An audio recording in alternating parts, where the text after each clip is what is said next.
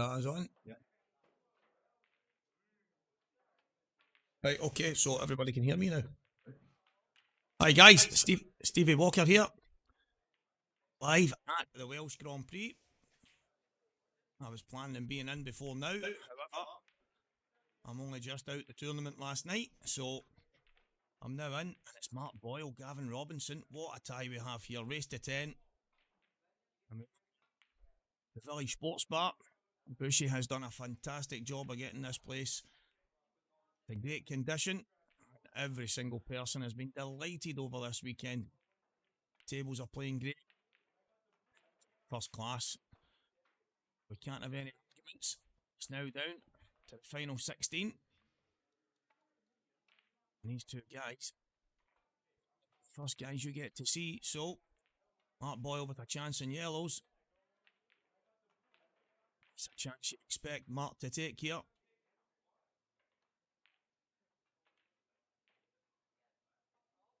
He just wants to give himself the right angle to get down. He'll probably just stop the white ever so slightly. Black. Yeah, just a perfect shot there for Mark. Giving himself just enough. Drift past the red. You'll have the yellow in the bottom left corner. Bottom right corner. The black into the left middle.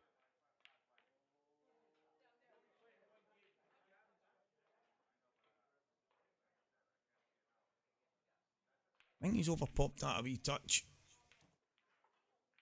I think he would have preferred. He's actually probably been coming down. Take it into the bottom right. And then come up. Come around the back of the black. Yeah, he's okay. Black into the right corner now. You can see the angle there. Geo in the background.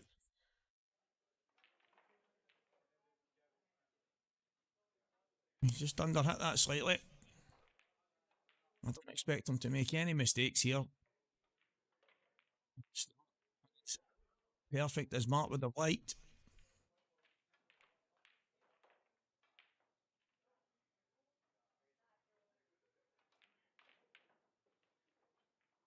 That's 1 frame to 0. Boyle. Yeah. Chance to hit back straight away.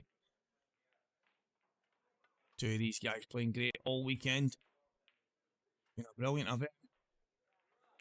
Double elimination. Races to 8 at the beginning. And 7 in the loser's side. Slowly crept up, as you can see now. Races to 10. It's Gav the Rocket Robinson. The right off here. He's going to want to hit back straight away.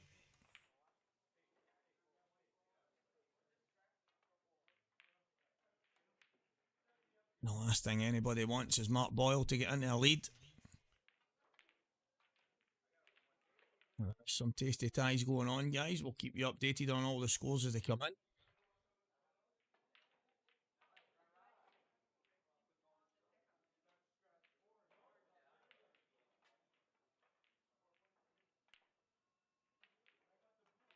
This is looking dry. Mark's already on his way to the table.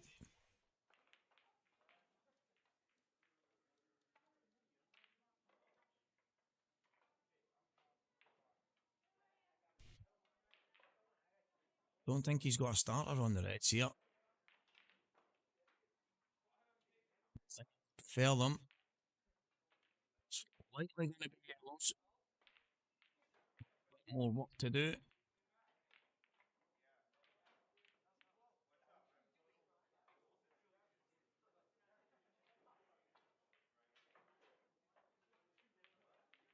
Guess he can get through to the red at the top right corner. I think he can. He actually just about past the red that's closest to the right middle.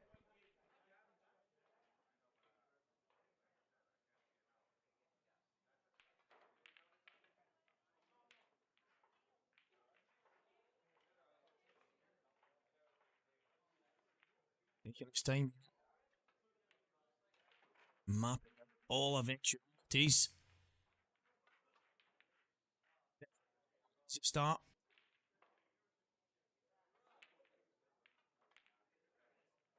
He's going to go yellows. Is he going to play the kick out straight away?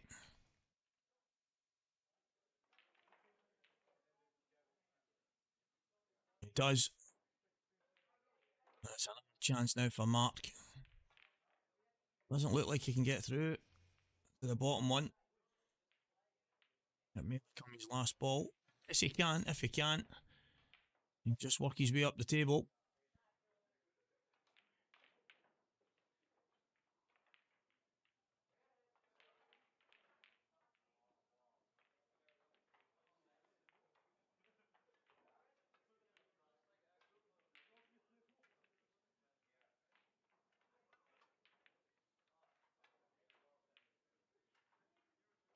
He's taking his time. Making sure.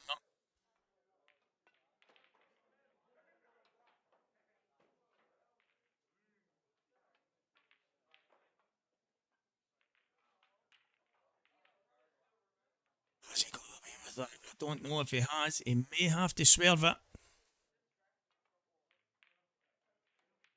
That was why he was taking his time. Just to rope through. Done across. A little swerve. He's okay. He's got a tough shot now. The cue ball's going to be travelling. Don't see anything but the cut into the right middle. Tough chance now for Mark. It started off looking like one he was going to take, but now he's got work to do.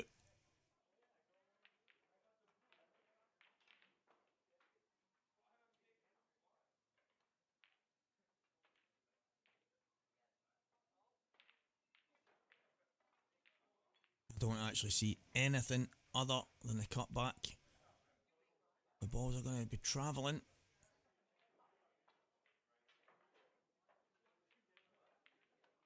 Again,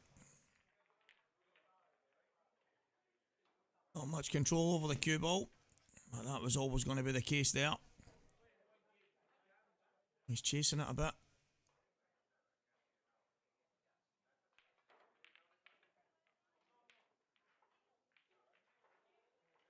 Can he drop this in? Give himself the right angle to get high. Oh, is he on the top one? If he's on the top one, guys, he may choose to try and get in on that yellow. The one yellow that's a problem right now. I would say they're all problems right now, but he can get, I don't know if he can get the cue ball up that high. Or if the cue ball's going to go towards the red. One just below the bog line.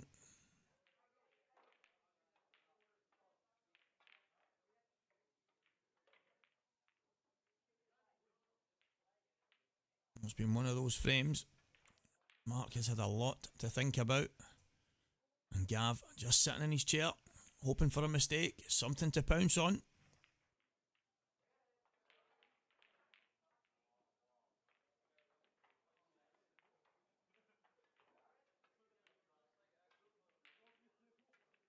Yeah, it's not easy here.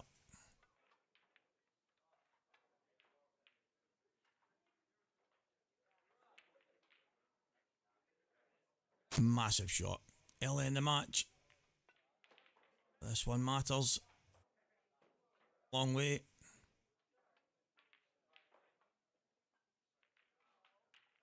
A big opportunity for Gavin Robinson. What can the Rocket do this match?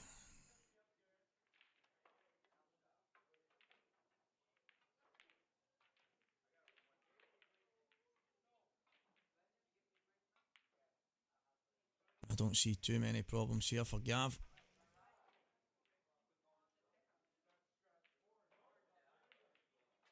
Get on one of the two reds he's closest to into the top left, just to clear some space. I think he's overrun that a bit. I know he can drop this in and maybe play one of them into the left middle pocket.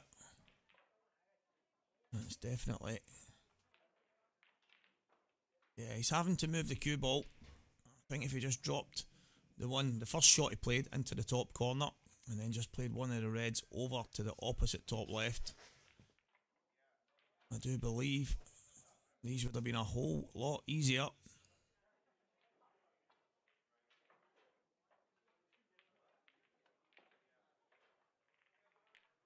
He's got a chance. He's still okay.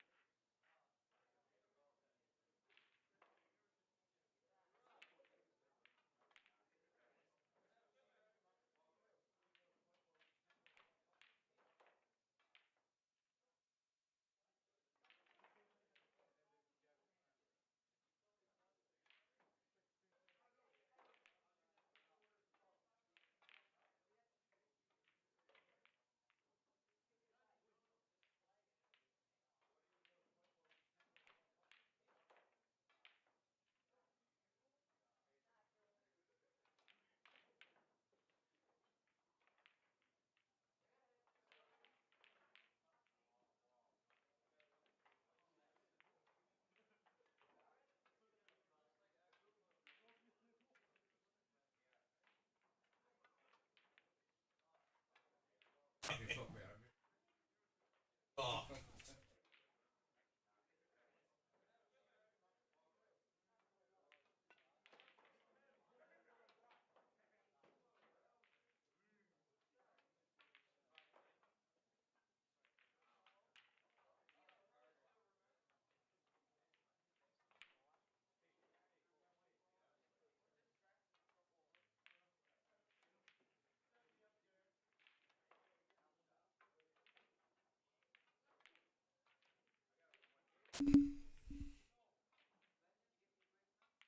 Well, this red and black, Gav to get all square here.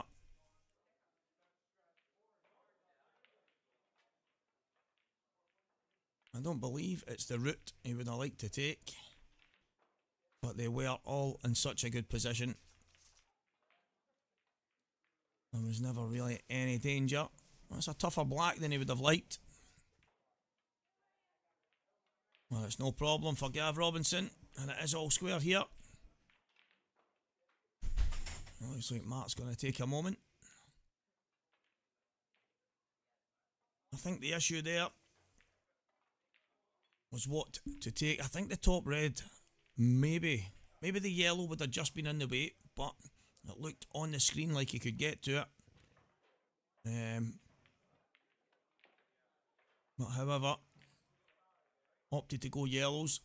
Just ran out of position slightly, and all of a sudden, chance arose for Gav to step to the table, and the Rocket obliges by taking the frame, and it is 1-1 here.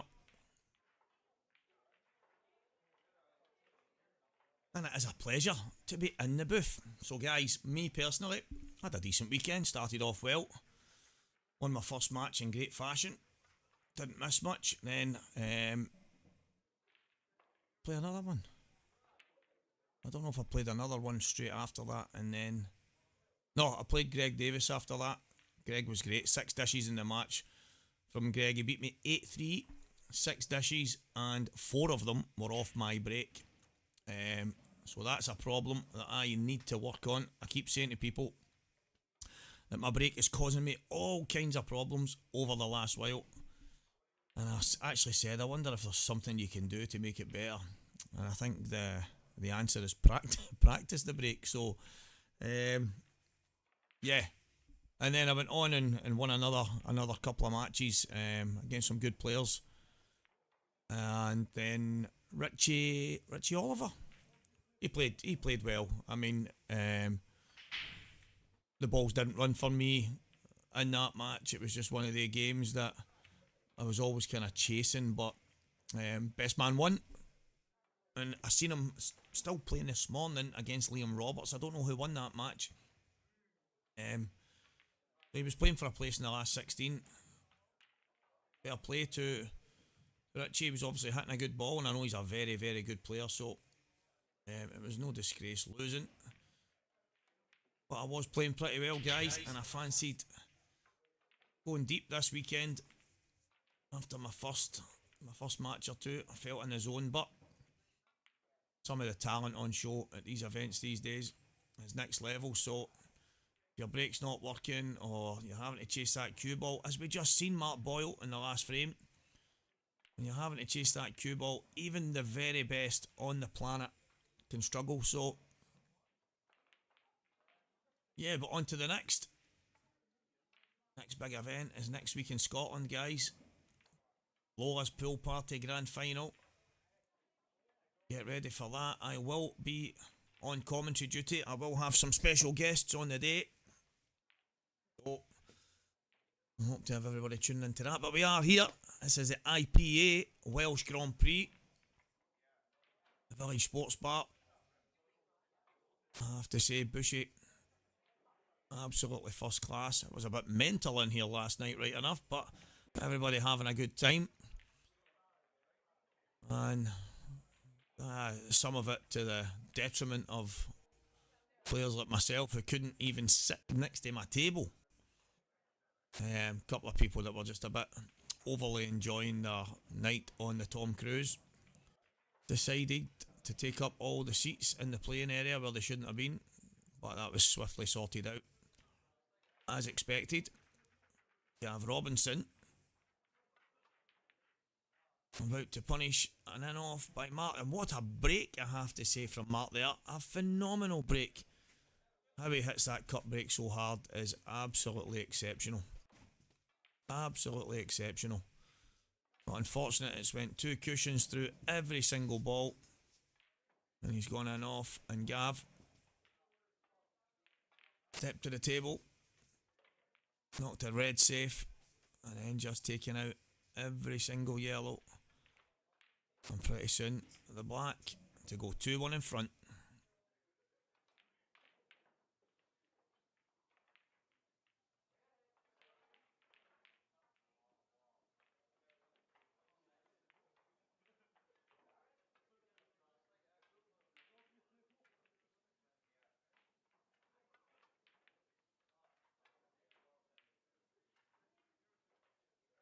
Now, it is a race to 10, guys. There's a long way to go in this match. I think any lead at any stage is important. Mark will continue to break the way he always does. It was a phenomenal break. It's just unfortunate he's gone in off, and he's been punished for it. Like Gav now, a chance on his serve, if you want to call it that, the break. If he gets a good one this time, he could get a better lead in this match. And it's one you want when you're playing the likes of Mark Boyle. You want to get yourself in front. The last thing you want to do is chase a guy like that.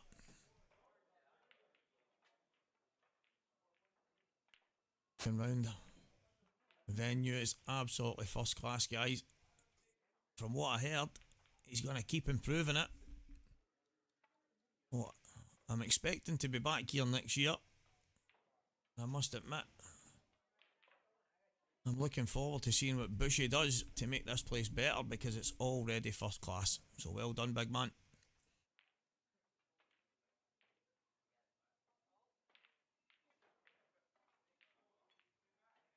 You have Robinson to break. Can he get one this time? Has he got a shot? He's got a ball. Has he got a chance?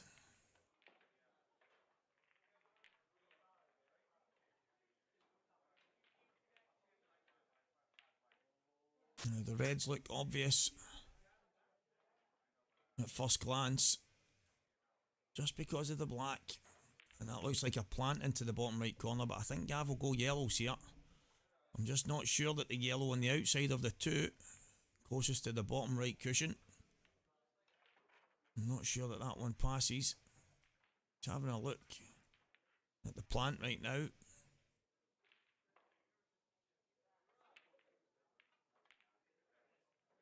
I think just for the black guys that the reds are probably the balls, but I think there's an argument for both sets here. Checking the yellow now to see if it passes.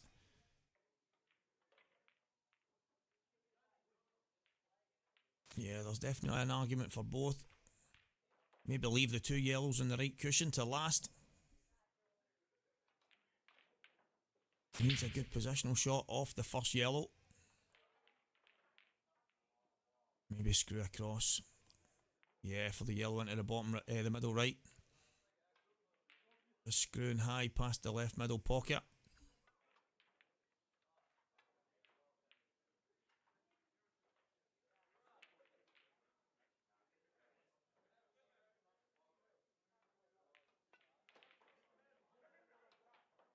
That's okay.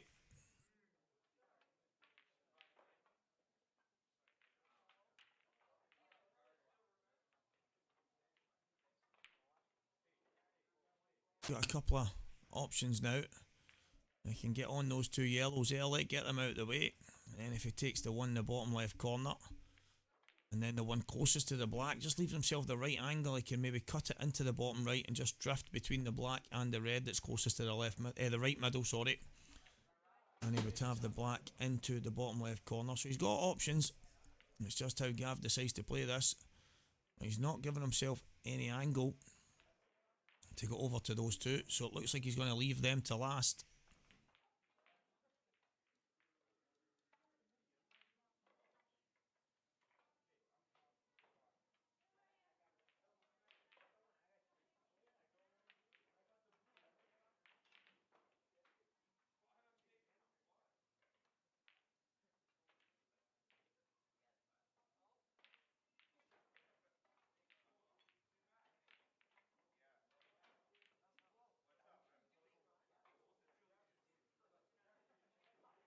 Just needs to leave himself the perfect angle here. That looks just about spot on. Now, does that yellow pass? If it does he want it first or last?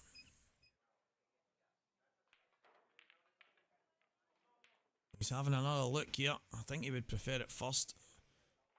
Might want to bounce back towards the other. Great shot off the red.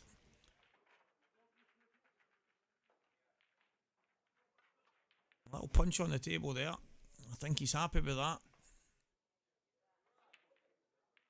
I think the pace is everything here. If he just drifts this in.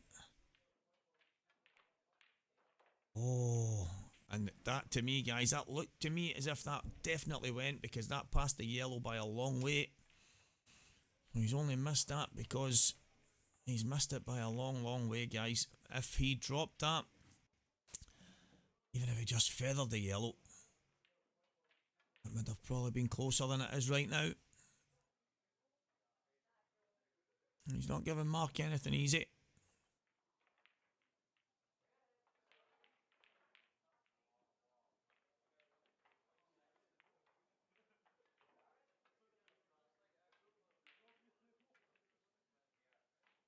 Mark looking at where he can hide the cue ball.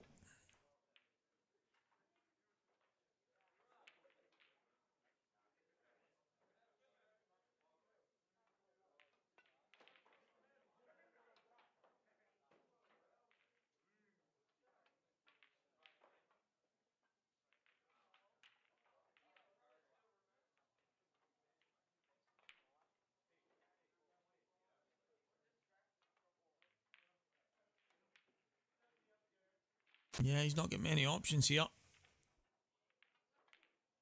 But no matter where he leaves it, it will not be easy for Gav. I think he's just going to drift towards the top left corner.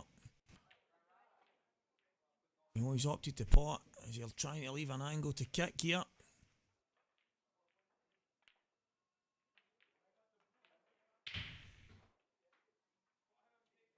I think the issue for Mark is any snooker is given far too easy now for Gav. I can't see him missing if he goes up and down the table. And you see some of the different angles, guys, that what Mark can see and walking around the table.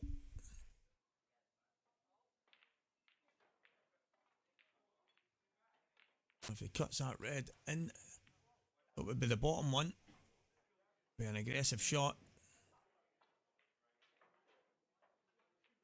I think he's looking at playing a snooker here. Just dropping the red off the side cushion and just leaving the cue ball behind the red directly in the middle of the table. And it's not easy to hold. Tough shot to play at that pace, making sure the red reaches the cushion, dropping the cue ball at the same time.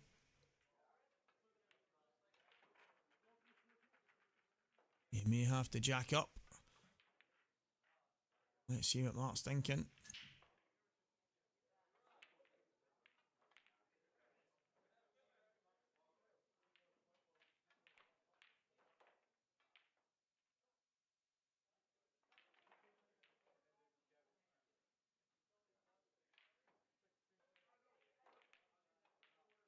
Yeah, so it is what he's played. Just a little stunt, taking the cue ball slightly high, widening the angle, making sure he gets a snooker. Don't think it's a hard... It's not a hard hit for Gav. I think it's one of those... I would still be going top cushion and down. If you miss the first yellow, there's a chance you'll go cushion first and hit the bottom one. The only issue Gav's going to have is if he hits the bottom one and it goes, he might not have any type of shot. So, a good shot from Mark in that respect.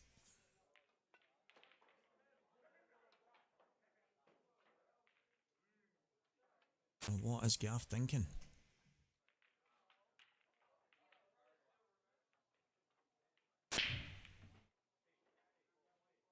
Yeah, good shot. Gets his yellow in the open.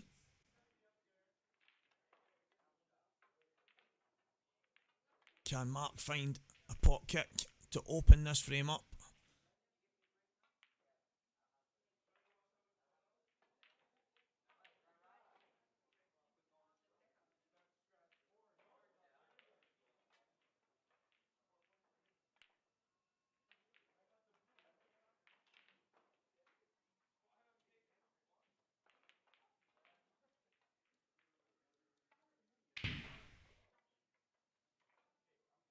As Mark left the cushion first shot, get the cue ball out and up the table, take the yellow, get down for the black, or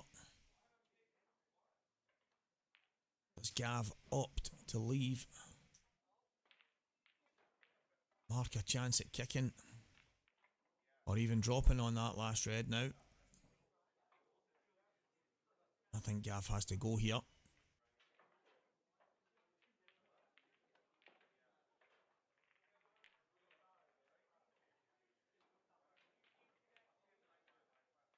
I feel that if he doesn't, Mark will finish those reds. Like I say, he doesn't have to kick anything out. If it comes to it, he just has to drop on that red. And it will go top corner. If he moves the reds in the middle of the table, it'll go in the left middle, it'll go in the left corner. There will be options if Mark can work his way around the table.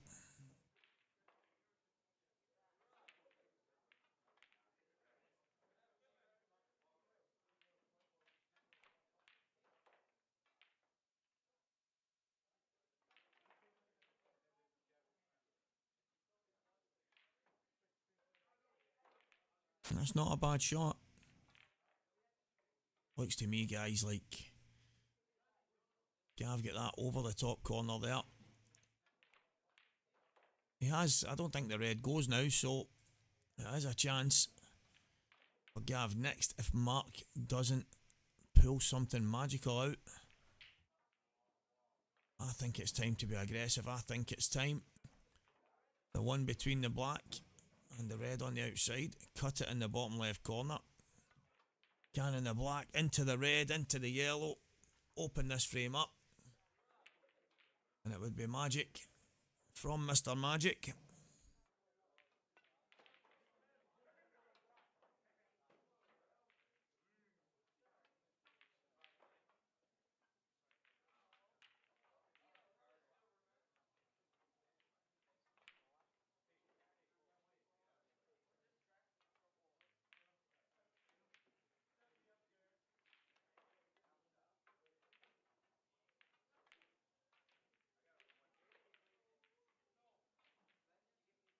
lot of thinking time again.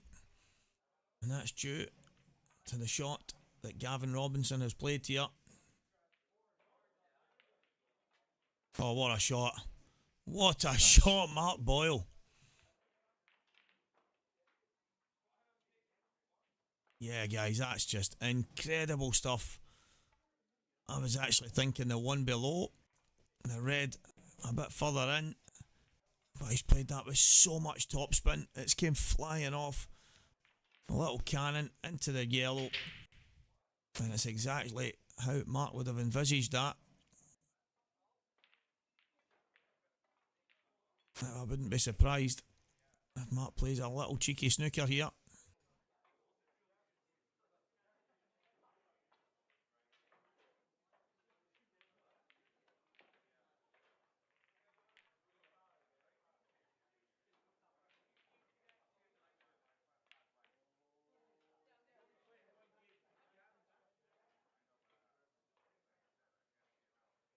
Yeah, good shot.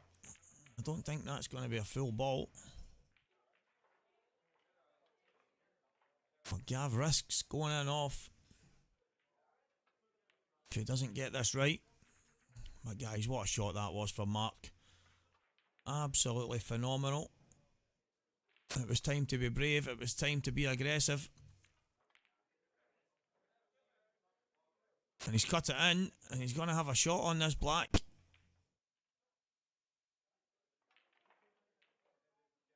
I tell you what, guys, this frame has been mental up to now. And is it going to be finished by 3 phenomenal shots for these guys? Mark Boyle with the top spin kick, Gav with the thin nick, and now the thinnest of cuts, and he's got it. He's got it. A chap on the table from Mark. I think Mark's choice of snooker there, guys. I think he could have rolled the red he was closest to up the table towards there, even planted the red up over the middle bag and just put the cue ball right behind the black. But he decided to screw the red out and then give himself... Well, he gave Gav the opportunity to go one cushion.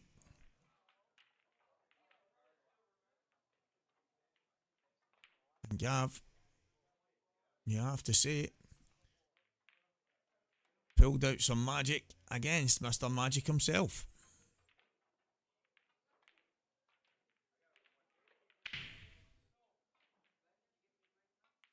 And again, I don't know anybody that hits that break as hard as Mark does. He's unfortunate not to get a ball. That yellow rolled the middle pocket. To cut break as hard as Mark Boyle does, trust me guys, that is not easy. You're welcome to go and try it in your local club, or if you have a table at home. Every time I try and hit it that hard, the cue ball is flying off the table. That is definitely not as easy as it looks. More red balls for Gav.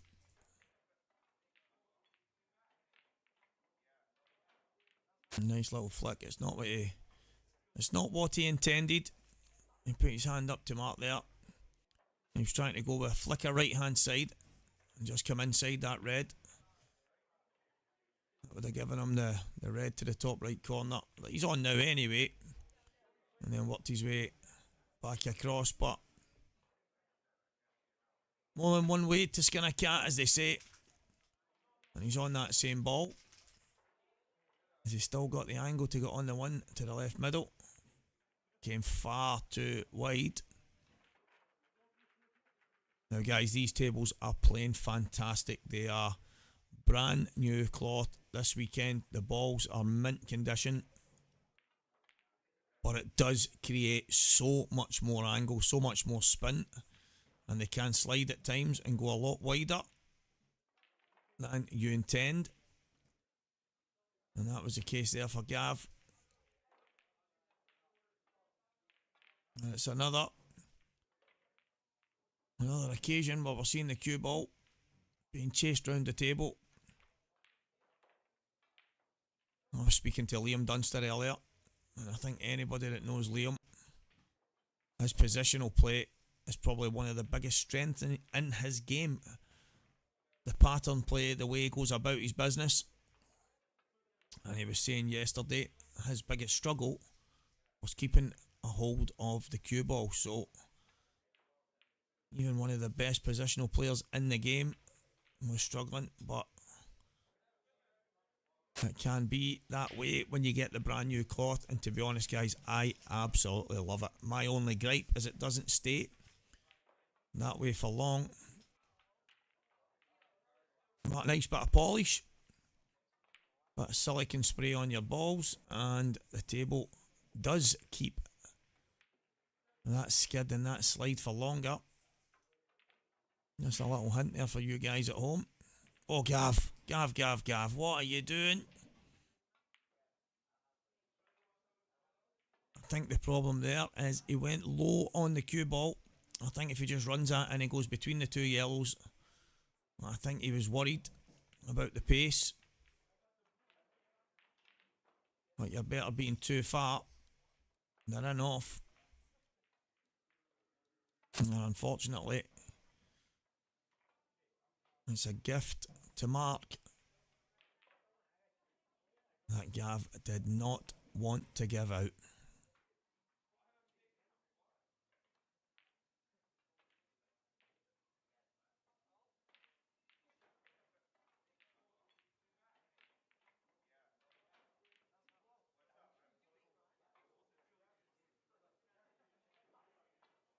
Seems to be slightly thinking a bit more than we're used to seeing from Mark.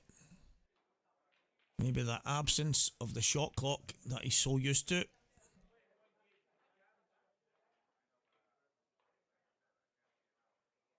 As you can see, when Mark speeds up the process, I'm not sure there's anyone better out there.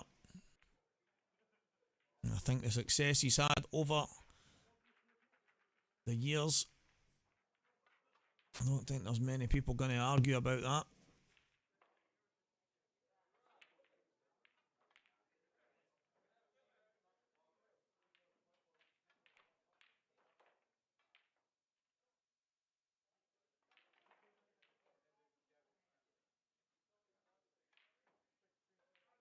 So a bit of a let off in this frame after a mistake from Gav.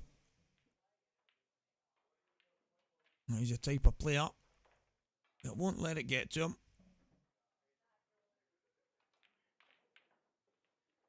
It's still early in this match. As I say, guys, race to 10. The IPA Welsh Grand Prix. And we are at the last 16 stage.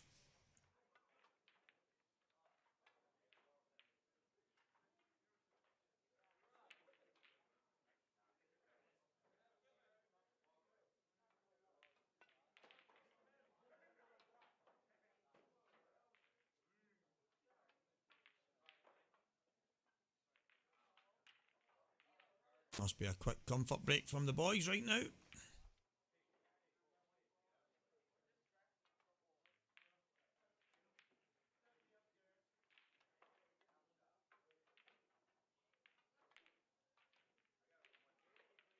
And I'll get some scores on the Q Score app for you now.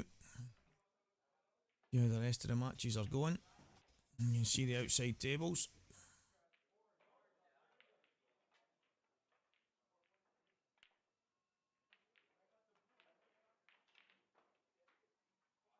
Gio Edgar 4, Steve Martin 4, Jonathan Bushnell 1, Eddie Roberts 2, Mark Farnsworth 2, Rob Wilson 3, Corey Reese 2, Richard Tang 2, Dan Davey 5, Gareth Hibbett 0. That's a hell of a scoreline. Liam Dunster 1, Liam Roberts 3. So Liam beat Richie Oliver in that last match. Liam, one of the youngsters who became an IPA professional last year, and he has taken to that like a duck to water. So well done, Liam. And Greg Davis 3, Jake Dillon Newlove 4. So Everything so far quite tight. Out with Dan Davey 5 frames up on Gareth Hibbert, but you're talking about the world champ here, and he will not be too far away.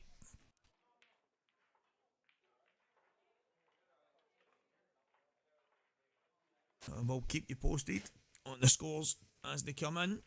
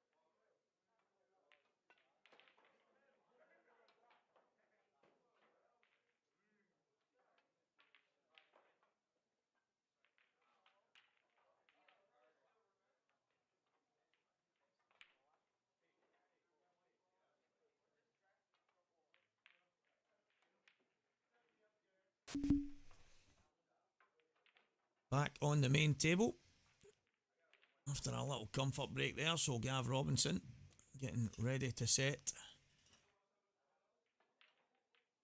And he would have been away, just making sure that last frame is a distant memory.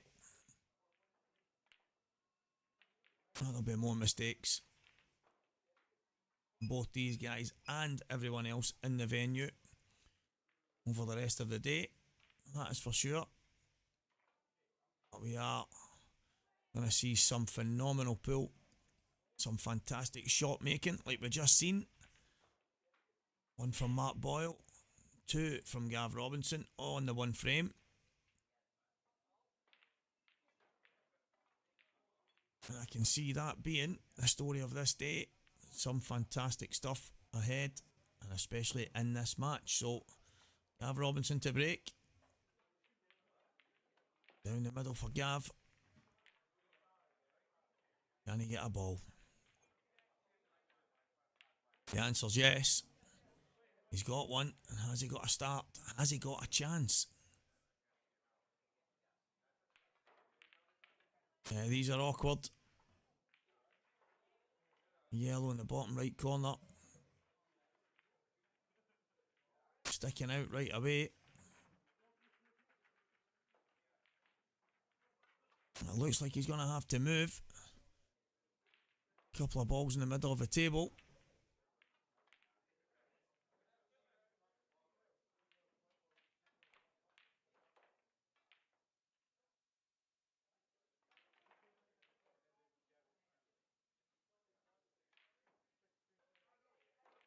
And does he decide to go into them straight away?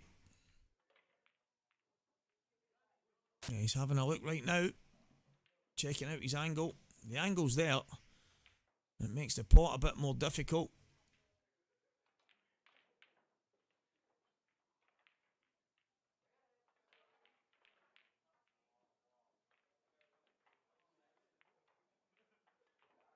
I'm not sure he's on anything. Out with the yellow to the top right hand corner. I don't know if the yellow now in the middle of the table goes anywhere. They might have more to move here.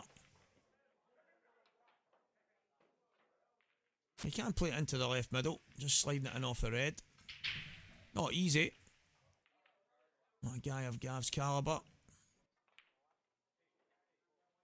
Would have no problem. Oh, he's missed that. I think he's insinuating that it moved. I'll be honest, guys, I took my eye off it for 1 second there. I was looking to see what he was going to do next. As I looked up, the yellow was still over the pocket.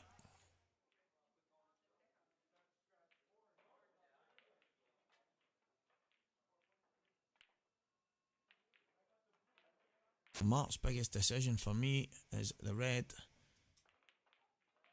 It's closest to the top right hand corner.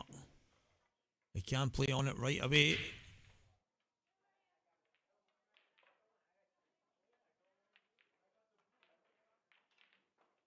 He's got loads of time.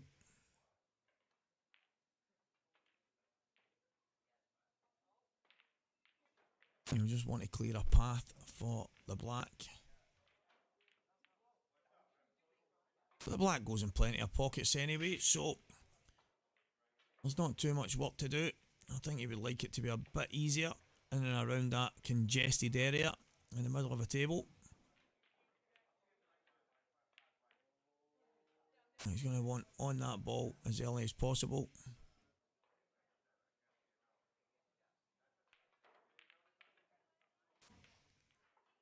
He's going to drop this in the middle.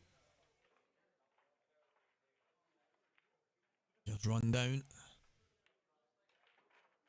towards that small area on the table where almost every ball is hanging.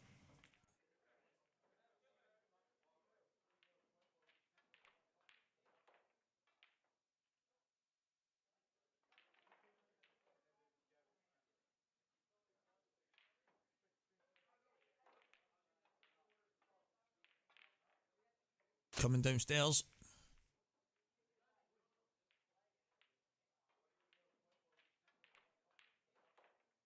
The two guys at the other table, they are waiting on Mark. Bole, I think it might be Gio. Well, all Mark's shots are at that one side. They are happy to let Mark take out his finish first.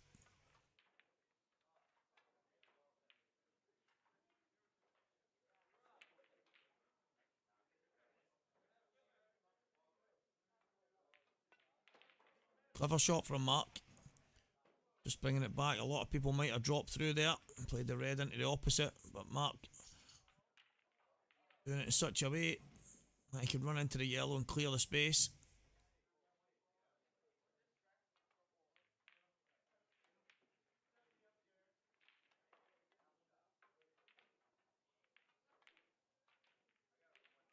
It was Stevie that was waiting. There he is now at the table, playing that red.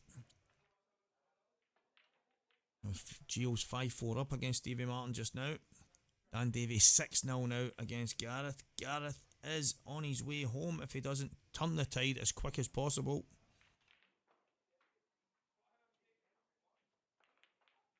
Mark Boyle to break here. I will keep you posted on those scores, guys, as they come in. Not the big shock so far as Gareth about 6-0 down.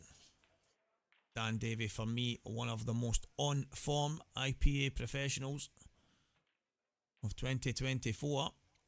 And he's shown some form again this weekend. Has he got a ball? He has.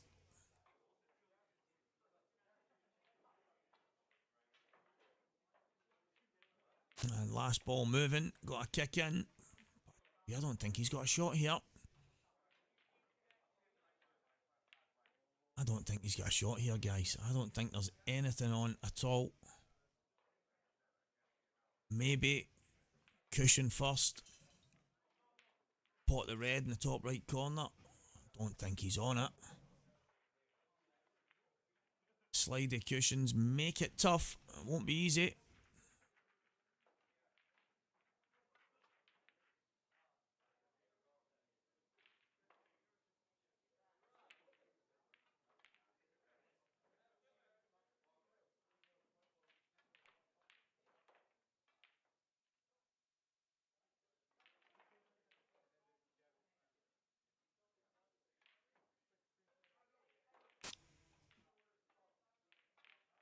This is a tough shot.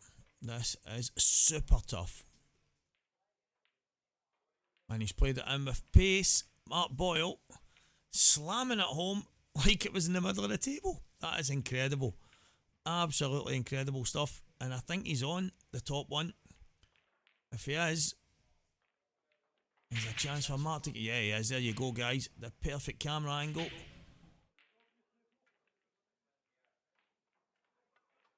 The two reds at the bottom. They're a bit more awkward than I thought. You see from that angle, it looks a lot... Looks like you can get past to that red quite comfortably. When you've seen it on the opposite angle there. So one Mark's looking at just now, it's a lot tighter than it looks from here. Yeah. He's looking like he might have to come low.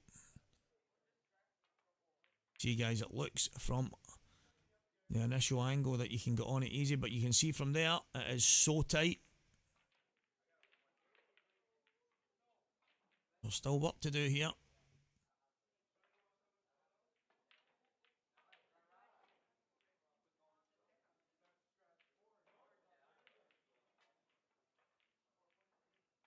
But the main thing for Mark is to get on reds. I think he might be aggressive here.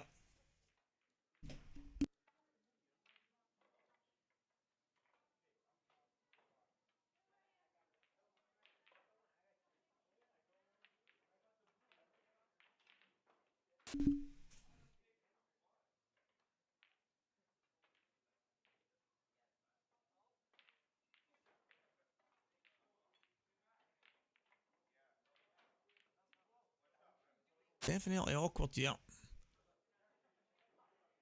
As I say guys, on the initial overhead, well the view that we have right now, it looks like that red is so easy to get on, but you've seen the other angles. The other angles show you clearly that it is not, so that is a reason why Mark is having a tough time here.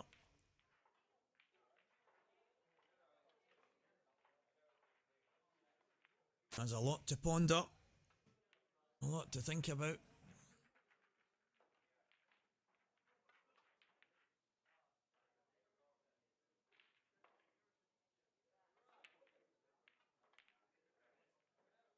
SWT in the live stream for the IPA this weekend. At least that's what it looks like to me.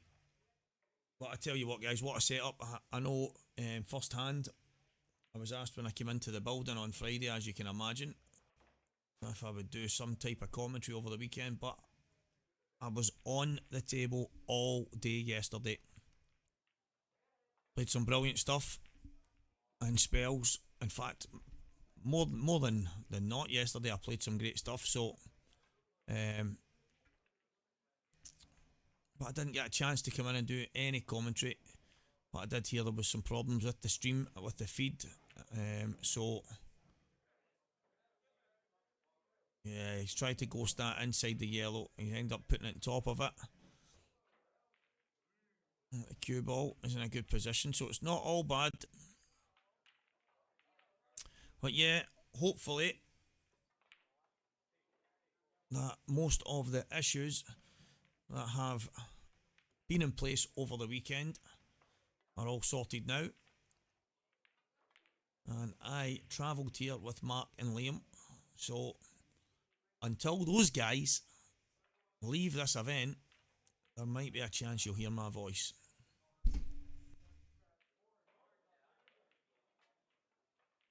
Not saying that's a good thing, but that's the way it is. I did have Mr. Craig Marsh, who was on absolute fire yesterday. He had one of those wild days. He made a promise. He's like, Stevie boy, I'll get in on the comms with you and we'll have a great time. And I don't think we'll see Marshy today, that's for sure. He was on another level yesterday. I even heard rumours that he was throwing chalk about like darts. Don't know if it's true. It's all rumours. But yeah, guys, back to the match in hand.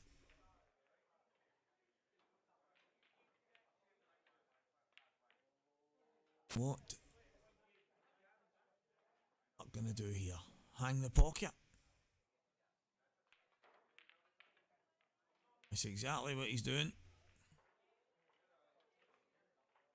A tactical battle has begun.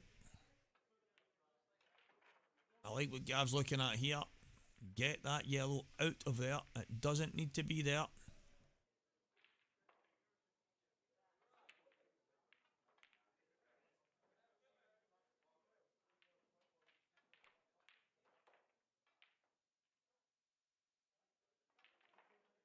Well, I'm not too sure about that shot. Maybe one of the reasons why I haven't won one of the big events yet is I'm a bit more aggressive in that situation. If I've got a ball dead and there's still work to be done by my opponent, that ball is out as quickly as I can get it. But unfortunately, that's probably the thing that comes back to bite me at times.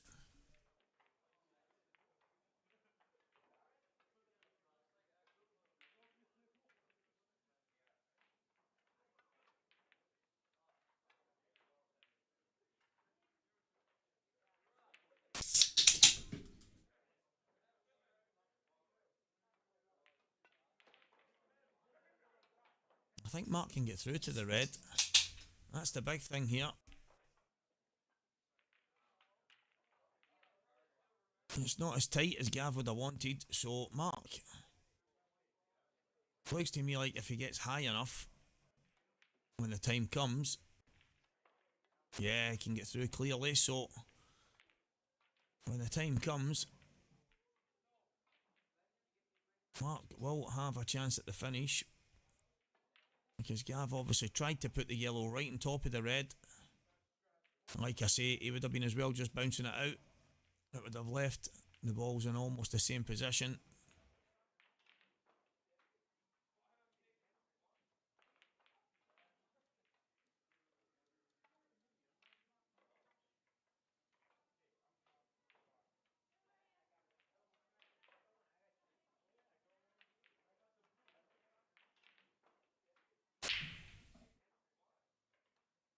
He was trying to double the red up the table.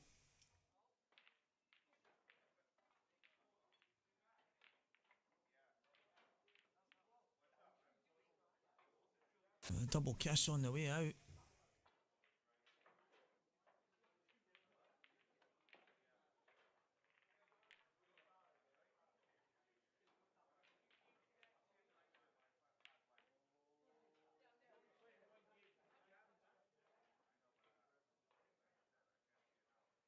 Gav can nick this yellow in.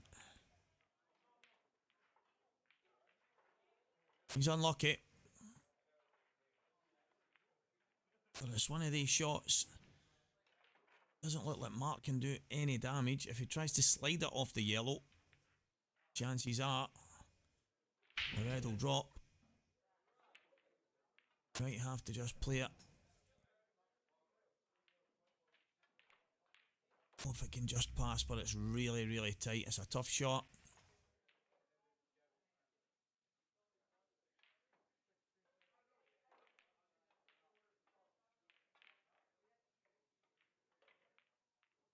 See, the thing for me here, Mark has that top right hand pocket under control. I would be getting these out. That was the danger. I think for me, guys, I would be getting this red out of there. I don't think it needs to be there while he's got control of the top right hand corner.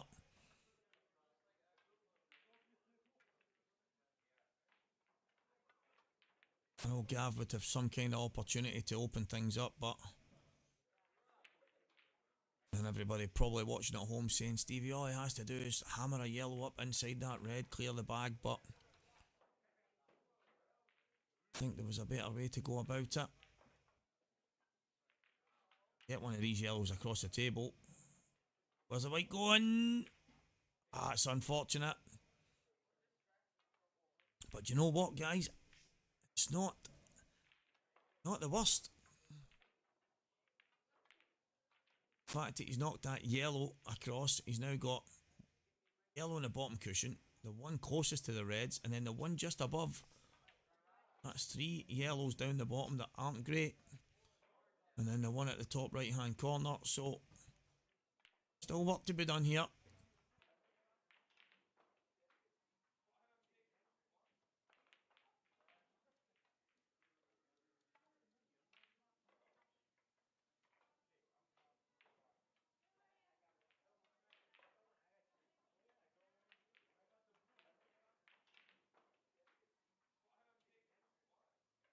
I would love to play every shot in one here. I think all I can do is pot red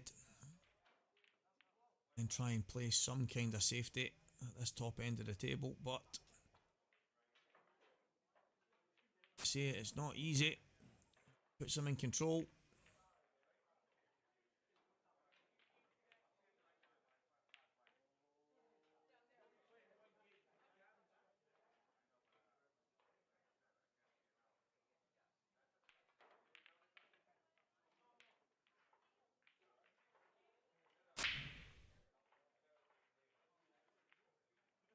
Now he's left a perfect angle. Pot and kick here.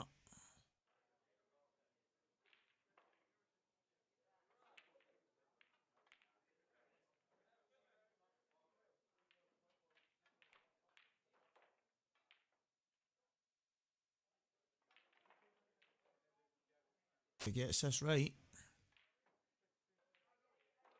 And he doesn't. He doesn't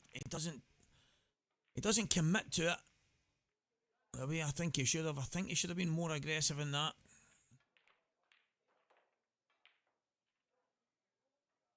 He's tried to just drift it in.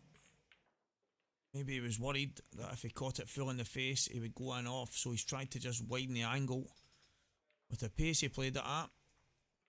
But he's got another go at it. And it's 2 shots. 1 free shot, 1 visit. Mark Boyle. A big mistake from Gav.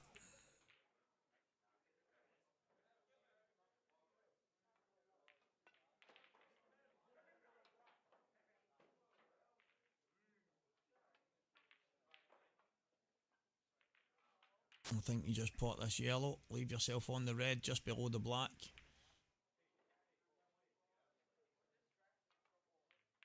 Is he just going to bounce the black out?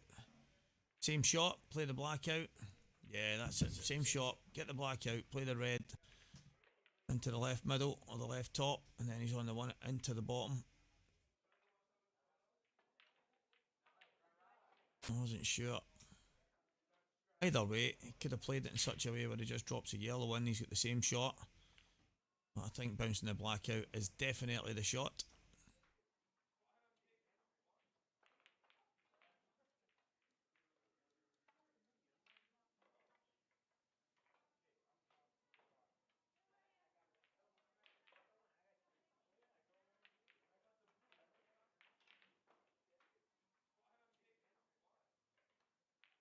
Yeah, that's absolutely perfect. And it will be 4-3 to Mark Boyle, barring some kind of monumental mistake that I just don't see happening.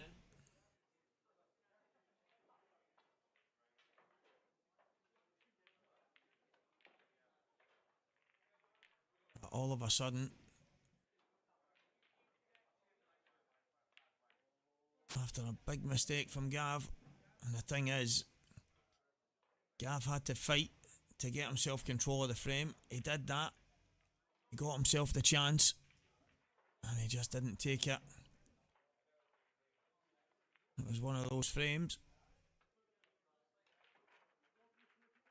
I think anybody who stole that frame was going to be happy. Back onto the outside tables.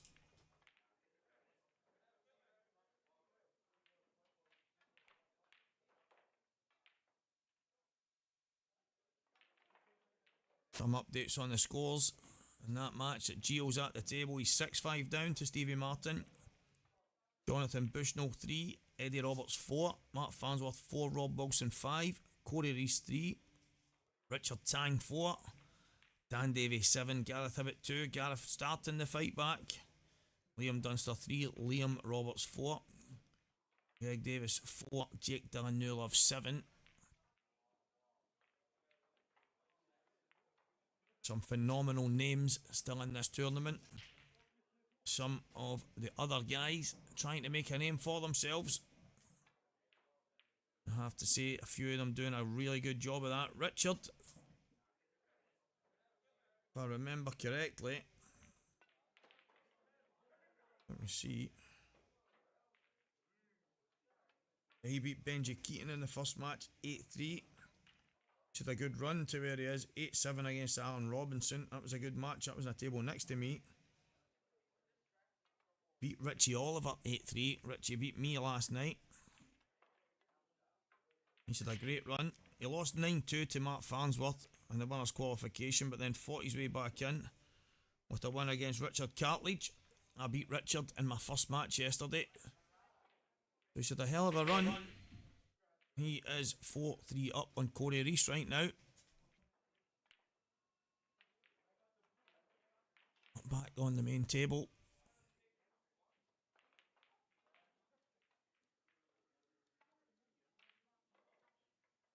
Gav has a bit of working out to do.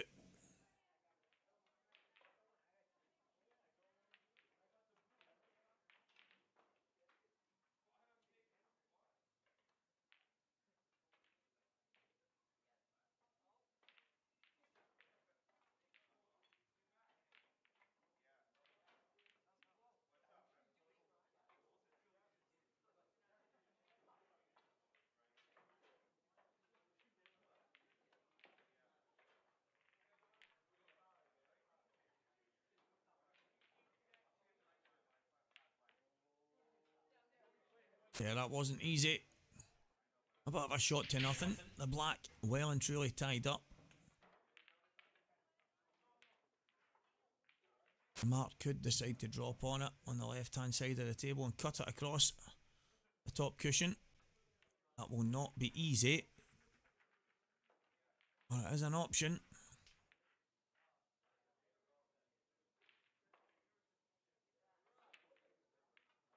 Remember Morgan McInnes doing something similar to me in a match.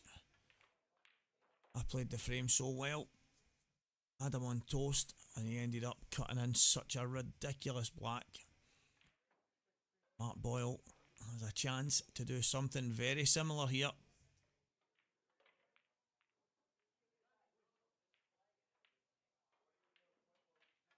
And there you can see on the screen, guys. Drop into that area, even just slightly outside it, and just cut it along. But he has got an area to drop into.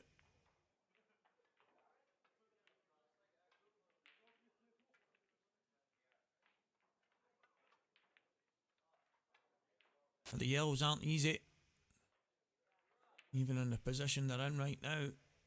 You've got work to do.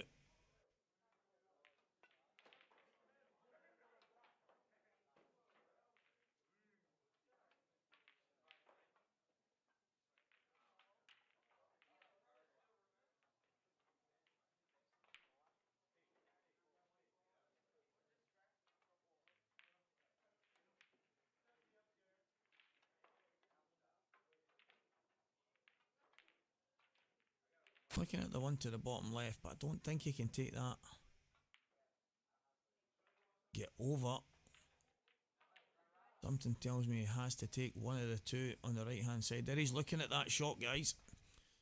He's looking at the drop onto the black at the left hand side of the table. And just cut the black across the top.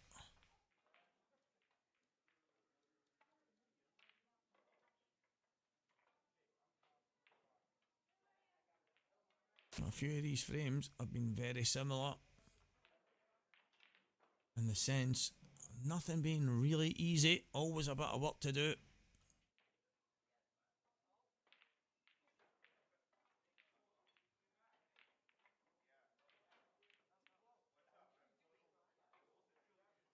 I'm not sure if I'm imagining it, but I thought I seen Mark with a grey glove on earlier.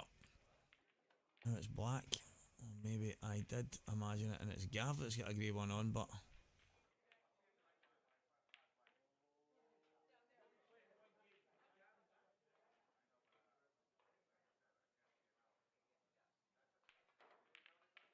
Fantastic shot. But a stun run through. Kicking the ball out at the same time.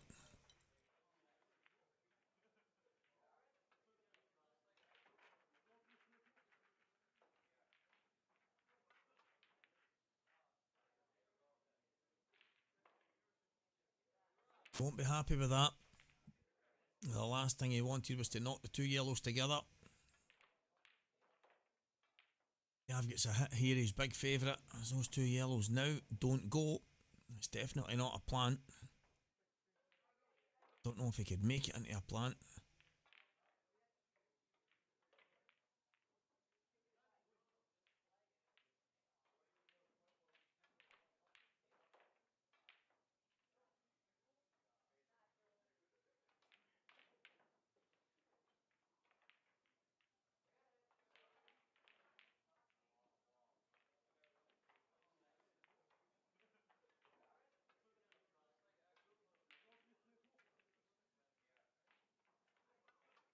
Good tap. You see the lines on the table there, guys. Giving you an idea of what Gav is playing. Nice and simple. Think he'll be snookered again here. Mark just looking to push the cue ball through. From what I'm looking at, I don't know if he can. There might not be a big enough gap to play at the angle that he's looking for. Yeah, you can see there for him to push the yellow away. He's going to run into the yellow, so I don't think he can play that shot.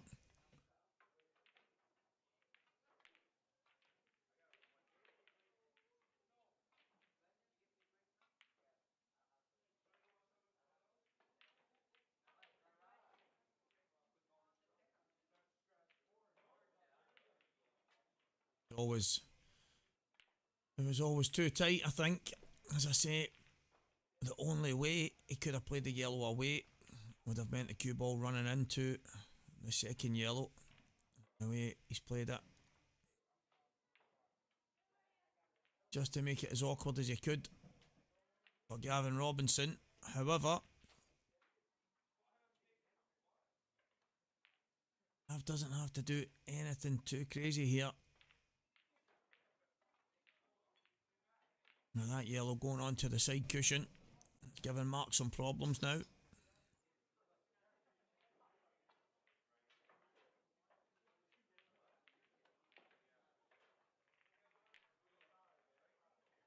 I decide to just drop this up.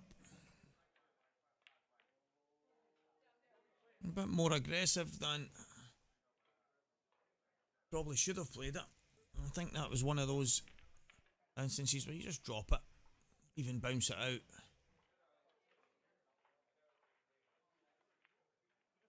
I don't think you would have wanted to leave Mark the one to the middle.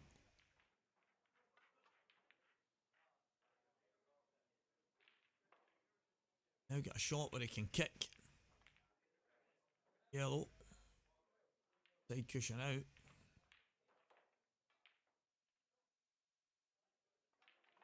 Actually a bit surprised at this. I think the one into the middle. A stun off the bottom cushion, come up, nudge the yellow up over the middle pocket. He's going to be on to the bottom. He's got a chance to finish. Mark just trying to hang in this frame. Not being overly aggressive. Thing for me is Gav has a chance to take out a finish almost every time he comes to the table. If he drops that in up the cushion, or if he decides to drop the long one in, either way he's got a chance here. I think for me, and again guys, maybe that's the reason why I'm sitting here and not playing. Just think, when the opportunity knocks, there's times where you have to have a go. I think that was the time.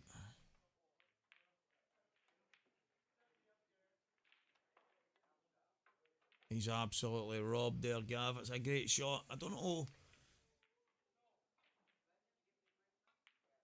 that the pot kick was necessarily the shot, but the way it has came out is so unfortunate. But has Gav Robinson got an angle to go straight into these three balls?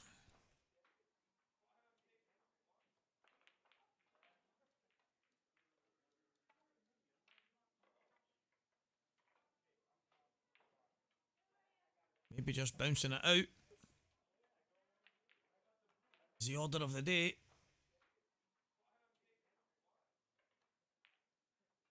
Having a go.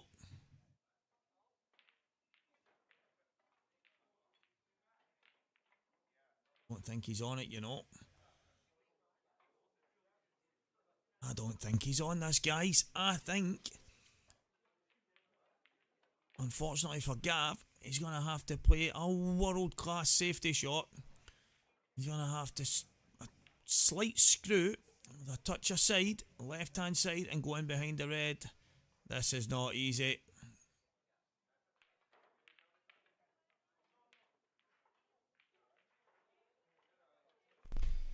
It was actually a lot easier than I thought. I thought he had to kind of screw it, play a bit of right-hand side to hold it as it spun in.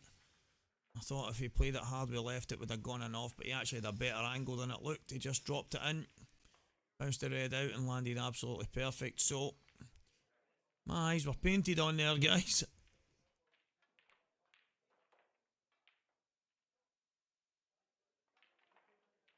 A couple of pot kicks went wrong for Gav, but he's managed to weld a nailer of a safety. One of these shots that are so hard to judge. Mark having to go 2 cushions. And it will always check off the second cushion. That's why Mark's looking so low. He's maybe going to be about 3-4 inches up from the middle pocket here with pace. And there it checks. Oh, he's unlucky. That wasn't easy. I think the only thing missing there was real pace. And the slidey cushions make that shot so difficult. But Gav, about to go all square here. Just needs to get the black out. Bounce it out over the middle pocket.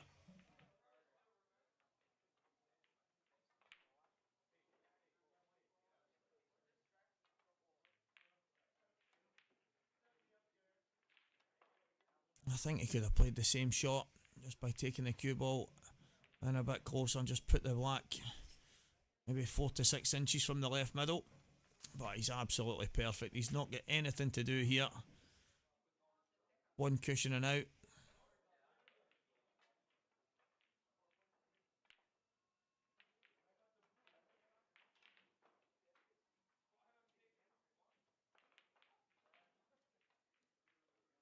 And it is 4-all here on the main table.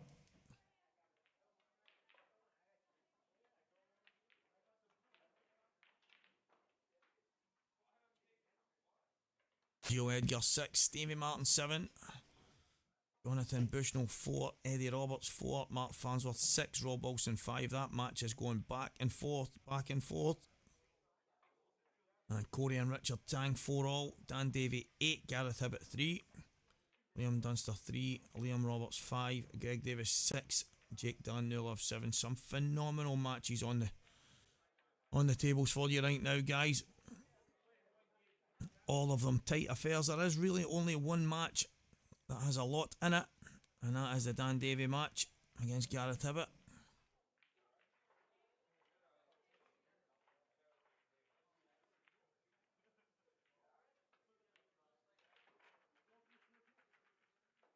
Blacking off.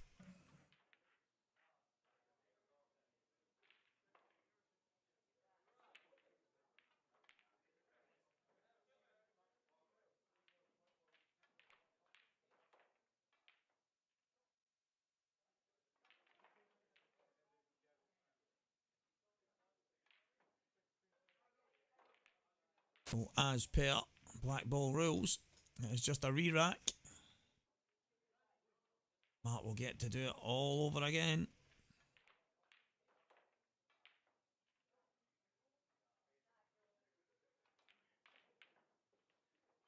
And I tell you, he hits this side break like nobody else on the tour. The white is flying all over the place when I do it. The way Mark leathers these. It's just incredible the pace he gets in it.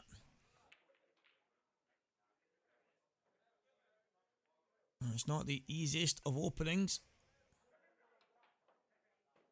And the black is not in a great position either, so there is work to do.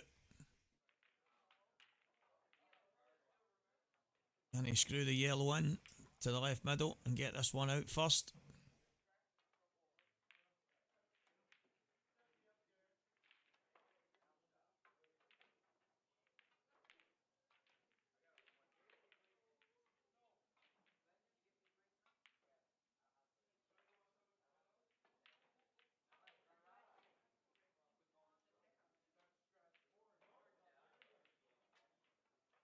He's left the perfect angle on the one to the right middle.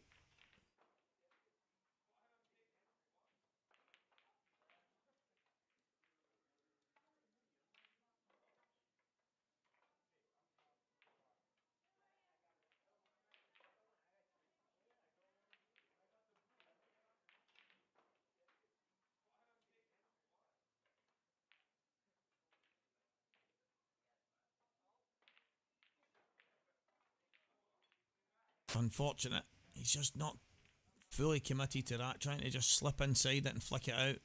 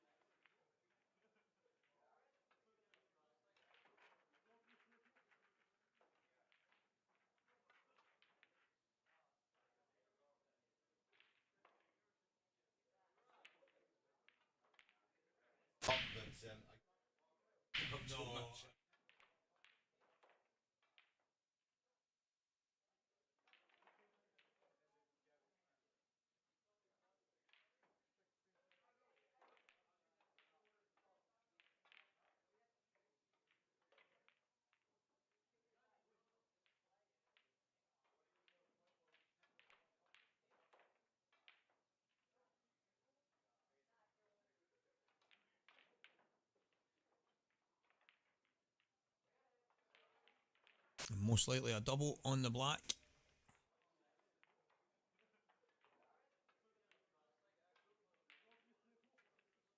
Light. Playing the one. Going to play into the left middle right now. He'd like that last.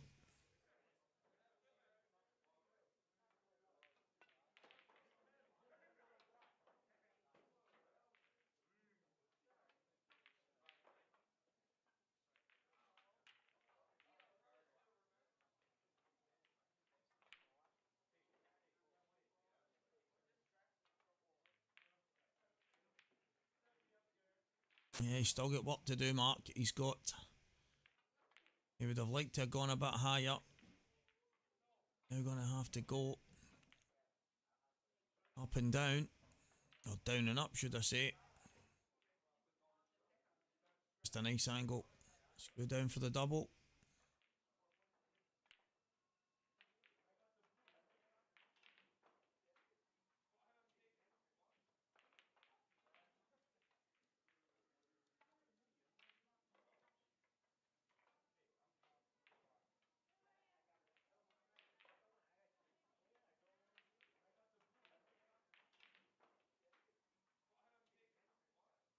Oh, he's trying to go into the black. I don't think he had the angle, as you could see there.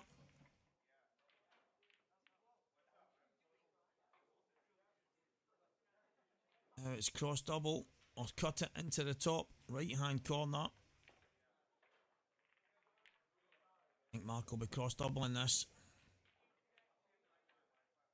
Yeah, it's away. And one of those finishes, sometimes you get, they can wreck the head of your opponent. Gav would probably be the first to tell you his head's wrecked anyway. At the rocket. Won't be going away, that's for sure.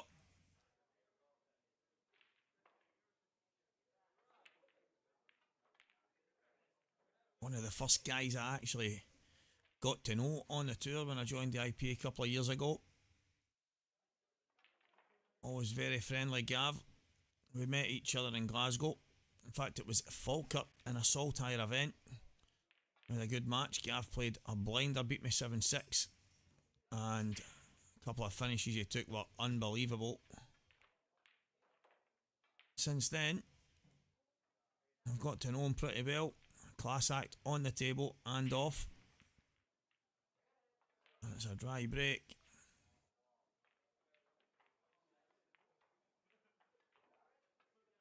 Some amount of spin on that cue ball there. Came back, looked like it had planted and then went fizzing forward. Fortunately,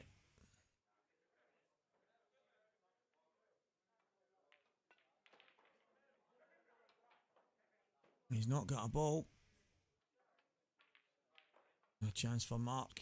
It's not easy. I don't know if Mark's looking at a 3-ball plant. I think he's going to want to get on yellows first.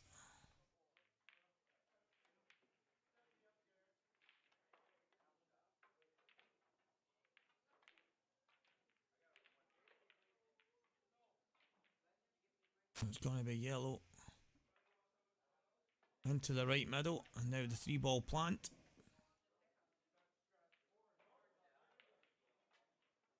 Gets this right. It's going to be a fantastic opportunity for Mark Boyle to stretch the lead.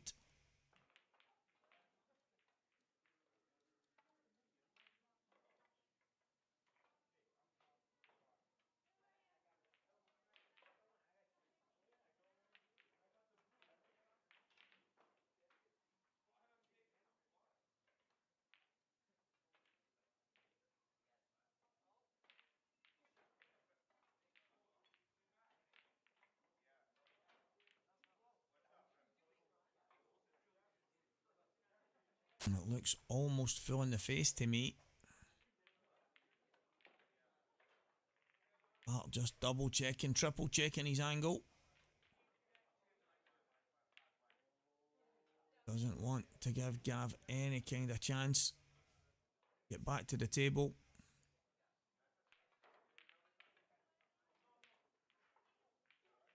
That is unfortunate. That is a risk you take every time you go into something. Every time you're playing 1, 2 and 3 balls into each other. And they're all moving. There's a chance something can cover. One of the important ones for you. And it's happened to Mark here.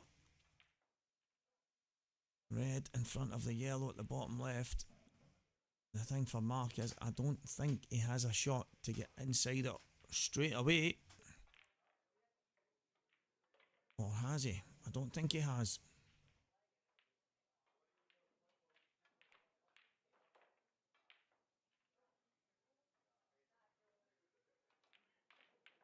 He might have to do it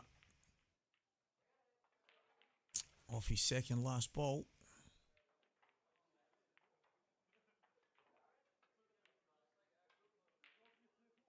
So you go top right, middle left, bottom right. Play the cannon. Is there another shot that Mark sees?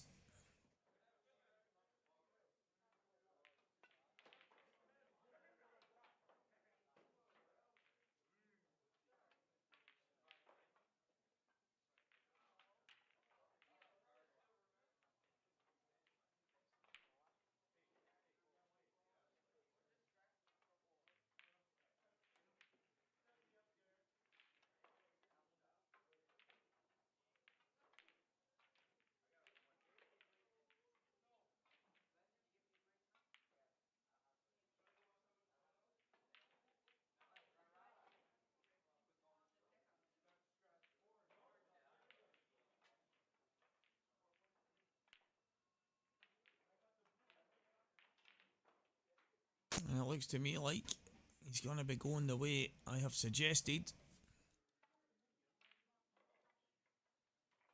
Unless he's got the right angle to do it right now.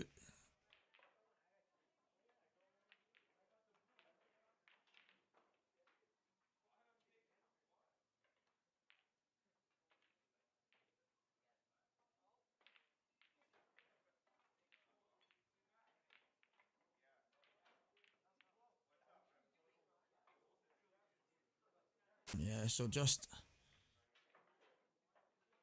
as I suggested a few shots ago, the road mark would take, you see the lines on the table there, giving you an idea of what is going to be played.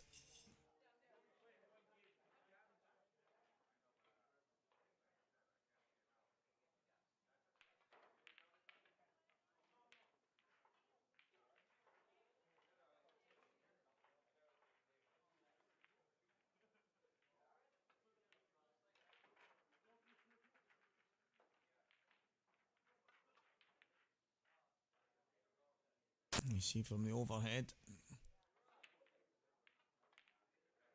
your perfect angle to see the side of the cue ball mark is hitting. You wanted to miss the black.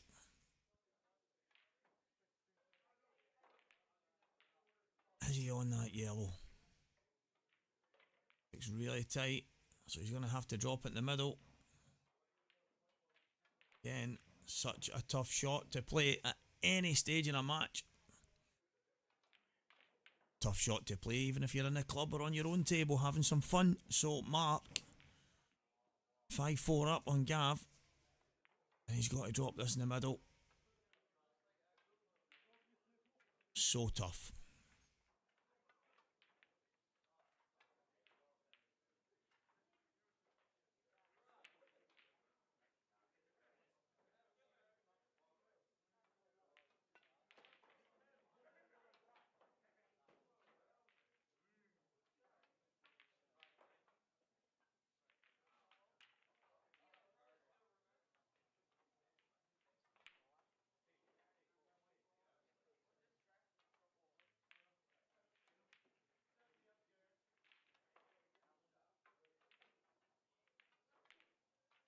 Massive shot here. He's not convinced because it's not easy.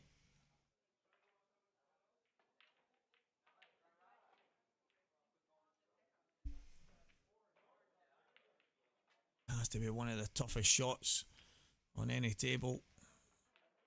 Drop a ball in the middles from these kind of angles.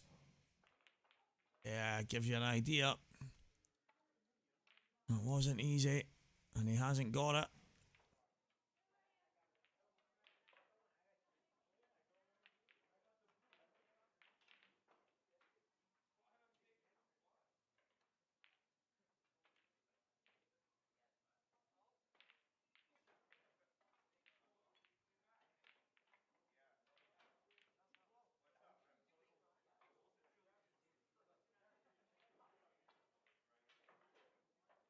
Gav going to play a snooker. I don't necessarily think that that's the best option at this stage. Could give Mark a chance. Knock that yellow in. I think the reds are all there.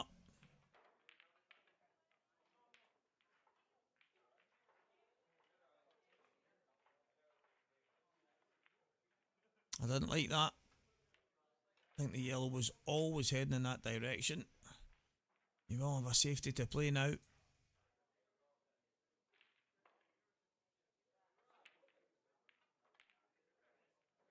Which probably isn't a bad thing now when you think about it. Well, the yellow was over the pocket. I don't think the safety was necessarily on.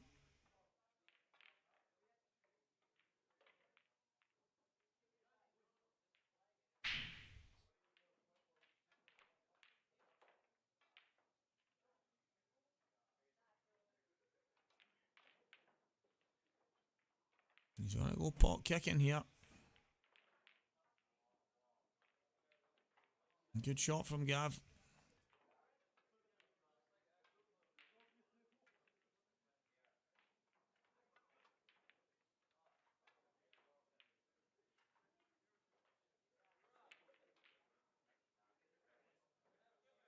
And I think it'll be the red on the right hand cushion for last. I can pop this in. Hold as he's done. It's bottom left corner, right middle, bottom right corner, and the black into the left middle. It's going to be 5-all here.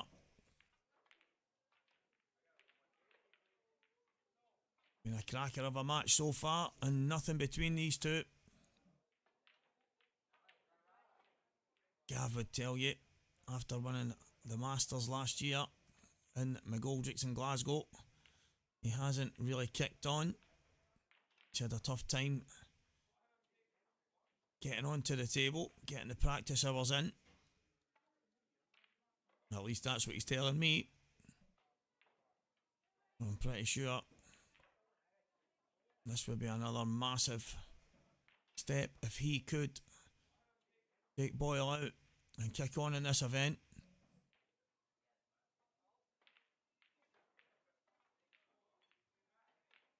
And right now, he's hanging in there. It's about to be 5-all. This race to 10. And he does take out the finish.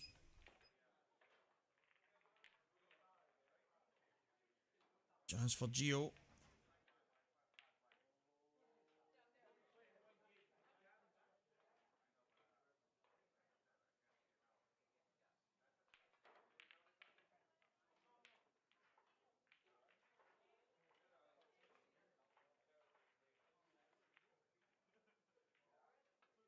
I think looking at my scoreboard, that Gio's just gone 9-8 in front in that match. What a match that is. Jonathan Bushnell 6-5 up on Eddie Roberts. Mark Farnsworth, Rob Wilson 7-all. What a match that is as well. Corey Reese 6-5 up on Richard Tang now. Dan Davey 8, Gareth Hibbett 6. Gareth Hibbett coming back from miles behind. Liam Dunster 5, Liam Roberts 6, Greg Davis and Jake Dillon Newlove 8-all. Guys, every one of these matches could go either way. And none more so than this match, which is sitting at 5-all.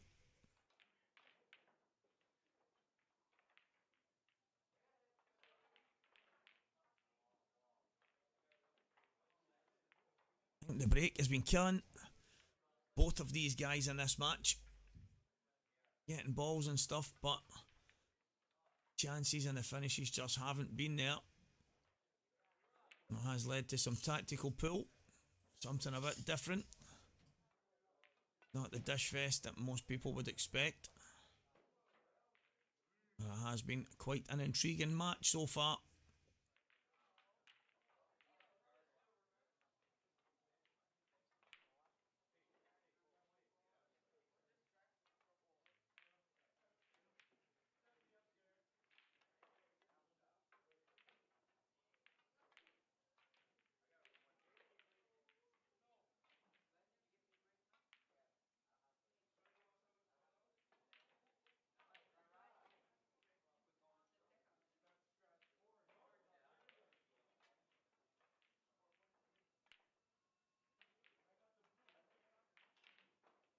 Still a chance here. Still a chance here, guys. It's just the one awkward red.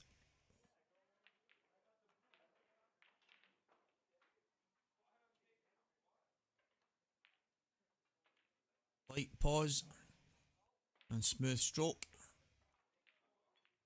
Either way, Mark cues the ball. A little pause in the backswing. One of the things you'll see, probably 90% of top professional snooker players do it. You get the odd one, maybe came from a pool background. More of a habit of pausing on the ball. I know I did. You are prone to a lot of unwanted side when you play it that way. I've learnt that through time. Watching a Stephen Hendry thing the other day where he was saying any amateurs or anyone new trying to get to a certain level in Q Sports, try and work on that pause in the backswing. But I have been doing it for the last couple of years, but I must admit, guys, it's not easy. when you've been queuing a certain way for a long time. Just that slight pause. There it is. I think the one thing for me is every now and again I feel like I've stopped in time for about a minute, and it's probably only a split second, but it feels very different. This is one that needs queuing in.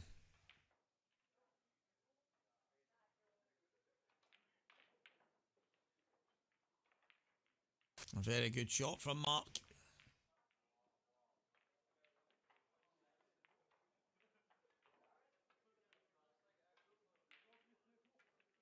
I think he would be the first to say he would have preferred to be a bit closer to the right hand side.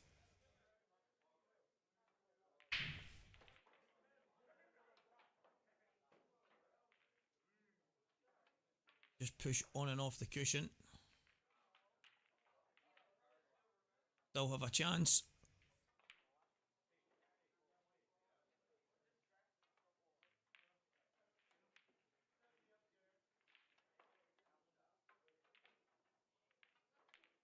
And the thing I'm thinking as well, guys, the next time I'm down here I might get bushy.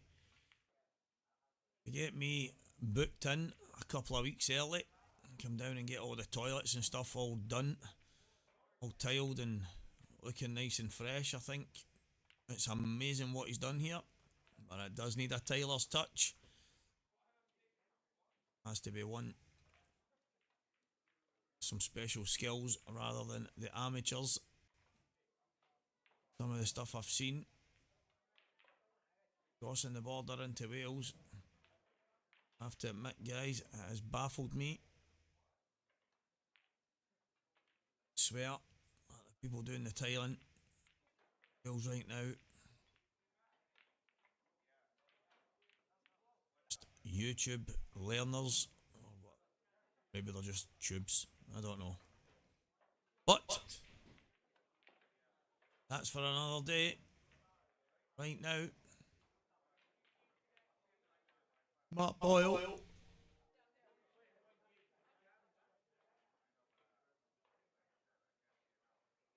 So far taking out one of the better finishes of this match.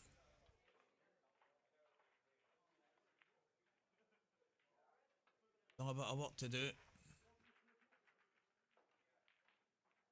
We're going 2 cushions here. Oh, brilliant shot. Canning the yellow out the way. Leaving a brilliant angle. No idea who that is, it's just walked right across.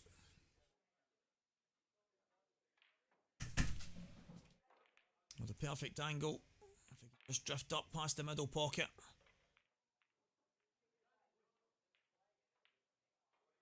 It's a question. Is it too thin? Or can he hold? If he can hold.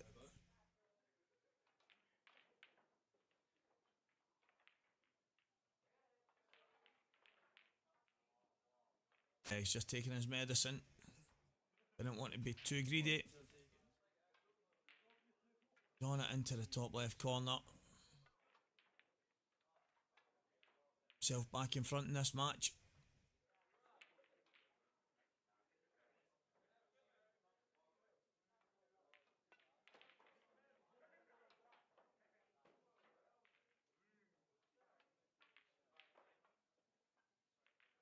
Yeah, that's finish of the match so far.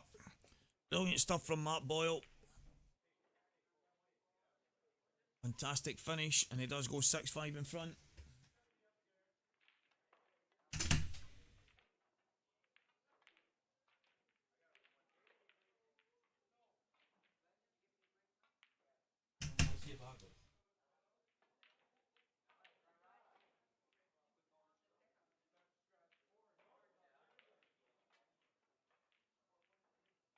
Stevie Martin at the table in the match against Gio.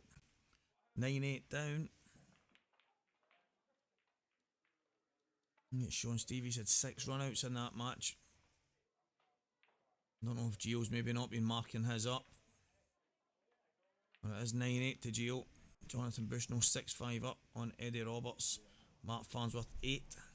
Rob Wilson 7. Corey Reese 6. Richard Tang 6. Dan Davey is now on the hill 9-6 in front of Gareth Hibbett. Liam Dunster 5. Liam Roberts 6. And Jake Dillon Newlove is the first man into the quarter final. He's beat Greg Davis by 10 frames to 8. He'll be waiting the winner of Liam Roberts and Liam Dunster. The battle of the Liams. That is sitting at 6-all right now.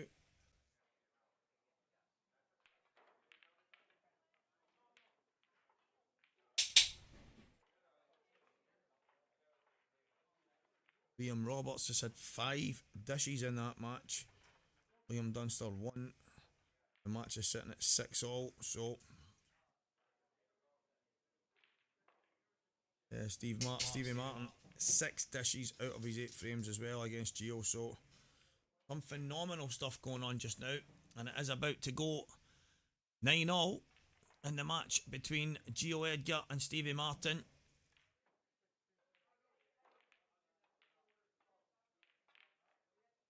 So 2 guys playing some fantastic stuff.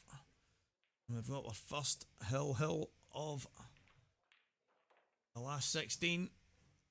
And it is Gio to break in that one.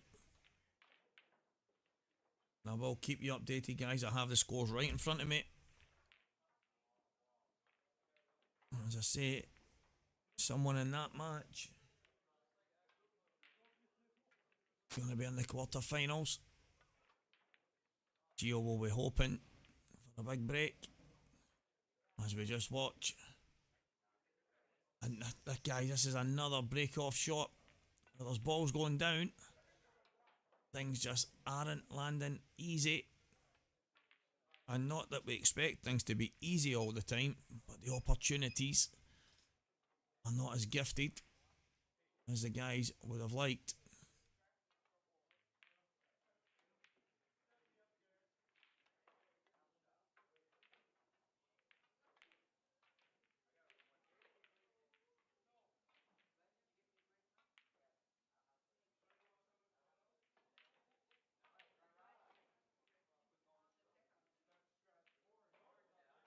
See across there, guys. Gio got a ball, so I'll keep you posted.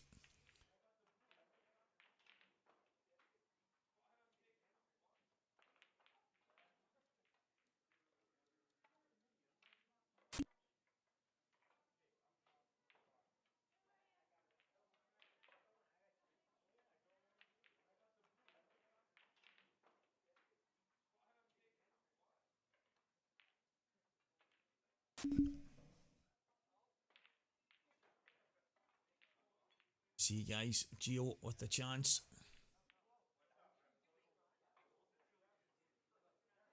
Thought some of you at home might want to see that deciding frame. You can see some of the tables in the background, but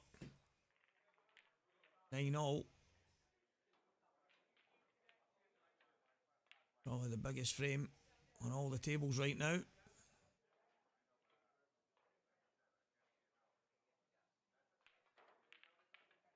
Doubt Gio will make a mistake from here. Stevie Martin has been unbelievable in that match.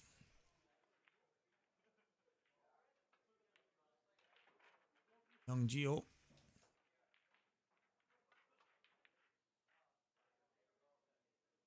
Don't worry, everyone watching Mark and Gav, we will be straight back to that in a few moments.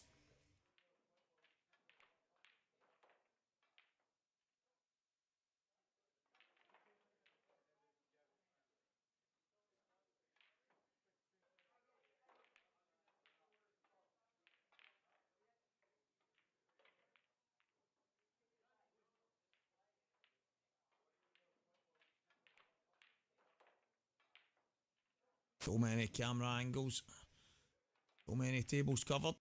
I have to say, it is a first class setup. SWT live streaming. Fantastic stuff, guys. Give them a look. Find a lot of the stuff on YouTube. Sure. All the events that's going to be happening down here. There'll be more and more for you guys at home to tune into.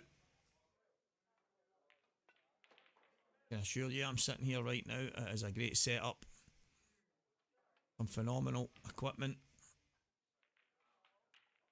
Some of the different angles that we're getting to see.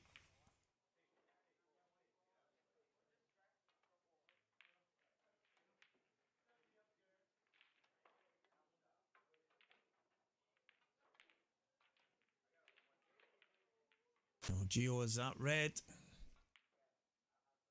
Is he going to dish the last frame? Break the heart of Stevie Martin.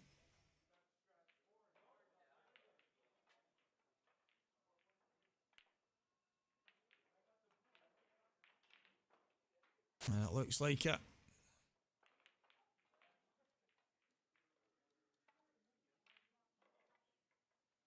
And it is Gio Edgar that goes into the last 8.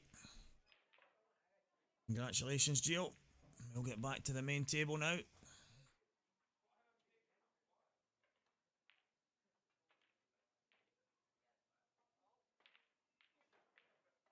Things not any easier when we left them a few moments ago. Never easy from the start for Gav.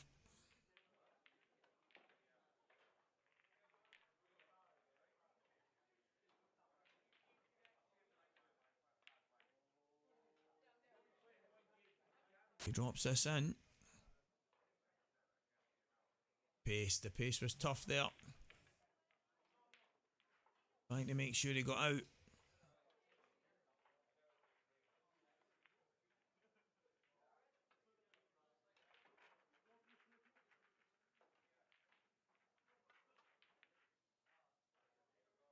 According to the Q score, guys, Gio marked that last one up as a dish. So, what a time to get your first dish in the match, and it was in the decider. Congratulations, Gio. He joins Jake Dylan Newlove in the quarterfinals.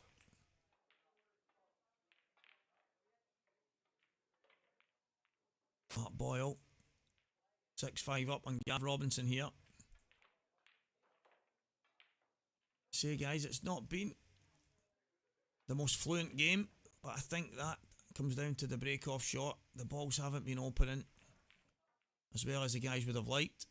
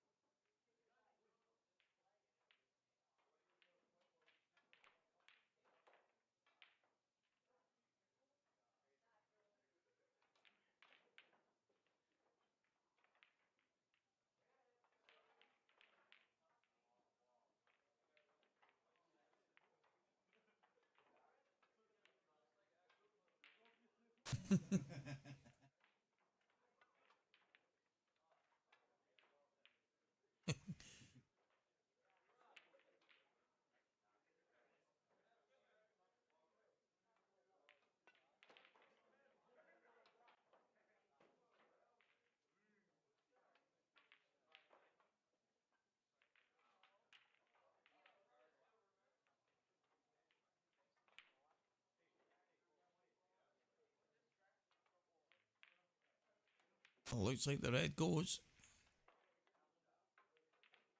Be tight though. Think he would have played it already if it did. We have to slide it off the yellow. That is not easy.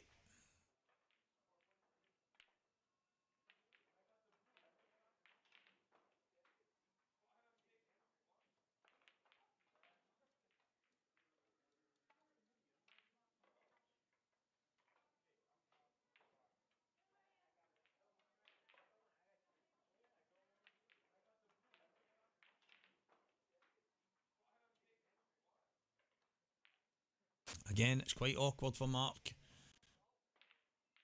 Might have the angle to just bounce on and off the cushion. I don't think he'll be playing the gap. Trying to come back between the black and the yellow down near the bottom. Closest to the black spot. Bridging over. Cut back into the middle. It's not easy.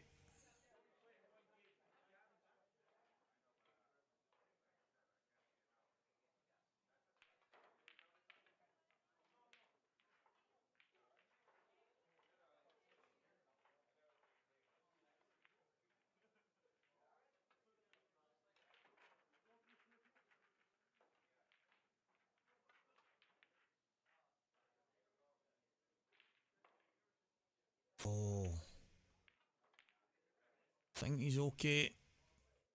Yeah, as you can see there on the overhead. A tiny gap between the cue ball and the yellow. He's okay. Chance to go 7-5 in front. Not easy. The length. Don't expect Mark Boyle to miss those, especially with the snooker background he's got. Just like a black off the spot.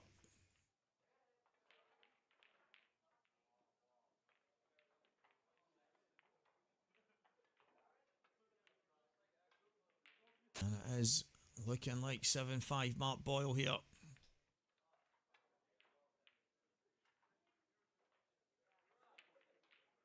Up to break.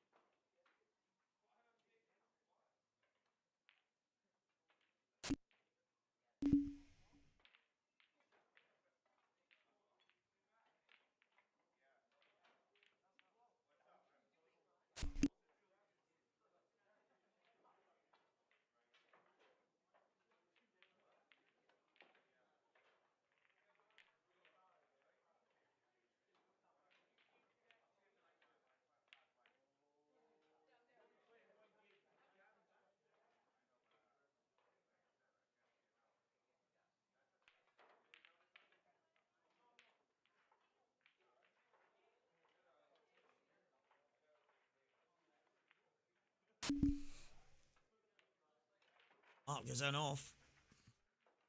Chance for Gav. There's any doubt in his mind, he'll know he has to get these. And Mark Boyle, such a lead towards the end of a match is not a good thing to do. Only question here is whether he takes reds or yellows. Reds are probably slightly sticking out to me.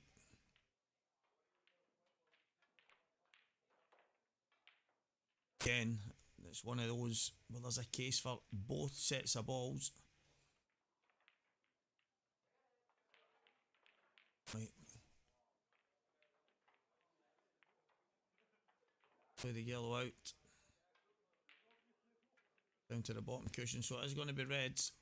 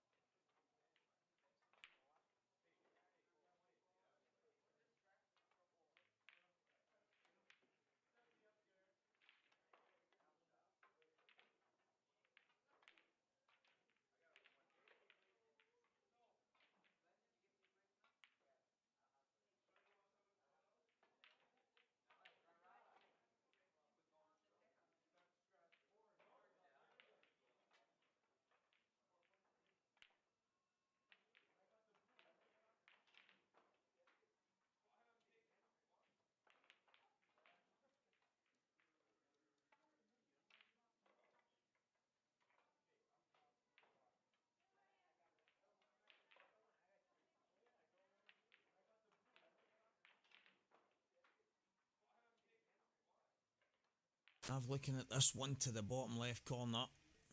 Doesn't look like he's got the perfect angle. I think he's better getting upstairs if he can.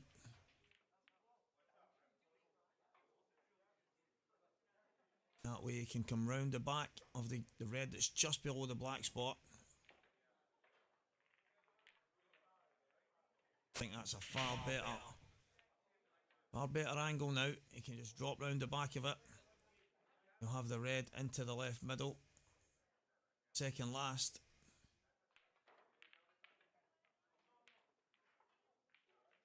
To be fair, probably didn't mind if he took the one to the top there, then the one to the middle, and then played these shots as his last balls.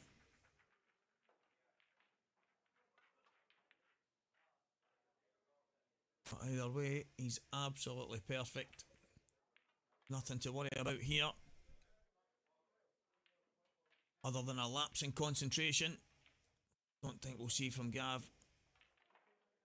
Gonna take this long now. The rush of blood there.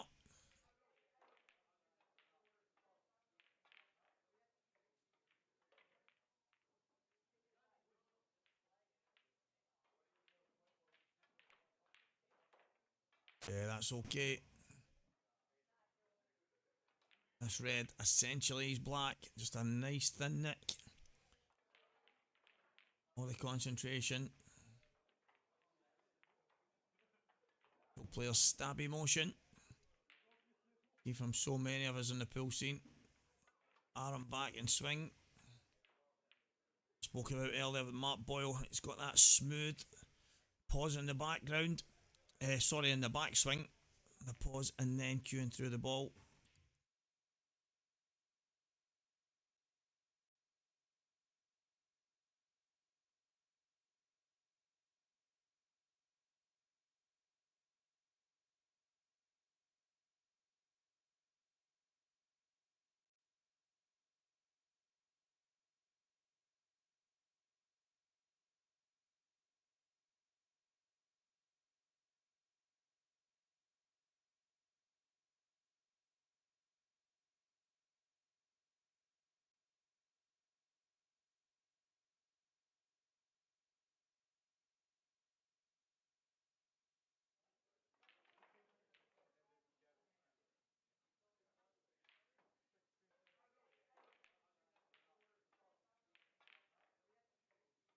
Massive break off.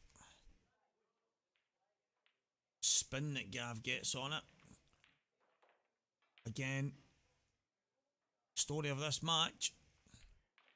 Mark's had a couple of in-offs, but he's also had a few breaks where balls have gone in and he's landed on nothing. Actually reminds me of my match against Richie last night. The first time across the day when I started to get a ball off the break, but there just was never anything to go at. And I think these two guys are in the same vein. Not been much to go at between breaks. Every time they're coming, there's work to be done. And Gav right now in that situation once again.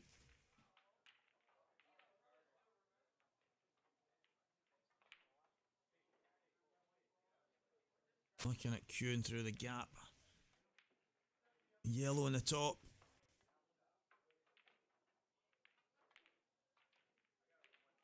That is a fantastic shot from Gav Robinson. I think the two yellows at the left hand side, just above the two reds. I think they're still awkward. Not actually convinced that those two balls go anywhere at all.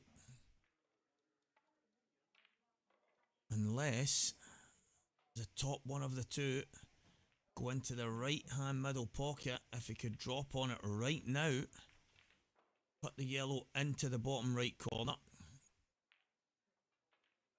Just drop up the inside. He's looking at going into them. If that one goes, he doesn't have to. Tell you what, guys. Yeah, I think he was always hitting that. He's got the plant now. Is it what he played? No. Is it what he wanted? Definitely not. But Gavin Robinson, the Rocket, has got a chance. That's all you can ask for. 7-6 down against Mark Boyle. You're at the table. You've got a shot.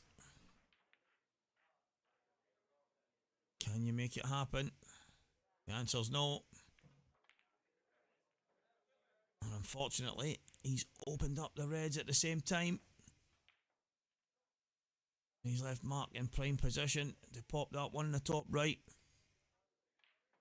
He's got the red into the left middle. And everything could have gone wrong in that shot for Gav has. Mark just mapping things out.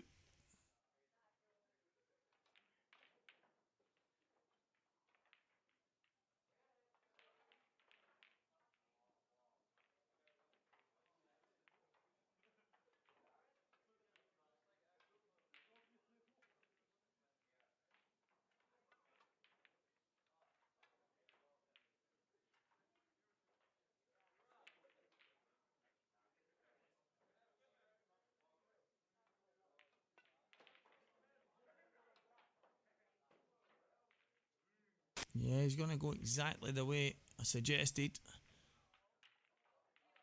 It's just the two reds closest to each other. Whether he decides to drop on the outside one right now.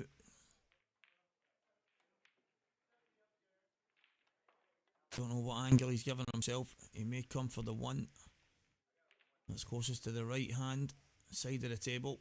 You can see there, just a slight angle. He may opt to come across. Kind of loose red. Then bring himself back across, but we will see. That's what he's going to do. He's going to take that loose one. Closest to the yellow at the right hand side. Just screw back.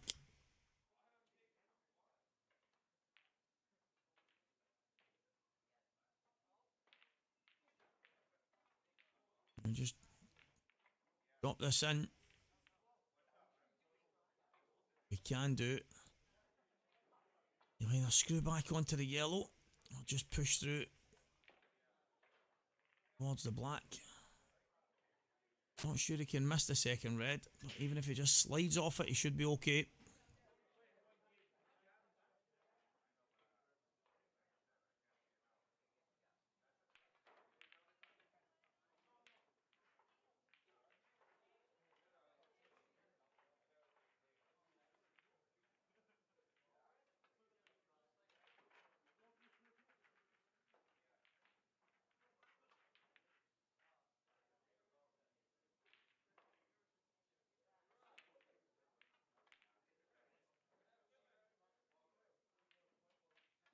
He's came a wee bit far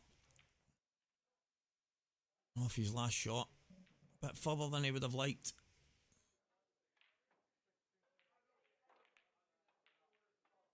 Don't think he can miss the second red. May have to just slide off it. Hope that it doesn't cover the other red. Don't think screwing through the gap is really on.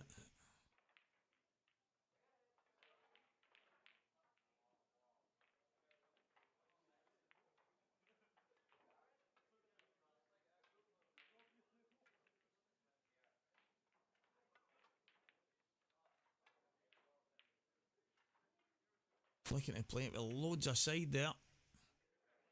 Definitely not convinced.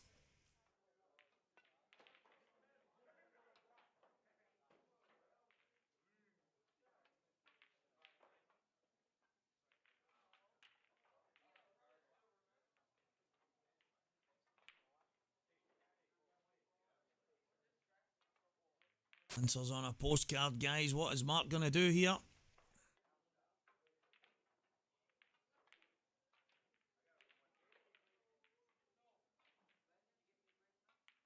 And he's missed the pot because of that uncertainty. He's tried so hard to avoid the kiss on the red. It's led to a miss. And a massive chance now. Gav Robinson.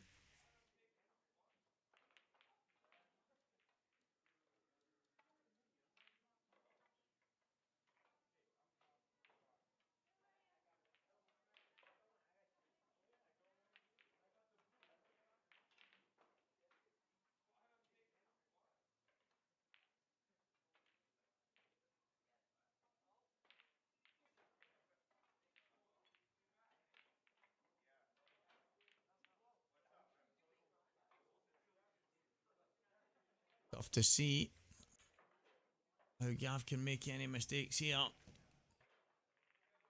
Looking more like the one at the top could be his last ball.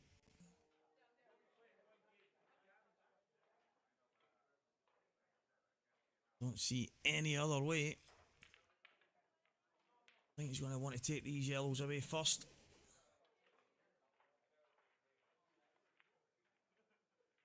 And he's just going to have one positional shot to play.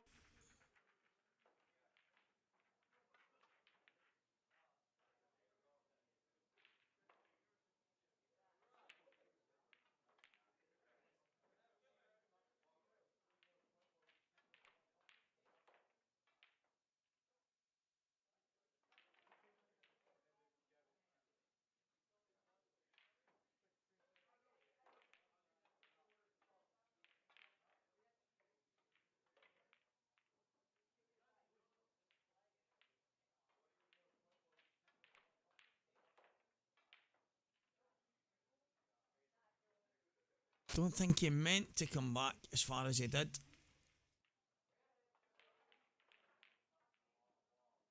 Definitely gonna be.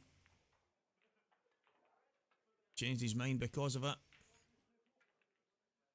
It's always gonna be the top left for last. Gonna want to push as far through as he can here. Give himself the angle to screw down the table.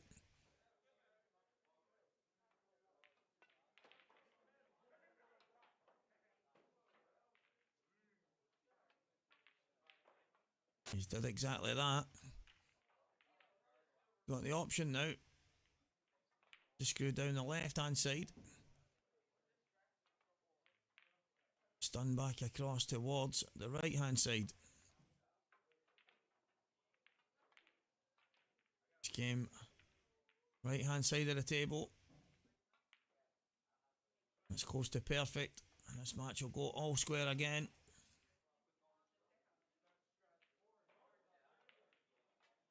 Seven all. What a match we've got here.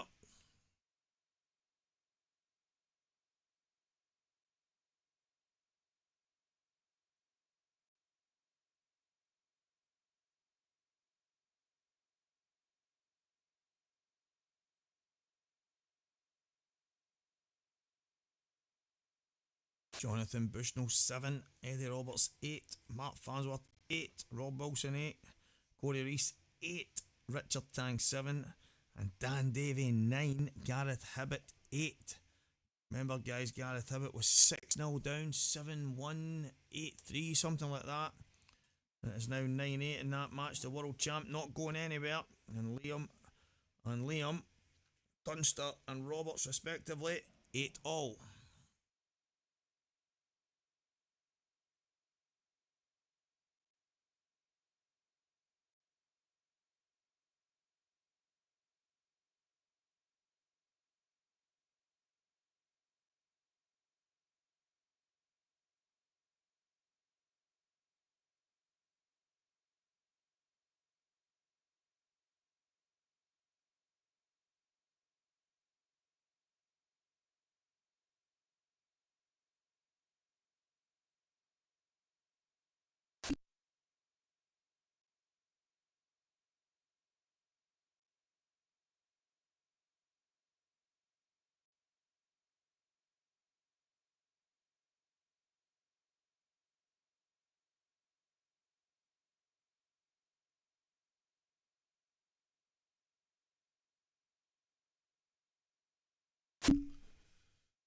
Not sure if it's Liam, and Liam you can see on the screen right now.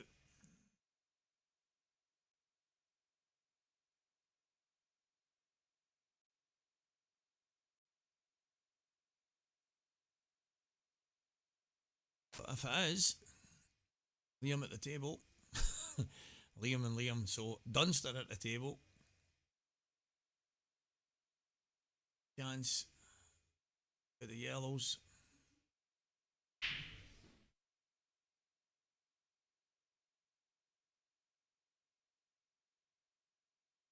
Quality is 80s music getting played today. All the boys tapping their legs, playing the wonderful game of pool. IPA Welsh Grand Prix. I am Stevie Walker, Walker the Talker. This Ali McCoist thing, don't get it. I don't think I sound like Ali McCoist. But apparently, can't beat about AC/DC, man. That's no AC/DC, is it? Can it be? Oh, can't beat about AC/DC, man. I definitely know. Jaggy Darkham's in here. Oof. Nonsense, man. Nonsense, guys. Nonsense. However, Liam Dunster, Liam Roberts, 8-all. Duster is at the table.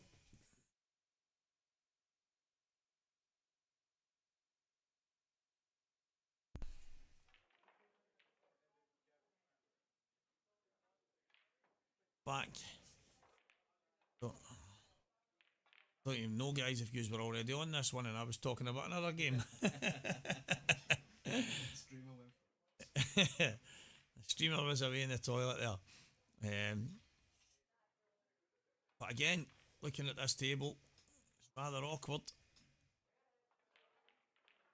Definitely been the story of this match. So much work to do. Almost every single frame for these guys.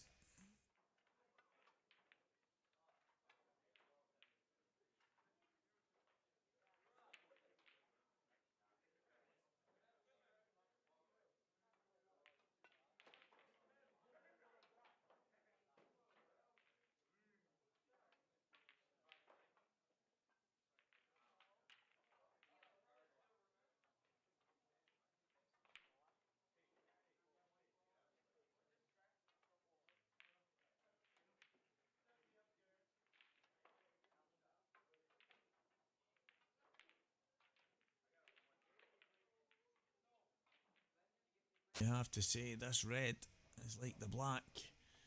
If he pots it, there's not much too difficult after it. And it's held its line. Didn't move a muscle, that red.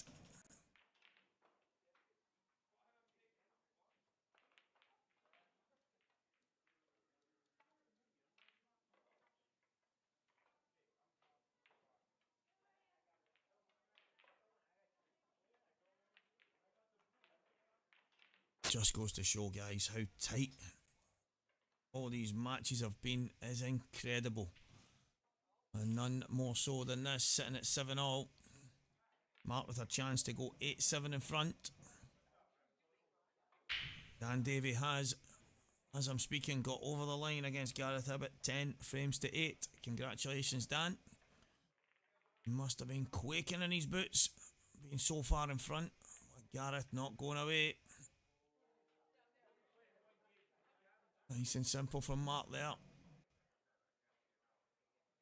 Has to go 8-7 here.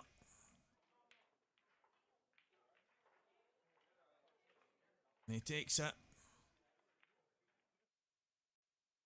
See you guys, the Gio and Stevie Martin game, 10-9. Jonathan Bushnell, Eddie Roberts, 8-7. Mark Farnsworth, Rob Wilson, 9-8. I mean, there's one frame between almost every game. Corey Reese, 8. Richard Tang, 7. Again, one frame. But Dan Davey has won by 2 frames. 10-8 against Gareth Hibbett. And the Liam Dunster, Liam Roberts match, 9-8. Greg Davis losing 10-8 against Jake Villeneuve, but how tight these matches are is absolutely incredible. And Mark Farnsworth and Rob Wilson has gone 9-0. So that's a decider. Have to hand it to the guys. Putting on a great show today.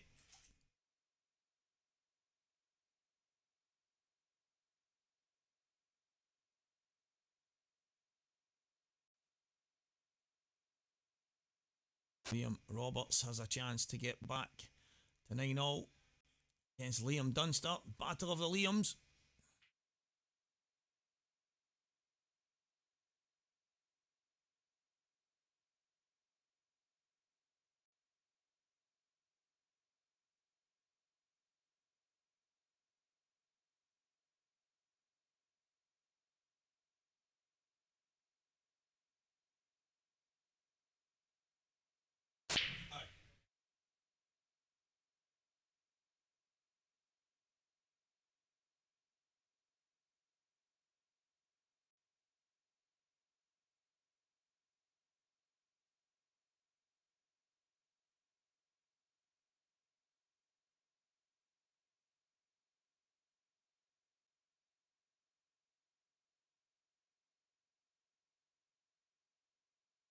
Just wants to drop this in. Liam Roberts, he's got it. Looking like Liam Dunster, Liam Roberts will be 9-all as well.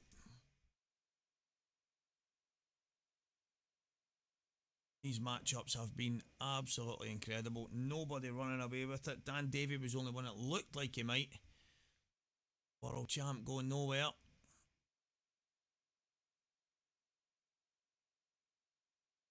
Gonna have the third 9-all of the last 16.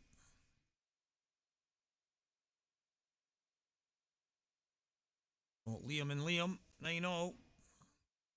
Mark Farnsworth, Rob Wilson, 9-all. We had Gio and Stevie Martin, 9-all. Absolutely incredible so far. The standard of pull from these guys.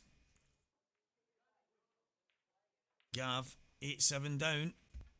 Coming to break off against Mr. Mark Boyle, the Magic Man.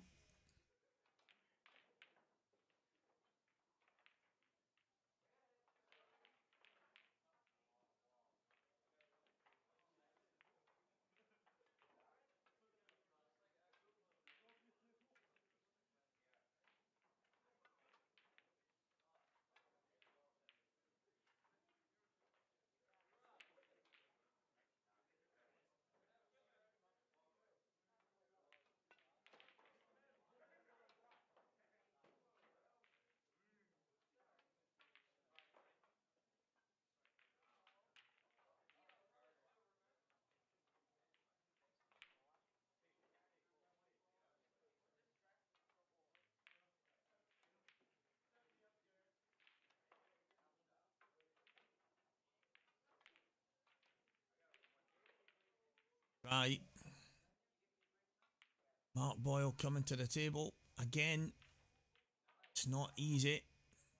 Gav's break hasn't been working as well as he would have liked. Mark's break hasn't been great either.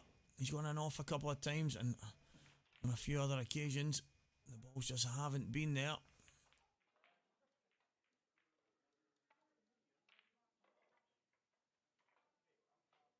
I think the yellows are standing out. And it's not an easy opener.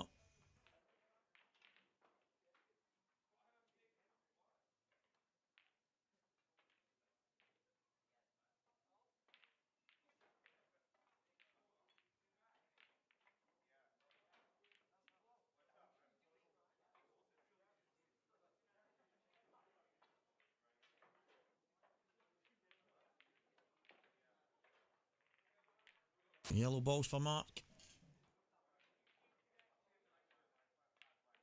Maybe going to drop the plant in here.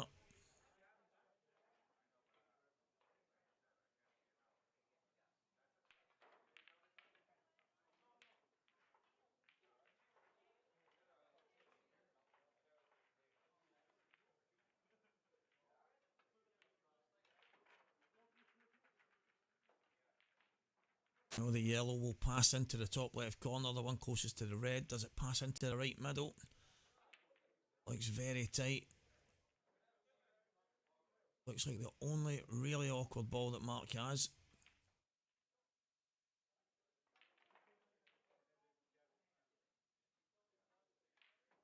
Yeah, I don't think it goes. Super tight. I think it'll be the top left corner unless he decides to move it.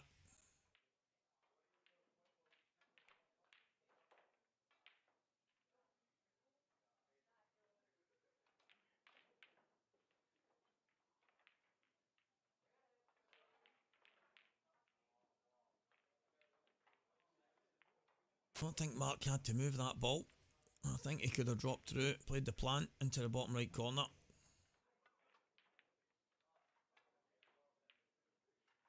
But one thing's for sure, Mark knows better than me. Can't argue with one of the best on the planet, and that's certainly Mark Boyle.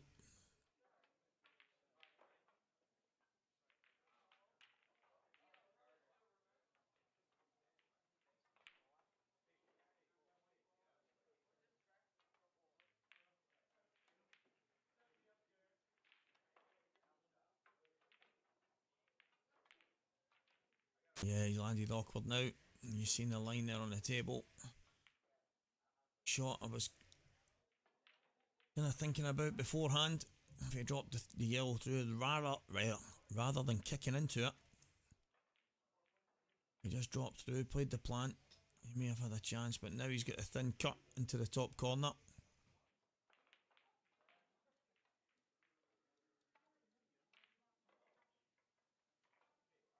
Going to be some balls moving here.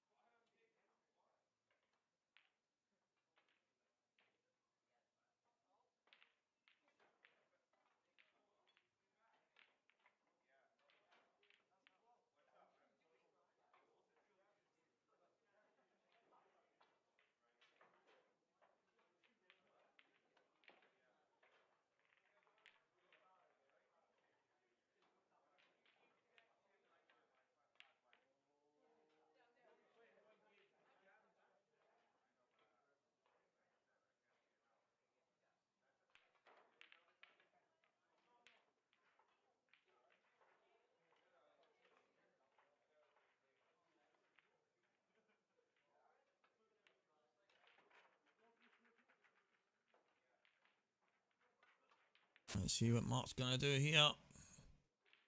Try to check it back and open it up. Well, that yellow's moved a touch, I think.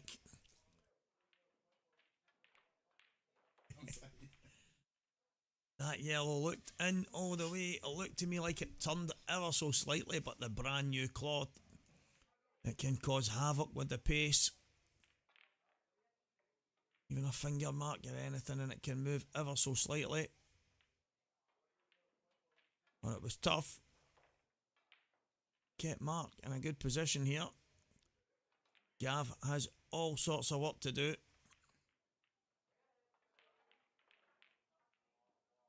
Looking at that red possibly passing the yellow into the bottom right corner. Does. It's actually a better chance than at first glance. Yeah, you can see there, guys. There's definitely an opening.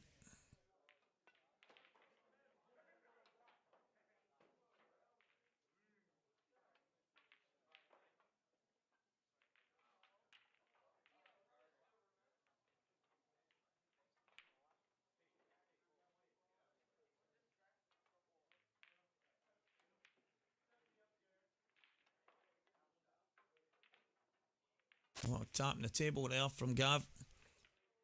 A good shot that Mark's played.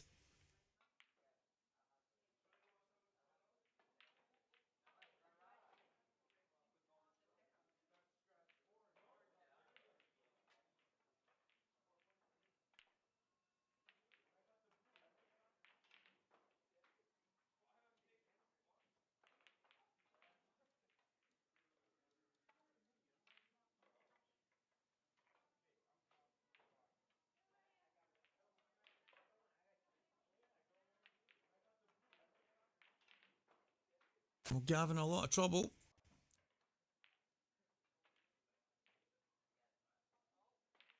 Really don't see anything safe on the table. I think he has to be aggressive here. Mark Farnsworth gets over the line against Rob Wilson. 10 frames to 9.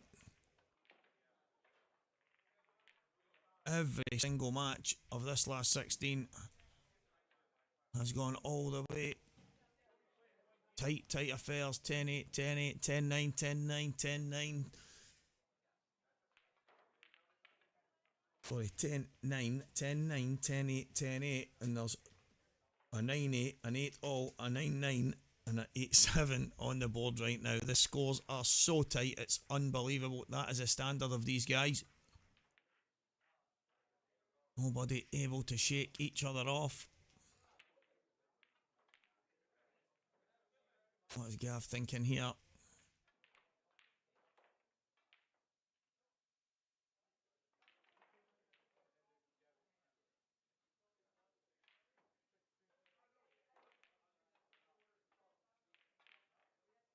I think he's got to drop this down. Drop it down if it goes. And he can maybe play that shot to open up the bottom right corner. However, doesn't get that right. You have to feel Mark Boyle will end up on the hill.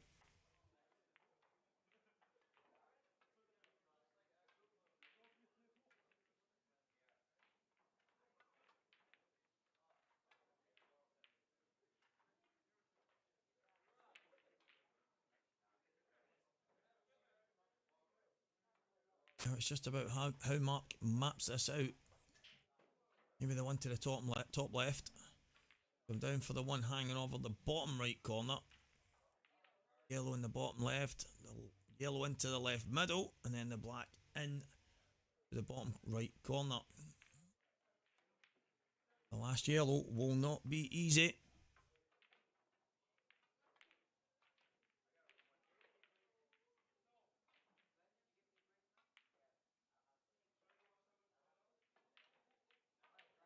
You've seen them there in order, guys.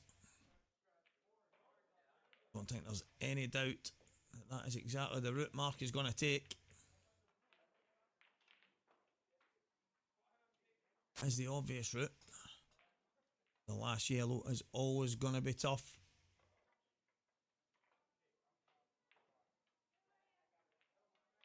Might decide to leave himself an angle. Play the yellow in off the red. Something tells me. Try and keep it a bit more simple than that. See there, even the consideration of pushing through, playing the yellow into the right middle.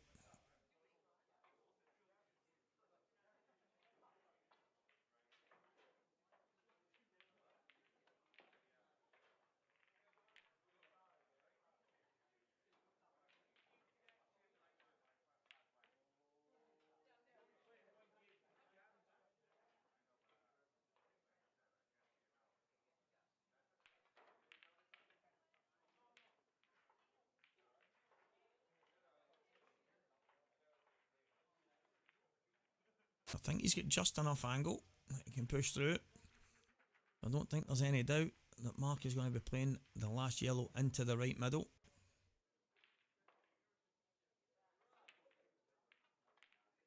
And just off the cushion enough that he can get his cue ball into position. Oh, he's okay. That was in danger there. Seemed to take a tiny little dip at the last second. As you can see from the angle on your screen, he's absolutely perfect. Just going to be cueing over jaw of the pocket, which makes it difficult.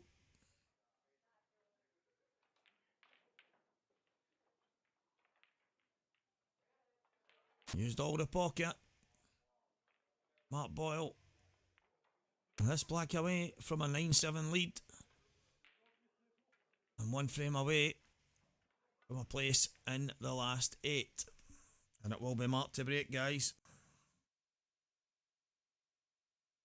And another match has gone 9-all. Jonathan Bushnell and Eddie Roberts Young Bushy, as I think more people seem to have him. Maybe Big Bushy and Small Bushy. And Corey Reese 9-8 up on Richard Tang. Liam Dunster, Liam Roberts is 9-0. That's been 9-0 for a while. Starting to wonder if Liam tapped the pack. There we have it on the screen. Liam getting permission from Liam. Liam and Liam. Clean the white.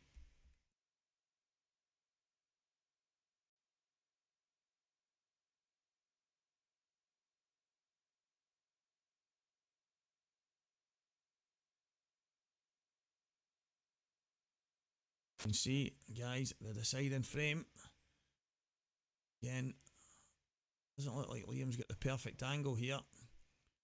Thinking about nudging the red out the way. Can he stun back into the gap?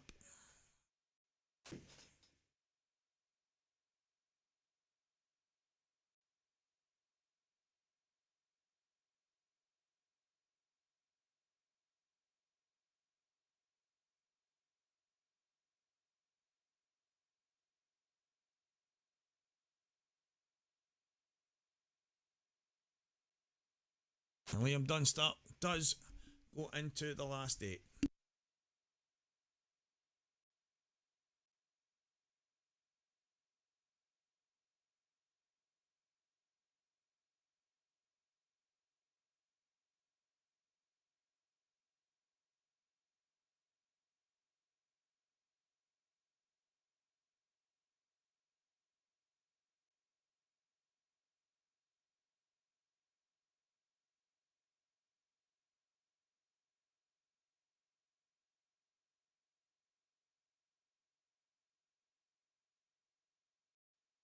Ah.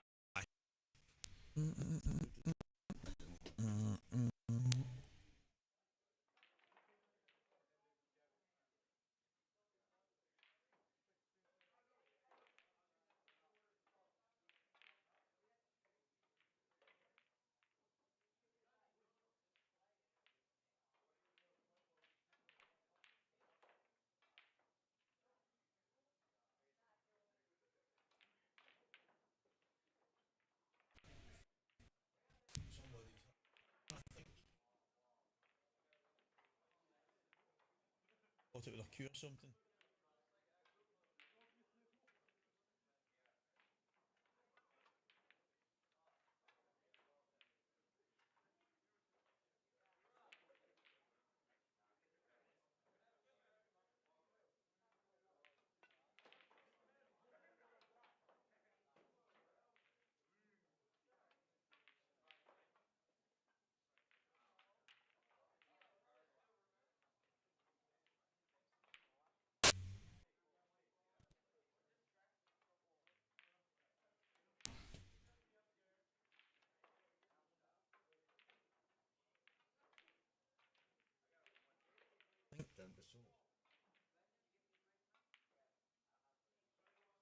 Yes. Go to source there. You go to that and then just hold it in. Ah. They've made TVs too complicated now. Like one button and you're back in the day you at least had a couple. You could press settings and it's off. That one on.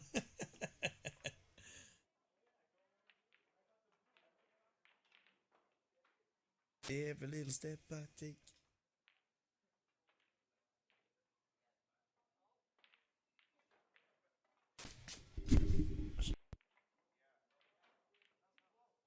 For safety's sake, just in case.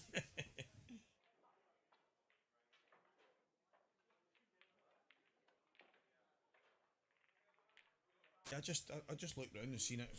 Just obviously caught it with his cue. Yeah.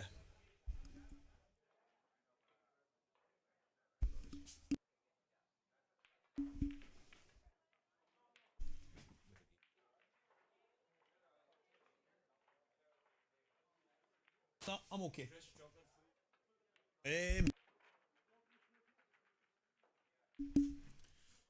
I'm back, guys.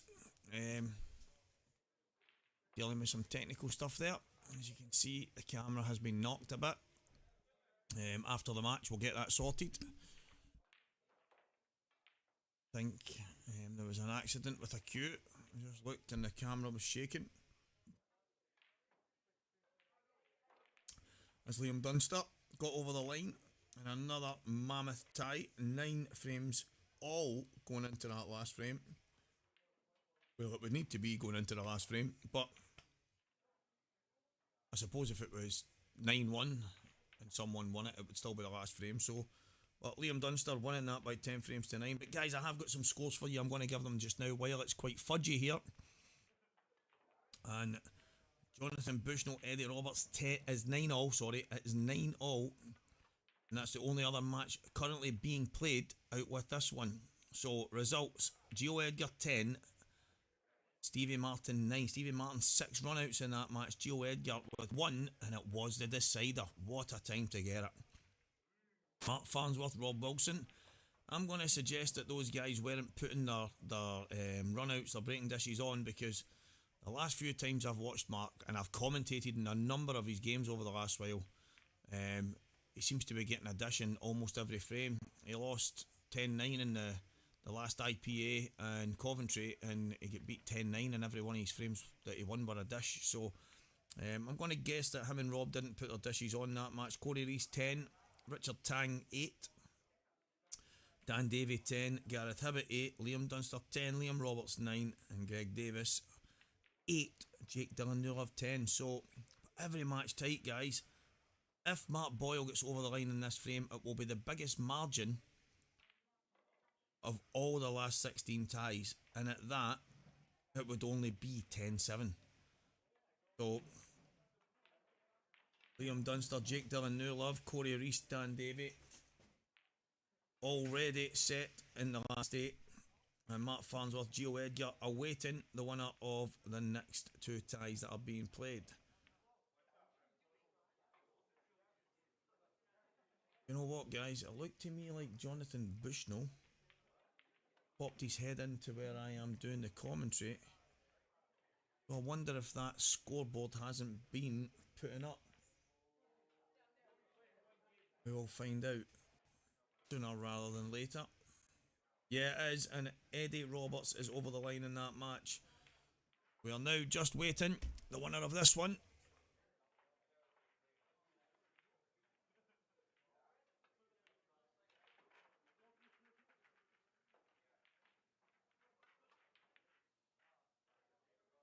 It's like the Easter Road slope, guys.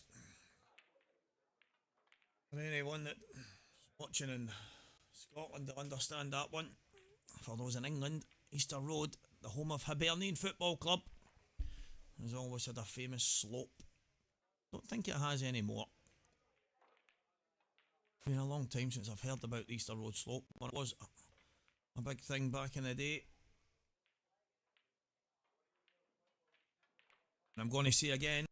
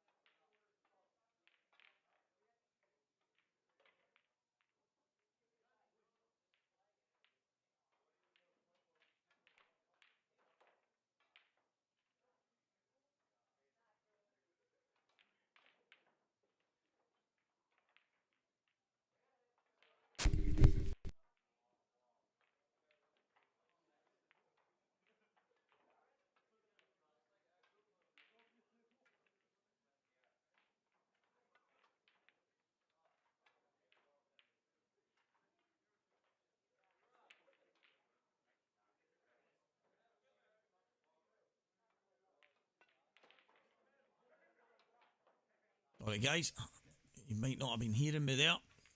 The wire had just come out of the microphone, but all good again. Shot I suggested Mark would play it was to screw onto the red. He wanted it full in the face. He hasn't got it. Do believe he's still in a good position in this frame. He just has to make sure he doesn't leave anything easy for Gav.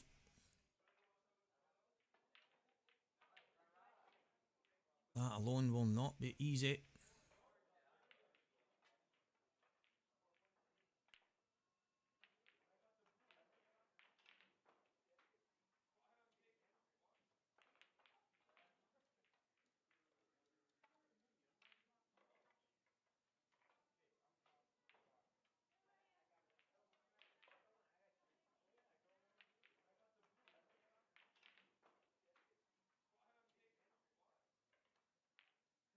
Fired off this yellow, take the cue ball down towards the black spot.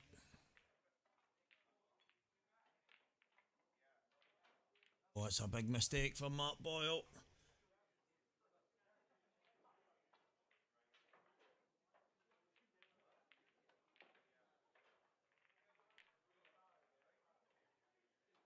Giving Gav a phenomenal chance here.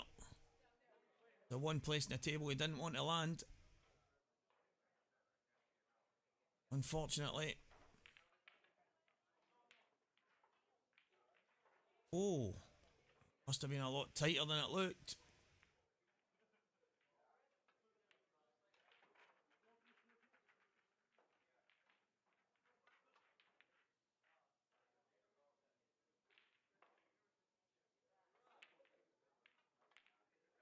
Seen a question there from Hassan Mia about the next match on stream. Could not tell you who Bronny has penciled in for the next big match on the stream table, but there is a couple of tables, guys. I'm sure we'll find out in due course.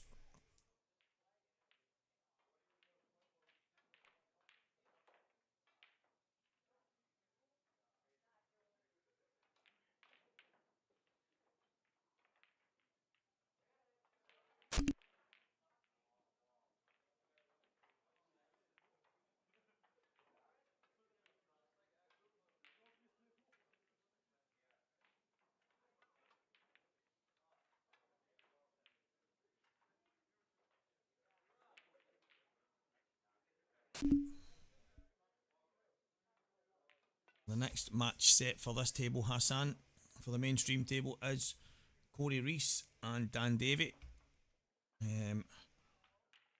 Jake Dillon Newlove and Liam Dunster will not be on this main table, but there will be some flicking back and forward between matches.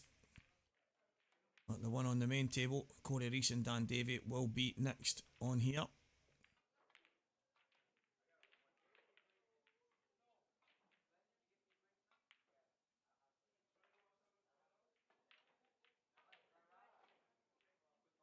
Has Gav cut out the line?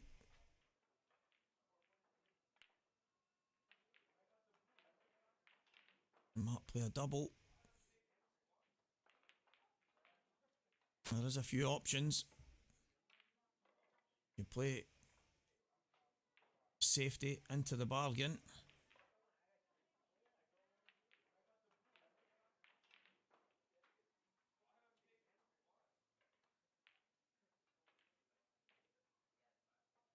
Has done.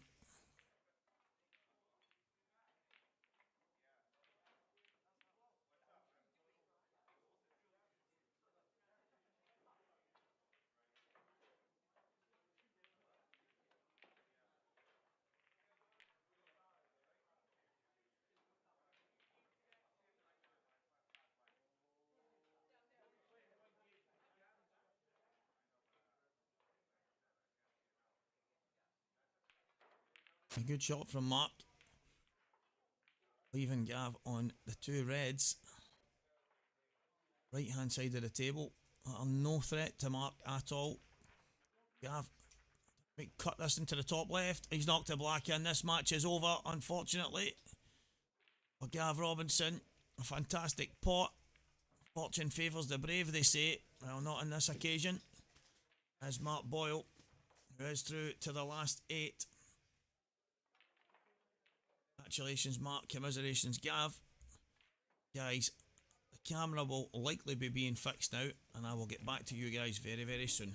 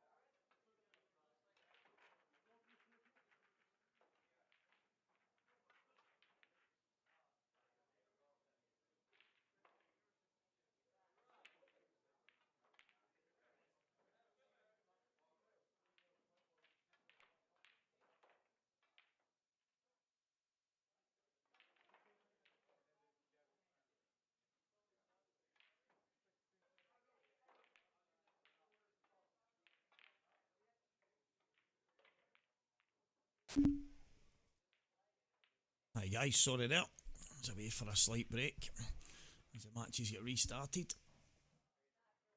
Corey Reese, Dan Davey, Welshman and the Englishman going head to head. Quarter final race to 10. Big chance for Corey here.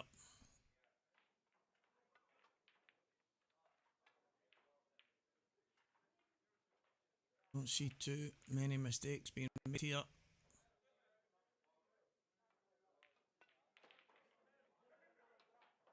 Yeah, might just come across towards the yellow.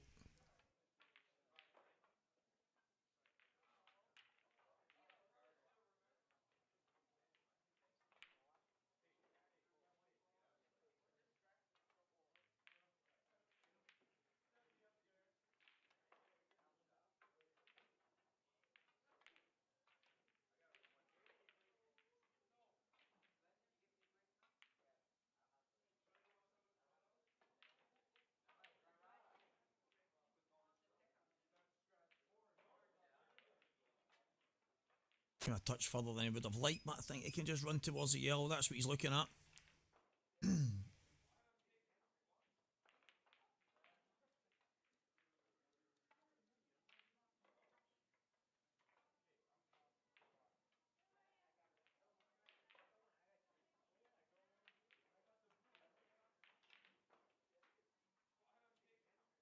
Bit more angle than he would have liked here. I think if he can just run off the cushion, just below the two yellows, back through the gap, I think he's okay.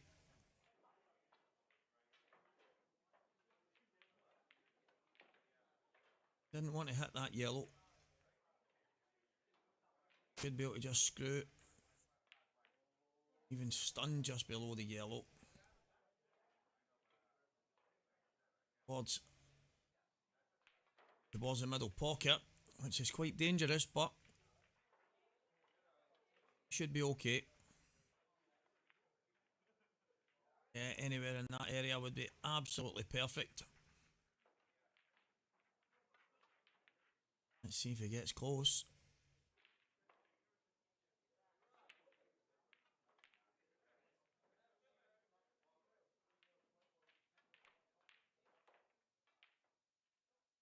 That's the danger. Corey Reese goes in off. Dan Davey presented with a gift. Like I say, guys, it wasn't easy. I think he's just under hit it a bit. I think if Corey screws that a bit harder, he would have missed the yellow and off the side cushion and landed in the circle that you've seen on the table.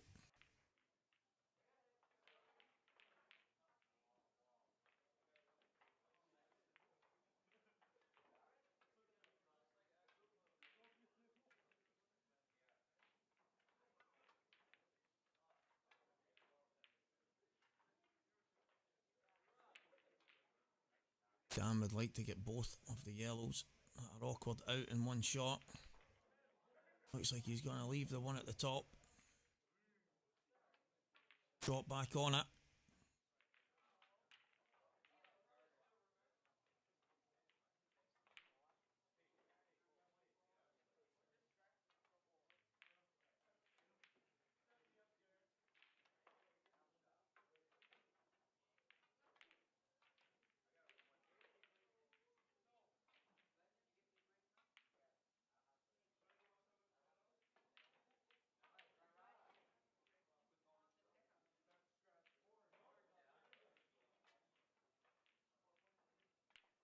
Maybe too straight to go on the left hand side of it. I think he might be just pushing through. Play it into the left corner.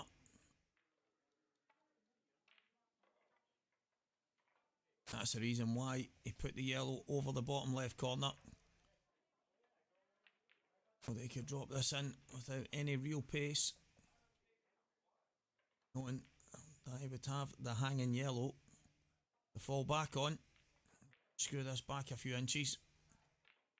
Be back to roughly where the cue ball is.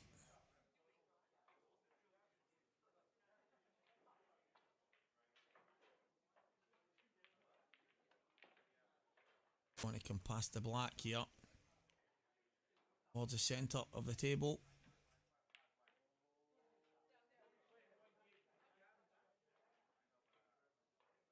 Overcooked that one. Definitely a lot further than he would have liked. I think he's okay.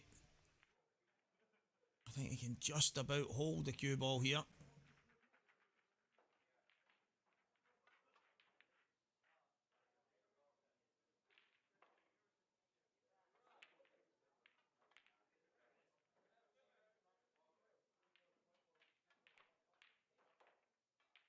Yeah, he's played that beautifully.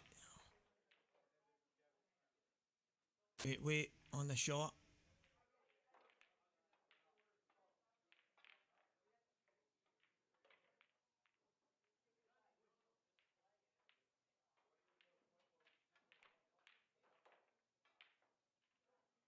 And a real steal here for Dan Davey. Corey Reese going in off. And Dan Davey one frame in front now. The break in the next frame. Table. Split screen, guys. Eddie Roberts, Mark Farnsworth, Mark Boyle, Gio Edgar.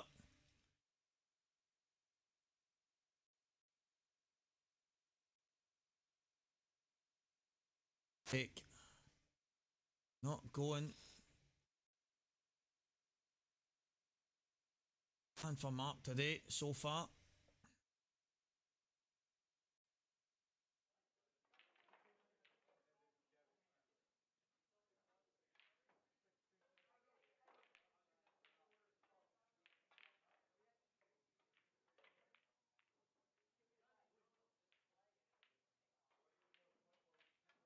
Makes a ball.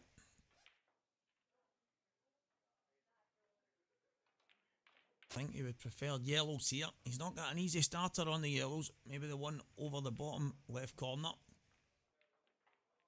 Slightly awkward cueing over the black.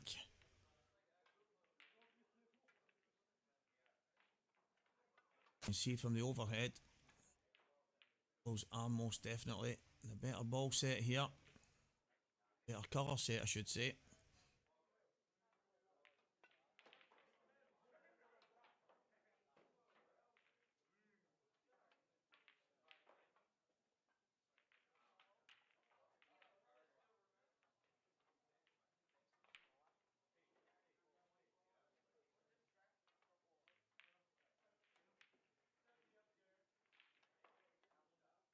Gonna be yellows. Gonna try and come round between the yellow and the red. We're nowhere near the pace that he thought it was going to be on it. Don't think he has to worry about that. A little bit shorter than when he would have liked, but Dan has got a great chance here. Stretch the lead.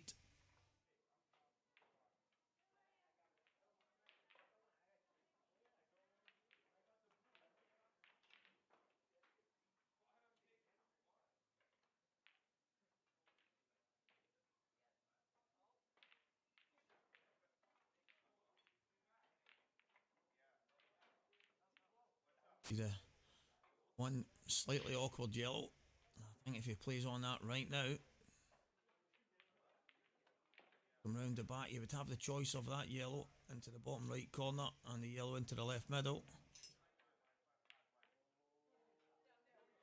What he's played, under hit it. Might work out okay. Got to drop this in the left middle. Drift up to the top right hand corner of the table.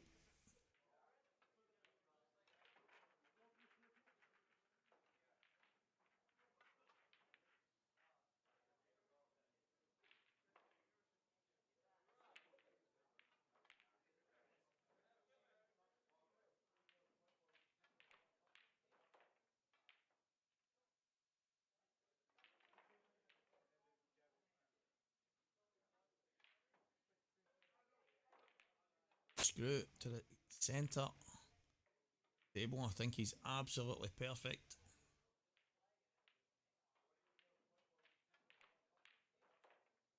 Spot on there. Bring the cue ball back.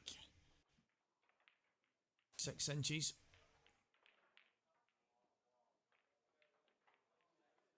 Drop through. That is good. Play the gap. Will be a breaking dish. Dan ends his lead. 2 frames to 0.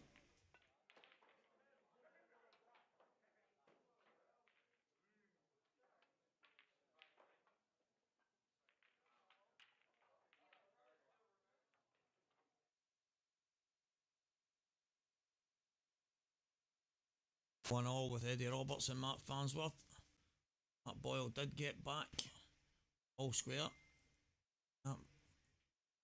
Tough chance that he had.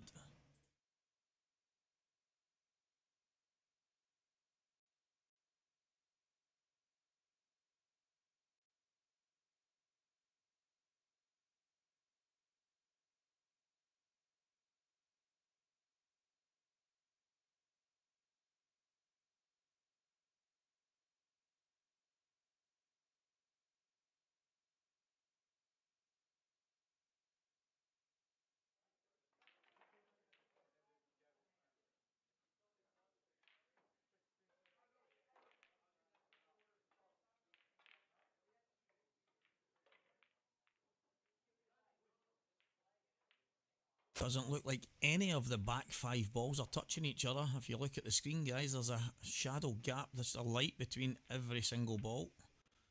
None of these balls at the back touching. Where will they go?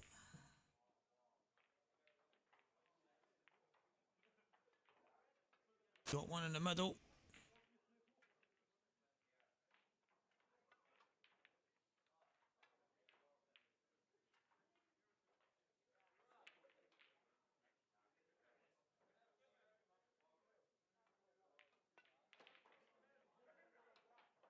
A chance on reds here.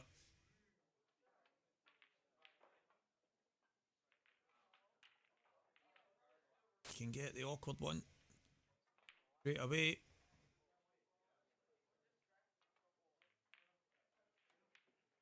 Gives himself just the right angle. He could nudge the yellow away at the same time off the next shot.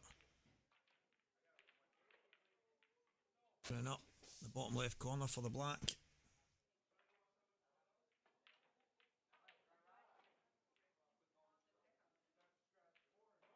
If he's given himself. Also up the table, just screw off one cushion and out.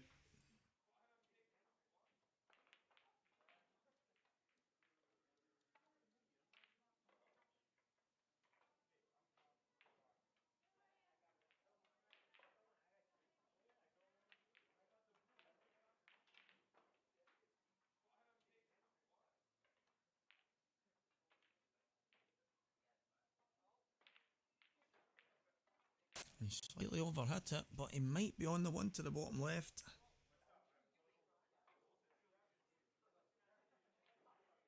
He is. Little stroke of luck.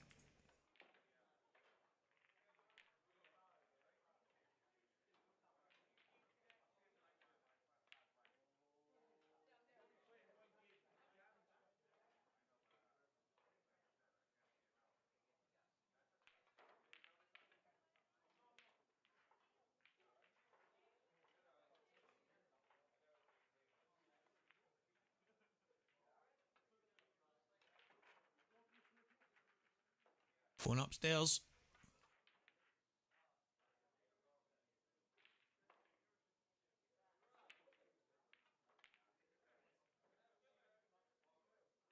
I think that is as close. Perfect as Corey wanted there. Definitely in the ballpark of where he was aiming.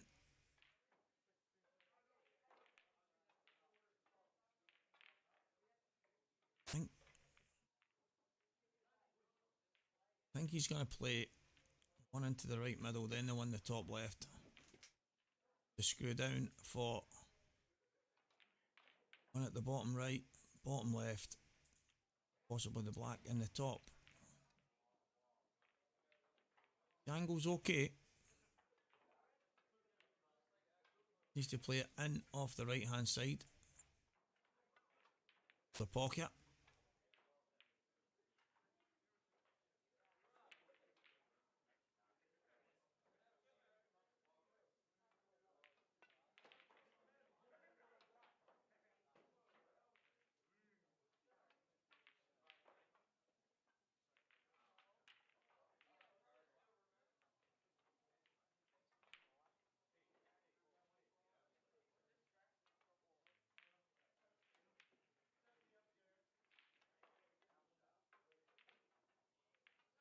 Decided to use the centre of the pocket. I think he could have played it in off the right hand side and just screwed straight down.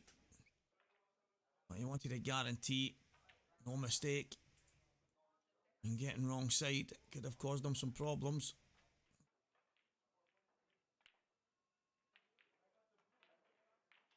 Might want to just push through an inch here. I think even stopping the cue ball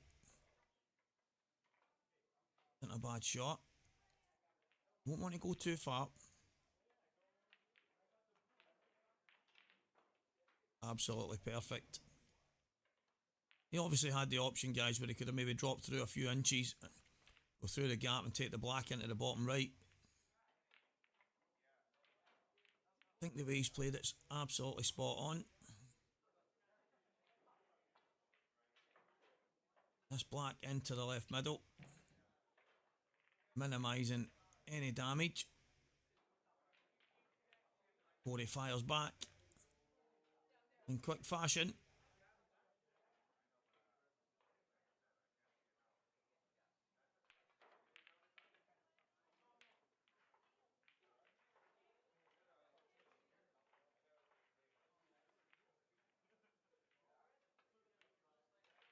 So Corey Reese 1, Dan Davey 2.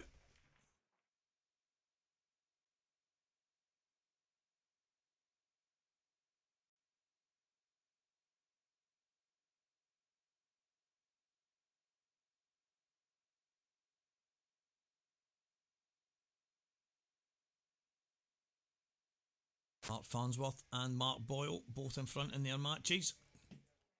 2 frames to 1 up. It's Eddie Roberts and Gio Edgar respectively. Dan almost in off. Not got a ball.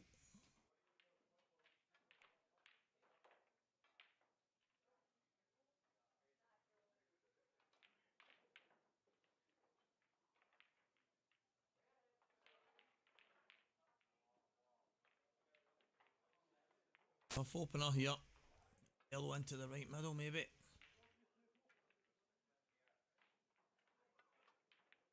Gets it. He's going to give himself a chance.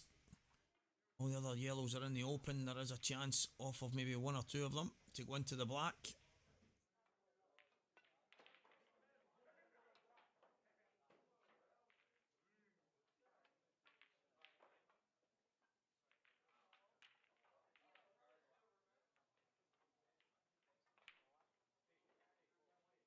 Loads and loads of options here.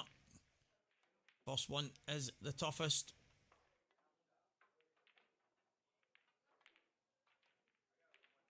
The slight shave off the red. Safe.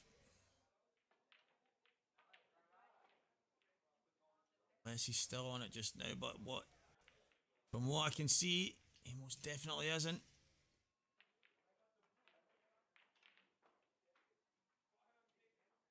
Just put this over the bottom corner. That'll just about do it. I know. Play the red. Closest to the black. Leave the cue ball in there. Mean that Corey wouldn't have a full ball snooker. Have to play the hanging yellow or try and get out whilst hitting his object ball and a cushion. And getting that it's not frozen. Ball hit the cushion anyway. Didn't play that good as he could have, I think. He could have played that in such a way. He would have got snooker at the same time, but I think Corey is on one of these yellows.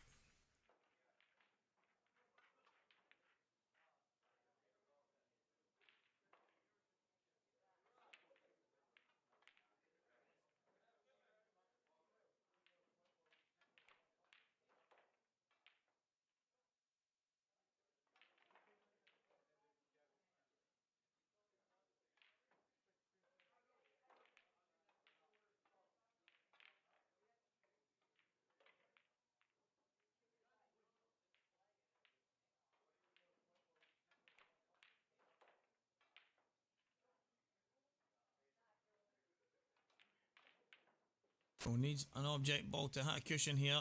It's away. Yeah, he got a cushion. It looked like that yellow was going to go in there. A good hit from Corey. Two cushion escape. Cue ball and yellow hitting cushions.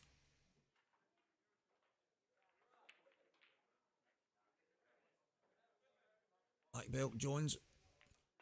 Much appreciated, mate.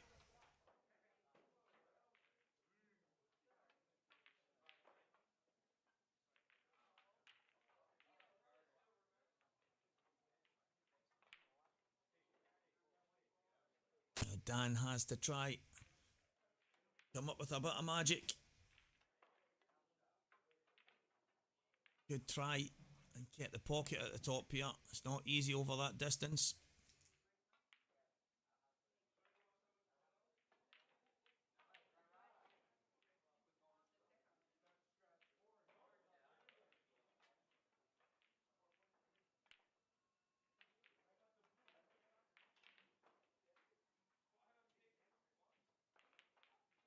Putting the red down that side.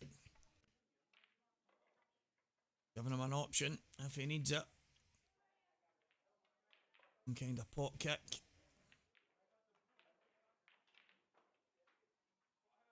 Corey's only one good shot from opening this frame up. You have to feel that Dan needs a couple. The way the reds are situated at the bottom left. Corey in no hurry.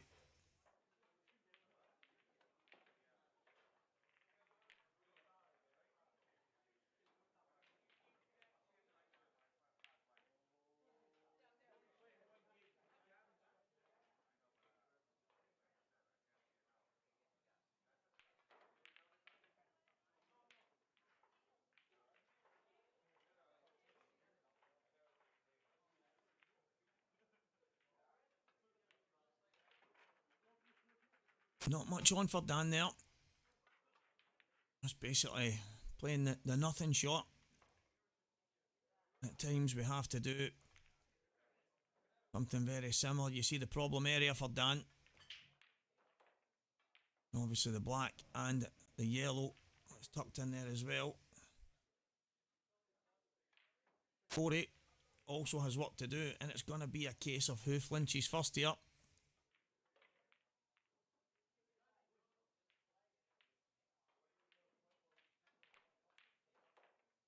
Okay, that's a shot.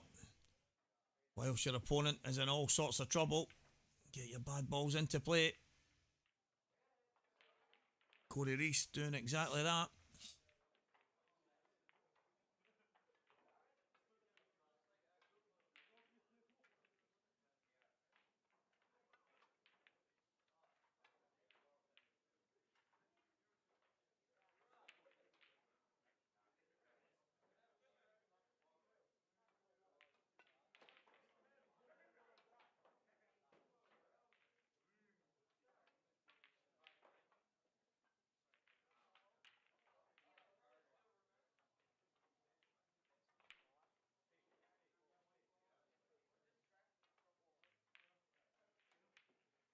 I'm not sure if Dan was playing a tactical type foul there. I don't think so. Because Corey, there was a great chance.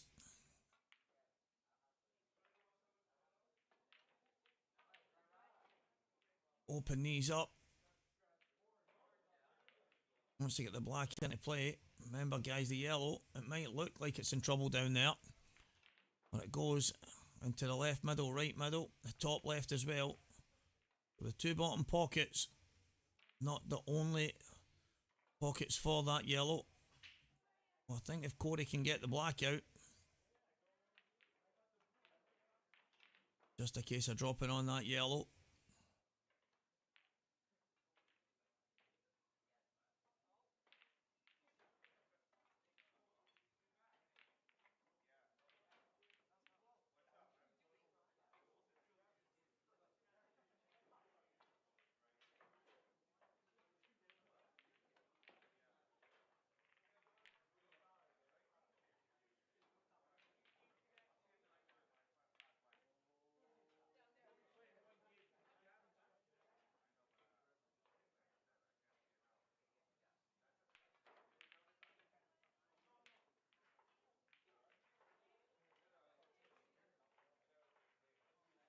Decision time. How he plays this shot probably dictate whether or not Corey gets back on level terms or Dan has a chance to stretch his lead.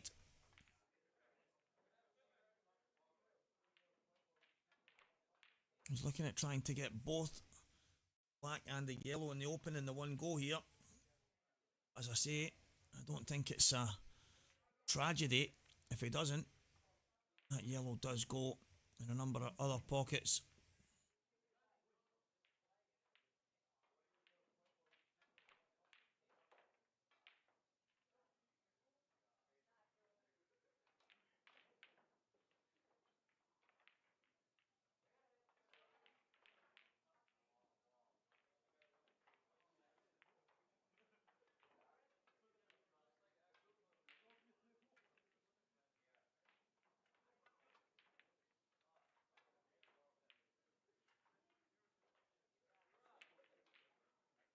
Is it gonna stay?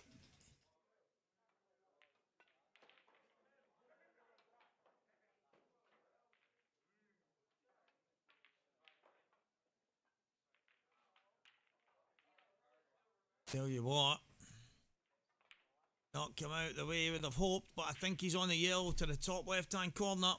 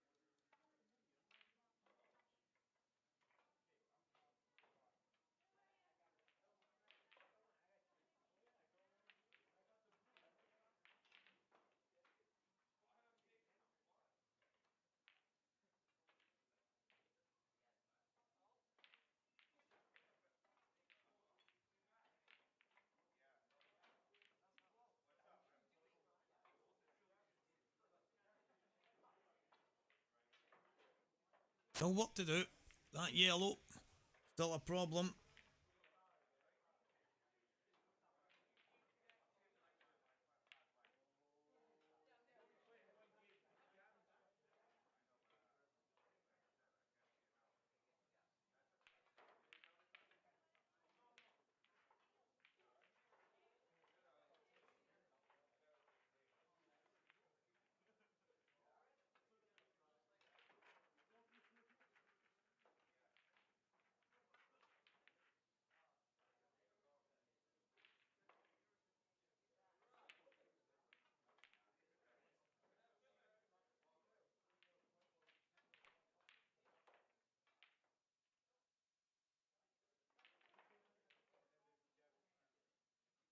Sign just to take the bag.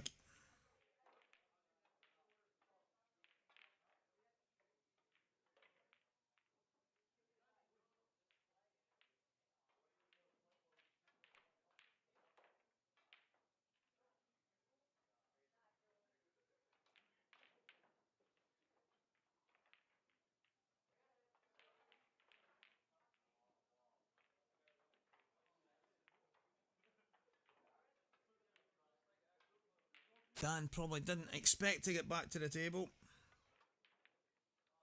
So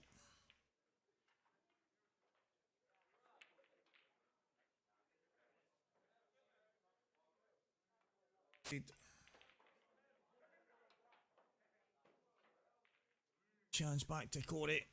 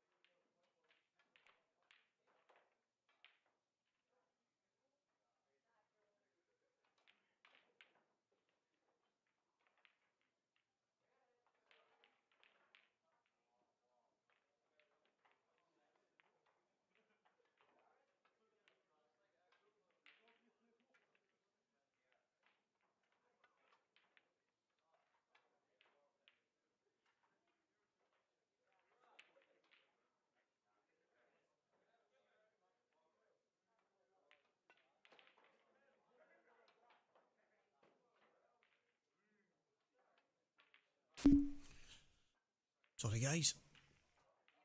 Another short minute or two interval there.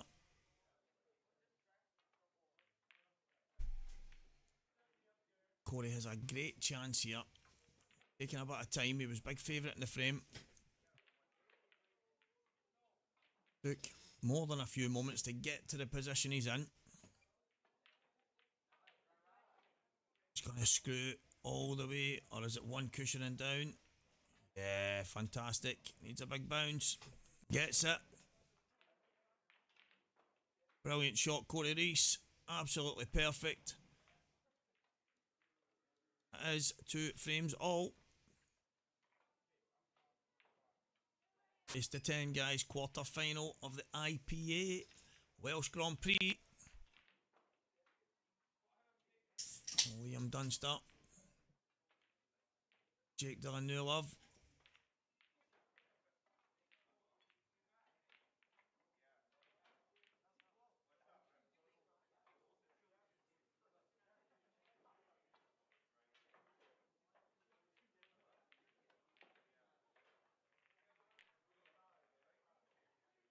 Boyle 4-3 up on Gio Edgar. Eddie Roberts 3, Mark Farnsworth 3. And Liam Dunster is 3-2 in front against Jake Dillon. New Love in that match that you've seen a bit of there. To the main table where it is 2-all. Corey Reese and Dan Davey.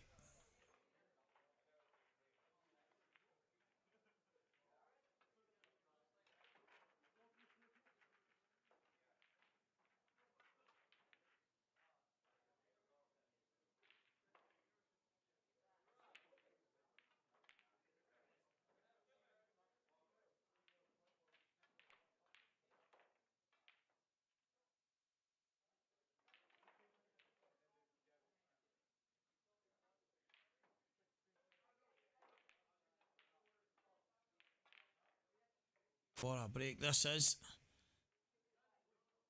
Ball's flying all over the table. What chance has he got? I think it's on yellows. See, an obvious opener on reds. Oh, I think he would have preferred them. Don't think he can play the offset plan. I think it's going to be yellows here.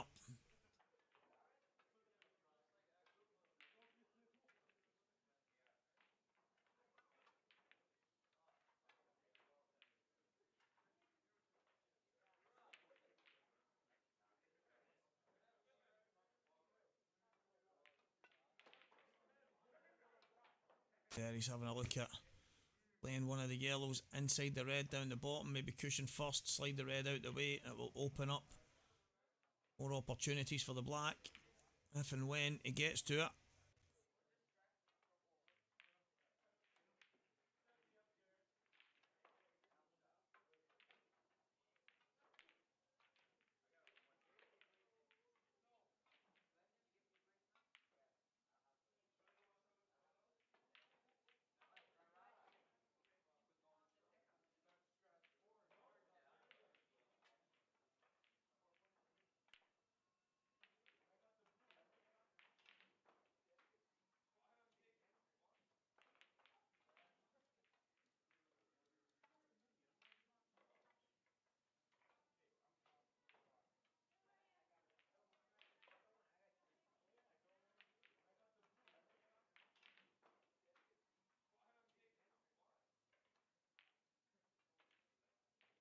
Corey looking for a spider.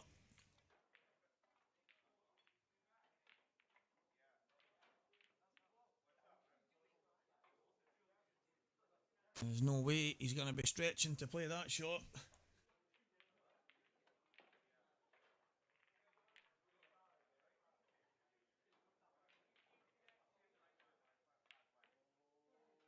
Gonna try and drop it back way and maybe play yellow down off the cushion. The red away, either taking the pocket. If it goes, a massive chance.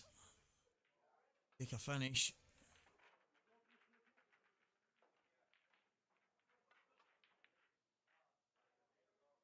And he kind of in between.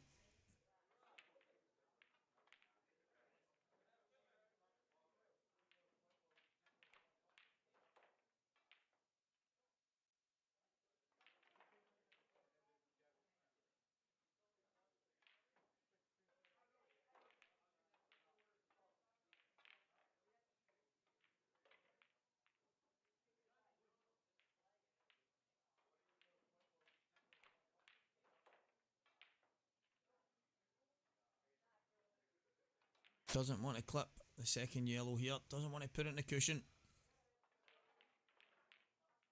Screwing the side cushioning out. Maybe even screw two cushions off the side, off the top. See exactly what he's looking at here, guys, on your screen. This is what Corey's going to try and play.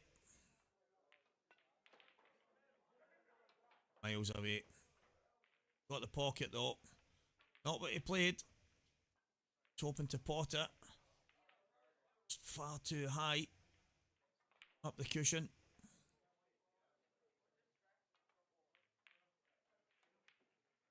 Dan's got a really tough start here. I don't know if he can slide really thin off the red at the top and take the cue ball in between the two reds, but gets to the table. He's got a chance because the red right in the middle down the bottom. One off the yellow at the bottom right corner and open things up. I think the problem he's got here is his opening shot. Not straightforward. See from the overhead, it's not as big a gap as it looks. Maybe that red won't go in there. I think it might just about, but I think he'd have to absolutely nail it. Yeah, you see it there. I think it would. Not easy.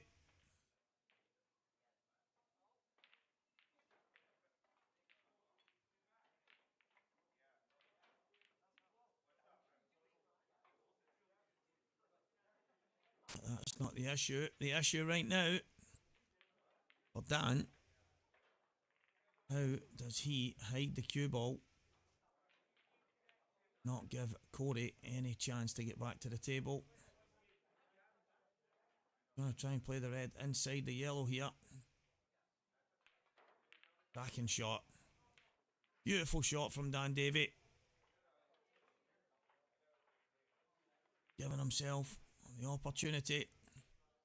Or the opportunity every now and again, I'll say.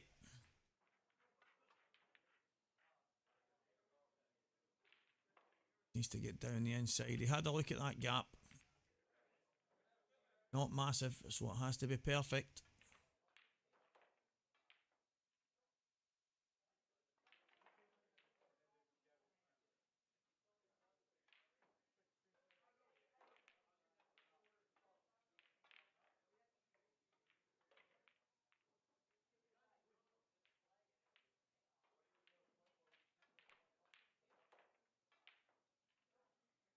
Just about spot on for Dan. Had the luxury of playing Dan myself in the Scottish Grand Prix not so long ago. Dan had real trouble getting up. There was a lot of problems on the motorway on his drive to Scotland. Got there really late. Came in and played me. I had the game of my life. Beating Dan, he wasn't best pleased. He came in the next day and lost again, and next thing he was driving back down the road. It was one of the weekends that Dan wanted to forget. But so far this weekend, looking like it can. It still could be one to remember.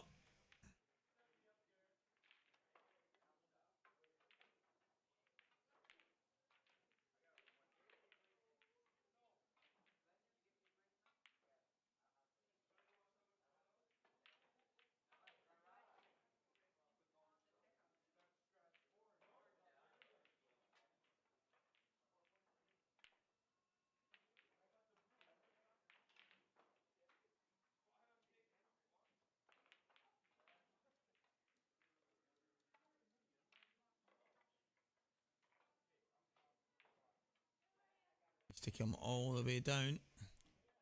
Don't want to be short.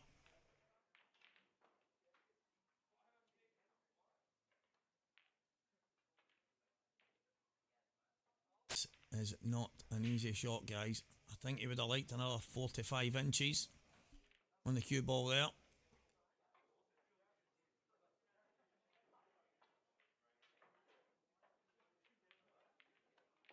One of them, he has to just clip the jaw of the pocket first.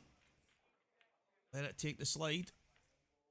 Gonna yellow out the way and then the momentum kicking through, but this is not easy. The gap is not as big as it looks. You see that on the overhead. Does go in, but it's not easy.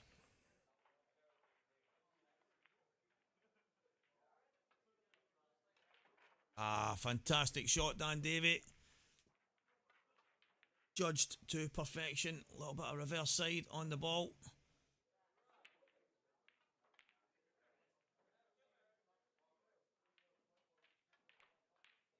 Tell you what, guys, up to now, this has been some finish.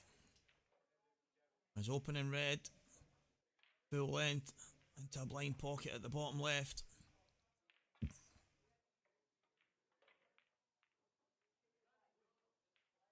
Now, this cue ball is going to be travelling. I have to go up and back down. I don't think he can screw across, so be up and down. A bit of moving. Just about going to get there. And it's not perfect. Few shots in this finish, but what a finish to this point so far from Dan Davey. And can he take this black out? I think he'll double it. Not cutting that back, that's for sure. And he does. What a finish. That is one hell of a finish from Dan.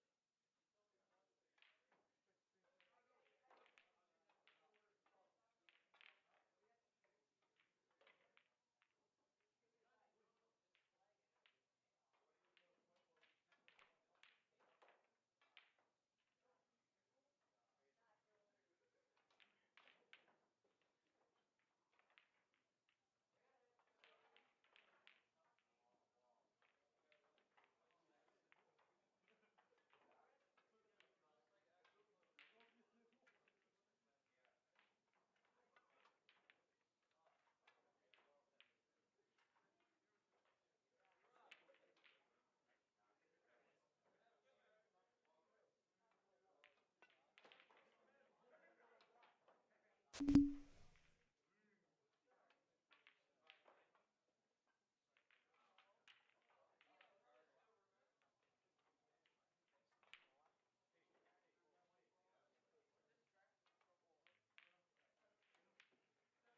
of the scores, guys. Well, Dan's having a think here. Liam Dunster 3, Jake Delanula 3, Mark Boyle 4, Joe Edgar 5. Another one looking like it's going all the way. Eddie Roberts 4, Mark Farnsworth 4.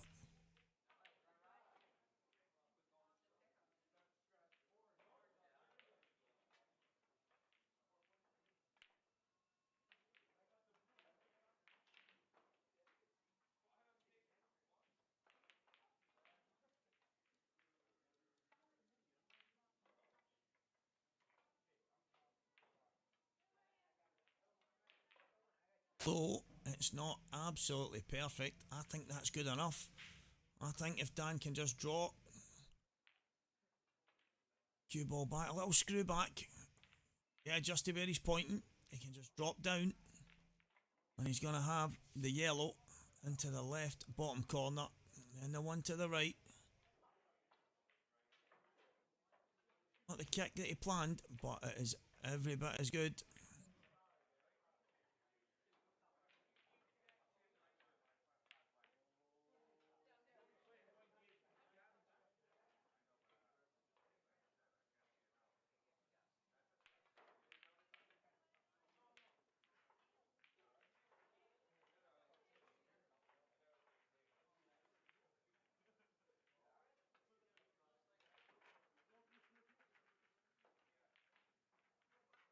Looks just about perfect.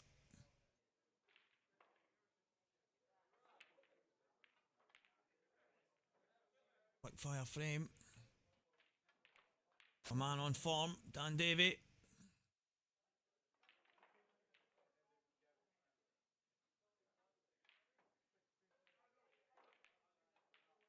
About to take a 4-2 lead over Corey. Barring a big mistake here.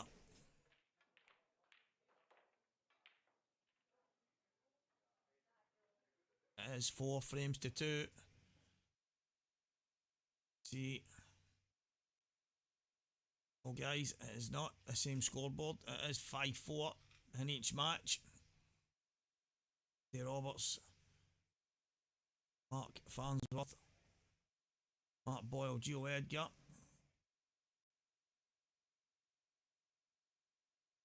I have to say, last 16, even in this last 8, the tight matches that we're seeing, nobody giving an inch, every single player giving everything. That is definitely showing. Oh, what a shot Mark Farnsworth just played there. Screwing off the yellow. Touch aside. What a shot he just played there. Mark Boyle.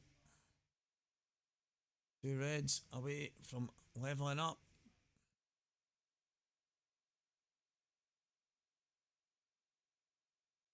Mark Farnsworth dropped through. Around the back of the red.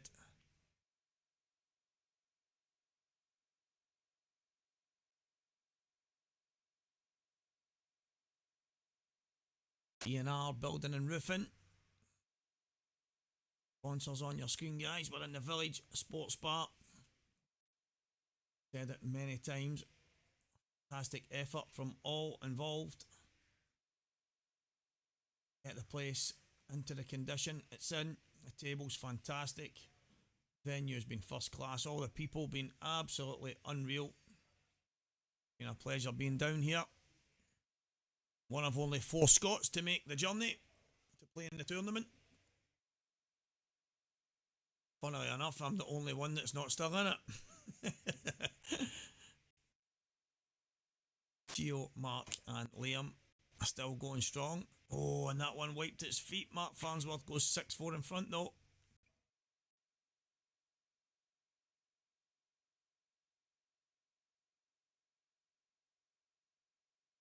I was speaking to Eddie earlier. He's talking about how family life has had a bit of a slow them down a little bit when it comes to the pool. Obviously, having to pick and choose when he can play definitely isn't easy. I have to say, I have to thank my missus at home and the kids for their understanding because I am away most weeks these days. Maybe have to start picking and choosing a bit more wisely. Some of the local comps that I enter back home, but it's not easy. But Eddie doing great things right now. 6-4 down against Mark Farnsworth, but he's still well in that match in the quarter-finals of the Welsh Grand Prix.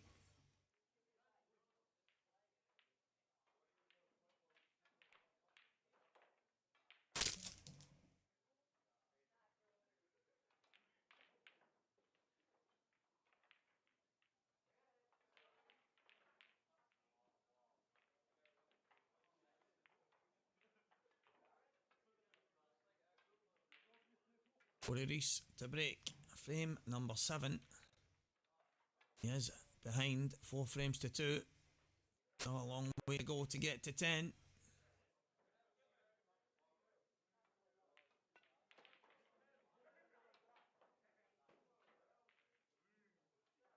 Cue ball. Unfortunately there was a red chasing after it, or it might have stayed out. Dan has a little bit of daylight now between himself and Corey. Maybe looking at these yellows,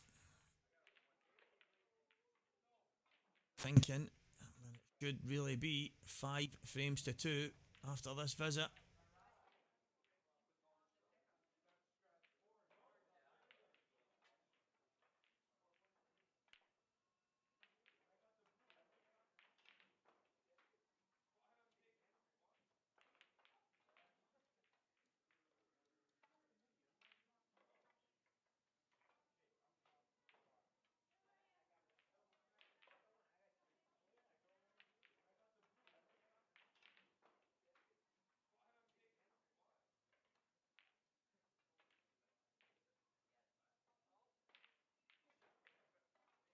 Perfect first shot.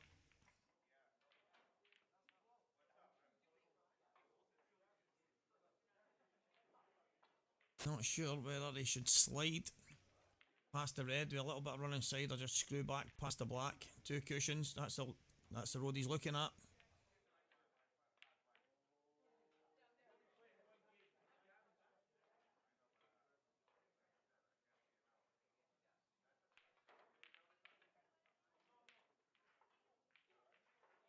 Absolutely perfect.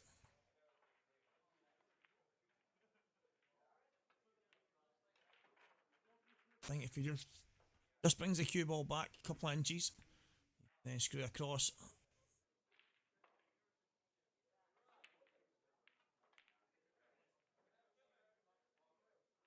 Maybe he doesn't have to. I was thinking if he screwed across to the left hand cushion, he could just drop it in. Come down past the middle of the table, drop the yellow in the middle right, but you might be able to do it.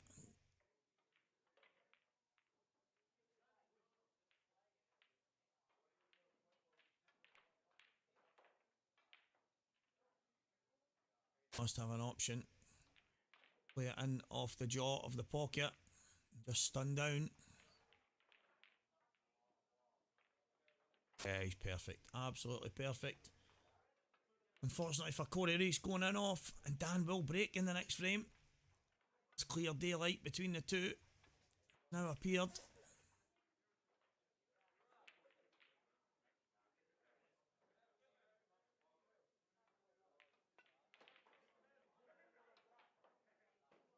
Five frames to 2. In front goes Dan Davey. Dylan New Love at the table against Liam Dunster on reds. Decent chance.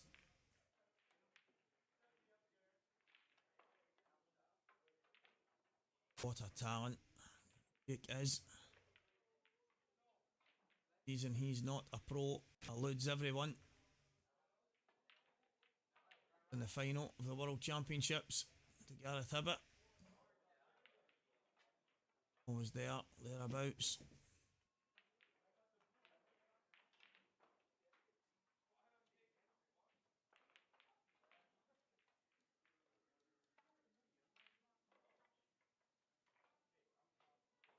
Looks like the yellow, red, sorry, closest to the black will go into the middle closest to us. I think he'll have to take one over the middle as soon as possible. That's exactly what he's doing.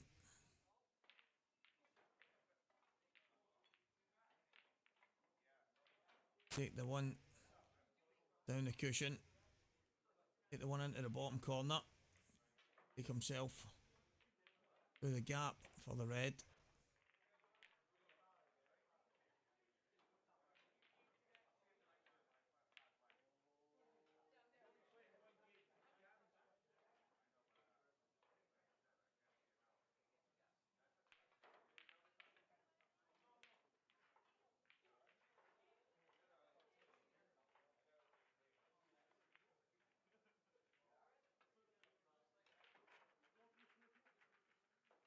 And back we come with Dan Davey breaking off.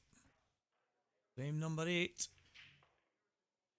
Planted the cue ball. Is he going to get one? He's got a red. Is he on a yellow? He's on the yellow to the bottom left. What a chance for Dan to go 6 frames to 2 in front. Hasn't been much Corey can do.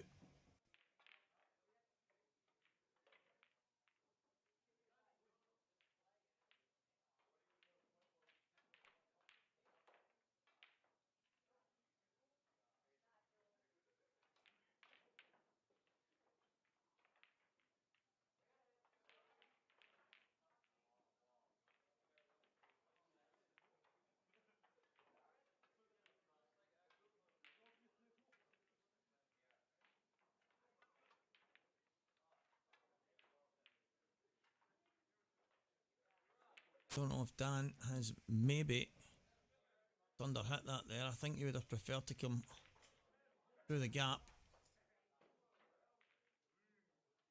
Through the yellow. Bottom right.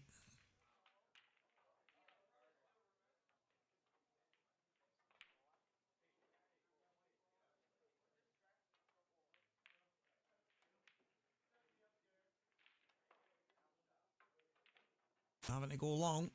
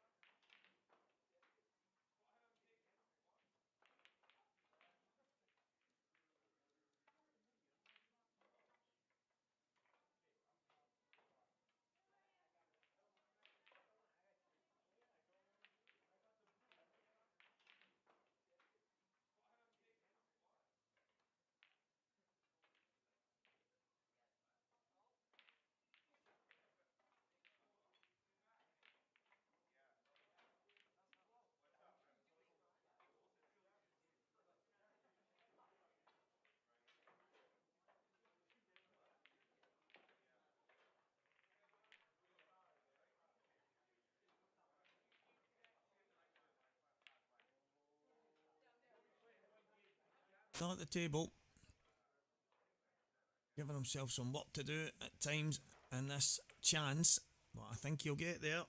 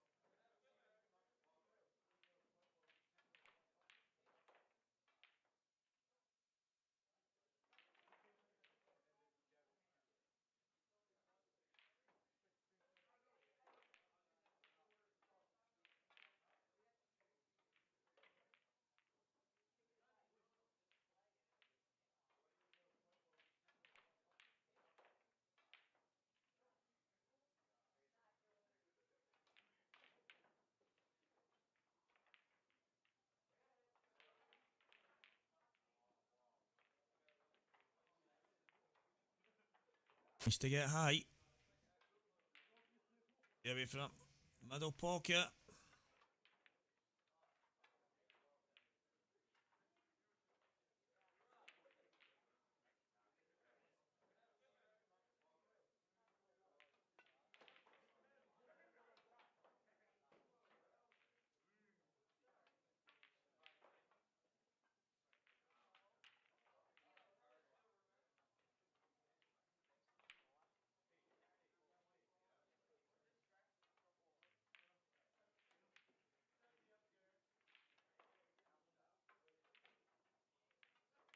Supposed to come down the left-hand side. Needs it to slow down a touch.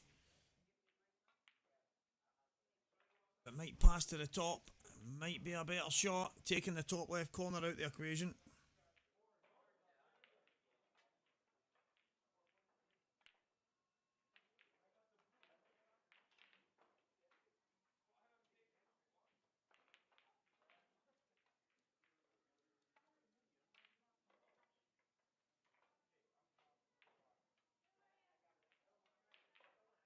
Dan Davey is 6-2 in front here, guys.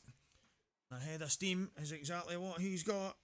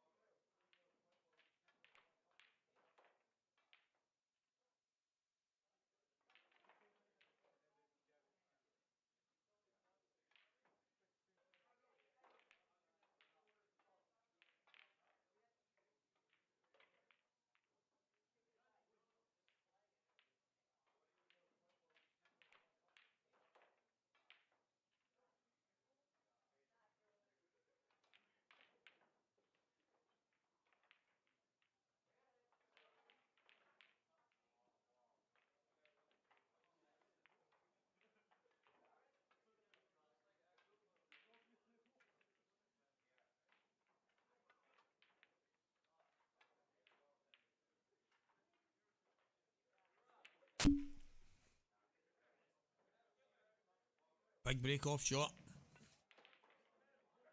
from Corey. You feel he has to turn one of these breaks into a bit of magic as soon as possible. There, he wanted an angle. Open up the red. He's landed two straight.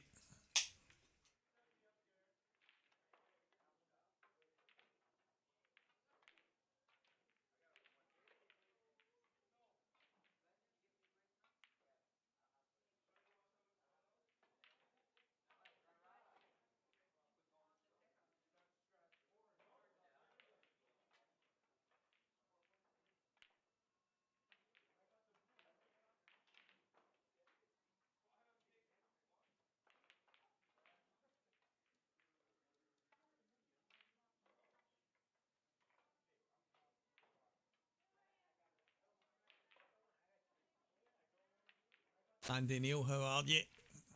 Black Belt Jones popped in. Gave me a little gift. Appreciate that, mate. Don't know if you're still on listening, but that is very much appreciated. Lovely wee packet of squashums.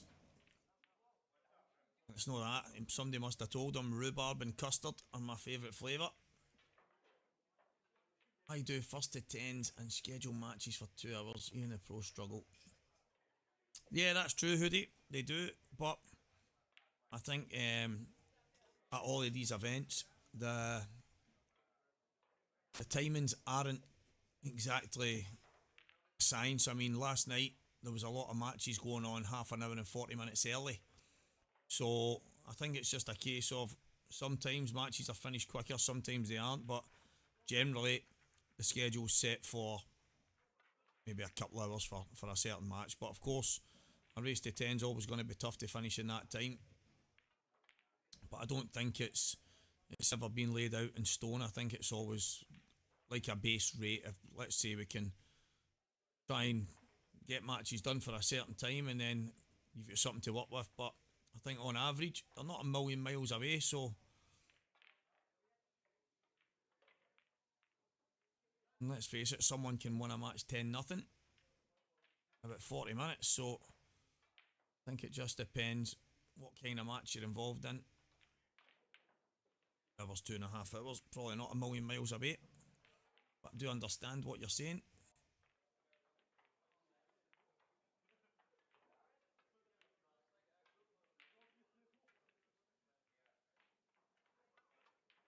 Good shot from Corey. I'll be hoping to nestle the cue ball amongst the yellows. Difficult. Doesn't need too much side on this. It will slide high, and it did. It's a hard part. I was speaking about that last night. Mark Boyle was speaking about the fact that certain shots are not very easy to play. That's one of them. The angle Dan was looking at come on the face of the yellow, highest of the three. Ended up coming through the gap. So tough to judge. Whatever a frame Corey needs, it's this one right now.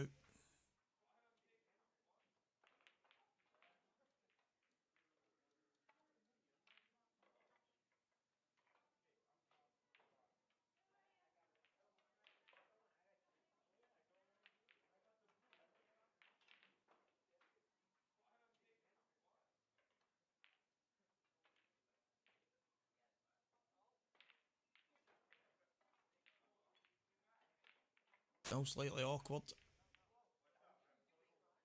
Put that red down. Clever play from Corey.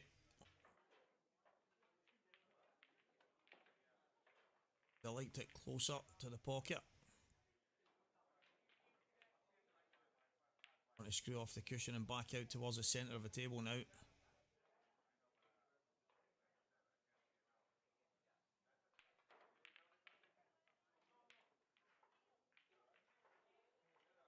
Massive chance. One he has to take.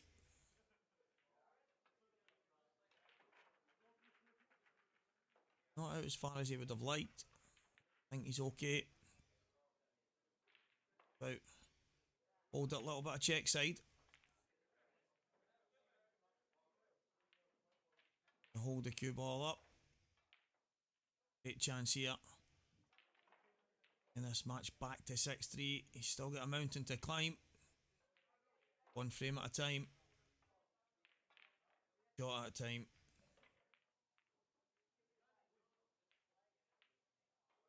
Yeah, I think he would have liked to have been a little bit further there. The side was always going to take the pace of the cue ball.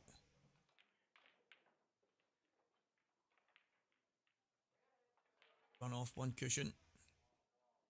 Just a drop in.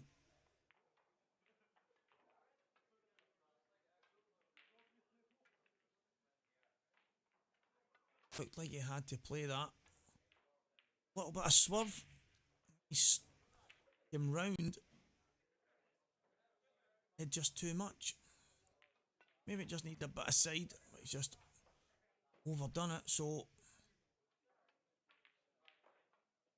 long pot from Dan could give him a massive opportunity here to steal. Get one frame closer to victory.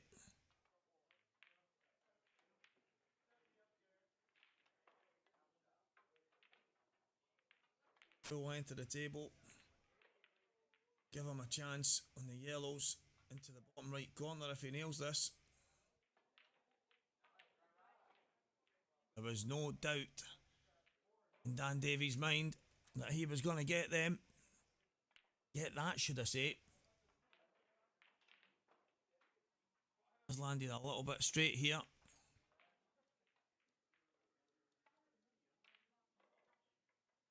Want a big bounce off the cushion.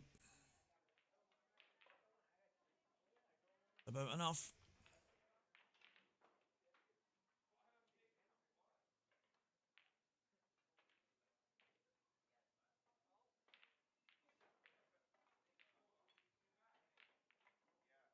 Try to screw past these. I think if he just screws off the yellow, knock the other one just across, opening them up. Regardless, he will be on. Yellow to the top right hand corner.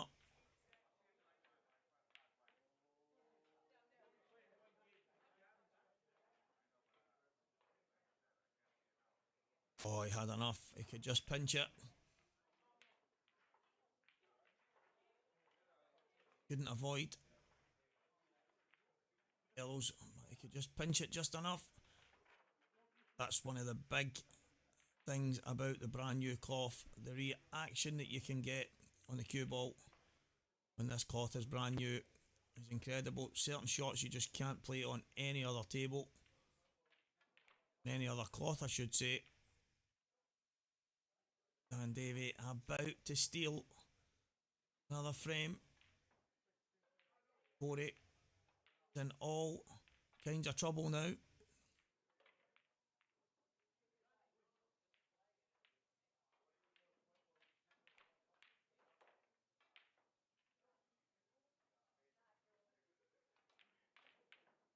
For the second time, they the chance to go 7-2 up on his opponent. Last match was Gareth Ibbott. This time, Corey Reese. 7 frames to 2. And Mark Farnsworth on the hill, 9-4 up on Eddie Roberts, and he's at the table. Mark Boyle, Gio Edgar serving up a classic in that match as well, 6-all. A break off from Mark Boyle, the cue ball stays on the table, the black stays on the table. For Mark, well, Mark's 7-6 up, sorry, score wasn't on the screen. It wasn't updated on Q score just yet. 7-6 Mark Boyle. At the table with a chance. 3 yellows down. Mark Farnsworth. 2 reds. And a black close to the top left cushion. Next to the pocket.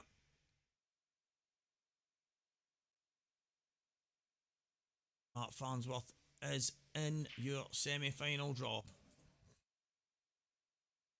Congratulations, Mark. Commiserations, Eddie. It's been a great weekend. Quarter final. With outstanding stuff as we go back to the main table.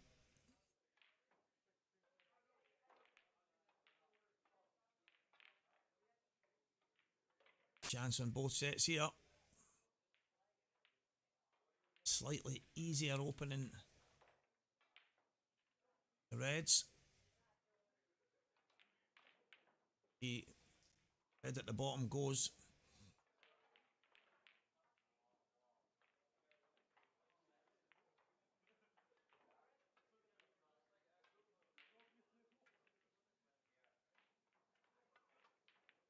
Reds all day here for Dan.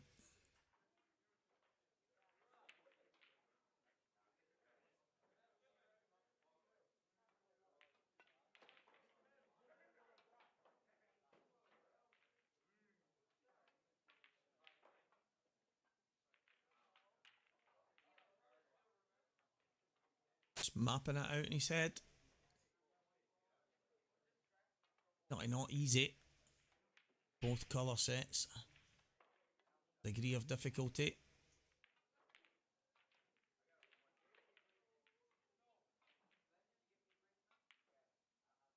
Definitely a chance here.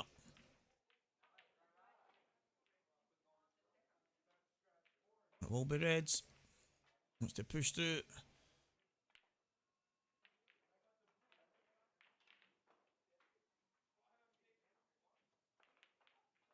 Red closest to the left cushion.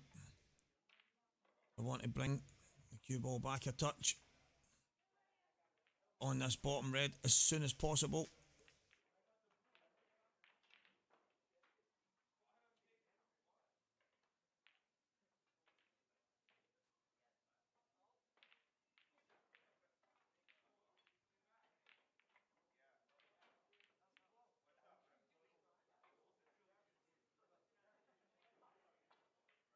Just about perfect.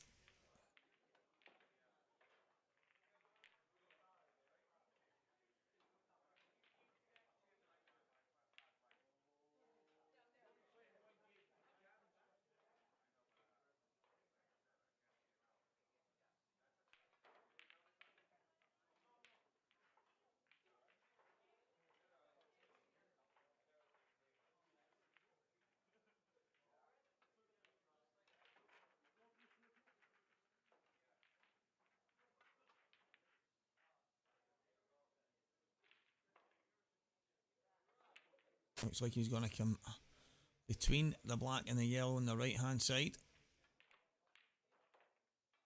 Could slice it in with a little bit of running side and come through. I think he's just going to pass the black, bring himself up the table. He's run into the black. He's not played it right. I think that's the reason why. A little trace of running side and coming inside. He would have had the red into the right middle. If he came too far, he would have been guaranteed on the one to the top. Now, got one hell of a shot to play. Got the cut back. Cue ball will be flying round the table.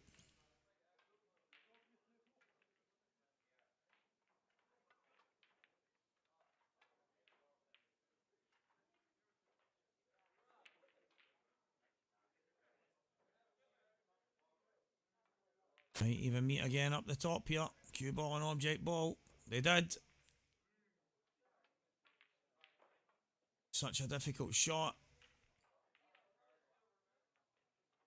Yo, Corey is going to have to punish Dan here. Can't let him off the hook. He's in danger of this match running away from him.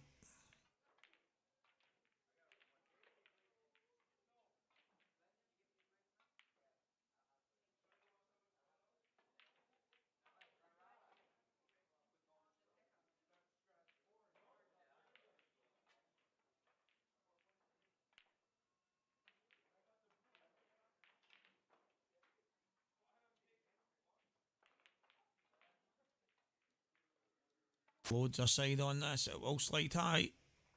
Too high. You wouldn't believe the angle that he had there, that he could get so high on that. Goes to show, guys, when these cloths are brand spanking new, it's very, very difficult to judge those shots.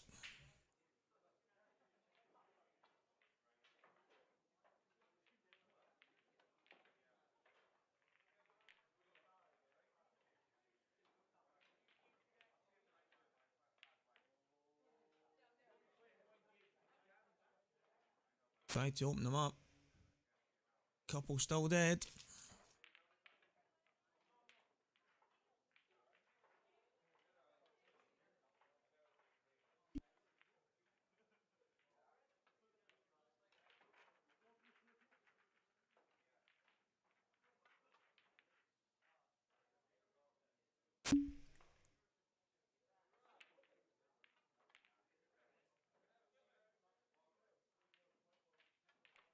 Decide to pot a couple. Play another snooker, or I decide to run into them. Needs these to come out. They haven't. Has to play the cut plant. Oh, the second yellow will be travelling. I think the trick here is to play it in such a way you're getting position on your next ball. Just allow the second yellow to go wherever it may be.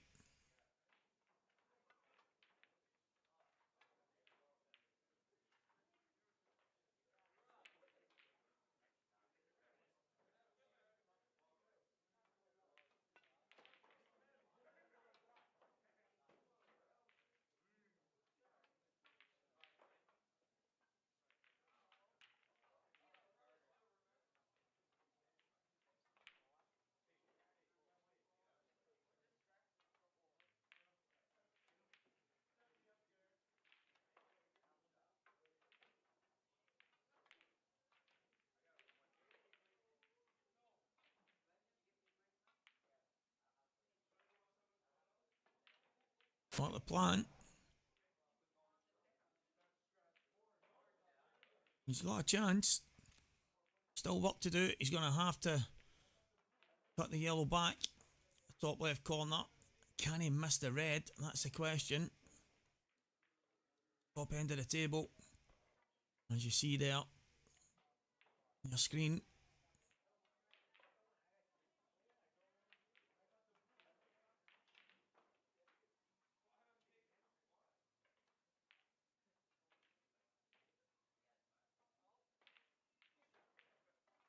Missed it.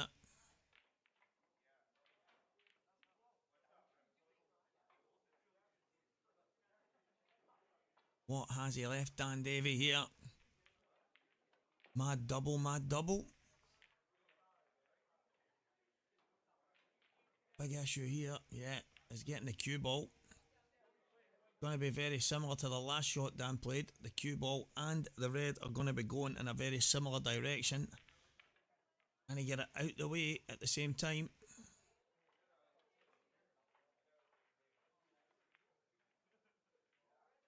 I expected no less from Dan there.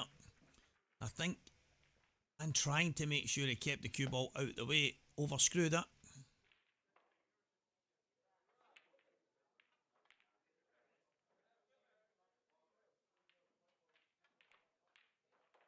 This isn't easy to avoid the yellow.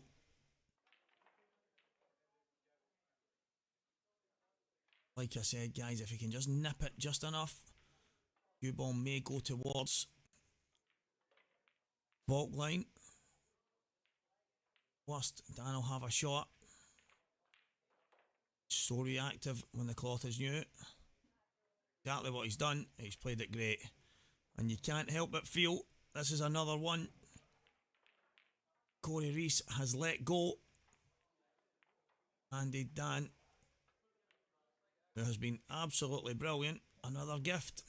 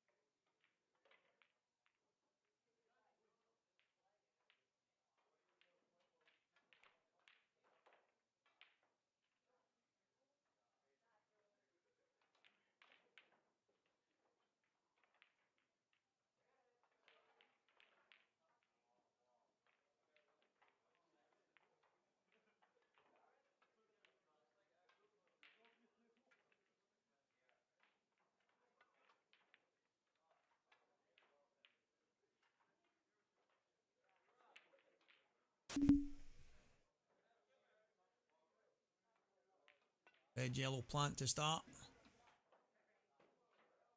Davey with an opportunity. Get within one.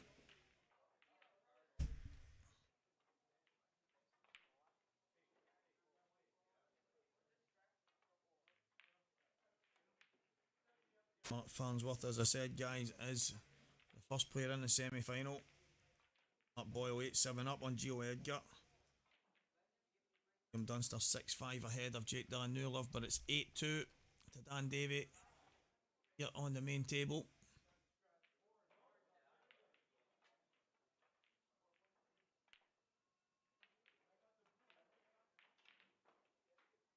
And could decide if he wanted to. The black a flick out here. Last, but I think this is a shot. I think if he does this, he's guaranteed to be on one of the bottom two yellows. Walk it up for the other yellow. Shot. Edging ever so closer to a place in the semi-final. Good value for this. Corey not at the races. Few mistakes. Punished every single time. Dan.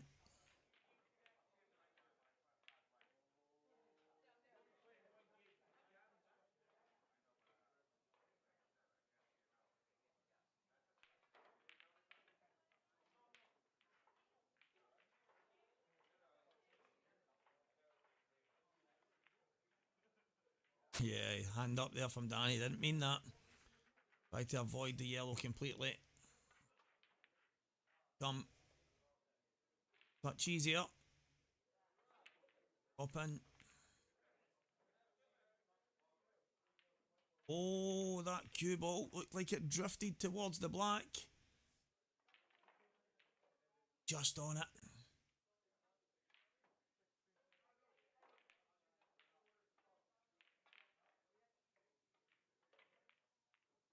Had to play that with a bit of side. He's got it. Wasn't perfect on that. Fortunately for Dan, it wasn't too difficult a shot. Is 9 frames to 2, Dan Davey.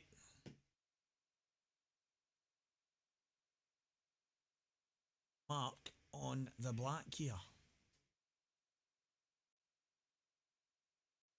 On their side, past the yellow.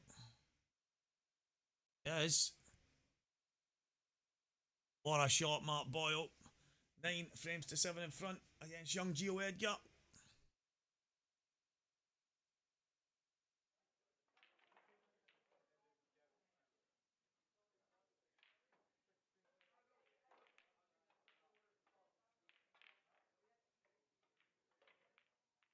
As Mark is my lift home.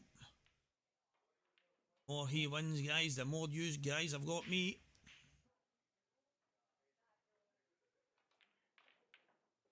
Not like we've got a long 8-hour journey. End up in some hotel somewhere. Hopefully spending Mark's winnings, or even Liam's. 9-2 Dan Davey here.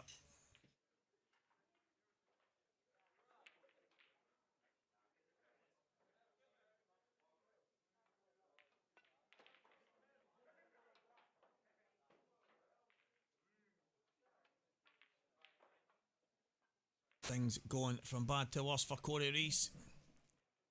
It's a yellow in and he's on absolutely nothing.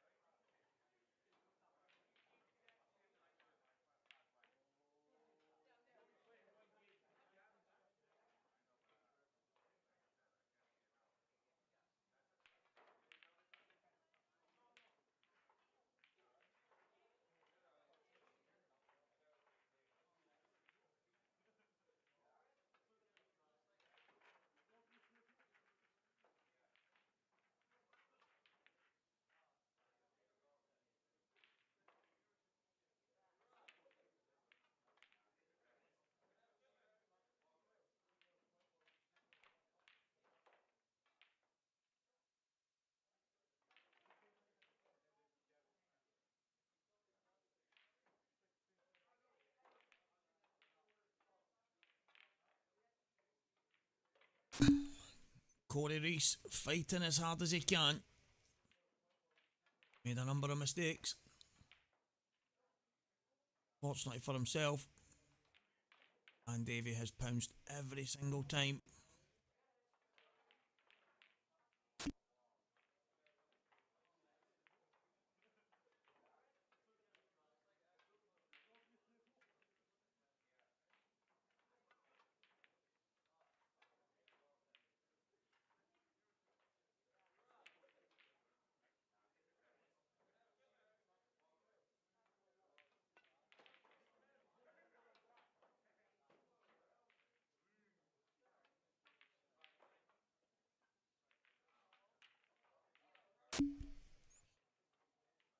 Or he might decide at some point in time to stick or twist and go all out. Dan, no real hurry here. All the time to be patient and wait on the right chance.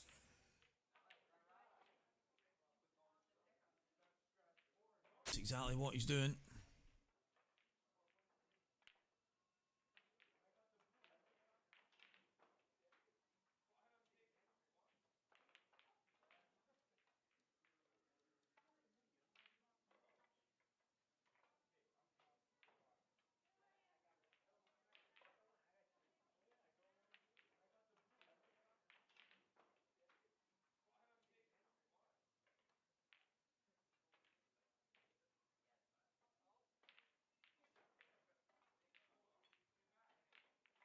Dan putting a cluster in front of that ball at the bottom right corner.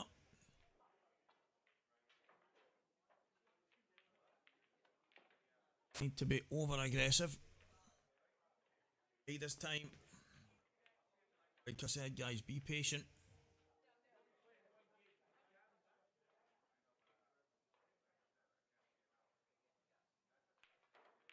I think this is the moment for Corey. Time to twist.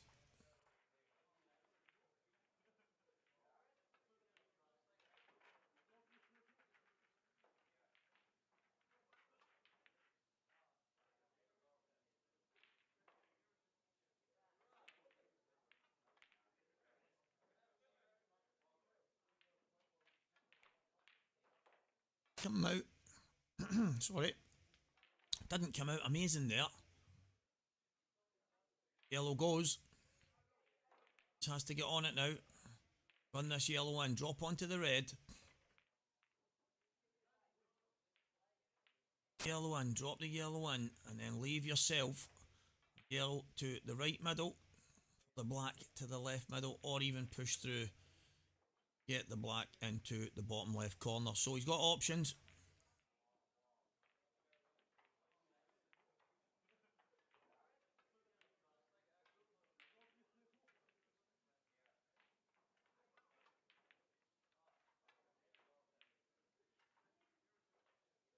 Don't mind that one single bit. Deciding to come down for the one into the middle pocket. Thing for me, I would have always just been playing left middle, left corner, right middle, and then left middle. But in the position he's in, it's got to be middle now.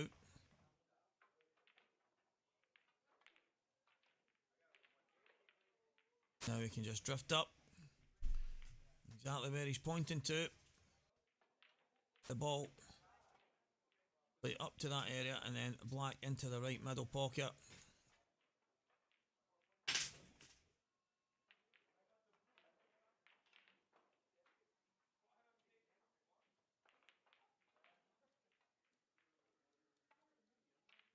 Does eventually by twisting and having a go. A cracking finish.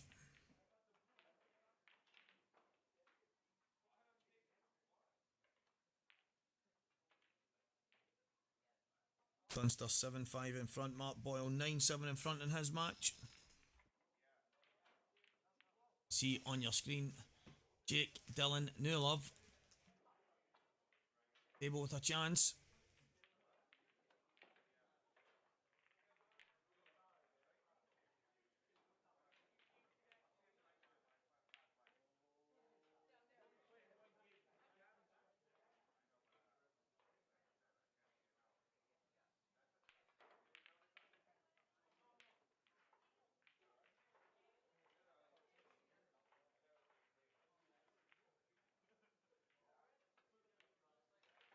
Corey Reese.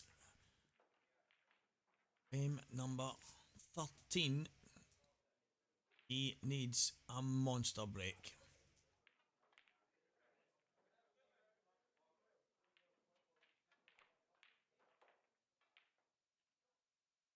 Got a yellow down. good a chance as you could ask for. Going to fight his way back into this match.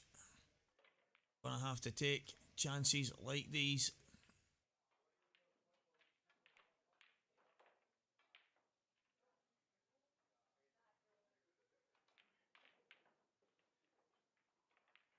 Awkward opening. I think it'll be reds.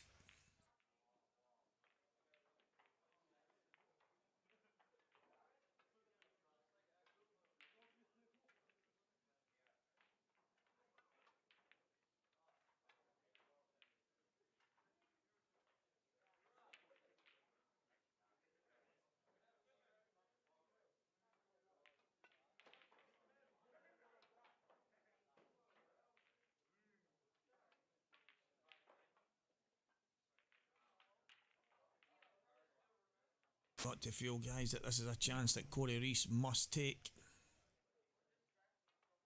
9-3 down. I think it actually goes without saying. If he doesn't, Dan Davey will be in the semi-final.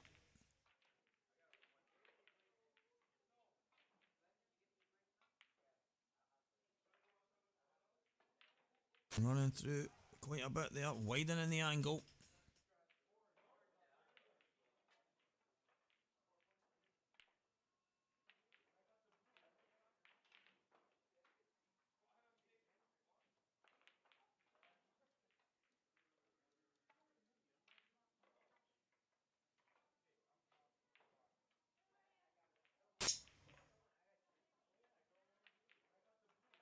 About perfect. Drop this one in the top. We missed it. Corey Reese, another mistake. What kind of chance has he given Dan here? Already planning with a long, thin cut into the top left. Doesn't look easy. But thinner. And might see on your screen and look at the distance. Bridge hand to ball. Not easy. But he's got it. And with it comes an opportunity to win this match and a place in the semi-final.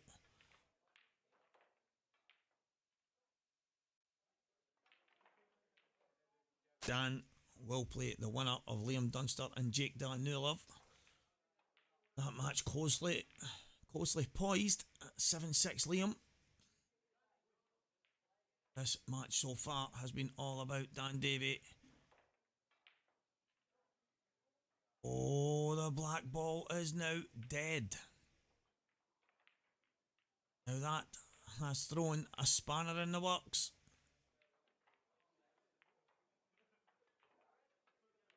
The thing for me, guys, Dan has deliberately tried to open the pocket so the black had another option. Really don't think he had to worry about it. I think leave the black where it is, leave the yellow on the right hand side, drop it in. The black to the top left. Understand just giving yourself the extra option. Maybe on that occasion it wasn't the right choice. Tried to leave an angle to run into it. He's not left it.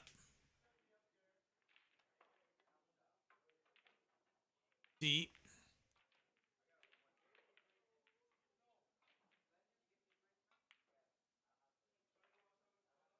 I think maybe if he takes the one into the middle, he'd have to go side cushion, top cushion, and then into it. The one into the top right hand corner, stunning off one cushion and back out. But either way, it's not easy, and it might be and play something safe here. But at 9-3, he can have a go.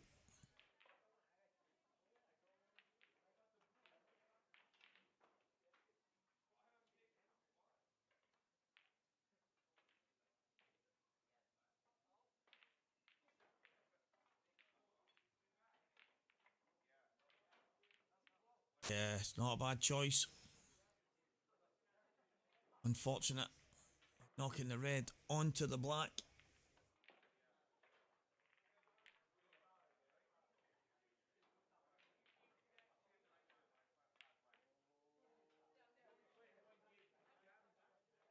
Slide the red towards the pocket.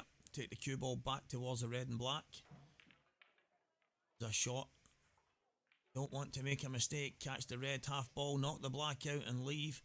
Dan on the yellow into middle. He's played it okay.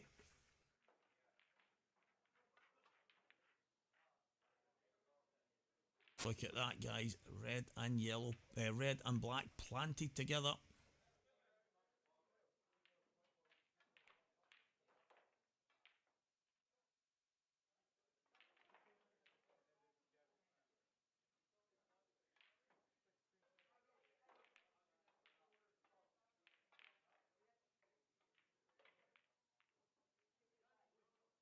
He's tried to give himself the angle again.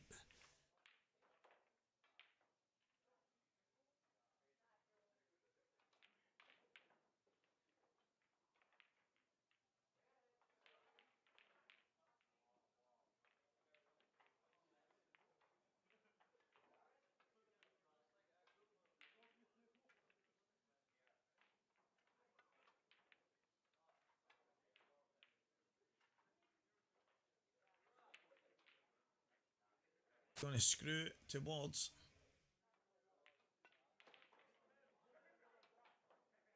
Has he got the possibility of a double worst case scenario?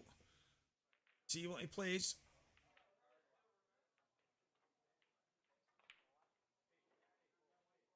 I have a double.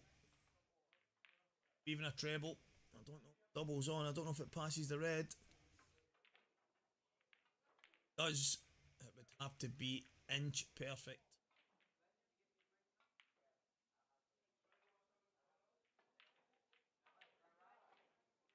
Double, double, treble, whatever you want to call it.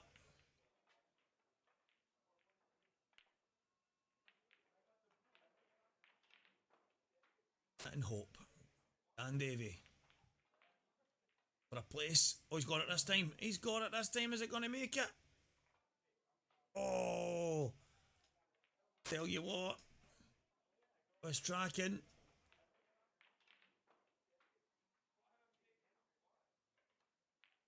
Feel like this match is going to be prolonged. Can't see Corey making another mistake like he did before.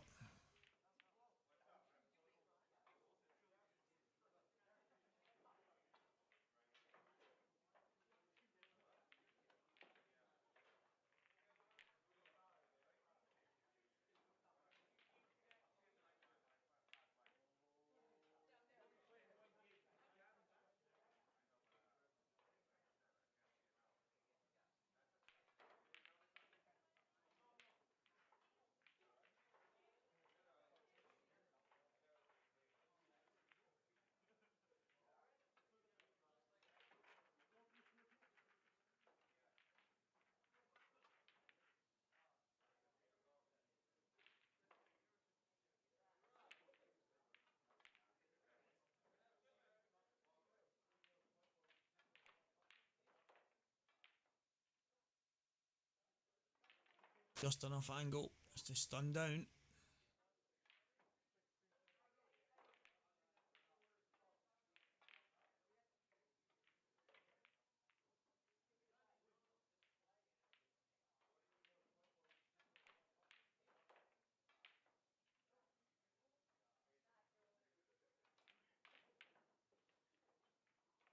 Will be 9 frames to 4. Be hanging on with a thread. Dunster, Jake Dillon, Newler 7-all. Remember the two winners in this match and that will play each other. Mark Boyle still 9-7 in front against Gio Edgar.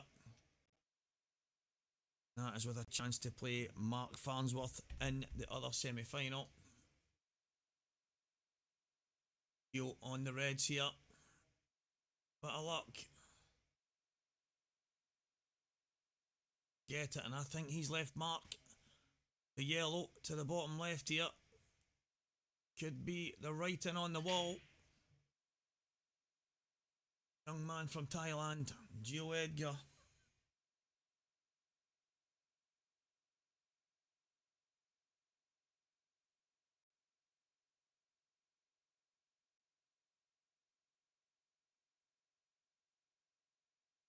Got that from Mark. Our players staying downstairs and then trying to go up.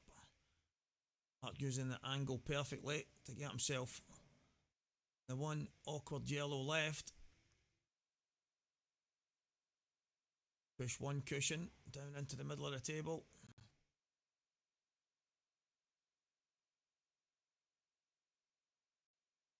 Good and absolutely perfectly.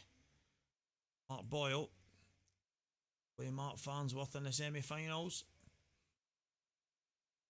Gio Edgar with another fantastic run, cementing himself at the top end of IPA amateur rankings. He will definitely be a 2025 IPA pro. Back to the two pros on the scene right now, Corey Reese and Dan Davey. And not managing to get over the line again. He won't want a repeat of the Gareth Hibbett match, to which he was miles in front numerous times. Gareth came firing back, but Dan eventually getting over the line.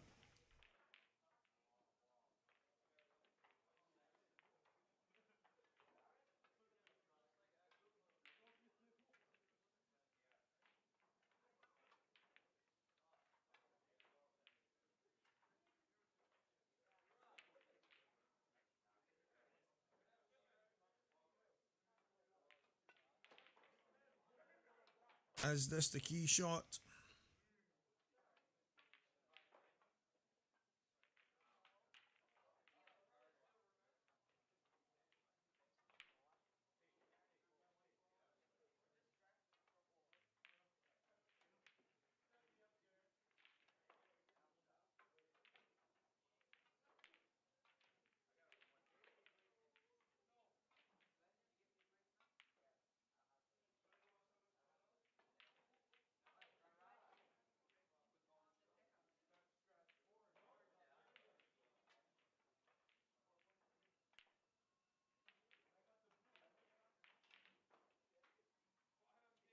Fed slightly awkward, just above black spot. Far work to do to get on it. Good position. Get a one cushion bounce down from the red at the top end.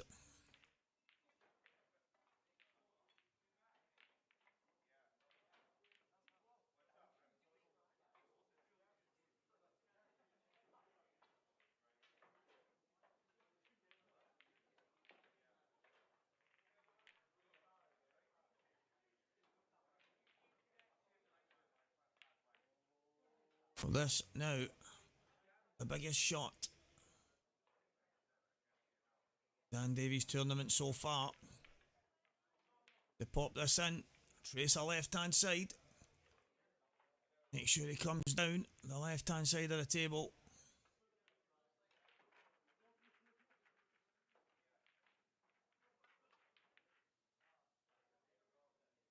Doesn't want to overhit, doesn't want to underhit.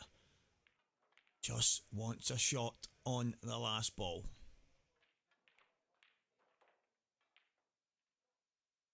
Got it. Got a shot, and I think it has to be it into the top right hand corner.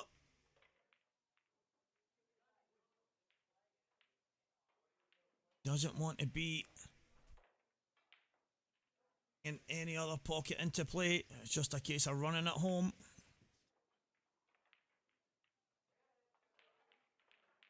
Dan Davey will be in the semi-final. Unlucky Corey Reese, just wasn't to be.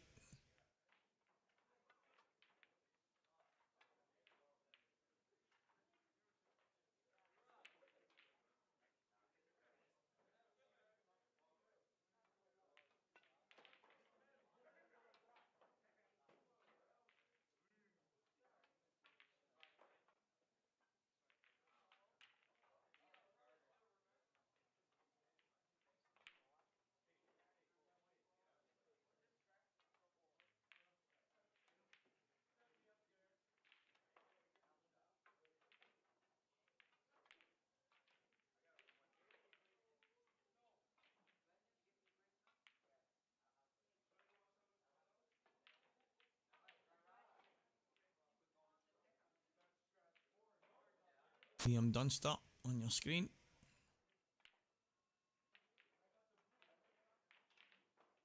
That last match in this quarter final. Stage of the tournament. It's all business. Liam, no stranger. Dylan Newlove, no stranger. Both of these guys, 7 frames apiece. Nothing between them. Who will flinch first? That is the question.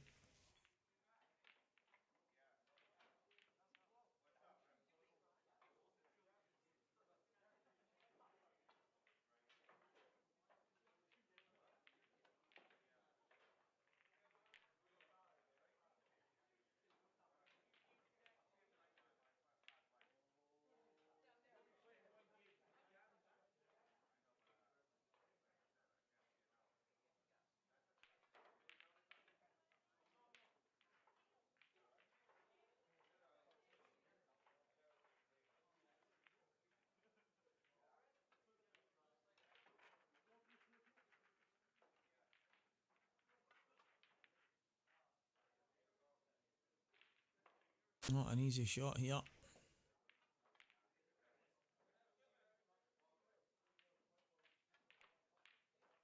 Got the hit. A little bit harder. He might have had the pot.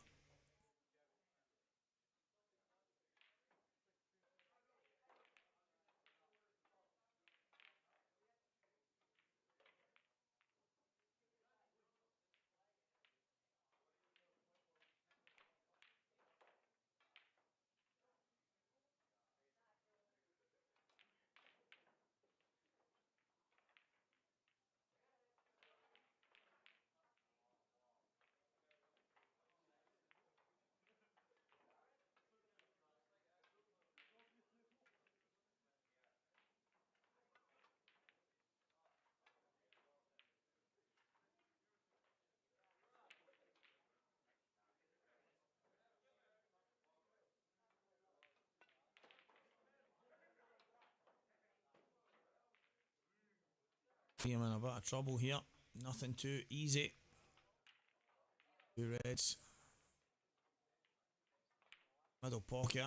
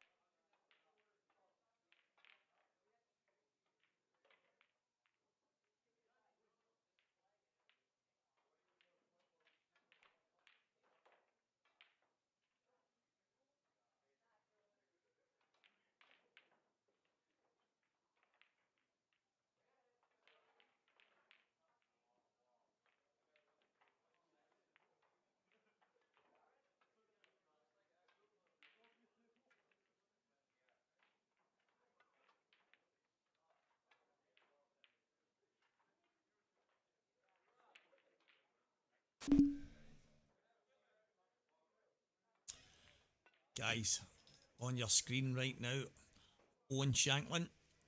I have to give a big shout out to him over this weekend when I got here. He was in action right away. Every time a game comes off, he's on the table, brushing it, cleaning it, getting the balls ready for the next match. He's been refereeing, he's been tournament director, he's been absolutely everything over this weekend. And I actually asked the question yesterday, wondering who he was and what his kind of role was. And he's just one of these guys that loves the game. He's involved in Welsh pool. But I have to say, he has been phenomenal over this weekend, and a big shout out to him. He has kept things running smooth, sometimes a bit too smooth. He's all over you. I mean, I was due to play at 9:30 on Saturday morning, and he had me at 9:15 shouting me onto the table. He messes about for no one, and I have to say a massive shout out. He's been absolutely first class, so well done, Owen.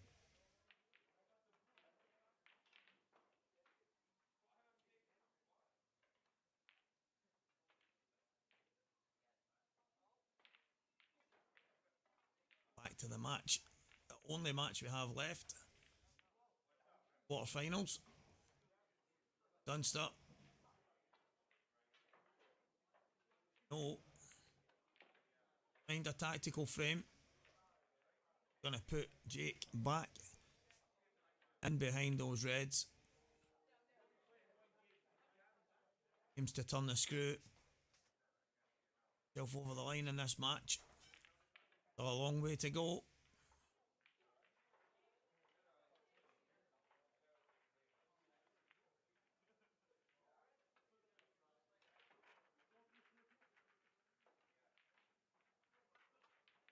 Wanting to develop them at the same time. Builded them deep, but saying is he doesn't mind if Jake gets a hit here, because the Reds are now all in a good position.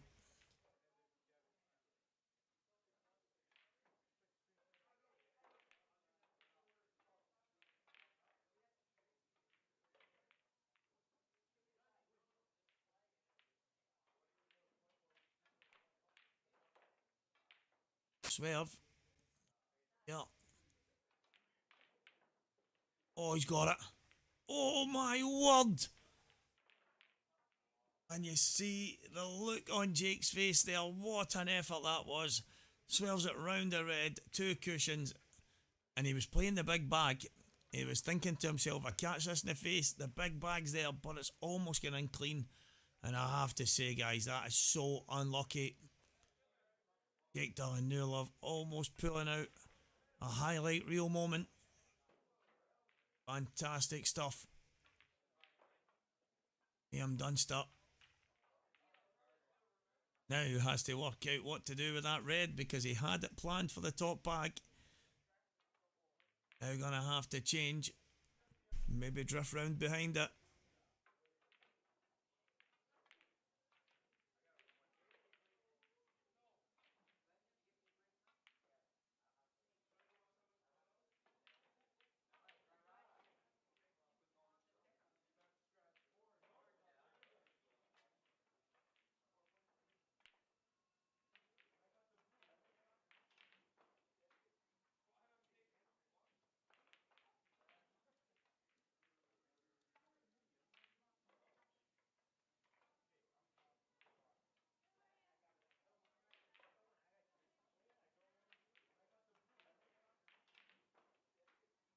Liam powering it in. Getting the cue ball up to the top end of the table. I think that red passes clean. Indication Liam Dunster is about to go in front in this match.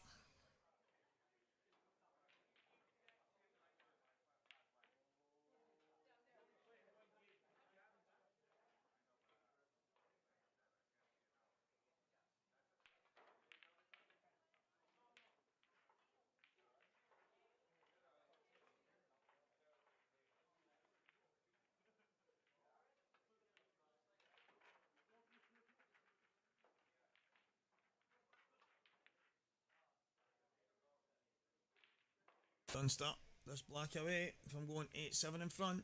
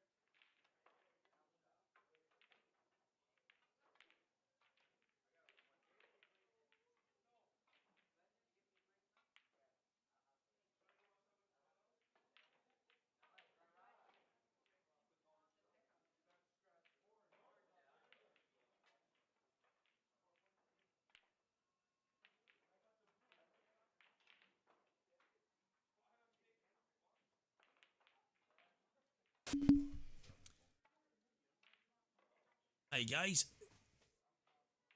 I don't know who at home was worried about missing this match, but as we were just looking in on the other quarter-final match that's still being played, wasn't sure if this match was underway, went to have a check, it was, but as you can see, still 0-0, still in the very early stages of a race to 10, so there is no dramas, nothing to worry about. Hope whoever is or was worried about not seeing it, their mind is put at ease now. Tune in, enjoy the coverage that has been seamless all day. Hope everyone at home is enjoying it. A lot of work goes into this, guys, from start to finish. Set up from the multiple screens and wires and different connections that all have to be perfect. Believe me, it is no easy job. You a quality feed, great picture quality, numerous camera angles, jumping from table to table. So guys, everyone at home appreciates the amount of work it goes into this. Believe me, it is a lot and it is first class. But have a tactical battle here between the two guys. Mark with a K, Mark with a C. Head cover in the bottom pocket, the yellow cover in the top.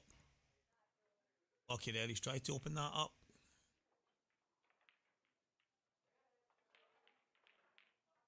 Nah, I'm having a look here and thinking, maybe he wasn't. I don't know what joy he would have got out of it. All at the top end of the table is definitely still awkward.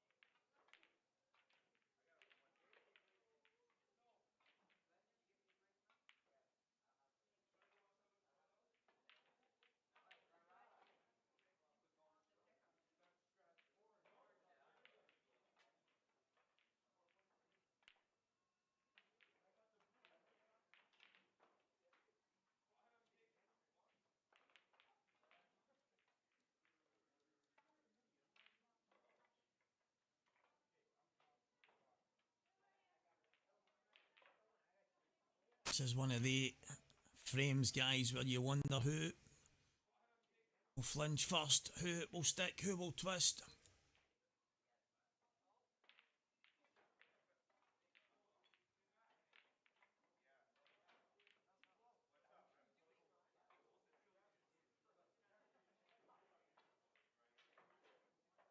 Don't know if Mark could have got the red out there without disturbing the yellow. Yeah, Mark Farnsworth would have had a few balls to have a go. And a player of his quality would have no doubt managed to smash into it, but I have to feel we're in a bit of a stalemate just now.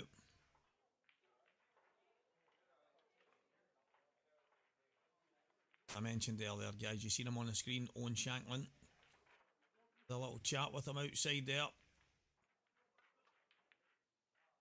Someone let him hear the kind words that was said. And thank me, but I have to say, done fantastic over this weekend. Not been a table empty for more than, I would say, 30 seconds. He isn't on, already getting it ready for the next match. Granted, these cloths can be overly brushed.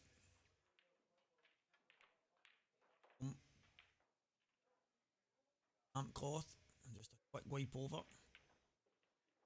A minute or two, it's ready to go. That in mind, guys, but a chat out there and just explained how much he loves the game.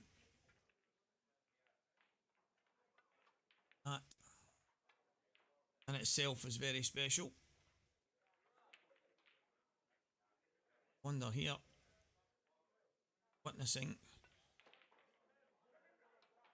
stalemate because none of these guys look in a hurry. Your moves.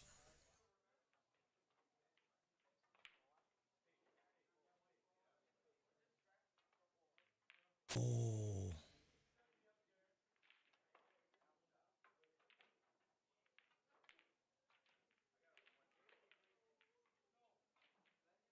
Not sure that Mark wanted to pot that there. If it went, I think the game would have been gone.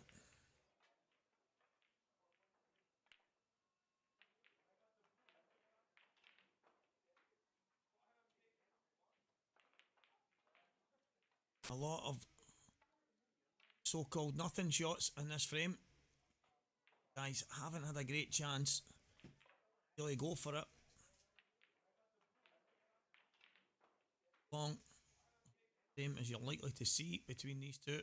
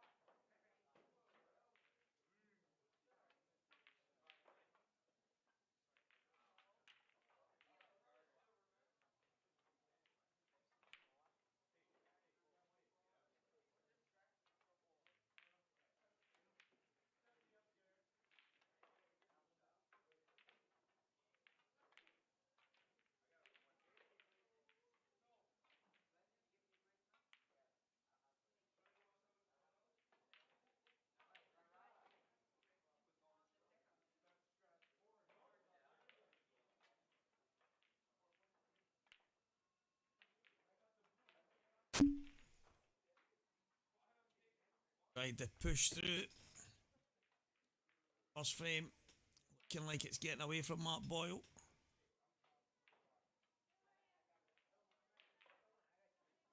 A top spin there. Kick. Red in. Top right corner.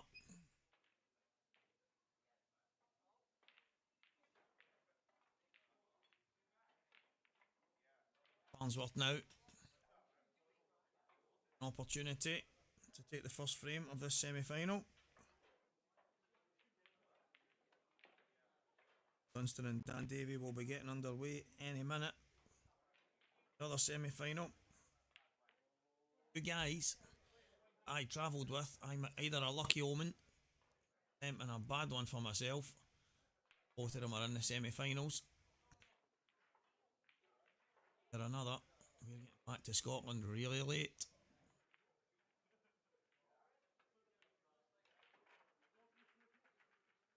Something tells me this boat race to 10. That might have been a slow frame.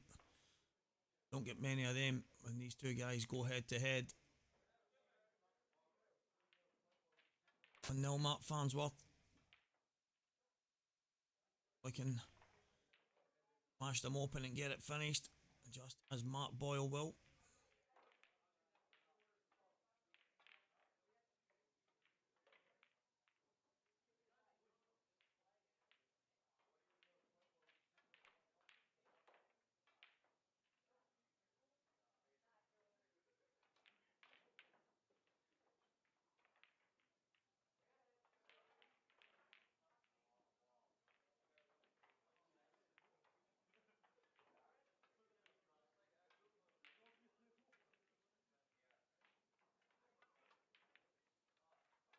Boyle to break, frame number 2.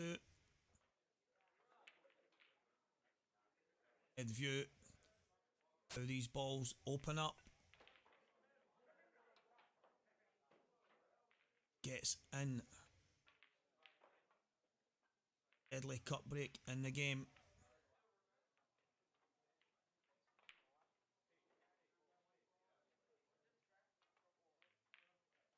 Commentator, put the curse on. It's dry.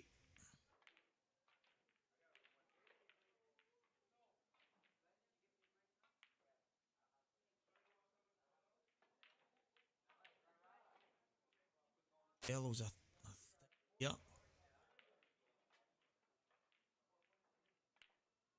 Head at the bottom, going anywhere.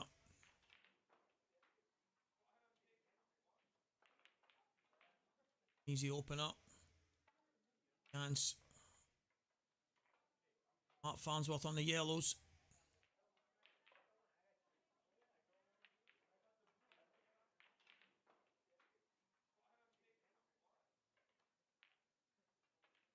He's feel that this will be more about the attacking game than anything else.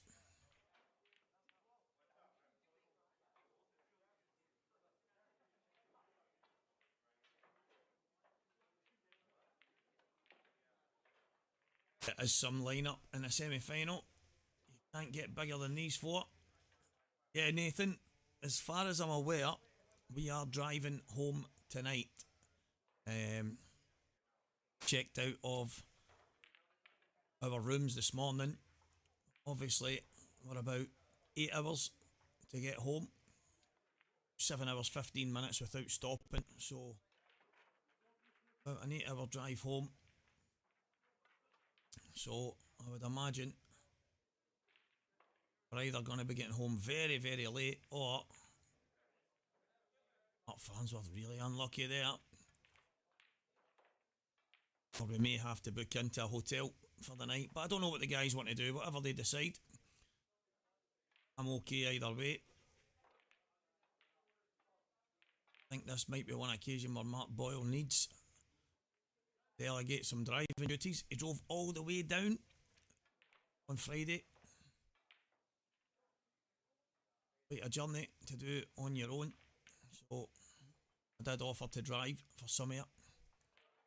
I think going home in the middle of the night, not really early. We'll have to take turns. Say, mate, I have no idea if the guys want to maybe book another night somewhere, or if it's a case of getting in the car and getting home.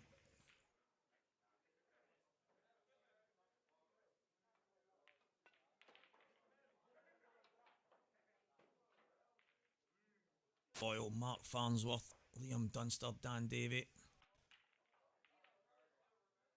What a 4. And you know, I asked the question not long ago. Down to our top, I mean, there's some fantastic amateur players, a lot of guys that are in the mix to turn pro next year. But always the same guys towards the tail end. Picture quality, I like that. I love to see compliments coming in for the stream. Say, guys, the amount of work that goes into it, it's second to none. Sometimes maybe not appreciated enough. So See the guys looking at the table there, because when Mark Farnsworth played the shot, it did look like the cue ball kind of rocked towards the red. But I do think he was always going to be behind it. Maybe not as much as he was. Did end up in serious position. Open this pocket up right away.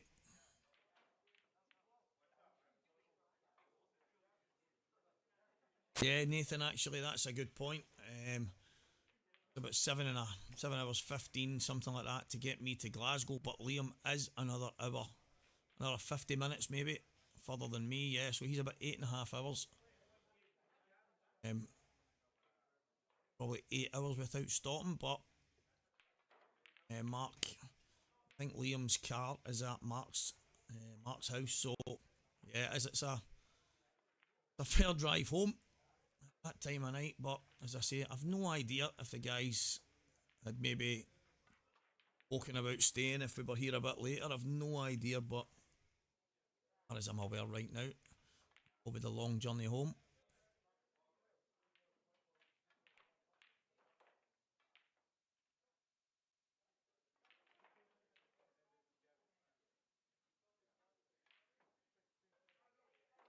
Just find it incredible, the consistency that these guys show, time after time, event after event. See, same faces over and over at the business end.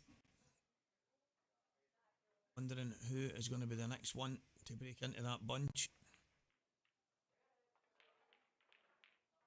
Scottish guys thought Robert Stephen was going to be that guy. Not managed to come to the fore. We've got Lee Shepherd, Greg Davis, all new professionals.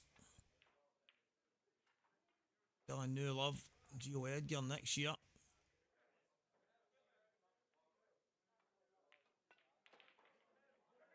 I'd miss from Mark Boyle. He looking at a 2-0 deficit here.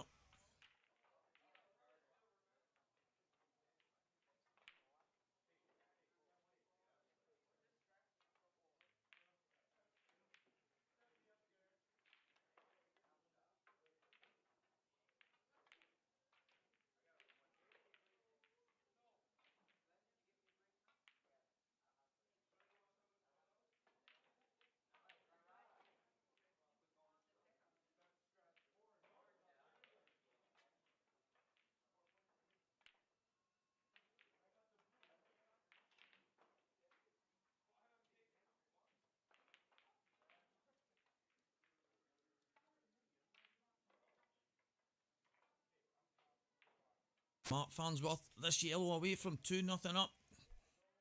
Won't see any problems with the black. Can touch the sides.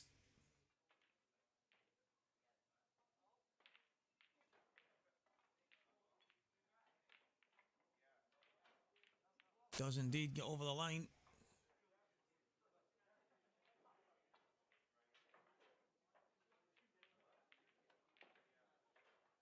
It's WT, SW. Initials of my name. Couldn't have picked a better streaming service to be commentating on this weekend.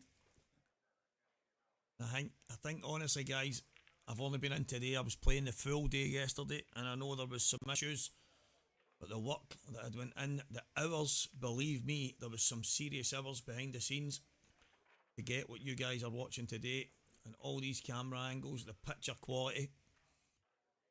Hope everyone at home appreciates the work it goes into it. What I've seen today, it is absolutely first class.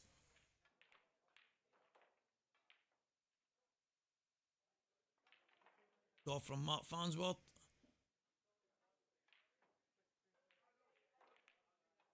Looks like reds at first glance. Black. I don't think the black goes anywhere. Does, it's really tight. He's looking at it right away. It shows you how confident he is in this finish. Reds are wide open. The only ball Mark's worried about is the black.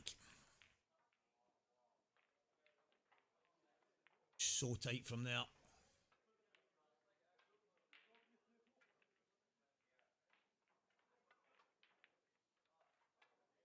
I think personally he might have to move it. See it from that angle. It possibly does go. I think it'll be easy. Shot a couple of matches ago, and Gav Robinson was playing against Mark Boyle. Shot similar down the bottom end of the table. Looked really, really tight. Possibly did go. And then I spoke to Gav after the match. He hoped that he could sneak it past, but he always knew it didn't go, and it hit the object ball right in the face. Very similar to the shot that Mark's going to have.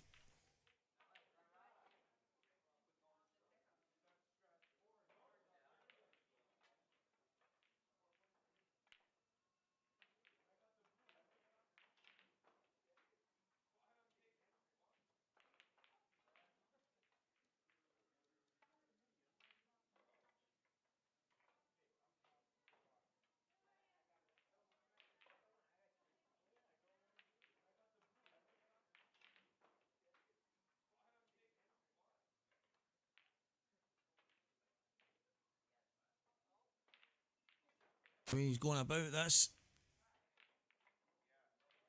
I believe Mark Farnsworth Bole believes that black will go.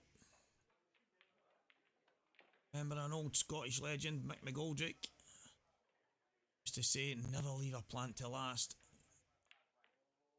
Just so many mistakes, but I think that one, no real danger that could go wrong.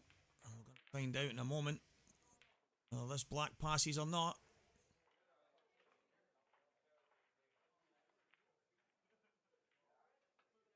As close as he possibly can, minimising the danger. It's tight, at least it looks tight. No problem. Plays it into the cushion. Brand new cloth. The slide to his advantage there. Mark Farnsworth races into a 3-0 lead.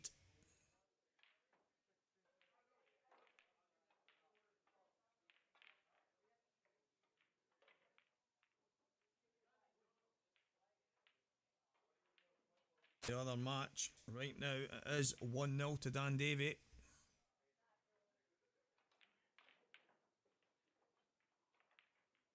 Has become Mr. Consistent over the last 6 months.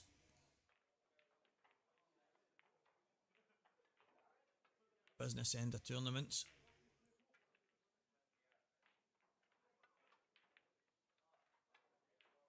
Got one this time.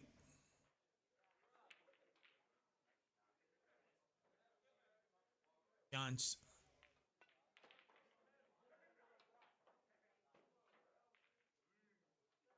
It will be yellows.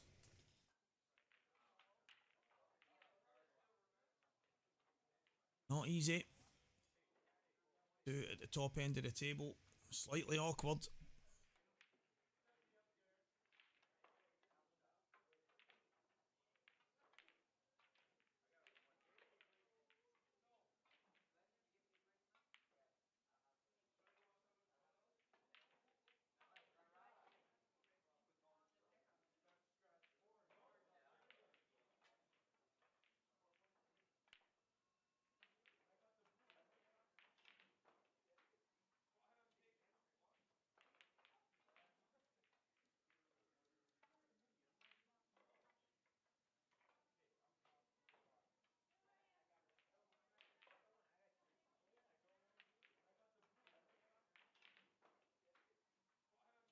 And it in.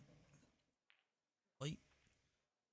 Nick on the red on the way past.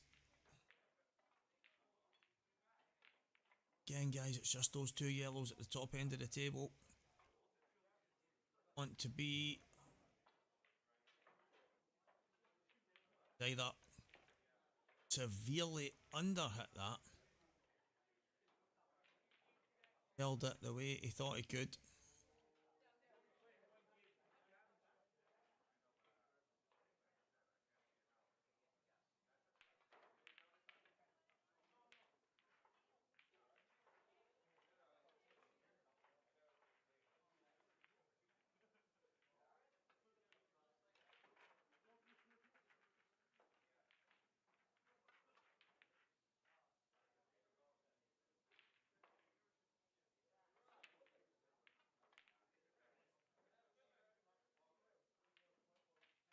might decide to still take this. Might be awkward. Can he avoid the middle pocket?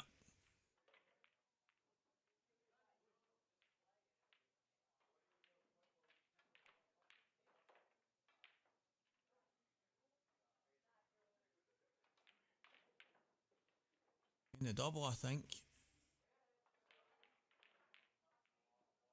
Guys, what a shot that is. He was aiming the cue ball. Didn't look to me like he was cutting it back, but it was the way he was playing it so that he could avoid the middle pocket and go high. Giving himself a chance now. He might decide to come down for the one into the middle and then go back up top. Give him more chance without trying to hold the cue ball on this shot. I think it will come low. Almost missed that again, and he's landed. An awkward position. And the reason he's there, guys, he's cut that in too thick. If he gets it thin, the cue ball comes maybe another inch, inch and a half. Instead, going in thick off your jaw. Fortunate enough, you screw straight back. We would have liked to miss the red there. Okay. Fortunately for Mark Boyle. Still at the table and still has a chance. Played that well. Little tracer right hand side. Just drifting past the black. Boyle has one on the board, or Mr. Magic I should say.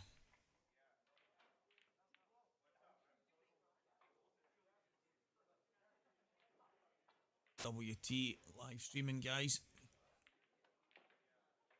A couple of the comments. The appreciation is there. Picture quality, the camera angles, numerous tables covered. You can't ask for much more than that at the IPA Grand Prix in Wales.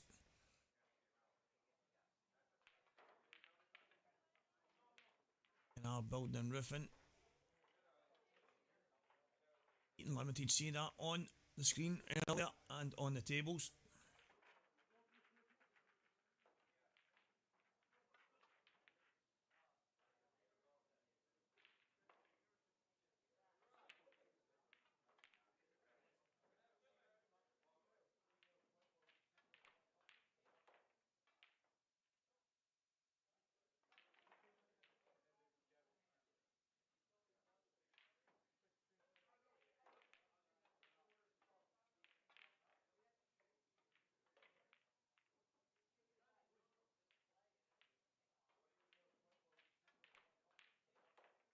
Mark Farnsworth to break off here. Last one was a monster. And keep same flow going here.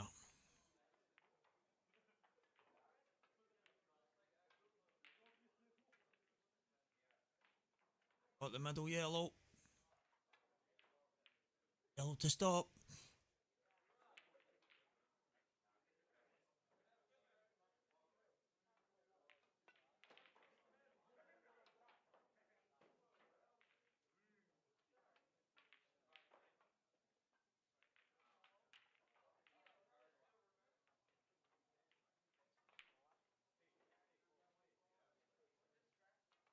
Nothing easy here.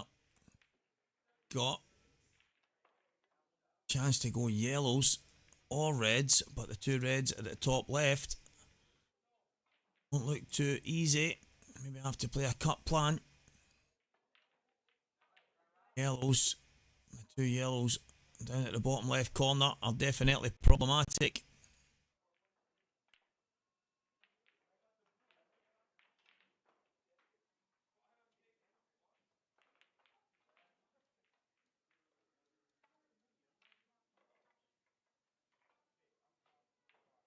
It does go reds.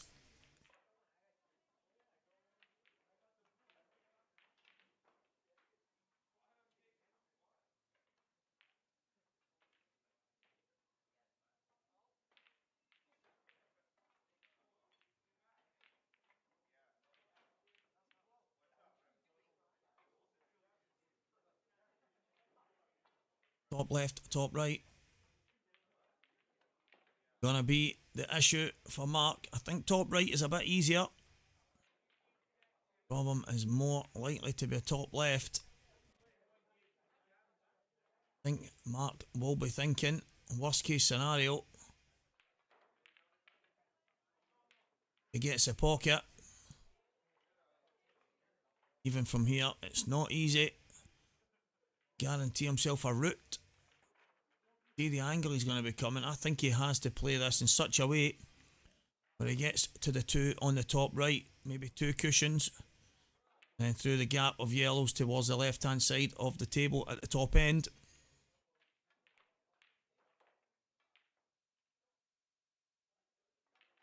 Let's see what Mark's going to do. Side, one cushion, two cushion. Wanted to be further across there, but he's on this cut plan. It's always going to be the case. Problem he has now is holding the cue ball. Screw towards the two reds.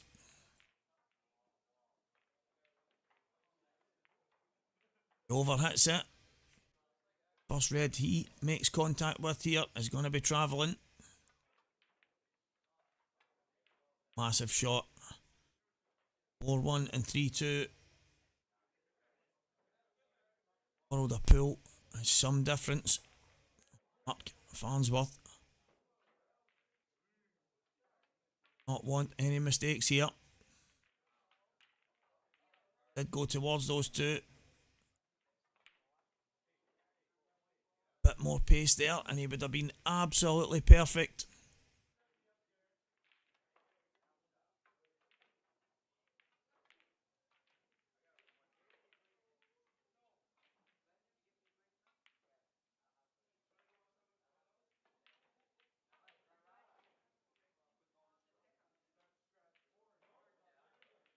And we're always going to be problematic top left, top right.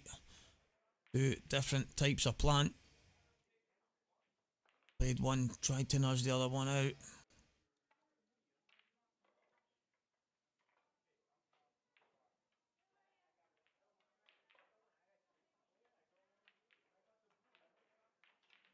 An ideal world. Maybe use the angles off side cushion, bottom cushion, but a check side, come up through the gap, and he's on that plant.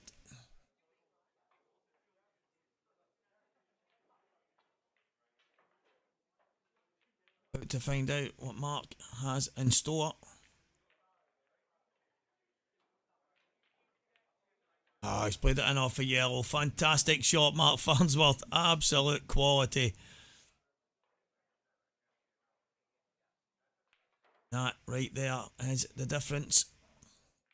Top level. Might seem the obvious shot to some, but execution isn't always as easy as knowing the shot.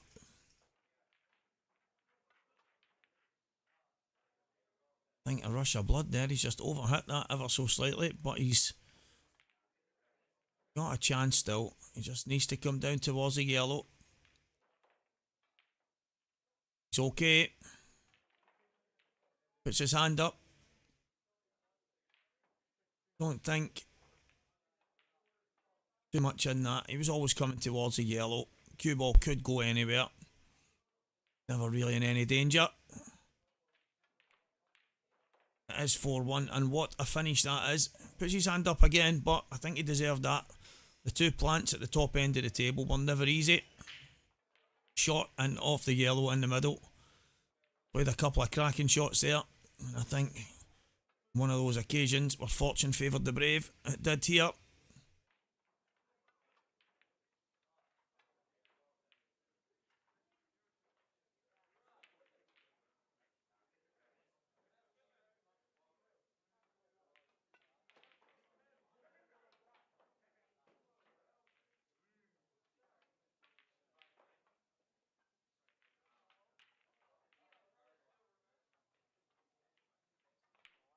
One. Mark Farnsworth, and 3-0 in the other match between Dan Davey and Liam Dunster. Liam and Mark with a mountain to climb, the Scottish lads. And then Mark dominating the matches so far.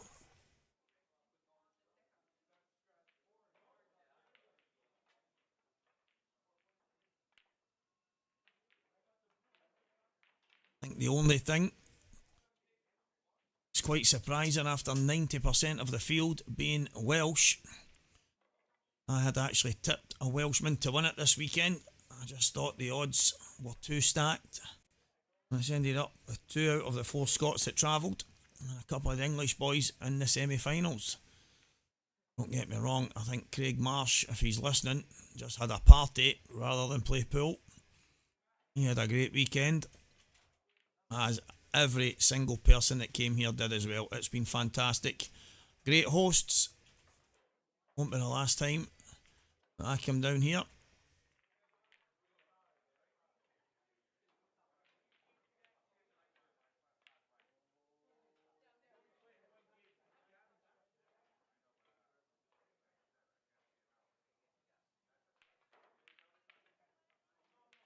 Good break off shot. There's nothing away.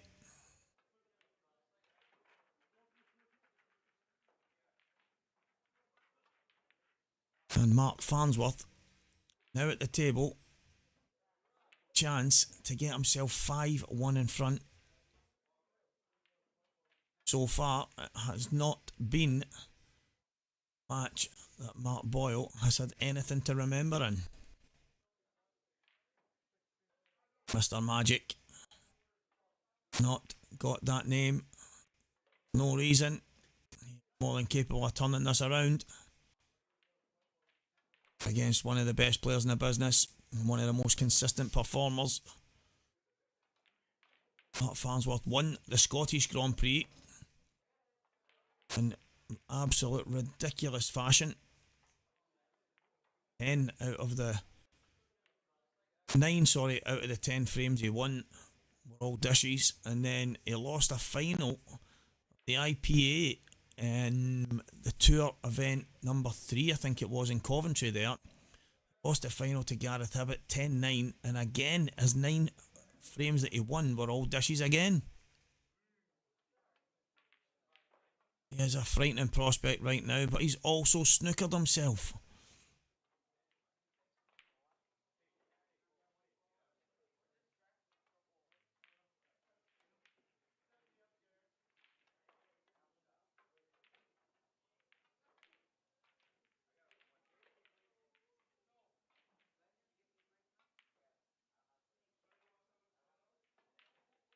Is this the opening for Mark Boyle?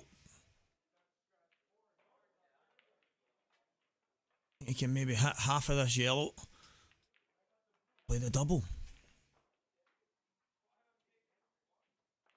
He could, but he didn't get it.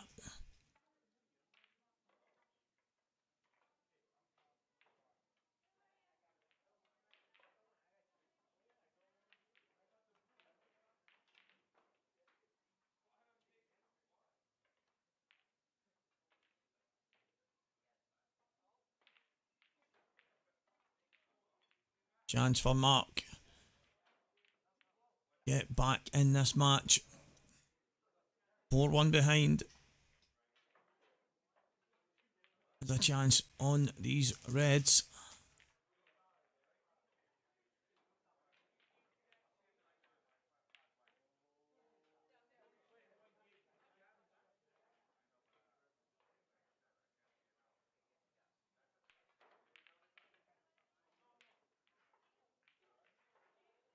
Coming downstairs early. Get the awkward one out the way. See the top 2 reds. No doubt Mark will play top left and middle left. Probably his last 2 balls.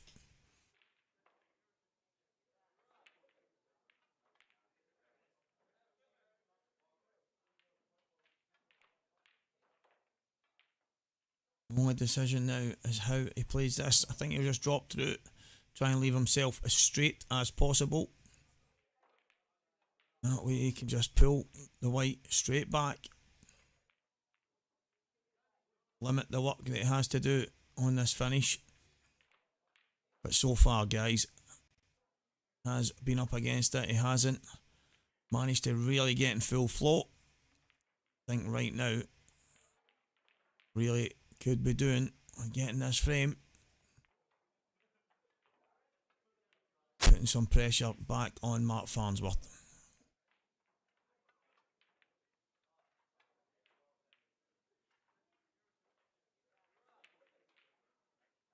Might have to play this in off the high end of the pocket.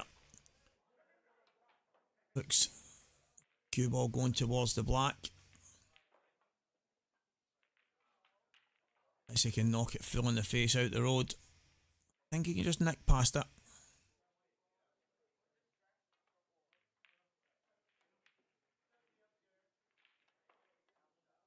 I think he's just about okay.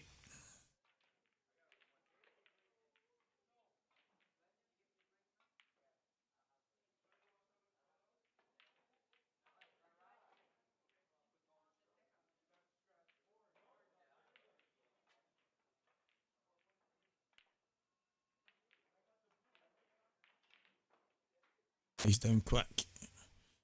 The drop in.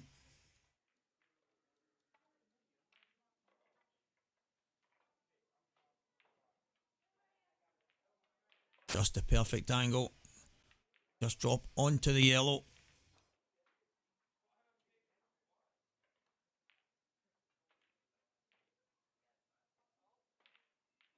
Opting to just bring the cue ball back.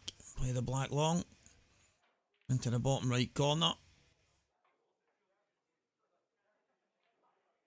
And it is 4 frames to 2. Mark Farnsworth going for a little comfort break. Oh. To the other semi-final. And Davey 4 frames to 0 in front of Liam Dunster.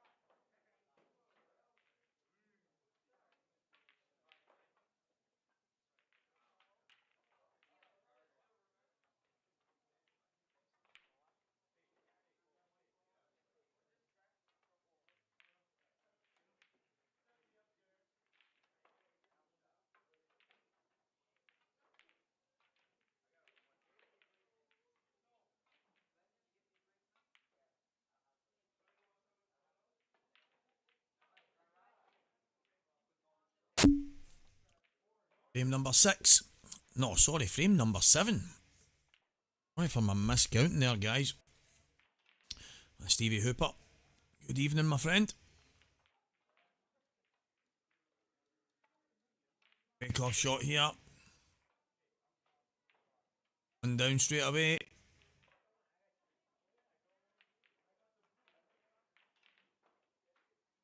And simple here. This is very, very like the match earlier with Mark and Gav. Most of the frames were quite awkward from the break.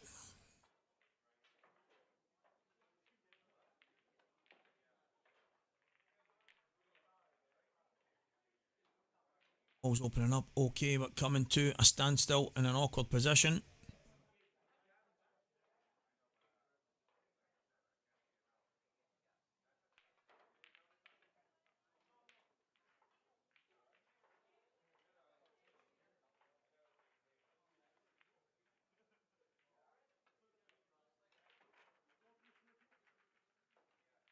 Gonna be Reds.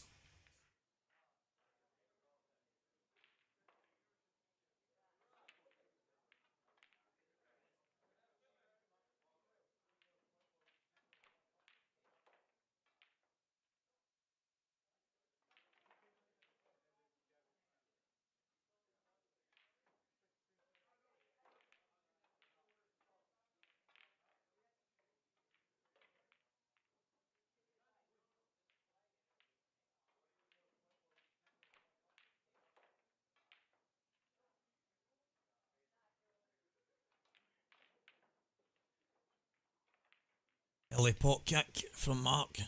Clever positional shot off the first one. That red does go now. The only issue he's got, I don't think he can get the next ball unless he can cut that red into the top right hand corner. Really don't think there's anything obvious sticking out here.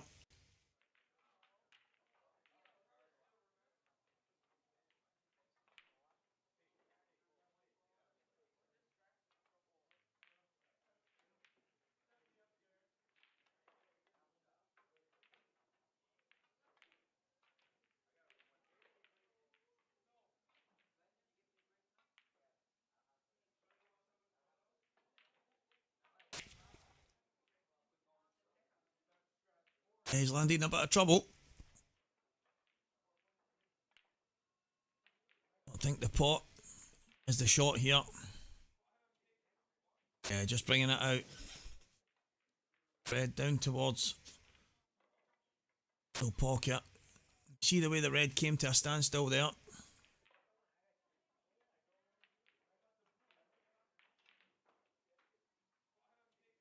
That's the worst, mate. Especially on a Sunday. Over a weekend. And work takes over. I actually says to something Mark and Liam, they picked me up. I think 1 o'clock. It was a bit later, ended up a bit later. Maybe 1:30 or something on Friday. I had to work Wednesday, Thursday till really, really late. Maybe 9:30, 10:30 both nights. And then had to get back in Friday morning just so I could get here. To get some stuff finished up. It's one of the things, work more than not gets in the way, but no doubting there'll be more events this neck of the woods, mate, and you'll get yourself along. We can talk some nonsense together.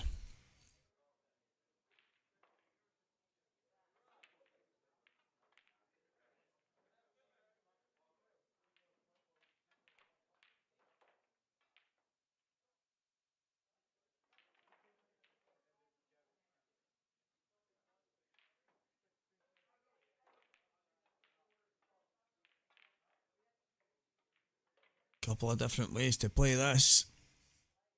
I think the obvious one sticking out is try and go between yellow and red. Comes back across the table.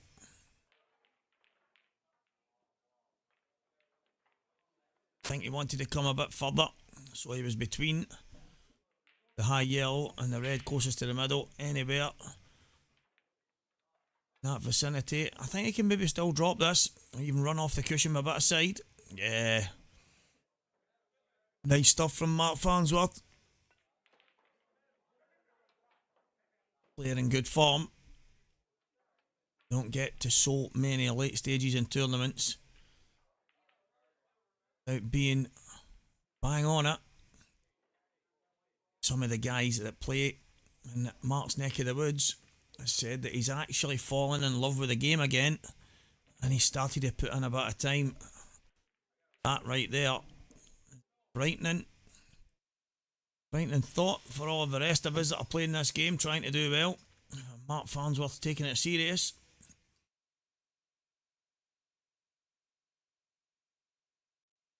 And Davey 4-1 up and Liam Dunstap.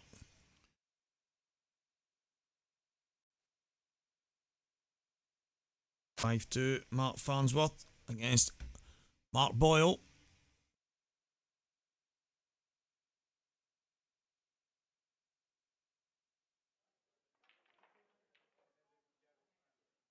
Up to this point, we've had nothing but tight games. Could these two semi-finals be two games where there's run away? And there's Mark with that grey glove on again. I asked the question earlier. I thought he had a grey one on, then all of a sudden I seen with a black one. Must be switching back and forth.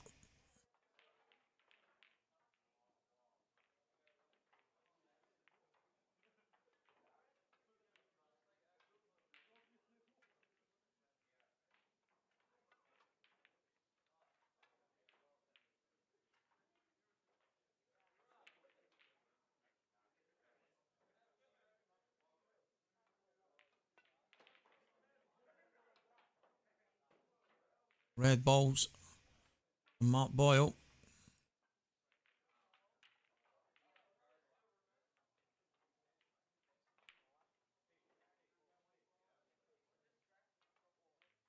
No messing around. Straight down. Put up the table. It's a lovely shot.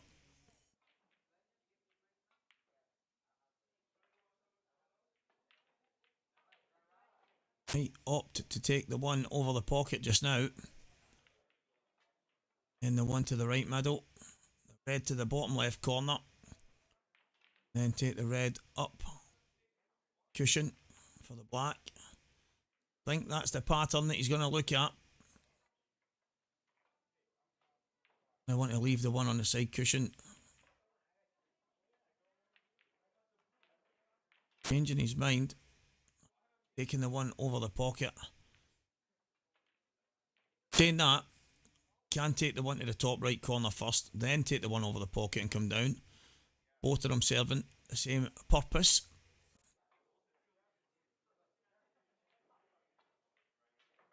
Feel like he was trying to kick that red out. Don't think he had to.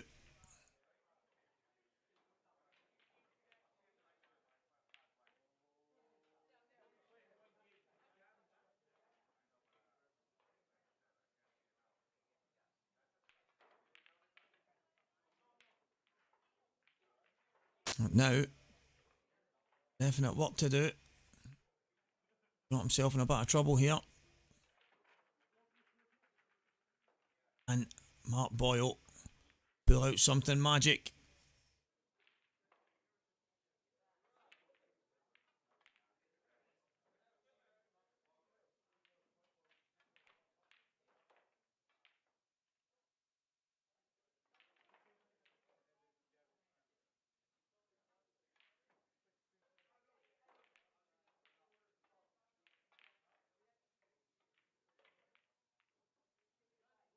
I think he's landed just wrong side.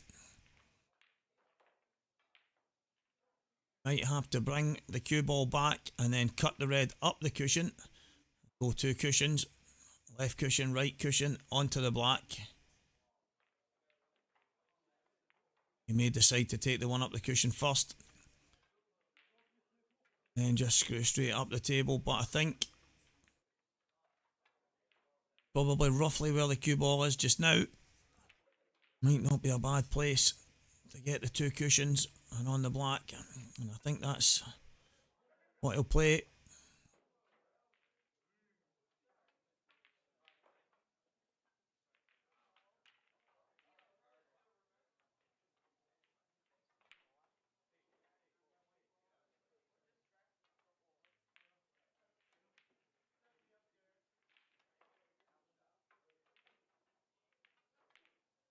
A big shot.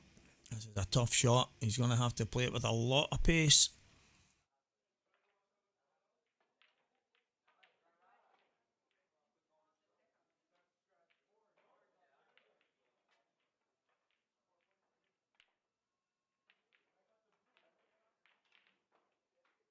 One cushion, two cushions. Absolutely perfect. Mark Boyle. Round of applause in the arena. Great finish. Not far away from what I was suggesting. I think he made hard work of it. Like that. It was a fantastic last red from Mark. Brilliant finish in the end. Liam Dunster here. 4 reds on the table in prime position.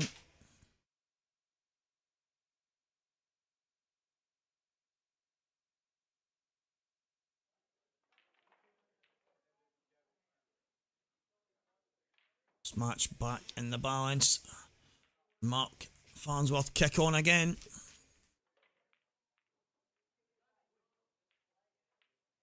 Does he allow Mark Boyle to get ever closer again? And a ball away. And it looked like the black was tracking.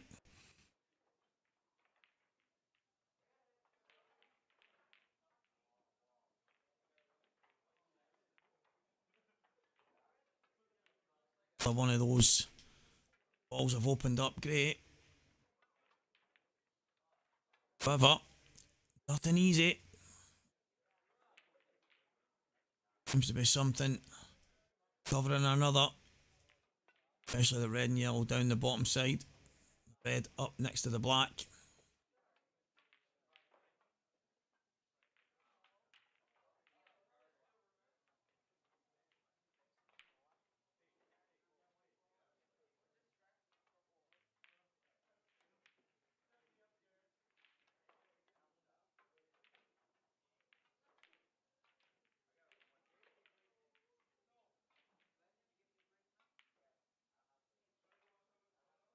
Not too sure that the yellow and off the red. Okay, as it looks, I think it's close to 3/4 ball. And a few looks at it. Looks tough to me.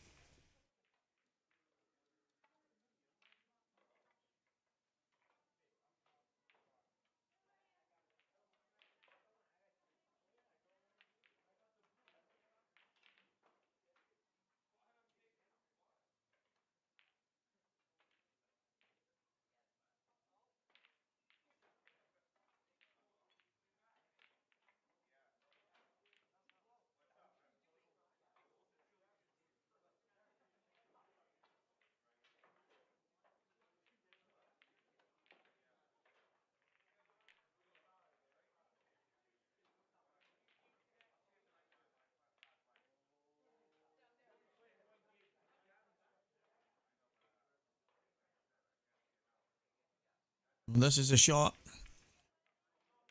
that Mark has lined up numerous times from the break. It's not easy, I'll tell you that. This is about a 3/4 ball. Needs to be pacey. Nails it. Red away as well. That red has come and blocked the road that he was going to take. He'd have been taking the bottom yellow. Little reroute. Mark can come upstairs first.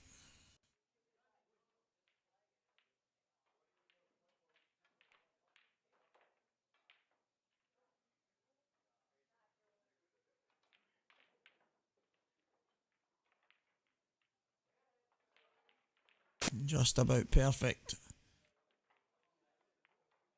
He's going to want to leave the right angle on the yellow to the left middle. Most likely for last. Unless he decides to leave the one over the bottom left corner and just screw up the table. There's a number of options. One in the middle. He really does need to leave the right angle.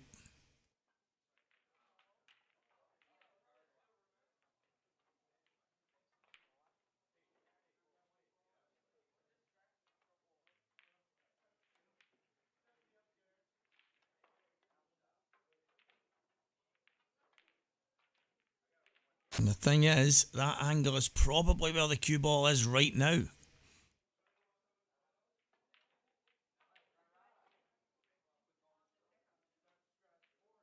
I'm not so sure. He can't screw it back past the red now. He's not got that angle, so he's going to have to put this in thin off the bottom knuckle and just drop on it. Absolutely perfect. Mark Farnsworth is flying here.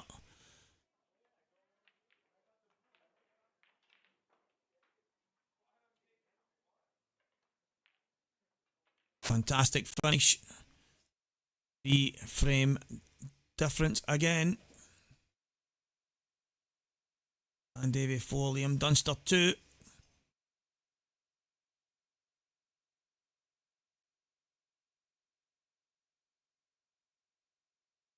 Liam fighting back in that match. Looks like he's going to drop. Oh, if that yellow closest to the red at the top stops it from going. Yeah, Liam's taking these. It looks like he's going to come back, take the one into the top right corner, and then the one closest to that yellow I just mentioned. Maybe going to take that to the opposite left corner. And we'll find out very soon if Liam Dunster did take out that finish. As Mark Boyle sets off with a hammer of a cut break. Did get one. And I think the only opening pot he's got is a long yellow into the top right corner.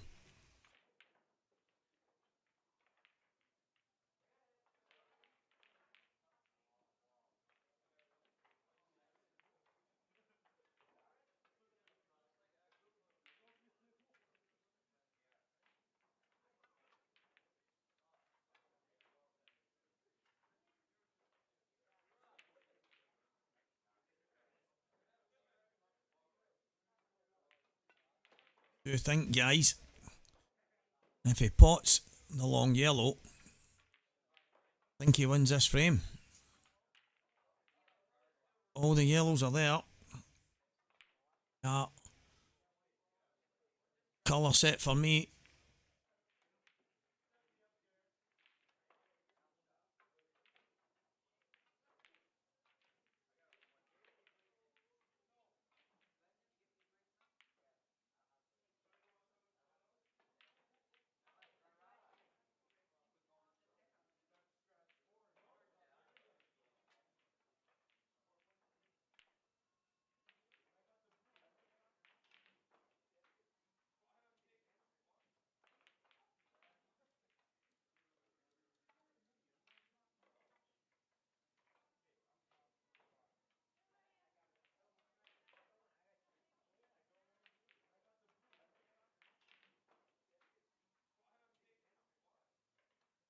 Taking his time on this. Knows this shot is frame defining, and it's 6-3 down. Certainly won't be rushing.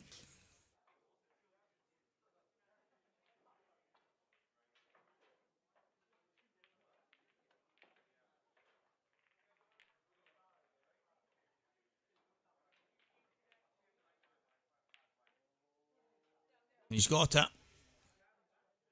Do believe, guys, that that is a frame defining shot. I think he'll go on and finish this now. Just had to make sure. Fully commit.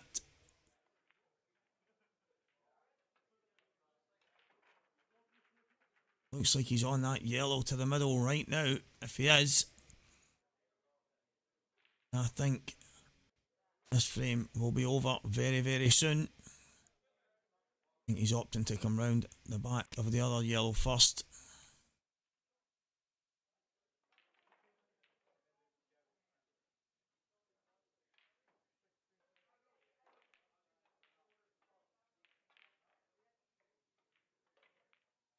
Deciding to come up the table.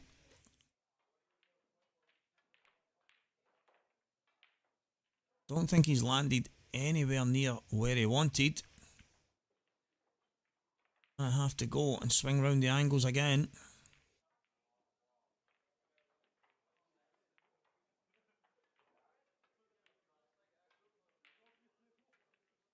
That is a fantastic shot from Mark Boyle. Definitely the more awkward yellow that's left on the table to land on it as he has. I think he might have wanted to be a touch. A wee touch further. Looks like he can just about pinch it with a little bit of side. Yep, just enough. Take the red out the way. Get some gaps to play into here. Right up to go up and back down.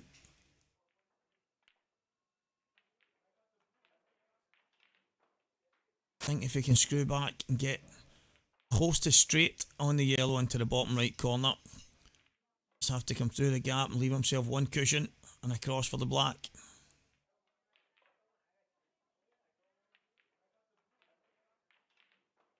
This frame from now has been full.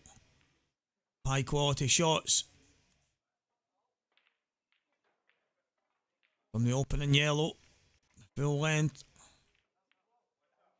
Had quite a few to play.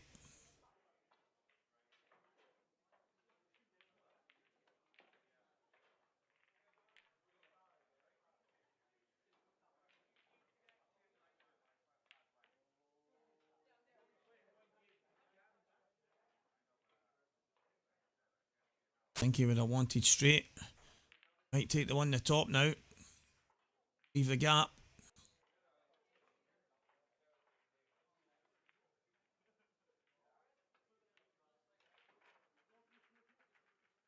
Takes the one in the top. I think he just has to screw off one cushion for the black.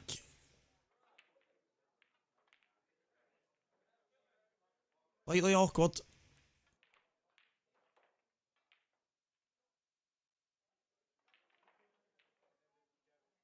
See there, the one into the bottom right corner.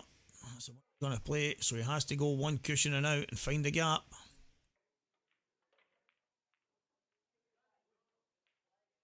Yeah, he's not got it. I think if he just takes the one in the top right corner, brings the cue ball back an inch or two, just potting the yellow into the bottom corner, giving himself a shot in the black. But meticulous as Mark is, he wanted to be perfect. Fortunately, right now, anything but.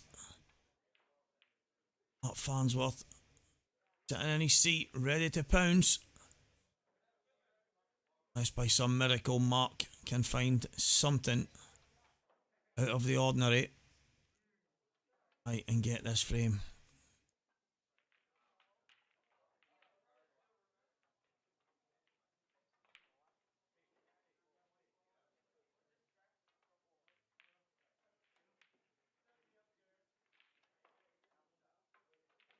Wasn't far away. Made life a little bit awkward on those two reds, but Mark Farnsworth will just play a snooker. Any decent safety should be enough to win the frame.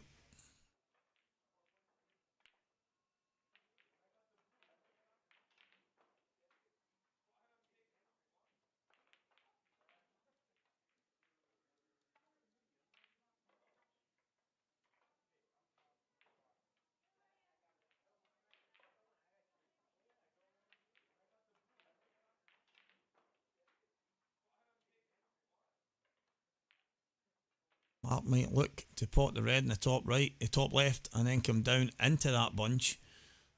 Be really unlucky not to be on anything.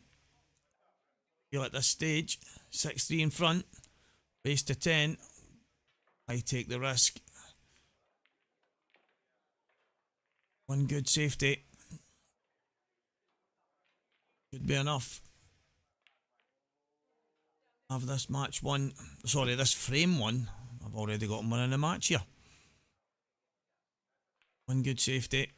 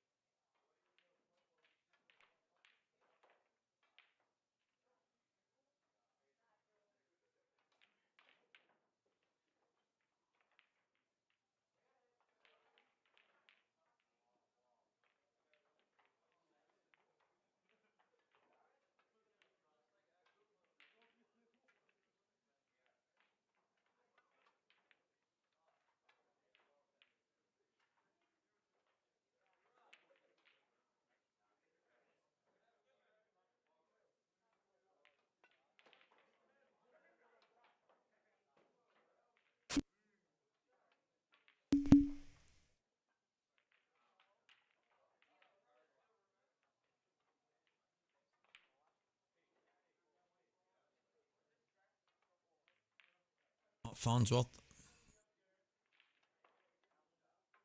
looking to be aggressive here.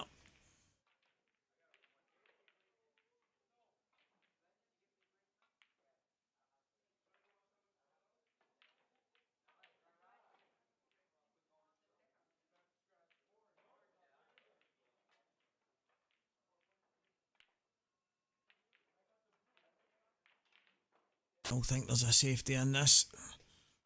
Could be the shot that wins the frame. Me. Farnsworth isn't even contemplating anything but being aggressive here. Cut the red in off the other reds, or he's going to take the one to the top left and come round and smash into them. Either way, he's having a go.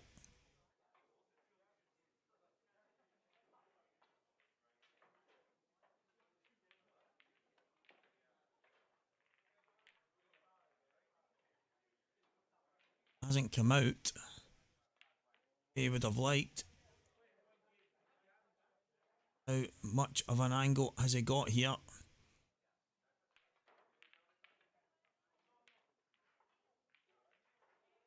Screw back into it. I think he's slightly wrong side.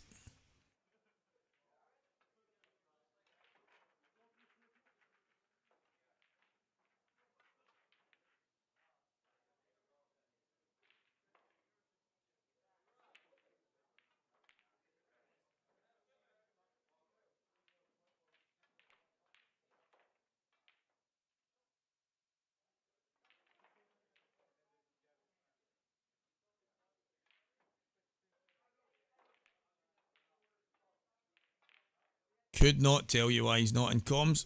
I've got the feeling it's probably because he's not in the building.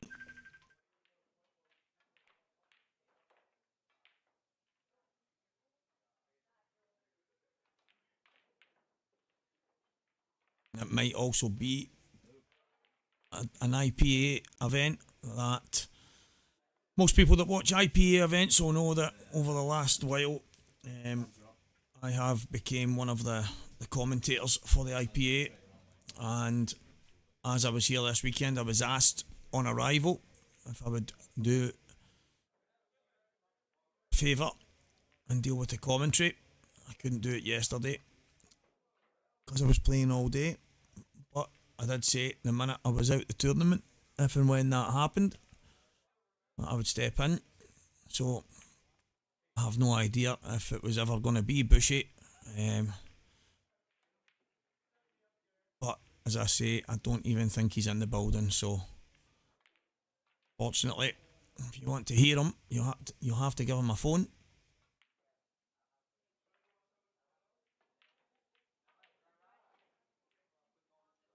I think that's just about enough. He's left an edge. Don't believe any major chance out with the two cushions that Mark's looking at. Jake Daniel played something very similar earlier. I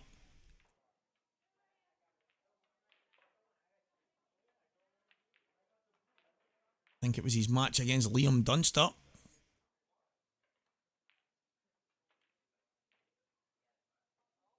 But Mark Boyle. World of trouble here. What can he do? Himself out of it. Go one cushion. Try and cut it in the bottom left.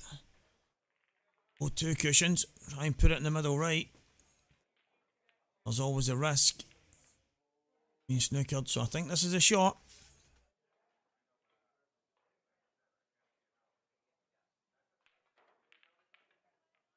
Unfortunately,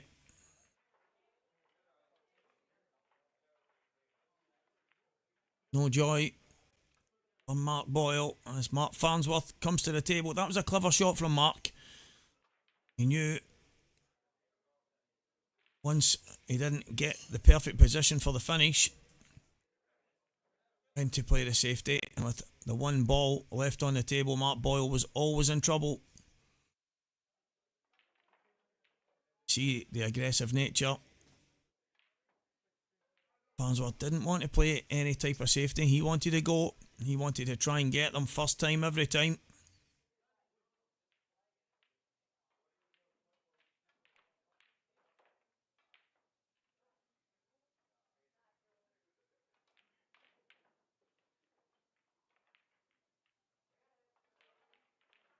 Hoodie, you know what? You've been on the chat function numerous times, like loads and loads of others, and both of these guys, on many occasions tonight, would have been well over the 30 seconds that they normally play under. The time management can be good when they play on the shot clock, but as you say, there's times when it's Liam and everybody goes, oh, look at this, he's taking forever. And there has been so many occasions tonight where both marks have taken more than their fair share of time and nobody bats an eyelid. I think it's just Liam's demeanour and the precision that he plays the game that people will say things like, I wouldn't pay to watch it. It's because he's not swinging round off 3 cushions and smashing balls out and playing 2-and-1s and doesn't have to. That's the mad thing, that when you watch Liam Dunster play, precision pull, he doesn't have to do any of the crazy stuff that might be eye-catching for the viewers. But I mean, if you're a purist and you're one of the guys that enjoys pool and loves watching the game, then someone of Liam's calibre makes it look as simple as he does at times. And he plays under that 30-second shot clock on the IPA all the time, and he does it like nobody else. He actually pulls the trigger on one more times than not. He approaches the table on 10 seconds, starts to feather on 5, and then strikes the ball 90% of the time on 2, 1, and away he goes. So, yeah, I think you're bang on, Hoodie. Both of these guys here have taken their time on numerous occasions tonight, and will do numerous times throughout the rest of their pool lives. I do think there's been more than one occasion where Liam does get a raw deal, so I agree with you there. Although he did, we were at a tournament, so Liam was playing in one of the big events in Scotland, and I was doing the commentary, and Mark Boyle joined me on it, and we spoke about a shot Liam played. I think it was me that called it, and Mark Boyle agreed with it, that Liam's played to come round off maybe 3 cushions and land on a ball down the cushion. So about 2 weeks later or something, I hadn't seen Liam in a short while, and he came to say to me after he watched it that he played to kick it out, but this was some shot, and it's the reason I thought that he wasn't playing to kick it is because how precise he plays the game. I'm just looking at that rack again. Look at the light shining between the balls. So none of those back balls are touching.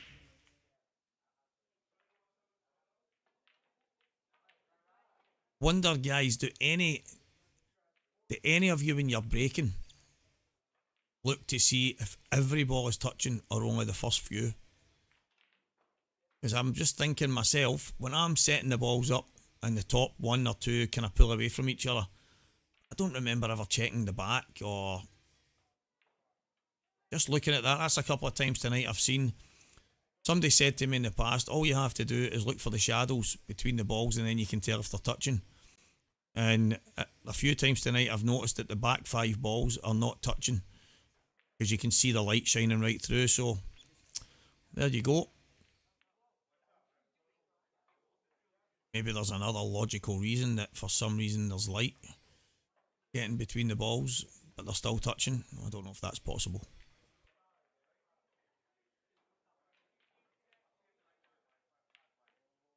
So must get frame for Mark Boyle. Another co-pilot, Liam Dunster, 6-2 down against Dan Davey.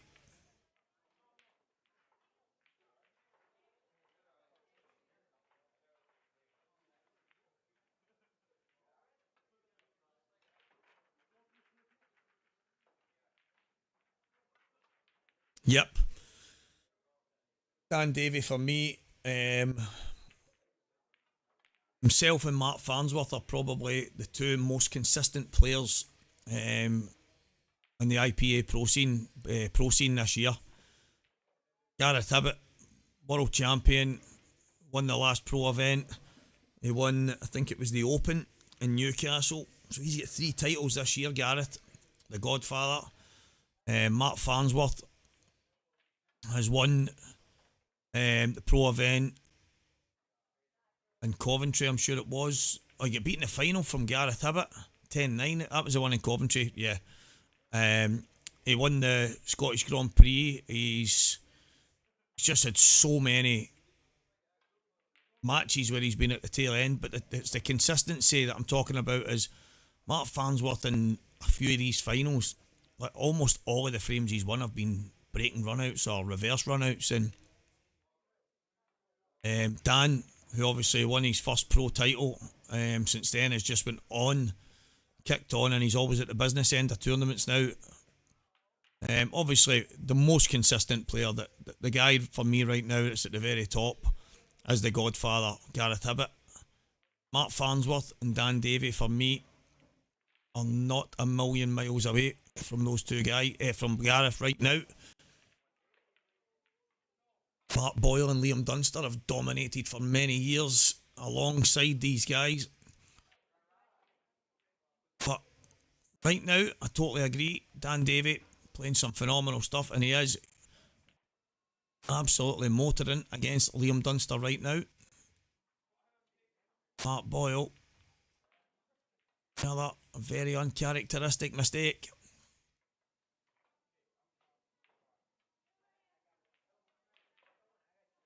Yeah, Liam Dunster did win the shootout. I think you're right on that. I'm not 100%. I remember when it all happened, but I can't remember all the do's and don'ts and who won what. But sure that was a mad, quick shot clock kind of thing as well, if I remember right. But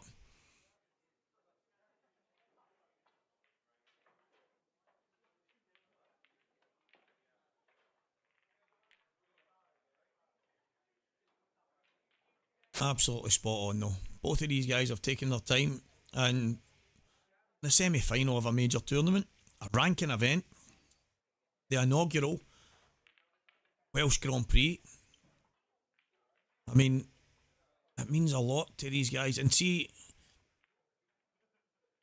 I would bet my life that most of the guys that complain about certain players being slow, I'm not even going to start throwing names and stuff in, because I don't think it's fair on these guys. But I wish I was as good. I mean, I believe I've got the ability, but to have that's something that's a bit different. That mentality, that thing between the ears that makes you a winner. And I think that's the difference, guys. I really do. What is Mark going to do here? Going to be safe? They're going to be super aggressive once again. 7-3 in front. Some would say that I could afford to take a bit of a gamble and have a go, but me personally,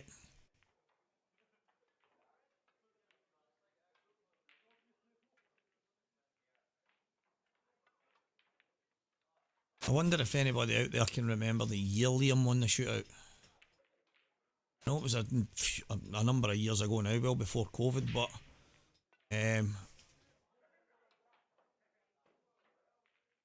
shoot, I can't remember exactly what happened. I remember,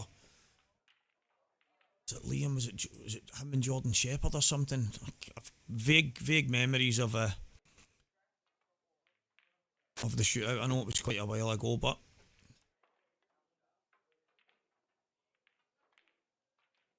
30 seconds. Do you know what? I actually used to think 30 seconds was really quick. I remember speaking to someone in Black Ball, the actual rules of Black Ball, there's a 1 minute rule. And I remember saying, I think the worst case scenario is that should be brought into effect in all across. People were saying, but how do you bring it into effect? And I'm thinking, surely maybe on the tablets we could have a timer, like when you play chess. And once you've played your shot, you click the button and the next person's minute starts. And then they click it, and people were saying, yeah, but then who's going to police it? And you think, well, it's down to you and your opponent. And all you have to do is have a bit of respect and say, listen, mate, 30 seconds. Give them a nudge. Most times than not, the shot will be taken well within that time. But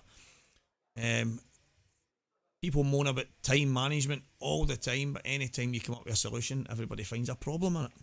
But I still think that there's something in that. But then when I played Dan at the Scottish Grand Prix on the shot clock, and only once in the match, I think I used, or twice I used my extension, and I never realised that I always thought I played a bit slower than the 30-second mark, but I just think the way Liam goes round the table really precise, people mistake that for being slow rather than running round the table like a madman throwing his arm at the balls. But I wouldn't mind having half of the accolades that he's already got in his young career. Same goes for these two guys that are on the table. Two absolute giants in the game of pool, who have went toe to toe numerous times in numerous late stages, finals, massive money matches. First time I heard Mark's name was actually when he played a guy that most people might not know, Jason Shaw. Played him for money when I think Jason was about, I don't know, 17, no, he was younger, he was older than that, maybe 19, 20 year old, maybe even 19, he was young anyway, and he was just getting on the scene, but he was an unbelievable talent, and he played Mark for money, which Mark won. Everybody just thought Jason couldn't be beat, and Mark Farnsworth, I mean, I'm going back a long time, and he's still here winning. I mean, that longevity and that consistency in the game. He's an absolute giant of the game of pool, and he's 8-3 in front here. Dan Davey is also 7-2 in front, the man that everyone's talking about consistency-wise.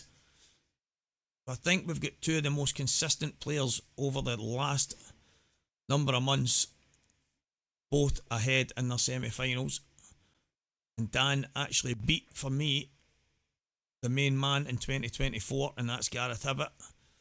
And I think the fact that he's won the World Championships, won, I think it was the Open event in Newcastle, and then won the Pro event in Coventry, I think it's going to be tough to dislodge Gareth for player of 24. However, a couple of guys chasing after him, and that's Dan Davey and Mark Farnsworth.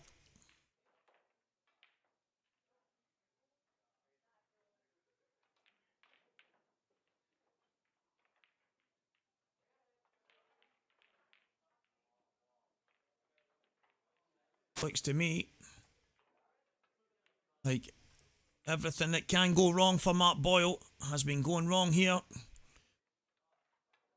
This is a chance for Mark Farnsworth to get on the hill. Can he take the finish here and go one frame away? Place in the final.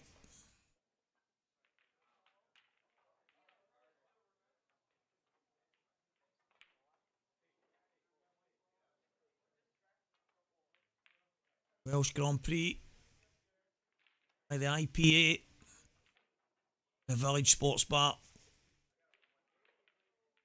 Lovely little village it is that. You wouldn't even know this was a sports bar from the outside. It is incredible. Mark Boyle actually played Find the Building with me and Liam on the way in. He's going, tell me where it is, tell me where it is. And we're like, we don't know. You just would never know from the outside. And then when you come in, it's unbelievable. Absolute hidden gem, if you ask me. And I just hope that this place gets all the success it deserves. Only 4 of us travelled down for this. I would love to see some more. Don't think people realise that even going to Coventry and Newcastle and stuff, and a lot of the Welsh guys that come to Glasgow, amount of travelling that goes on, so coming and supporting these guys was a no-brainer for me. Every big tournament I seem to be in, there's droves and droves of them turning up, so it'd be good to see more and more coming here in the future.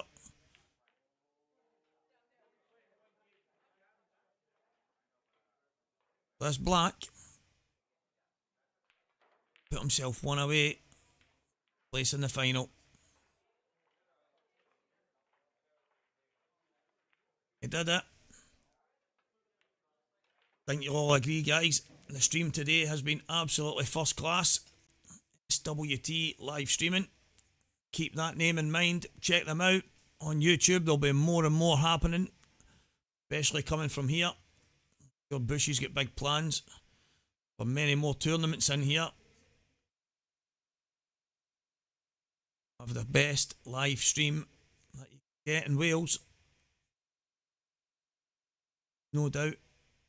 All agree. Numerous cameras all over the tables. Different angles that we're getting to see.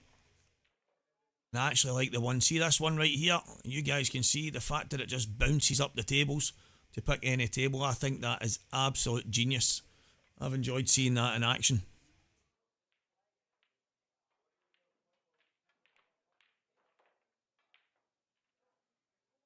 Has he got one? He has. Has he got a chance? It's not easy.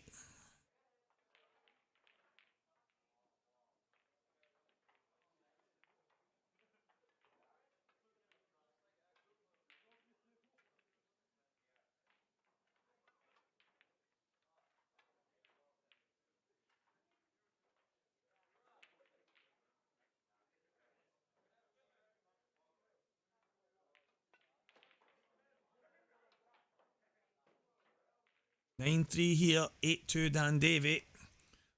Looks like the writing is on the wall.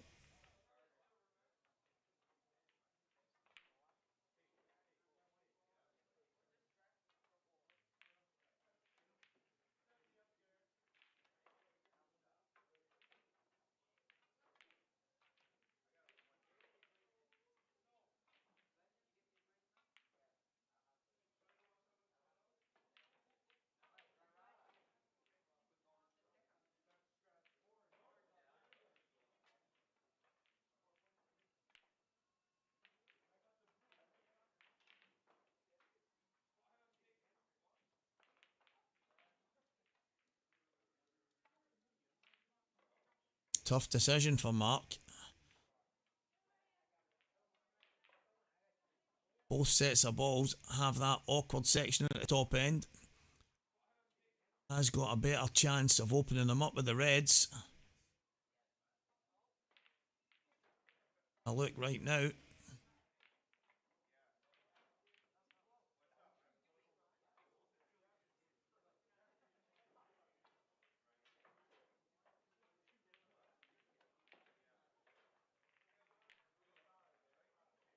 Just as you're talking about, Mark taking his time. Make sure, as you say, playing a chance to get into the final. Played some phenomenal stuff so far.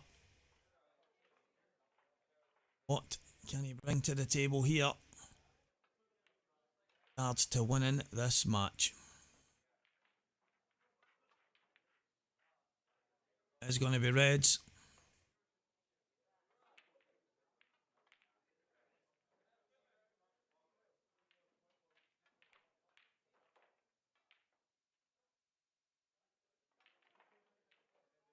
Wonder if the middle red at the top, the three that's in a line, I wonder if the middle one can get off the yellow. That would open that entire pocket up for every single red. I don't even know if Mark's had a look at that. Yeah, it does. It goes in off that yellow. Mark's looking at the pot kick though. Nice, he can hear me through the door. I think playing that red in off the yellow, shot that wins the match. Pot kick might not come out the way he wants. Either way, know one thing for sure. Gonna have a go.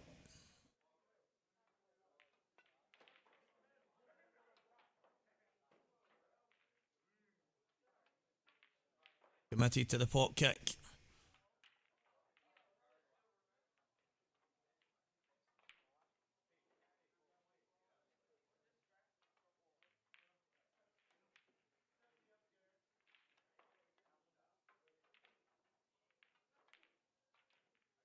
Not the worst result. Not the worst, but there's still one awkward red. It's next to the yellow. See on your screen right now.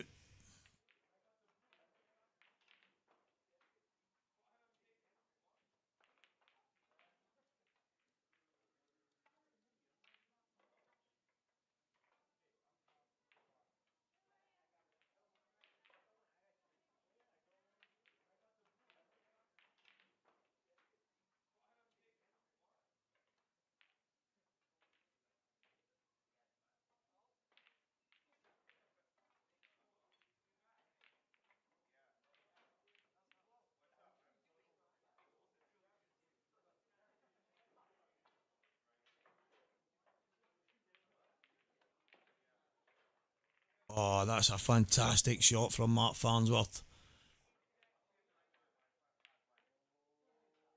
He's in all of the pocket. Touch a left-hand side, just drifting behind the yellow. And he's now got the red into the left middle. Not a problem ball anymore.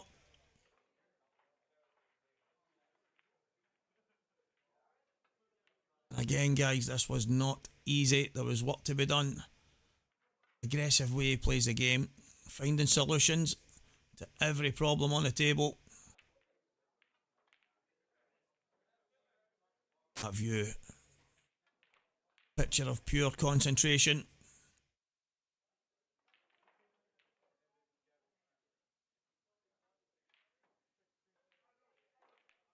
Bit of run inside here. Want to push through. Past the yellow.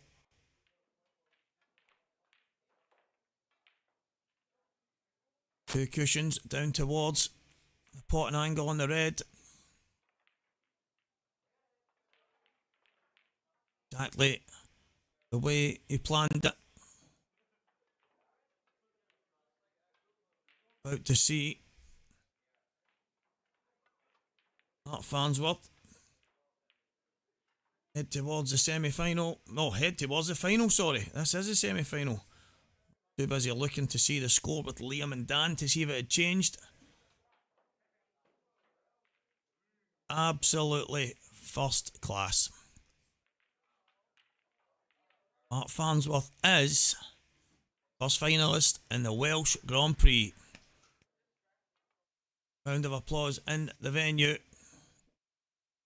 Liam Dunster at the table. A very tough yellow and black just to stay in the match, keeping Dan away from 9. Going to be tough. For that kind of lead away. Dan's had big leads in every match he's played in the last few, especially today.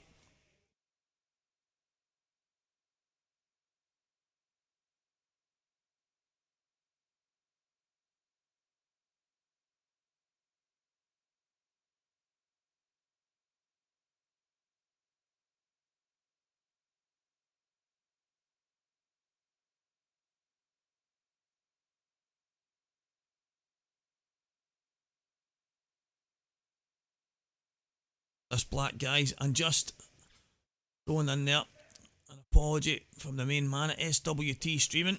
He's want to apologise that this picture is not of the quality of the rest, but he was explaining that he is having to piggyback off of a few different things just to get pictures that we can get on all tables. I think you'll agree, guys, being able to jump from table to table the way he has done with all the different angles. This is as good a picture as you would need. Any second stream table. Good finish from Liam.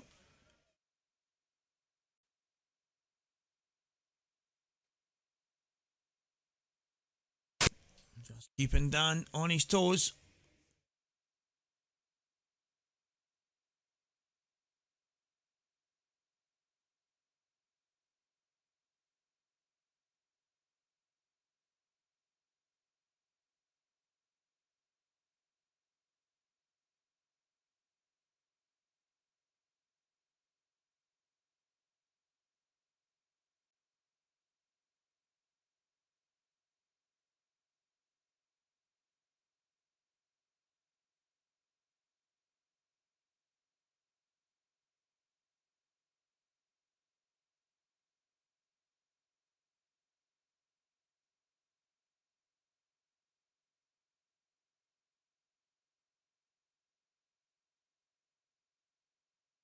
Not the worst break-off shot.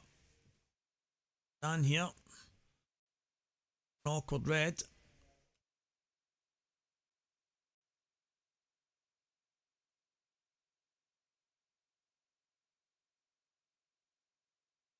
And get to it right away. Be more than happy.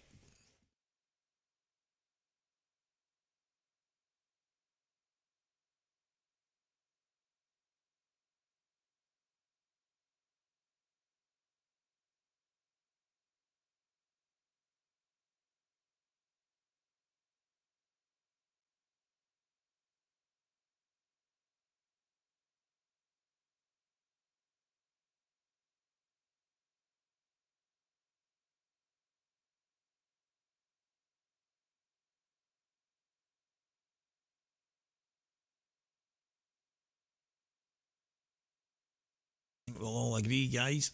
Mark Farnsworth was excellent there. Notice there. So, guys, I've not got the chat function right in front of me. It's just to the side, and the stream, I think it's been absolutely first class. As I say, I wasn't really here yesterday, the day before. From what I've seen today, it's a first class setup. He's had a lot of problems in here of adversity to deal with, and I think it's been dealt with in a first class manner. So big up to SWT streaming. Definitely one to watch out for, guys. There'll be loads of tournaments. I'm sure Bushy will be having stream set up more and more for probably a lot of big events that's going to happen in Wales. Back in venue like this, no doubt there'll be a few crackers. So yeah, I seen that. Just having a wee peek back at the screen. Sheppy won. I knew Sheppy had won a few, and Liam, the suggestion is Liam won 2 as well. So yeah, fantastic stuff. Absolute class acts. I mean, some of the people I see moaning and complaining can't hold a queue, you know what I mean? So no disrespect, but it's all right to say you don't like to watch that. Well, don't watch.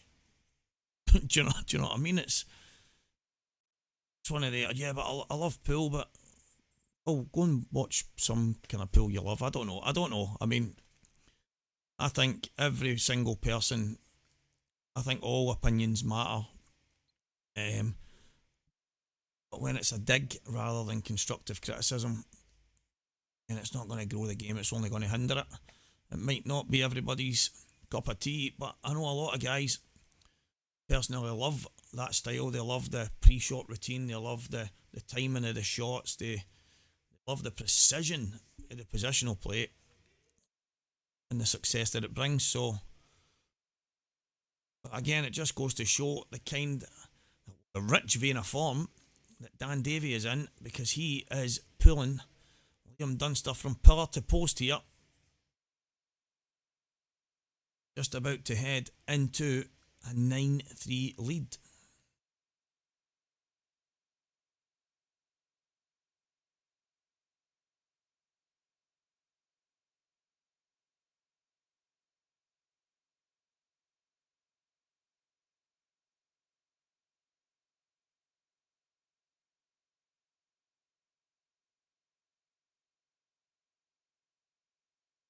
A little drop through.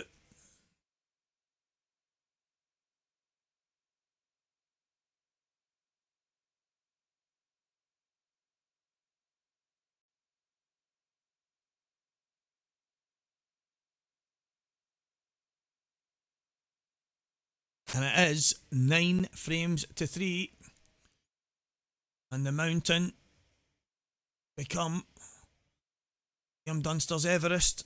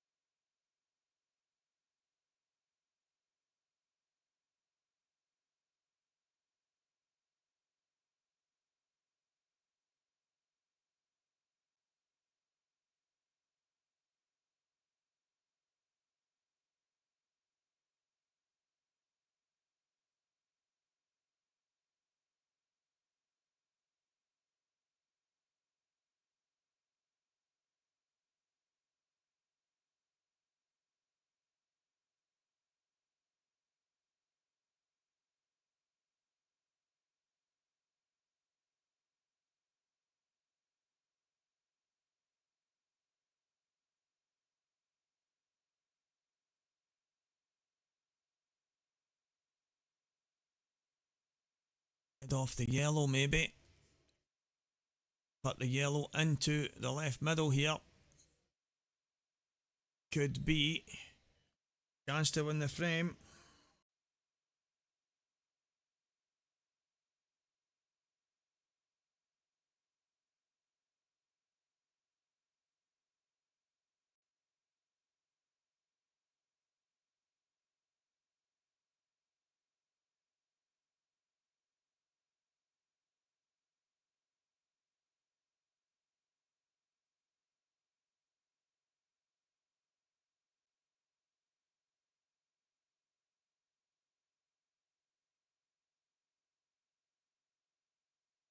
This could be the shot that puts Dan Davey in the final. So the yellows are all there now.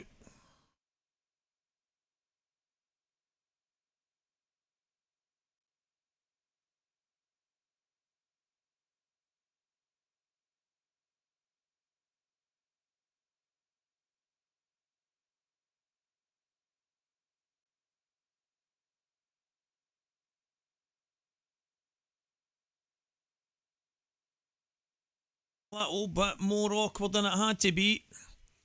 I don't think he's meant. In fact, I know for a fact he's not meant to land there. He's tried to just nick inside it so he could drop the yellow in the middle, drop the one in the opposite middle, and work his way up to the top three.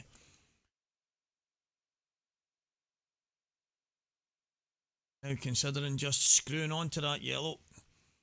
Doesn't want the cue ball to be travelling here. Be chasing it round the table.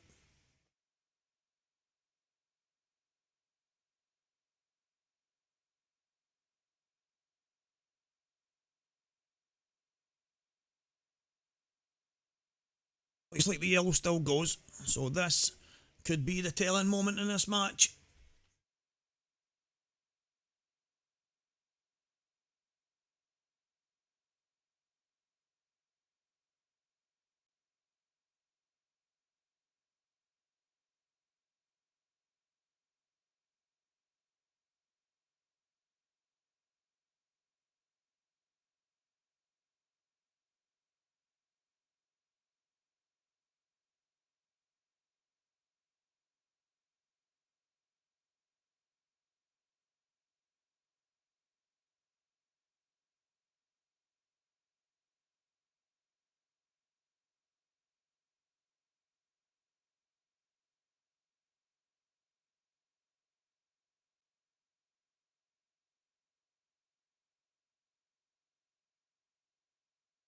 Obviously does go, guys. This is the chance Dan Davey has been hoping for. It all came from a dry break from Liam Dunster.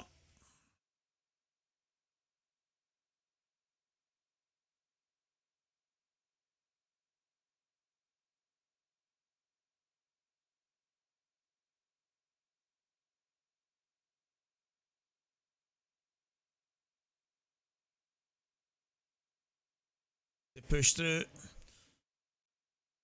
Nothing too difficult about this. Simple drop in, and Dan Davey will most definitely put this black away.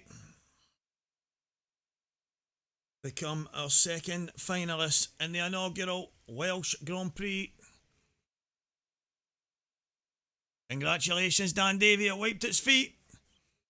He joins Mark Farnsworth in the final. Congratulations, commiserations, Liam and Mark Boyle, my two co-pilots for the drive home. And I've got a feeling, guys, they might be demanding that I leave this chair and go drive home with them. I will find out. Really love to do the final. I don't even know if there's anyone else out there that could step in. However, be back with you in a few moments. Well, possibly. So cheers, guys. Cheers, everybody that's tuning in. I think the stream's been absolutely first class. I'm going to go and see what the plan is coming up.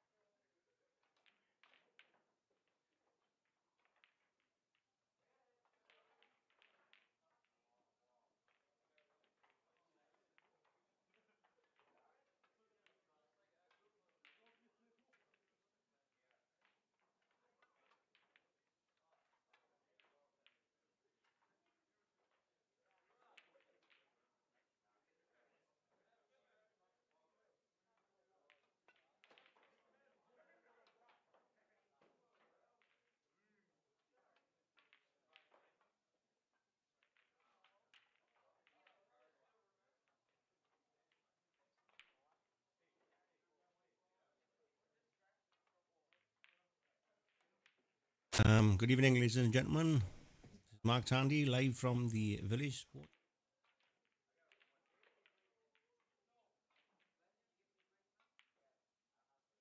Welcome everyone to the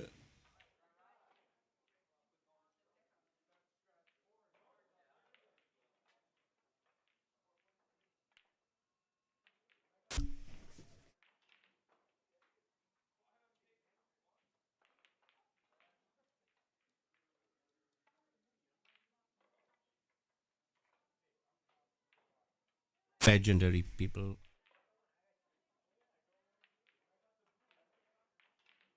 Okay, but the optimal professionals. Mark starts off as he's played ups.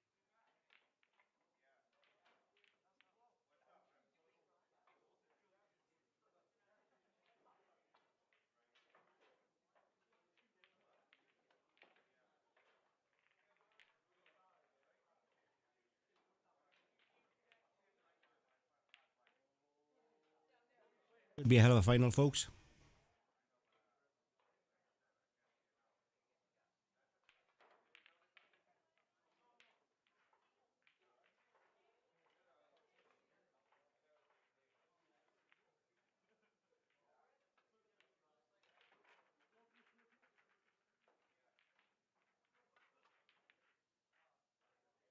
Frame 2, Dan Davy to break.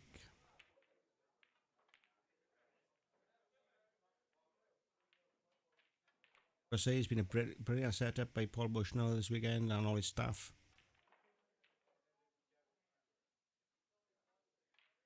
Hell of an effort.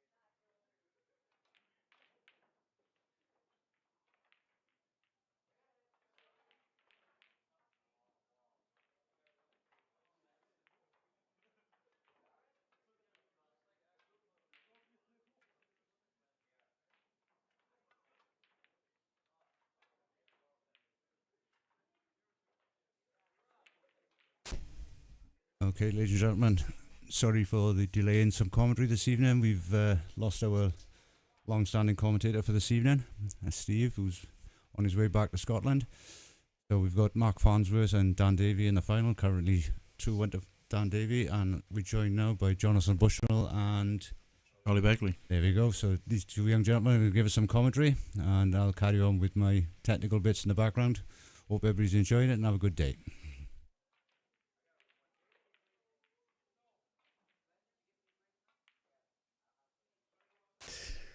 Evening all. Charlie, Hello. what's your How are thoughts on the final, yeah? It's a good game, isn't it? They're both big wins in the last couple of rounds. Dan's beat Dunster 10-2 and 10-3, and I think Farnsworth's done Bole with a similar scoreline as well, so they're both really playing well.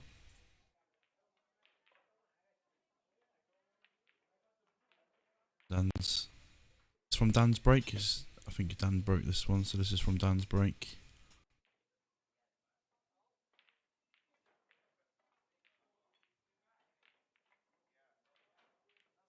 So, Dan's white ball been so good throughout the whole tournament. He just made everything look so easy.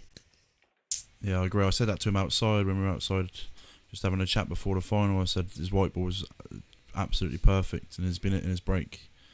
Wow, and that combination, you ain't going to go far wrong, and that's why he's probably in the final. Got to thread a little gap here. Not the easiest of shots, but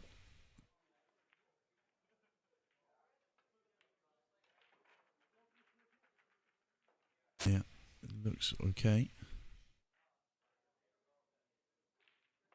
Definitely on it.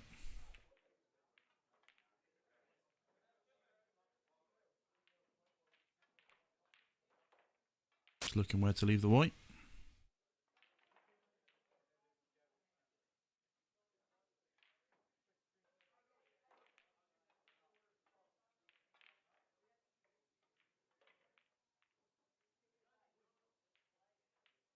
About perfect. Spot on him there. Yeah, not quite where he wanted it, I don't think, but I think he'll obviously take it. Table's been reactive throughout the week Yeah. as well, Charlie. They no longer reclothed. Yeah, I was going to mention that. I've only played 2 games. I lost both my games, but when I did play on them, it did seem like they've been on for less than a couple of weeks. I think Dan's gone like stunner ball in, but he's come back quite a few inches, but like the cloth and table has been so responsive. Yeah, no, I agree. It's very hard to stun a ball, especially from distance like that. To stun a ball and stop it dead on a new cloth for this reactive, you're doing very well to do such things. So we've got Farnsworth to break. He's been slamming this cut break. I've been watching him a little bit today on this table. He's hitting these breaks well. You reckon that's one of the things he's worked on? I'm not sure. There was a thing a few years ago, wasn't there, about his break and that being the thing letting him down, but he'll go dry now. I've talked his break. Yeah. Dry? He is dry. Never talk about the break. If he can get that yellow in the middle, which I think he can, I think maybe looking at yellows. Not an easy opener on reds.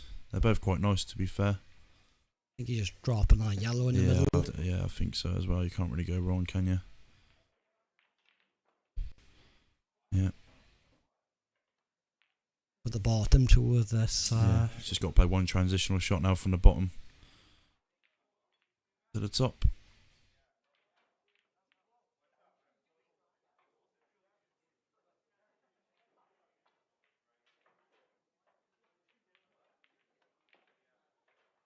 Working out his pattern from what I can tell. Just seeing which way is the best way to go.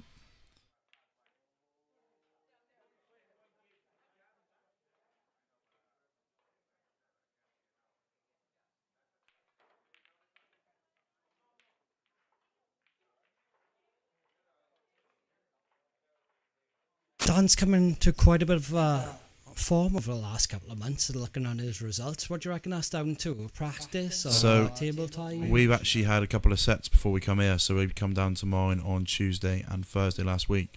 And I asked him that exact question about where's his form come from, and how, because he's been running deep on almost every IPA event, every event he's been in, he's running deep. And he has said he's been up in his practice a little bit, but nothing major. The thing he did mention to me was some sports psychology stuff he's been watching or doing. Trying to keep himself a bit fitter. So going to the gym and things like that, which clearly massively helped. So I have the exact answer to that question, really. His sports psychology stuff that he's been doing. Clearly working. You don't seem to come through Hibbert, Yeah. Dunster. You don't seem to fear the top boys, does he? No. Well, that's exactly the draw he's had. The draw he's had is couldn't really ask for a tougher draw. He's gone through, beat Hibbert 10-8. He's then beat Corey Reese 10-4. Dunster 10-2 in the semis, and now he's playing arguably the best player in the world in the final. So he's not had the easiest of routes, and at the moment he's made it look relatively easy, I think. But the final's a little bit different.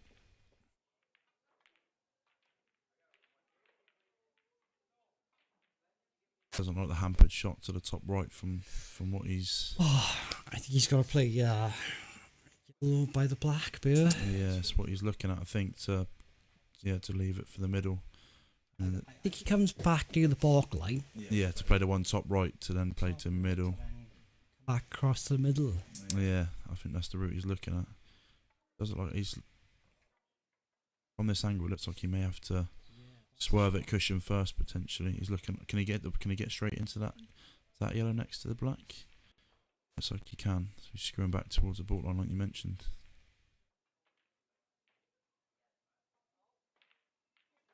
Pretty good.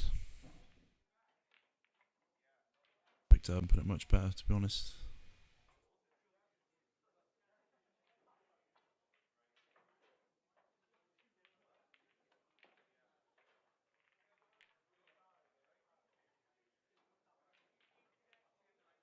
Record this in now. Just below the ball line this time, I think could be about right.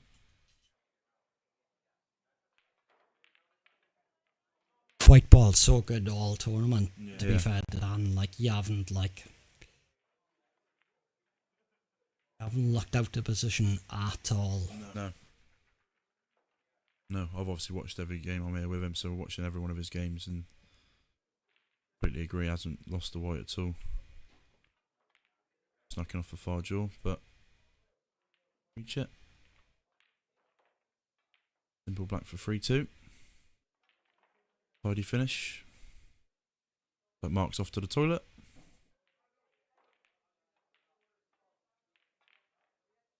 I seen Dan after his semi-final win to look to Mark to say what are we doing in the final, as if to say do you want to split it? Do you want to what do you want to play for? And better Mark, he said we just go for it. Yeah, fair enough. For it all. So interested a bit of character but don't expect nothing different to Mark. He's gonna say that I thought he might have said it, but yeah, he backs himself clearly. He backs himself. So if Mark Farnsworth's gonna not really, I don't think he'll take a deal with most people. He'll probably fancy himself against anybody in the world. So yeah, I wouldn't be surprised if that talk did happen. I wouldn't be surprised if he said no, but I would also be surprised if Dan asked that question the way he's been playing, to be honest. I seen Dan ask the question. It was an interesting conversation to see, but Dan's breaking the 6th frame. He did it going off in his first break. So he's had a touch there, but he's dry, is he? Where's that break going? Oh, he's got one. That is rolling. A massive break, that is. Slight bit of fortune not going off and have that. I think the white did the both knuckles there. These reds look again very nice. Again, it's clearing the ones at the top to work down towards the bottom again.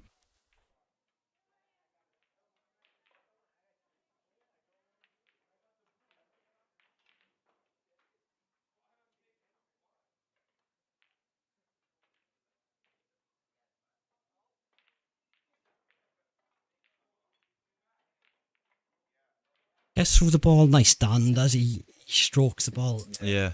Very like positive. He gets through the ball Yes, nicely. yeah. So You obviously wouldn't be in this sort of place in the final of a big event without doing that. he long till 4-2 coming in there. Yeah, I can't see anywhere you can go wrong really. As long as he just takes his time and makes sure. Again, just mapping out the route. Through back for one at the top, I think. Top left to leave bottom right, and then the other one he chooses out the other two. In an area but where he could be on few balls, I think. Yeah, so that ball just circled there was probably, I would say, his second to last ball. Whichever way he sees it. Really? Go anyway, as long as you clear this one and the one just above the black. I think you can go either way with the other two. Too much of a difference, just how you what sort of angle you leave on this. Look for the middle of the area of the bit different. Yeah, I thought he might have stunned that potentially, but I thought he'd got back there, but again, he can just play for an area where he's on both of these balls there, so somewhere in and around there. got by you with a good positioning of See if he can get it in there. I think it might just be near the top left of that box. Right about there. And then now probably take the one in the middle. yeah, he's had options. Yeah. It is like a finish. They go, they like to flow through them. So Not perfect. Yeah. Again, there's his options. Isn't it? He's played for an area. Play either or.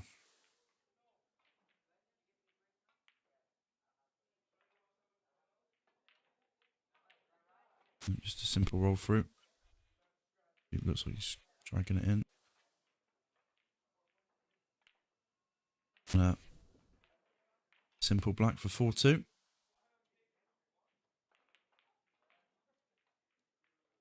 There it goes. Another tidy finish. Keeping it nice and simple.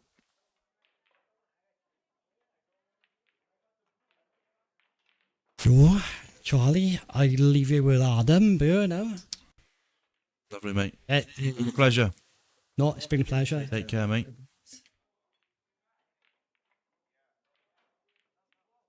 We're now being joined by another top professional.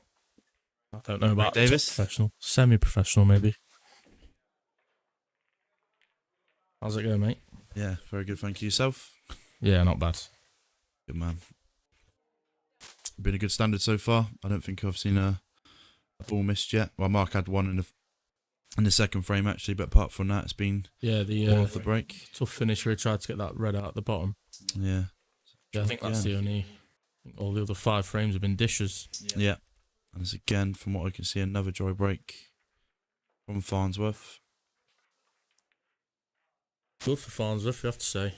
No, he's not left anything too simple from what I can see. If he was on a yellow, you'd be taking yellows all day long, but can't see a simple yellow. You get through to the one on the bottom left. Yeah, that's what I was looking at. It looks from that angle, it looks like he's blocked by the yellow, but The only option. If not, he's got the one closest to the blue spot, if you want to say. They might go the bottom right. Worst potentially. case scenario. That might be his Again, only option.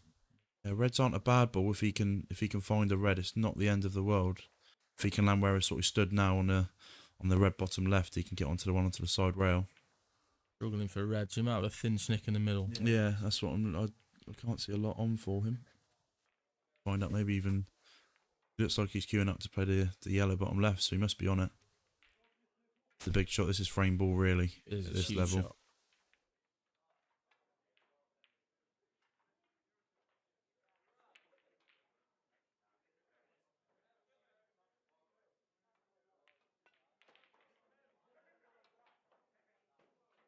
Yeah, so he's played that beautifully well.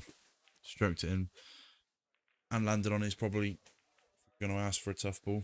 He's landed on his second hardest ball for yellow, so it's now again just sort of taking your time mapping out the route.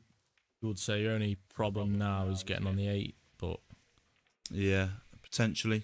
There's not. I think there's a nice gap in between the reds to land. You're not trying to be too precise. there is, and you could even leave the one closest to the blue spot and just stun it back and leave Yeah, that gap. there's plenty of options. It's obviously the way he sees it, whichever balls he's going to leave last. Quite intrigued to see how he goes about this, to be honest. Yeah, I think the gap for the black is the I think that's the right shot. 8 ball. Yeah. Go. And you're not getting too intricate then, you're just leaving yourself got on these tables to be recloth. They are playing quite generous over the weekend. They have So been playing leaving generous, yourself, not that it's a tough black, but instead of trying to be too perfect, just leave yourself the shot at this level. You don't see always those. fancy to get it. Yeah.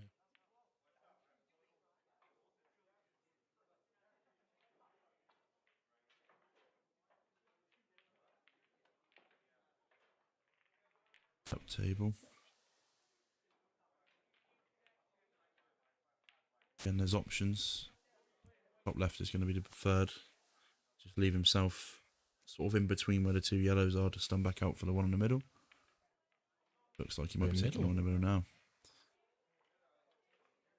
Which means, I wonder if he's going to leave the natural last shot to go into the red where his hand is. Yeah, maybe. He may play the one in the middle. More risk to that shot. He may play the one in the middle and then play the one top left on the furthest one of the right 2 yellows. Play that one and leave yourself a cut down the rail. Again, just to come across. And what I was saying was this one, Yeah. the one he's straight on now, and then leave the natural to drift into the bottom Yeah, red. potentially, yeah. It's an interesting way. I would have never... Yeah, I'm very surprised actually that he's gone that way. It's quite an intricate shot he's got to play now. He's got to try and get through. And he's got to The just gap. miss that first red as well. Yeah, as well with the... Does... And it out, yeah. It's absolutely perfect, but they do tend to slide a little bit off the rail, so that could bring it a little bit more wide. Looking to sort of Be play a little bit... careful. With these sort of cushions, a little bit of check if he's playing into that red. I don't think natural angle is going to slide. Would play it thin and pinch the bag as well, maybe. Yeah. I have to say, I think he's gone the wrong way here, Yeah, maybe. but I still Leaving fancy himself, to get this. he's leaving himself a bit of a tougher shot to get on the black, but again, white ball's been perfect as we mentioned already. Yeah, that was the red. issue. Yeah, exactly that. That was the problem going that way. I Now, do think he's gone the wrong way. yeah, he has got a swerve on. I think do he can fancy him jack to up. get it, actually.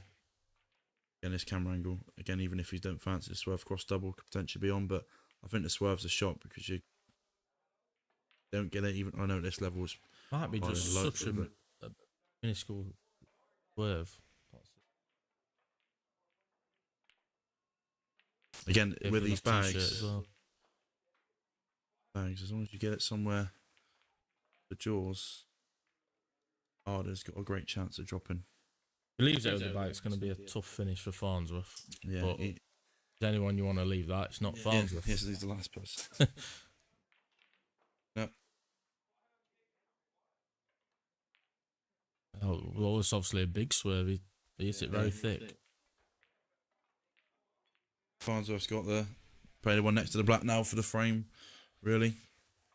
Virtually frame ball. Yeah. She'll obviously be taken on first. And in this situation, are you just potting it, or are you playing it with a bit of left to try and get on the one on the rail first? No, I don't think you play for the rail first. Well, you might do, but I wouldn't be personally. I'd just be potting it because Depends how you're feeling. I think you're guaranteed to be on the one. Near the black spot. I don't think he's play that hard. I was going to say he's got that one, and he's also got the one top right as well. If he wanted to get rid of them ones first, If it was more off the rail there, I feel like he would have put a bit of left on side on it. yeah. So a chance for Farnsworth to get himself back into the match. You have to say that's a big chance miss for Dan there, really. 5-2 and 4-3 is quite a big difference. Yeah, I agree. Still got a bit of work to do, Definitely. but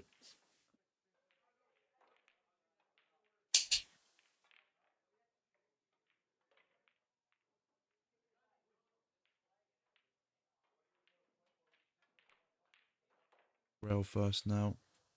Back out to sort of where he is again. We're over to the left-hand rail and play the 2 in the middle. Middle. What do I know?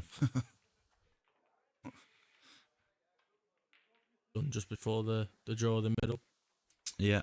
Leave yourself a choice of 2. Again, if you... Well, I've guessed things he might not. Yeah.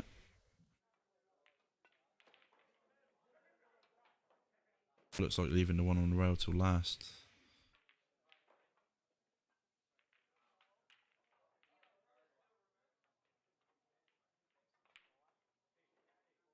Yeah. Pinchy little shot now. Bounce off a side rail.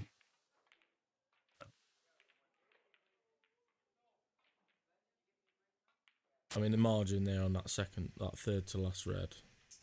Yeah, if Leave that angle. he's straight or the wrong angle, he's leaving distance between them, but he's played it perfectly to almost put it exactly where he wanted it. Very good counter clearance, that. Yeah, and They were there, but the way he went around it was very nice. why he's there, because the route I thought was clearly wrong because he's taken him out, made him look very easy. A simple black for 4-3.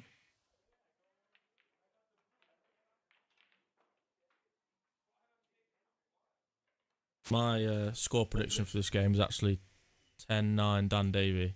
Not realising, yeah, just gonna say, not realising it was first to 11. So I'm gonna change that to 11-9.5.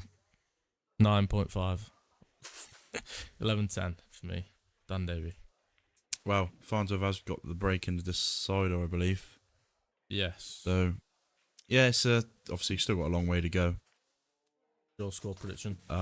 Well, I've been going bold with all our predictions with Dan. I've told him every game what he's going to win. From after Hibbert, I said he's going to beat Corey 10-2, 10-4, and I said he's going to beat Dunster 10-3, and he won 10-2. So I did say 11-6 to Dan Davey before we started, but that was only to him. As a real, I do think it can't be far off going all the way. I don't think the way they're both playing. Dunster 10-3.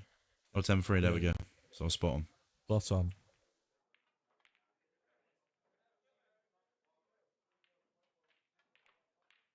Yeah, so both semis were 10-3, and if you saw the last 16, every match was 10-8, 10-9, apart from one, which was 10-7. Yeah. It was Boyle and... Gav Robinson. Yeah. Yeah, all close matches. Some serious matches in the last 16 as well. Some of the standard on players are just unbelievable. I saw one of Mark's first games. He walked in the door. He played on his stream table where first to 8. I'm pretty sure it's his first game. And the guy he played, I don't know his name. I'm sure it was Kyle. Had 8 dishes. I'm sure the guy had 4 breaks, and that was all he had. Barnes had 8 dishes. Just incredible standard. No practice, 7-hour drive, and that's your fit. Yeah. I haven't dished 8 all weekend, and he's done it in one match. It's incredible. It shows the level of the difference in the top boys and how good they are. Yeah, it's scary at times, actually. Back from a quick toilet break, setting the balls up for frame. I have to say, though, the tables have been brilliant all weekend. Yeah, I agree. One of the nicest little clubs I've ever been to, I think. I'll second that. It's been very nice conditions. Staff have been mint. Have all the people around saying hello. Superb, yeah. It's been lovely. Food's good, drinks are good, beer's nice. What more can you want? So, Dan breaking in. Front ball breaking. Straighten off. That's The second time he's done that now, he's gone straight in off, and he I think was the first time was just kicked. Was It it? Okay. close to the middle, yeah. yeah, and then obviously he had that break just one before last where it rattled in them in that same middle bag. That So was unbelievable.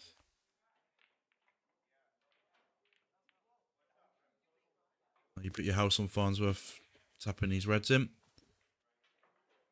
See, Dan uses one of the I don't know how he pronounces it. Sanru, the clear crystal tips. Oh, I couldn't Very tell you. good. I don't know stuff about tips, unfortunately.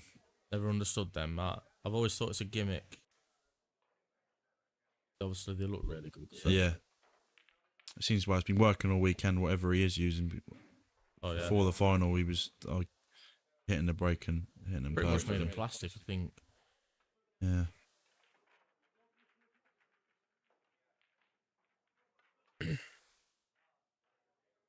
So just sort of standard procedure.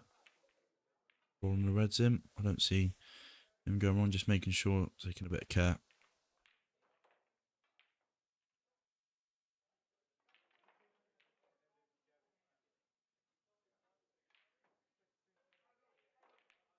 Yeah, I agree, Tom.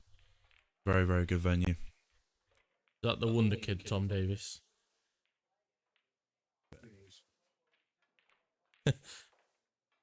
Yeah, shout out to Paul Bushnell. I'm sure it's Paul Bushnell's club. It's a great venue. Yeah, class And guy. hopefully there'll be an IPA event again here soon. Or a big event, because it's not too far down the road for myself, so it won't be my last time here. You'd think a formality for Farnsworth here. Only a bit of screw. Nice simple black for 4-piece.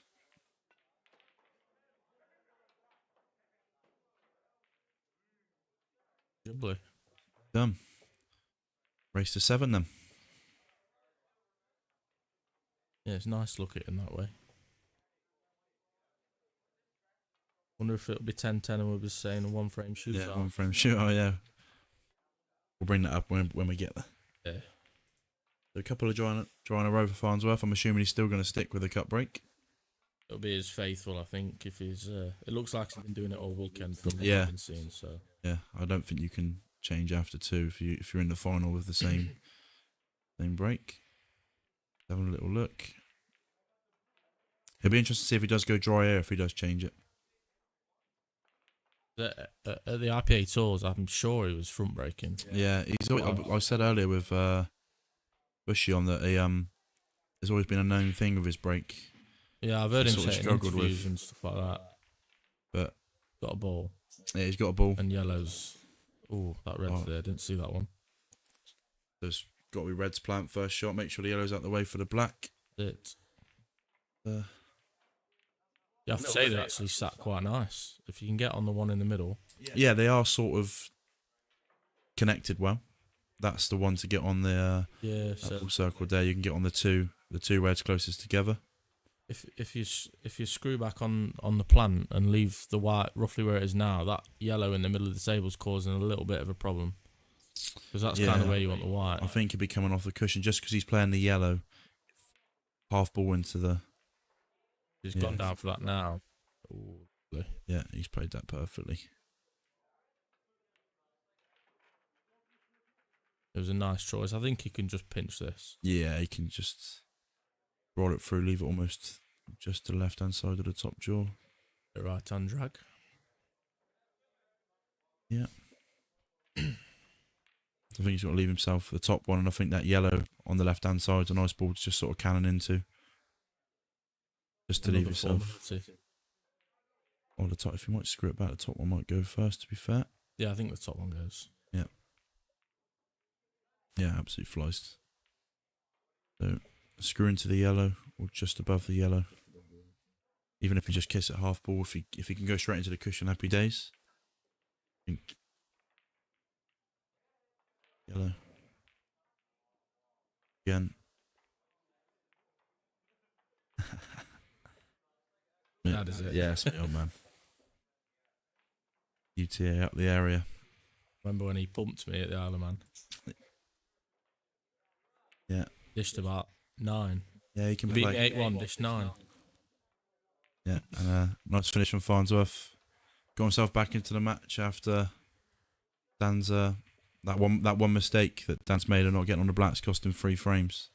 He's not seen the table since then, so you've got to think really a big break for Dan now to try and get himself back level, because you don't want to start slipping behind. You think players of this calibre enjoy being behind, in a way? But in this stage of a match?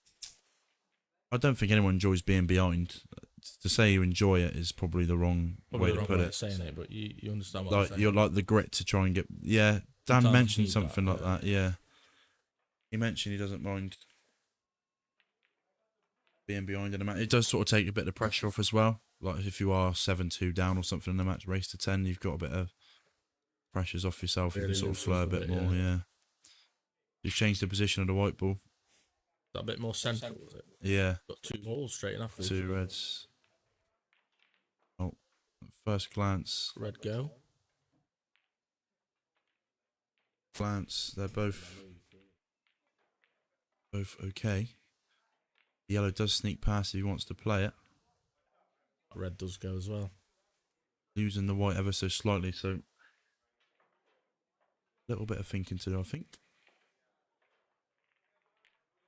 He could play that red I was talking about and go into that red in between the yellows. Yeah. Or But could it's just a even little bit of a risk. Yeah, he may even play in, if he can play into the yellow.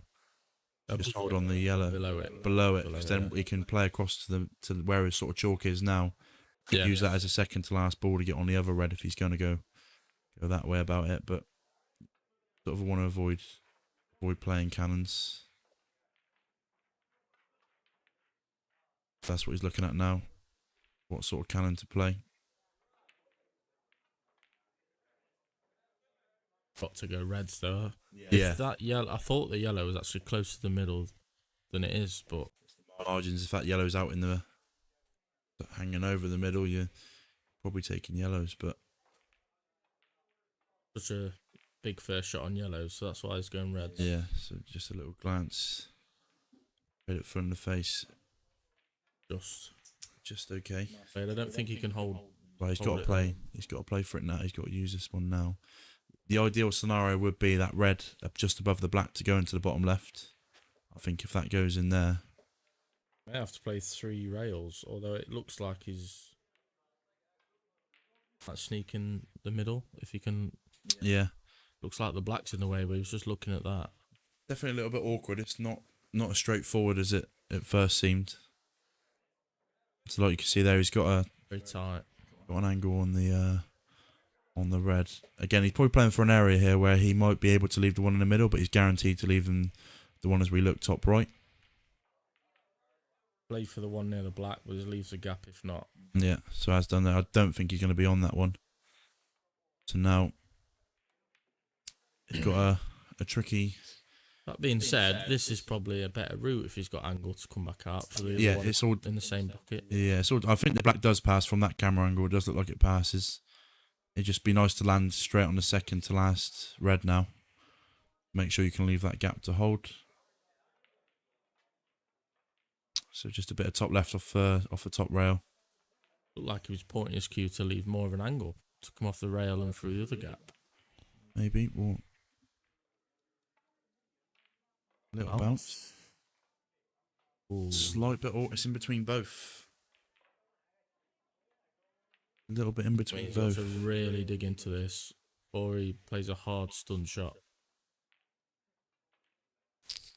The shot for me, if it does go, is just to play the little jack up a little bit. Yeah, I agree. Just sort, because you don't need to hit it hard at all to be able to grip the white to come backwards. I feel like it's easier to control that sort of shot. Yeah, just a little pinchy screw to leave that in there. Assuming from the lines that had been drawn, it does look like it flies in, to be fair. Yeah, I think it flies in. He's just looking there, that gap between the 2 yellows. Not quite sure if that's the way to go. He can sort of play it that way and potentially play cannon, but offside rail and the 2 yellows that are sort of in line with each other to play for the bottom one of them. Actually, a very tough shot on this cloth. Yeah. It bites quite quickly, so. Yeah. So he's playing top. Oh, Where's he going? Oh, we take that. I think he'll have to take that. yeah. Right, yeah. He's obviously got no choice, but it's very hard to control. Can he just miss the black if the thing Yeah, cut? I think so. He was just queuing up there at the yellow. I mean, And to be fair, it's lovely if he can from cut that the angle. yellow. Yeah, from that angle, it doesn't actually look like you need to play it that hard. Just glance off the left-hand side of the yellow, play the black in the opposite middle. Yeah. This is a brilliant finish. So, Considering he's been out of position 2-3 times. yeah. Very Pulled composed it back finish. well. So, black. Great finish, Dan Davey. Tidy enough. Not what we've seen all weekend from him, and the cue ball being on a string, but No, the cue ball's more of on a noose there, but yeah. So they all count. They all go on the board. that's it, and that's a bit like I said before the break. It was a big frame for Dan. Different Tom Davies. Tom Davis or Davies? Davies. My name is pronounced Davis. We got the E in it. Right then. It is 5-all. Score yet to be updated. Barnes will have to break. Sticking with the cut break. He had some well last time. Yellow he's going to hit. Is going to go in the right middle. Yeah. That one there. Oh, That's the cut break I've been trying to do. I would have given you 5 tickets for that one. Dry. Dry, yeah. Wow. Then reds. Is that 4 dry breaks for Farnsworth or 3? 3, I think. Yeah, 2 in a row. Yeah, I think it's 3. 3. So the black as circled is probably the issue here, but I don't see it be too much of a problem. I think you can just leave the ball to the top left in between the 2 yellows as last and float up. Yes. I think that's the last ball. Then just working out the route to leave yourself nice on that. Or to be fair, These are lovely, really. it's going to be the one in the middle, isn't it? It's going to be the one to the right middle next to the yellow. He's going to play for the one on the left-hand side now. And then the one he's closest to, the red in the middle, will be his last ball. Float on up for the black. Exactly that.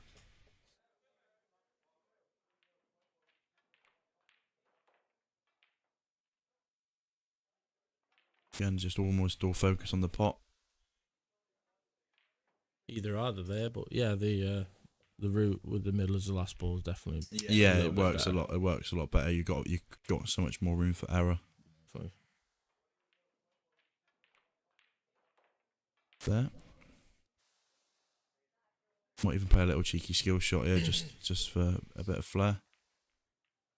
Dan wouldn't do that. No. A little bit boring, but it's the right thing to do. That camera angle did show before we got on the way that sort of can't really go wrong.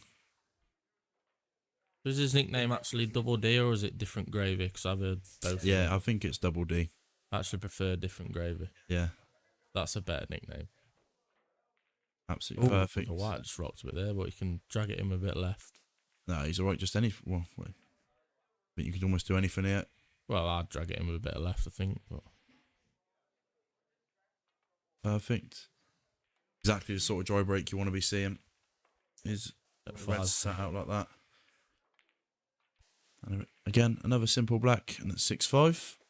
Then he'll be hoping for a moist break on this one. Yeah.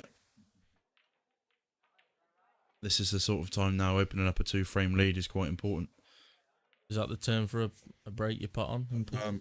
Moist, wet? I think it's a wet break, but I don't.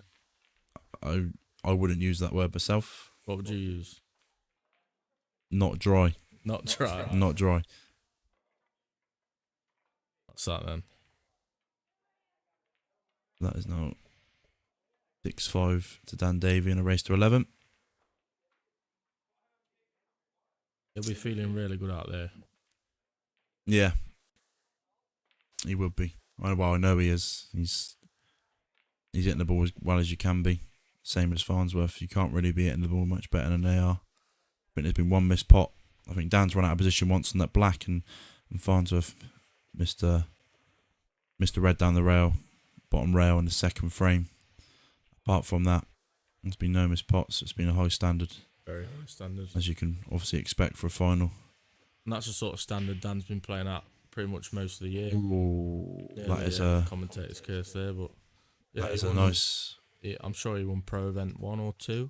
Yeah, he won one of them. Yeah, Was it 1 or 2? I think it can't might have remember. been. It might have been. I think it was the second event. Yeah, I think it was Coventry, the second Coventry event. Yeah, and he's actually outstanding that weekend. Yeah, and he the whole tour, the whole IPA tour. He had a good The run same in the as- Open as well the same weekend. Same as Farnsworth though. Farnsworth is just so consistent for the last. Well, since I've been on the tour, he's been the name of the tour. I think Dan's been quite consistent. I'd say the last year and a half, 2 years. Yeah, I'm sure he won a pro event last year as well in Newcastle. potentially. It might have been the Open, if I'm not mistaken, but I don't have the stats for you, unfortunately. But obviously in 2 years, that's some going really.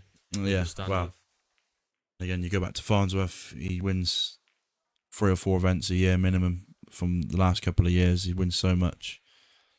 Yeah, it's just It just makes for a great ridiculous. final. So he's got a little shot to play here on the yellow. He's looking like Cannon in the black.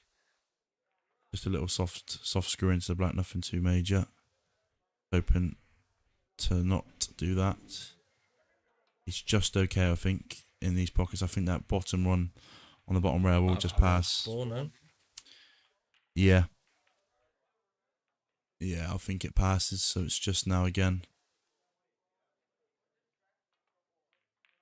Again, it's the route. I don't think he'll play for it next ball. Oh no, he'll probably play it in the bottom left anyway. Is he playing this one into the bottom right now? Then playing The other one in bottom the right, same the same pocket and coming out, and then leaving it. As we look into the top right now, Leave it about where the yellow is. he's changed his mind from the looks of things. Look quite tight past the black. Yeah, it does. Yeah, But then this angle- just a little bit of thinking to the black has made it a little bit awkward. I think he's going to pot the one he's closest to next and then leave the white where that yellow is on the left side rail. With that angle so he can get back up for the other one. Not doing that. Oh, Playing with bottom. It's not going into it, is he? What do we know? It's a great shot. Potentially now it'd be worth taking the one up to the top right. I suppose it depends on how you're feeling at the time. There's 2 or 3 different options for a lot of routes, but Yeah. Well, obviously this one again he can obviously hold. He's just looked at putting his cue onto the right hand side rail to hold for the one in the middle. So the red, yeah. nicely played. He knew if he ever hit it, the red was there. What is it? I don't think it is. I think he has to be jacking up here. Very deceiving on certain angles. Yeah. There's no way he Definitely can got a hold jack it. up there, yeah. That's why I like the shot at the top. As much as that shot could have been played a little bit better, I feel like if you played the one nearest the black spot up to the top and just stun it, you're always going to be perfect. And I don't fancy him missing any sort of. You mean when he had 4 left? So when he had Right, 3 third, left and he 4. played that one on the bottom rail, Oh, right, I yeah. feel like he could have stunned the one next to the black, and then the one both of them into the bottom right. But Could have even stunned into it. a big shot now. Got it. He's played it as well as he can do. Looking like 7-5. Yeah. Another break dish. Taking a bit of time. Can he reach it? Have to get the mini butt out.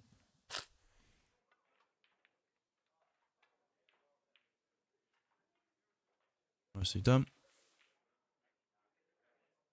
Again. Simple black for 7-5. Bit of a stretch again. Another tidy finish. It was a tap on the table for Farnsworth there. So from 5-4 down again. Both reeled off 3 frames in a row each. Shows the mentality of these players. Like you mentioned a little bit earlier, it was the how do they feel about being behind, and both of them have been 2 frames behind in the match and 2 frames in front. Yeah, which you don't actually see very often. And there you go. So Stephen Andrews said Dan won the European Championship pro event. So Yeah, I think that was Newcastle Yeah. last year, or unless that was this year in Coventry. whichever one it is, he's definitely won a couple of events in the last couple of years. Pro events, yeah. And I think Farnsworth's probably won 3 or 4, maybe even a couple more. Sticking with the cut break. He hasn't got one. Another dry break. Oh, did you see that? That little red just rocked back next to the black, and I now think it goes past the black.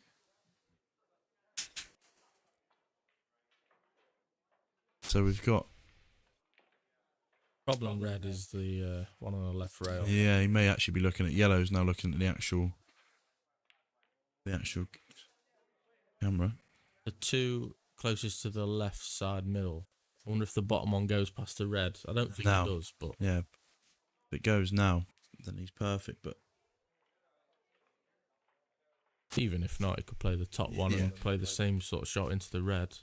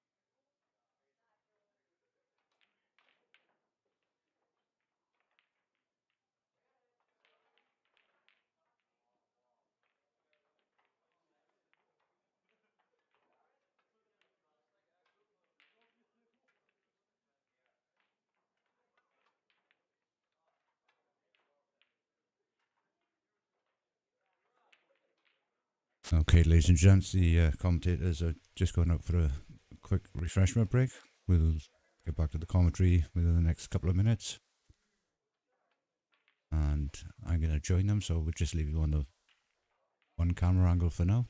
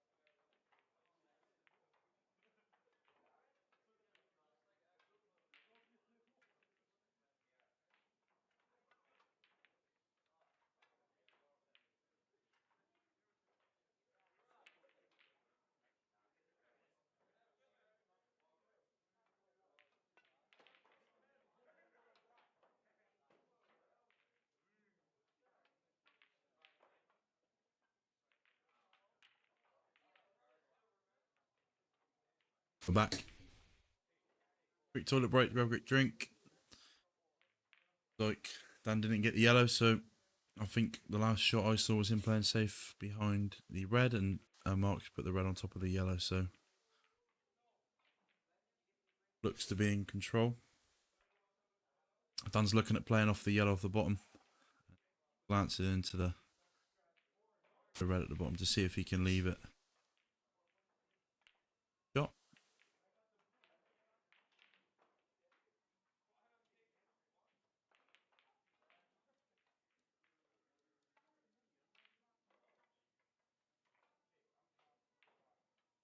No, he's proving me wrong. He's looking at something else. Go for what he sees.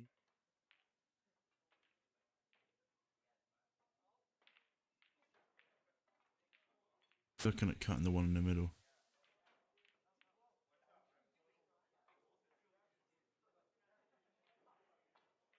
Shot.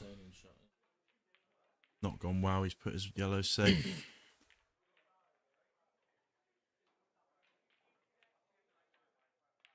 Tried to send the yellow up towards the top right, hasn't he?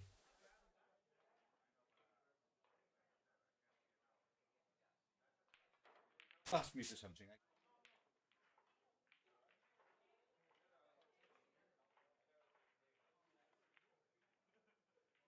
So I think the shot for Farnsworth, yeah, might just be to stun his red. I'm just not going to try and predict any shots these boys play anymore because I've been nowhere there.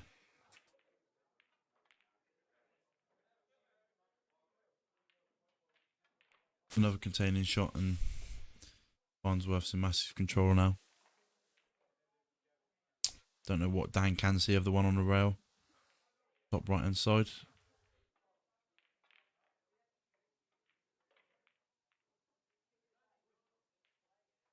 But they cocked out off the red in the middle. Might as well try to call something outrageous because they always prove me wrong.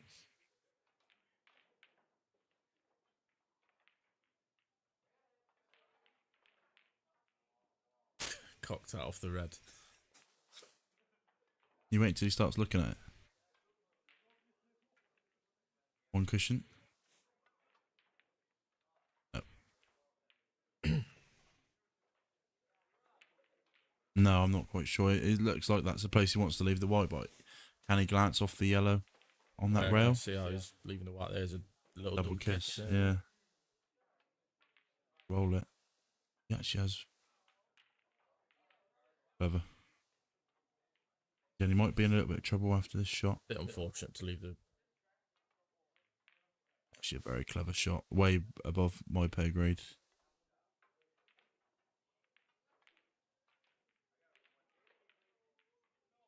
Again, Mark's still firmly in control.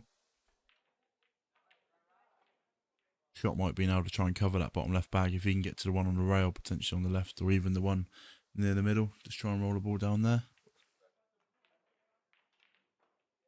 I think he'll just Bump on this. the top right rail. I think he might. Yeah, he's obviously looking there to see where if he left the white. Cover the two yellows on the left side. Yeah. Seeing his bad ball really.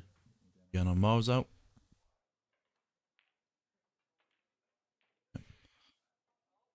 Played that well. He's left one on the rail, so Dan can play a similar shot to what he played 2 shots ago.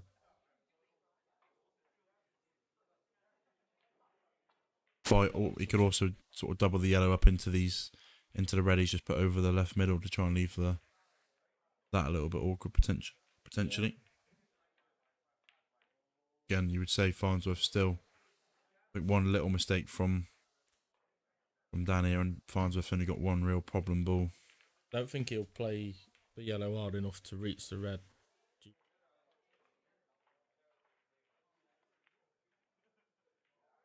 He's put it.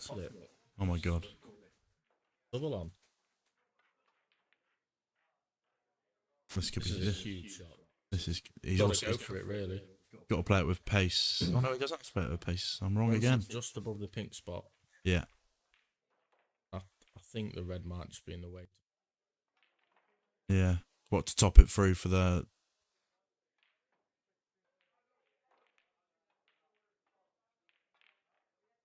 chance, really, he's probably happy to take on now from the way he was in the frame to where he sort of is now. I think he Probably. may just put everything into the double and top it through. Yeah, and it got What the a double. shot. Oh my god. He's played it so well, he's actually got the white almost perfect. This is probably the biggest shot of the match so far, this yellow to the top left. So much tougher than it looks under this pressure. He's 75 also- you want this frame so badly. Also got to get the white back out for the yellow to screw across for the black as well, so it's not just a simple rolling. Floating it in or studding it in? I think he's got to hit it a bit harder. Got it. That is unbelievable. Yeah, he's not a bad player, this one. No, he's handy. So, screw across base of the black and the red. Excellent. A little bit straighter than you might have liked. Nah, a simple roll in again. What an outrageous finish that is. And the hand goes up because he didn't mean the double in the middle. First shot. But Don't after forget that, it's an incredible finish. Dan Yeah, Davis so- showing his different gravy here. Yeah. Liverpool. That was an incredible finish.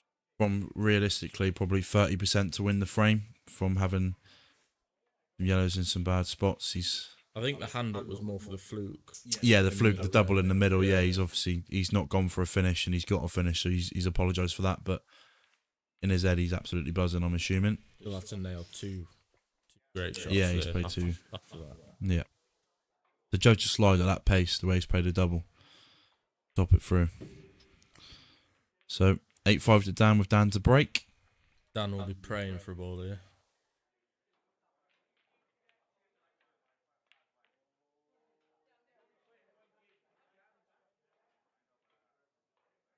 He's controlled it very well.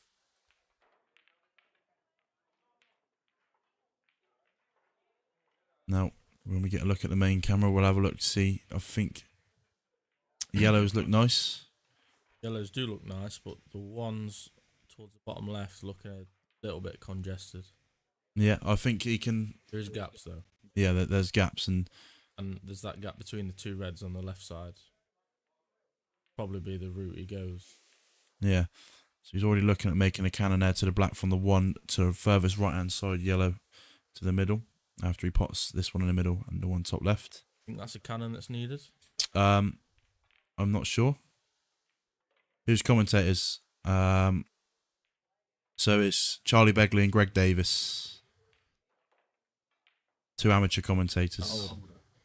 In that order, yeah, I'm main commentator, mate. No. Co-commentator here.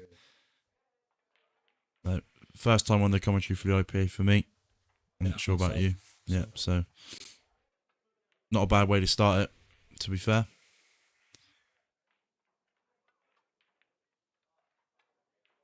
So I think he's going to look at leaving that gap, but then obviously plants there. Yeah. Case scenario. So he's got options again. I think I like that way more than the Yeah, you I don't leaving like yourself cannon. playing. Cannon's not needed, I don't think. Yeah, and you can cannons can go wrong. Leaving yourself areas is the best thing to do, which is Angle just to drift past the black. yeah. I like well, if he can go bottom rail, if he can get enough pace to go bottom rail first, I think I like. If he under hits it, then obviously That's what he's got. That's why I like playing bottom rail. Yeah, that's it. the other one. So He is looking at the cannon again. wants a black. So it's dependent on what angle. If he's natural to, if he doesn't have to screw it or just natural to roll it in, the cannon might be the shot. Because if it's natural, he can just play at a pace where he's just going to bump the black and guarantee himself the one in the middle. But I think the shot he is looking at, the right shot is just to leave the area where you can leave the gap or leave the plant. I think that's the right shot. Yeah, in terms of percentages, Dan is usually a percentage player. played the cannon, Black. played it perfectly. Got an even bigger gap, and Yeah, so this should This is looking like 9-5 here. Again, unbelievable. Like the cannon, he's played the shot. The shot before the one he's just played is the shot to leave himself perfect for the cannon. An underrated shot. Such a positive shot as well. Yeah. Who wins at the commentators? A silly question. I don't get nowhere near him. There's your answer. There's your answer you're looking for. Greg's too good for me, Aaron. I might just turn it. I might just scrap the pool and become a commentator. What if you peek on me? No. No, too good. Well, there we go. If that's the answer you wanted, Aaron. And what's your opinion? Who do you think wins? That's what I want to know. Dan's looking at playing the left-hand side to leave the one below the black. And pretty much perfect. What performance this has been. Yeah, so leave the gap. I think all three, the last two balls would be in the same pocket, I'll assume. Again, could be massively out, like I have been about 5 times. Left the gap. You might even just roll it in for the middle. Threw it past the black, same pocket. And for the Bottom middle. middle. Okay, not as perfect as you like, but again, it should be a formality. Not one for leaving off straight blacks, Dan. Yeah, an interesting way to go about the black, but we make it sound like it's tricky. Oh, it's another very, very tidy finish and another tap of the table from Farnsworth. And he's proven very hard to deal with, breaking that well and giving yourself first chance 90% of the time. You have to say Mark's not really done anything wrong. I think No. maybe you want to be picky about it, has maybe made one mistake, but Yeah, in the second frame when he's 1-0 up, he's missed that ball down the rail. But what else can you actually think of? You can look at dry breaks, but it's based off luck. He's hit them both well. It's not like he's hit them bad I know he's been and didn't deserve them. But Dan's had that slight fluke in the middle. yeah, but again, that's not Mark's played if that ball doesn't go in the middle, Dan's actually opened up his red to be able to clear up them, open the reds up for him in that frame. So again, you can't really say, apart from one pot, he's missed one pot and he's 9-5 down. Dan's been class But in this match. if I was to stick anyone in this situation to be 9-5 down first to 11, Farnsworth would be up there for me to bring it back. And Oh yeah, he'll be Yes. hungry. Dan and Farnsworth both know it's definitely far from over this final.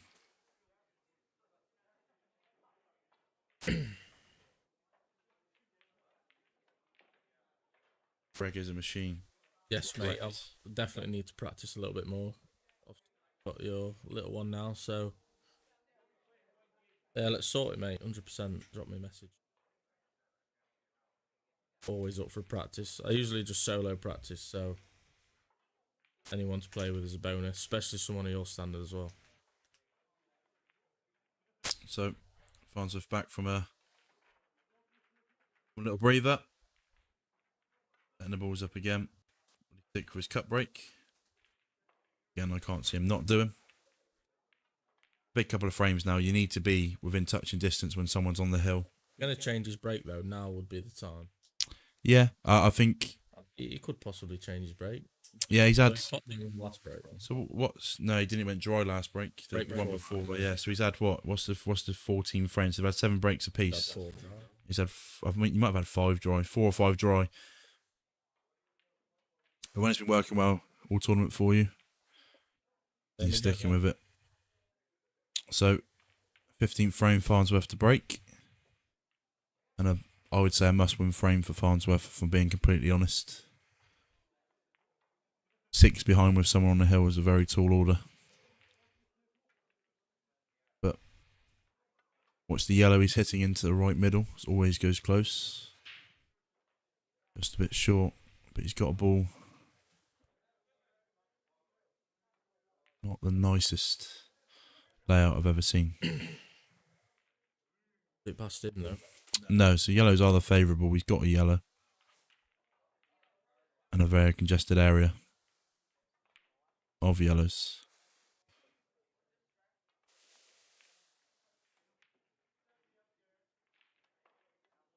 That red just sneaks in. What That's the the one? 2 yellows. Yeah, but do you play that as your starter ball? Is that? Yeah, I don't think that's the sort of shot you want to be playing. Reds aren't too bad if he gets that. One on the bottom left rail connects to the.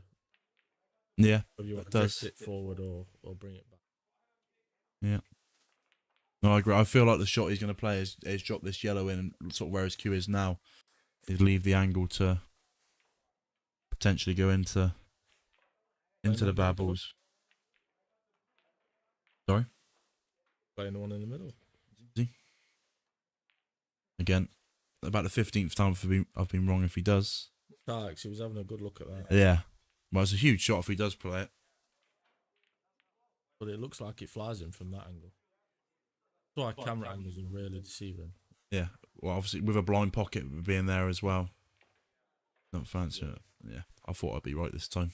I had to be right once. So this is going to be quite interesting now to see if this is controlled. Or whether he gives these a crash. Is it worth him just playing safe? And just Possibly, yeah. make Dan move that red that's blocking the yellow down to this corner. That could open it up a little bit for him, but 9-5 down, it's never what you want to be doing. no. I Really need it sometimes. don't see half the things that these boys see, but I can't see a route that looks guaranteed and sort of natural route. Seeing it's going to be at these sort of angles, so we've got the best view here. Yeah. Well, we did. Quite interested to see what he's gonna do here.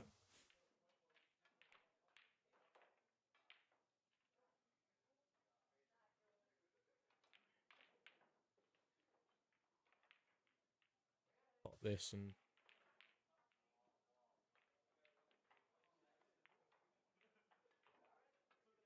yellow at the top of the table is not. Yeah. I don't like going for game here. Again, you really wouldn't put it past him to go for No. these and probably take them out. The fact I'm criticising, telling Mark Farnsworth what he should be is brilliant. The fact I'm in this position to be able to do that. So he's looking there at potentially missing the. This is missing the yellow. extreme bottom right hand side. Yeah, because this camera angle looks like he's got plenty of angle to go into it, but when we look back to the other camera angle, He there actually is needs to miss that yellow touching. this looks way too thin. He doesn't like it. If he liked it and liked the.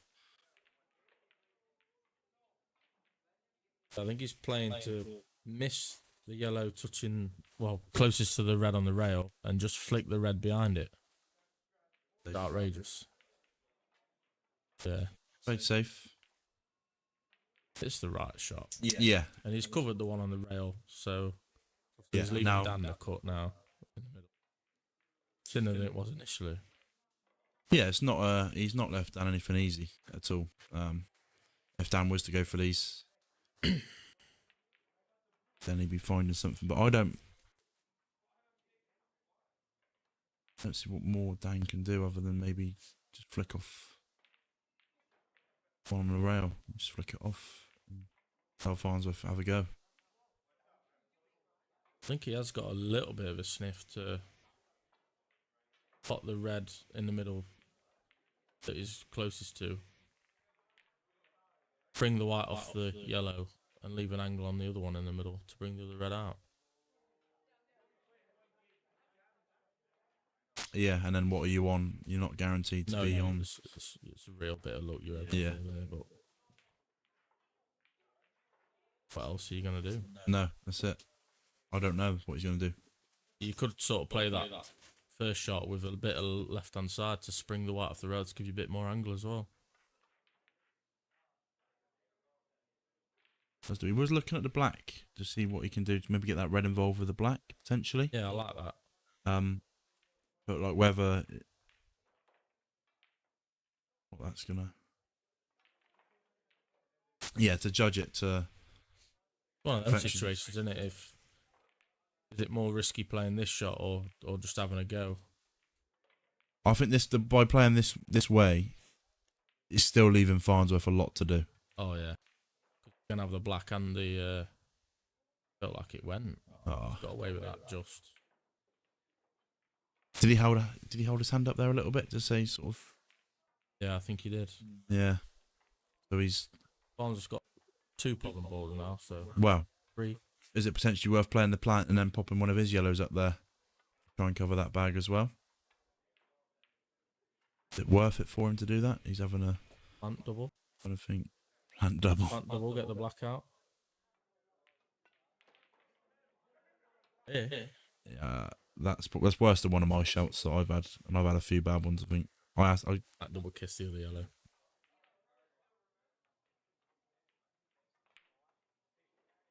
Weren't as bad as your shot. no, I've had some bad ones. I think from where, if he's going for these again, he's chasing a tough finish. I feel like potentially, I don't think he'll get for these. if flicking off this yellow on the cushion really thin and just bumping it, no, again. Yeah.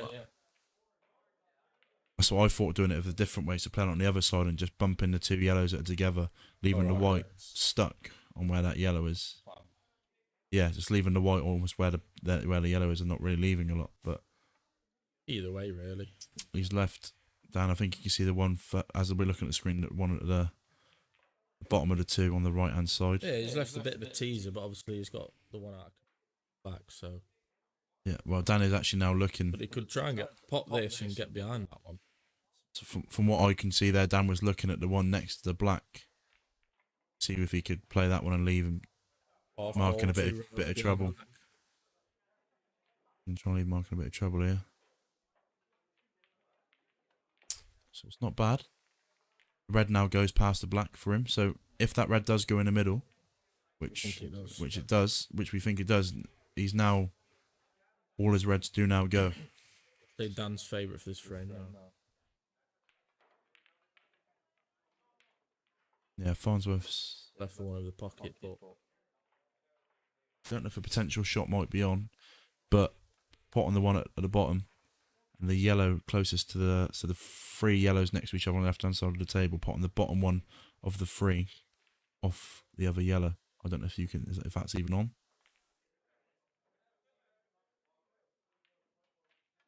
bit too thin. Again, it may be just potting this and trying to cover the top bag, but is it really going to be worth it? Covering that top bag, potential skilly. Dan, so he's in a bit of trouble here, I think.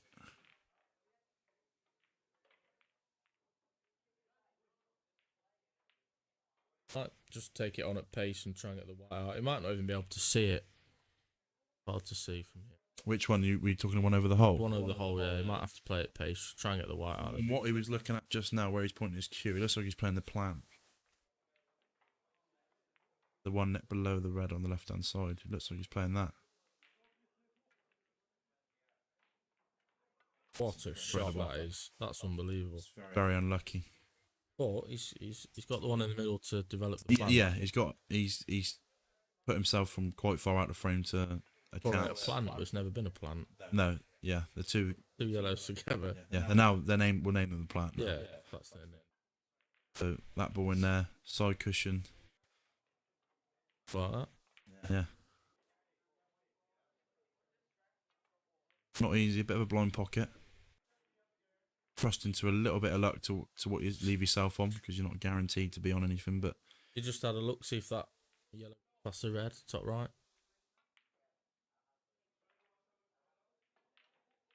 does he need to play? Does the yellow on the right hand side go past? Yeah, that's what I mean.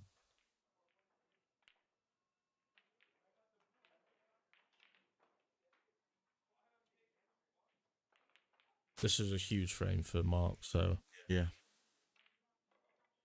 So quite important now if the yellow does pass in the top right.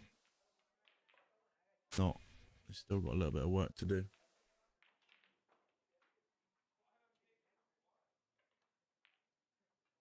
Commentator's always saying yes. Again, I was wrong. So he's played up for it. Got a bit more angle than he would have liked. Yeah, I think he can just drop it in and just hold for the one in the middle. But he'll have the gap anyway. Yeah. I think he's okay, yeah.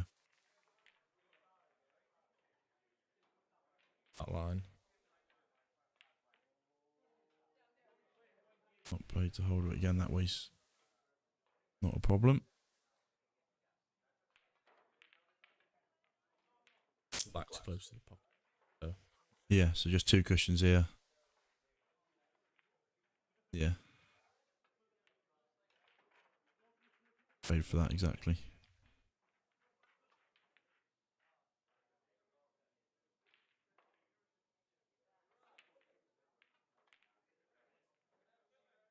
So you'd think formality from here just to go off 3 cushions, maybe even just back row was then. Can't beat him, commentate on him. Yeah. Wrongly and get nowhere near their shot choices, but we try. It's a very good finish. That plant was incredible. It's a very good finish, and like we said at the start of the frame, it's a huge frame for Mark to be on the hill.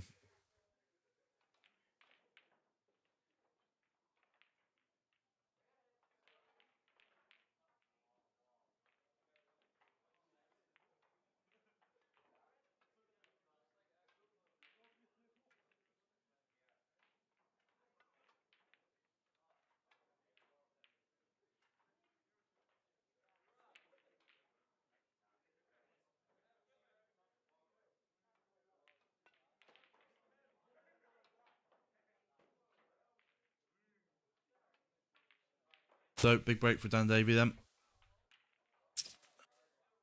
9-6 in front. Scoreboard yet to be updated. Would love to get on the hill as far away from Farnsworth as possible.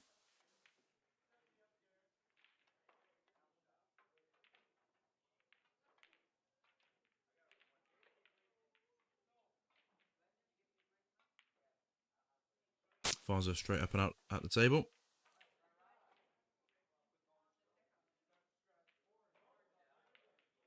Majorly easy, but I think he might opt for reds.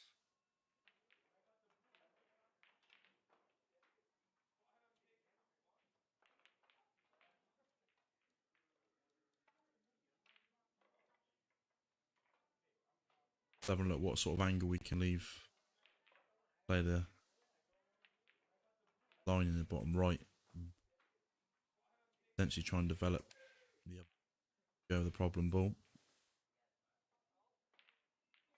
This would be huge if he can dish these. Break and dish of his own. And he's right on the tail.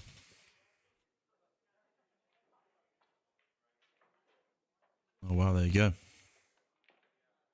So Hassan's mentioned that Dan took a big lead. Oh yes, he did on the second stream table. You're right, I remember. I think Dan mentioned that he missed a ball in a race to 9 to go 8-4 up, which he felt like would have won him the match. And you're right. Instead of going from 7-4, instead of going 8-4, it's gone 7-5, and he has lost that match.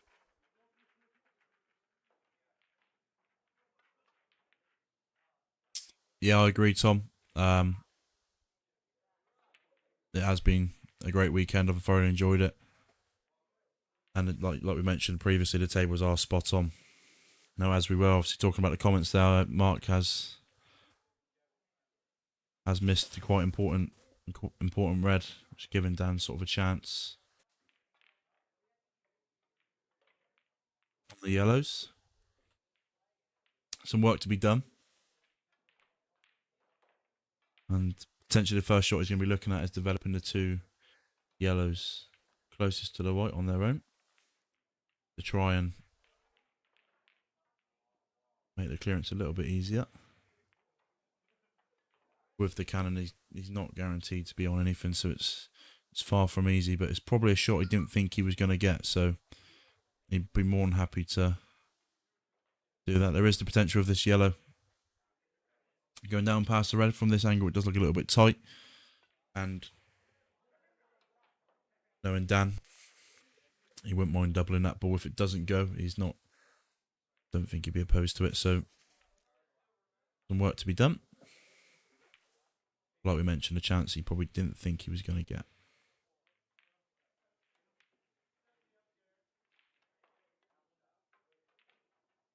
So is he potentially playing this with top and banana in it to try and hit the top of the two yellows? Give it a bit of a crash, and he's landed okay. He's got pots on.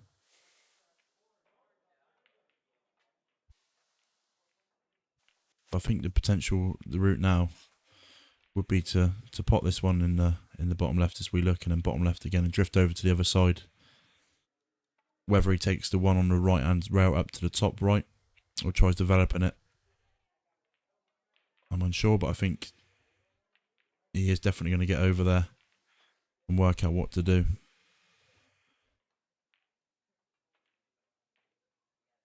Just looking there where to leave the white to make sure he has the correct angle. Perfect, just to drop behind the two, drop in between the reds, the one over the hole.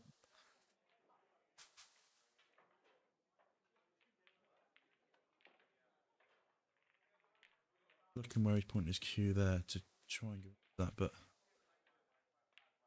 okay. So he's looking at cannon into that red.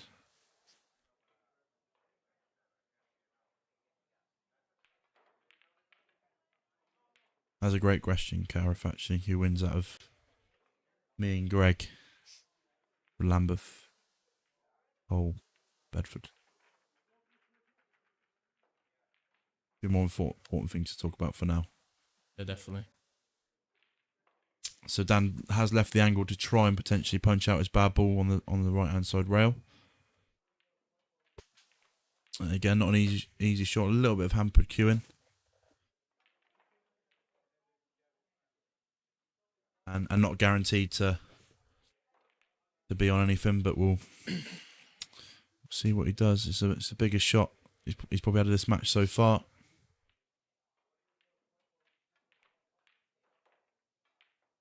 Oh, he's played it so well. What a shot that is. Now, hopefully he's left. Well, if he's left an angle now to pot the one in the middle, Looks perfect. yeah. So he's looking there to just up past this yellow. Right middle, bottom left, black in the right middle. And that's it. Looking at all the angles, taking his time. That's got to be right. You don't want to leave it short.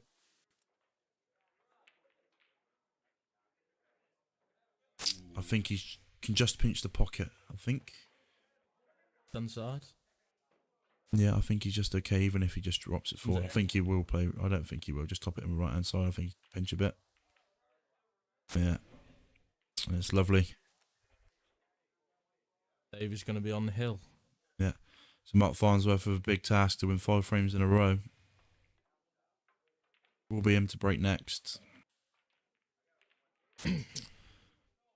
And Dan Davey with a black to get on the hill.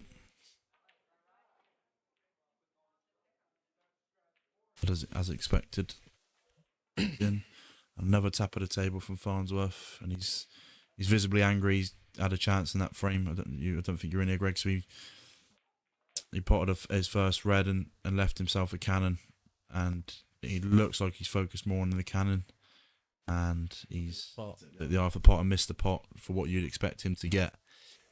He's just missed it and got the cannon perfect, but just like I say, just missed the pot, and Dan's took out another tidy finish to put himself on the hill. So it's 10-6 to Dan Davey. Mark Farnsworth sticking with the cut break. And a big couple of frames goes without saying for Farnsworth now.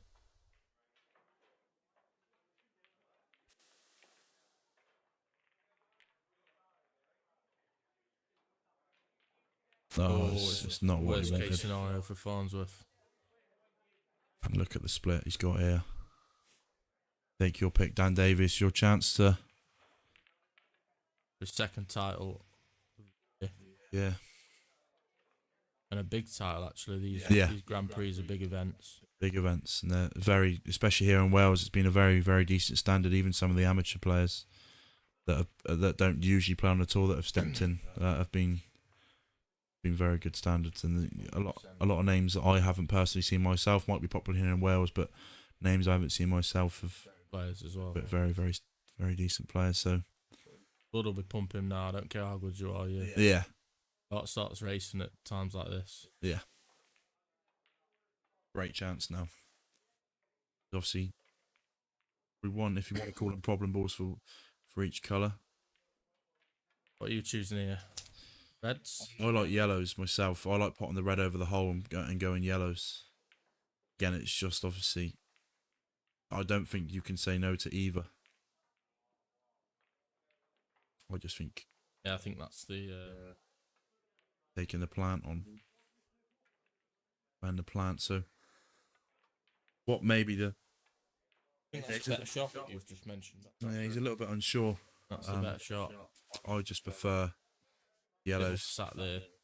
Yeah, and I think you can get rid of your problem ball early by sort of dropping this in, floating behind the yellow, leaving the one in the middle to come down the table. Got that yellow there as your last ball. Yeah, so... Right at the black. Yeah, that's exactly it. So, looks like he's opting for yellows. Now just about. He might have just under it. I don't know if he wanted the one on the top left as his next ball. Maybe.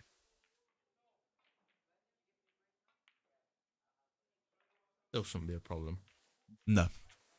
Not dead straight on this. He's going towards the yellow if he stands back. Yeah, I think he's pretty straight. I think he wants to... You want to try and get with that one on the bottom rail as soon as possible, because you don't want to be leaving wrong angles and messing with that. So the more balls you've got on the table to land on that, the You leave better. that late, the black's a bit of Yeah. traffic. That's it. So I think he could potentially play for it now. Just and roll down for Also that. leave it last ball potentially and come through the gap of the black and the red. Nice angle, and it Yeah, can't maybe. really go wrong. There's plenty of different. It's what you want. You want options at this on the hill, and he's definitely got some. He's just having a look now. Whereabouts to leave himself? Sort of in line with that red, I think would be nice. He'll definitely be licking his lips here. Yeah. Huge chance really to take the title.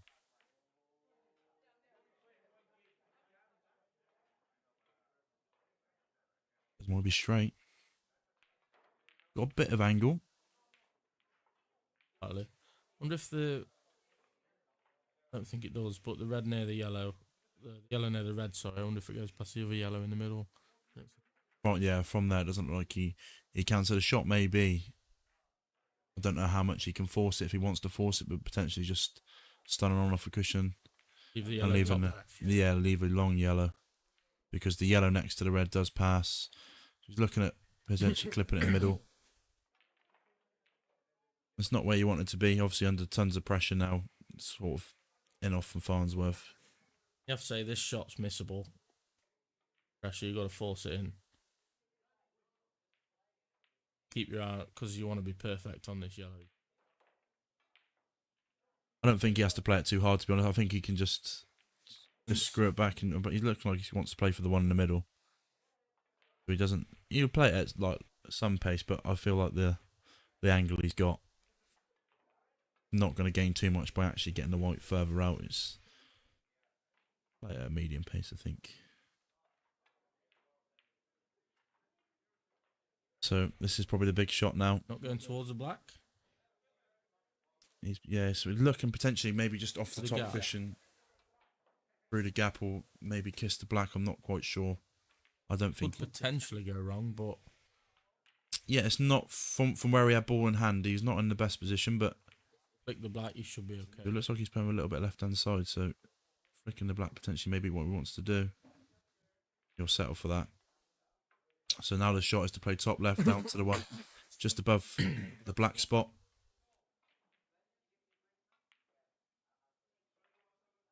Again, he's got options. Drop the one on the top right, but I don't think it's the right shot. No, the right shot is just to stun on off a cushion, or even just screw it whichever way he prefers into that top left bag.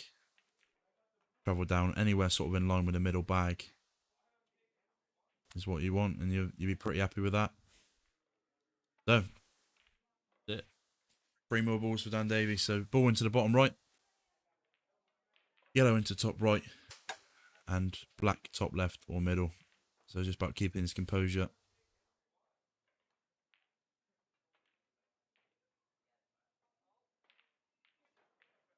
On and off. Gonna put a bet of his hand.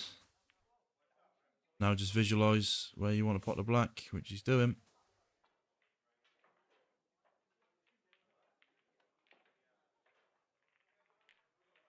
And I just want to quickly pop in there that when Greg did ask me my predictions, I did say 11-6 to Dan Davey.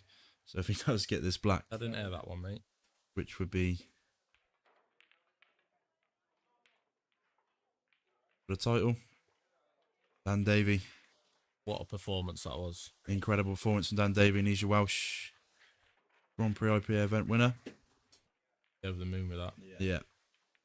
Superb from Dan. Commiserations to Farnsworth. He played as well as he could do. Missed that one chance in the second frame, and the chance he missed in the frame before last. But Dan was quite unplayable. yeah, That fine. he'd have done well to keep up with him. Maybe the start of the match for Farnsworth's dry breaks didn't help him loads, but well done to Dan Davey. Thoroughly deserved. I think that might be us sorted. So thank you everyone for tuning in, and take care. Thank you very much, gentlemen, for the commentary this evening. Thank you everybody for watching, everybody for turning up. It's been a great event. The first for a long time, I think, IPA Grand Prix in Wales. I'd like to thank the Village Sports Bar for hosting the event, doing a great job of the tables, the new cloths. I'd like to thank everybody who's travelled down from afar and everywhere, from as far away as Scotland. Hope everybody's enjoyed the streams. Unfortunately, those that were trying to tune in over the early days, we did have some major technical issues with networks in the area, in the building or whatever it was. Tried to keep some kind of form of views and live stream going. Didn't really pan out as we intended. We managed to get everything sorted, thankfully, for the final day. I hope everybody enjoyed kind of performance we can put on at SWT live streams for the final day. If you were watching for the previous days, please don't take that into account. It was just literally technical issues. We worked tirelessly over the weekend to get it sorted. Thank you to everybody who turned up. Thank you for Ron, tournament director, keeping everything in control. Owen Shanklin for supporting and helping out throughout the day. Paul Bushnell, owner of the Village Sports Streams, the IPA, for bringing the event to Wales. Hope everybody's enjoyed it. If you did and you enjoyed the streams, then like, subscribe, follow, whatever you'd like to do on the YouTube channel. This is not my living. This is nothing more than the love of the game and love of everything else. Getting around and meeting people. Everybody take care. Have a great day, great weekend. Get home safely if you're out and about. Catch you all soon. Bye-bye.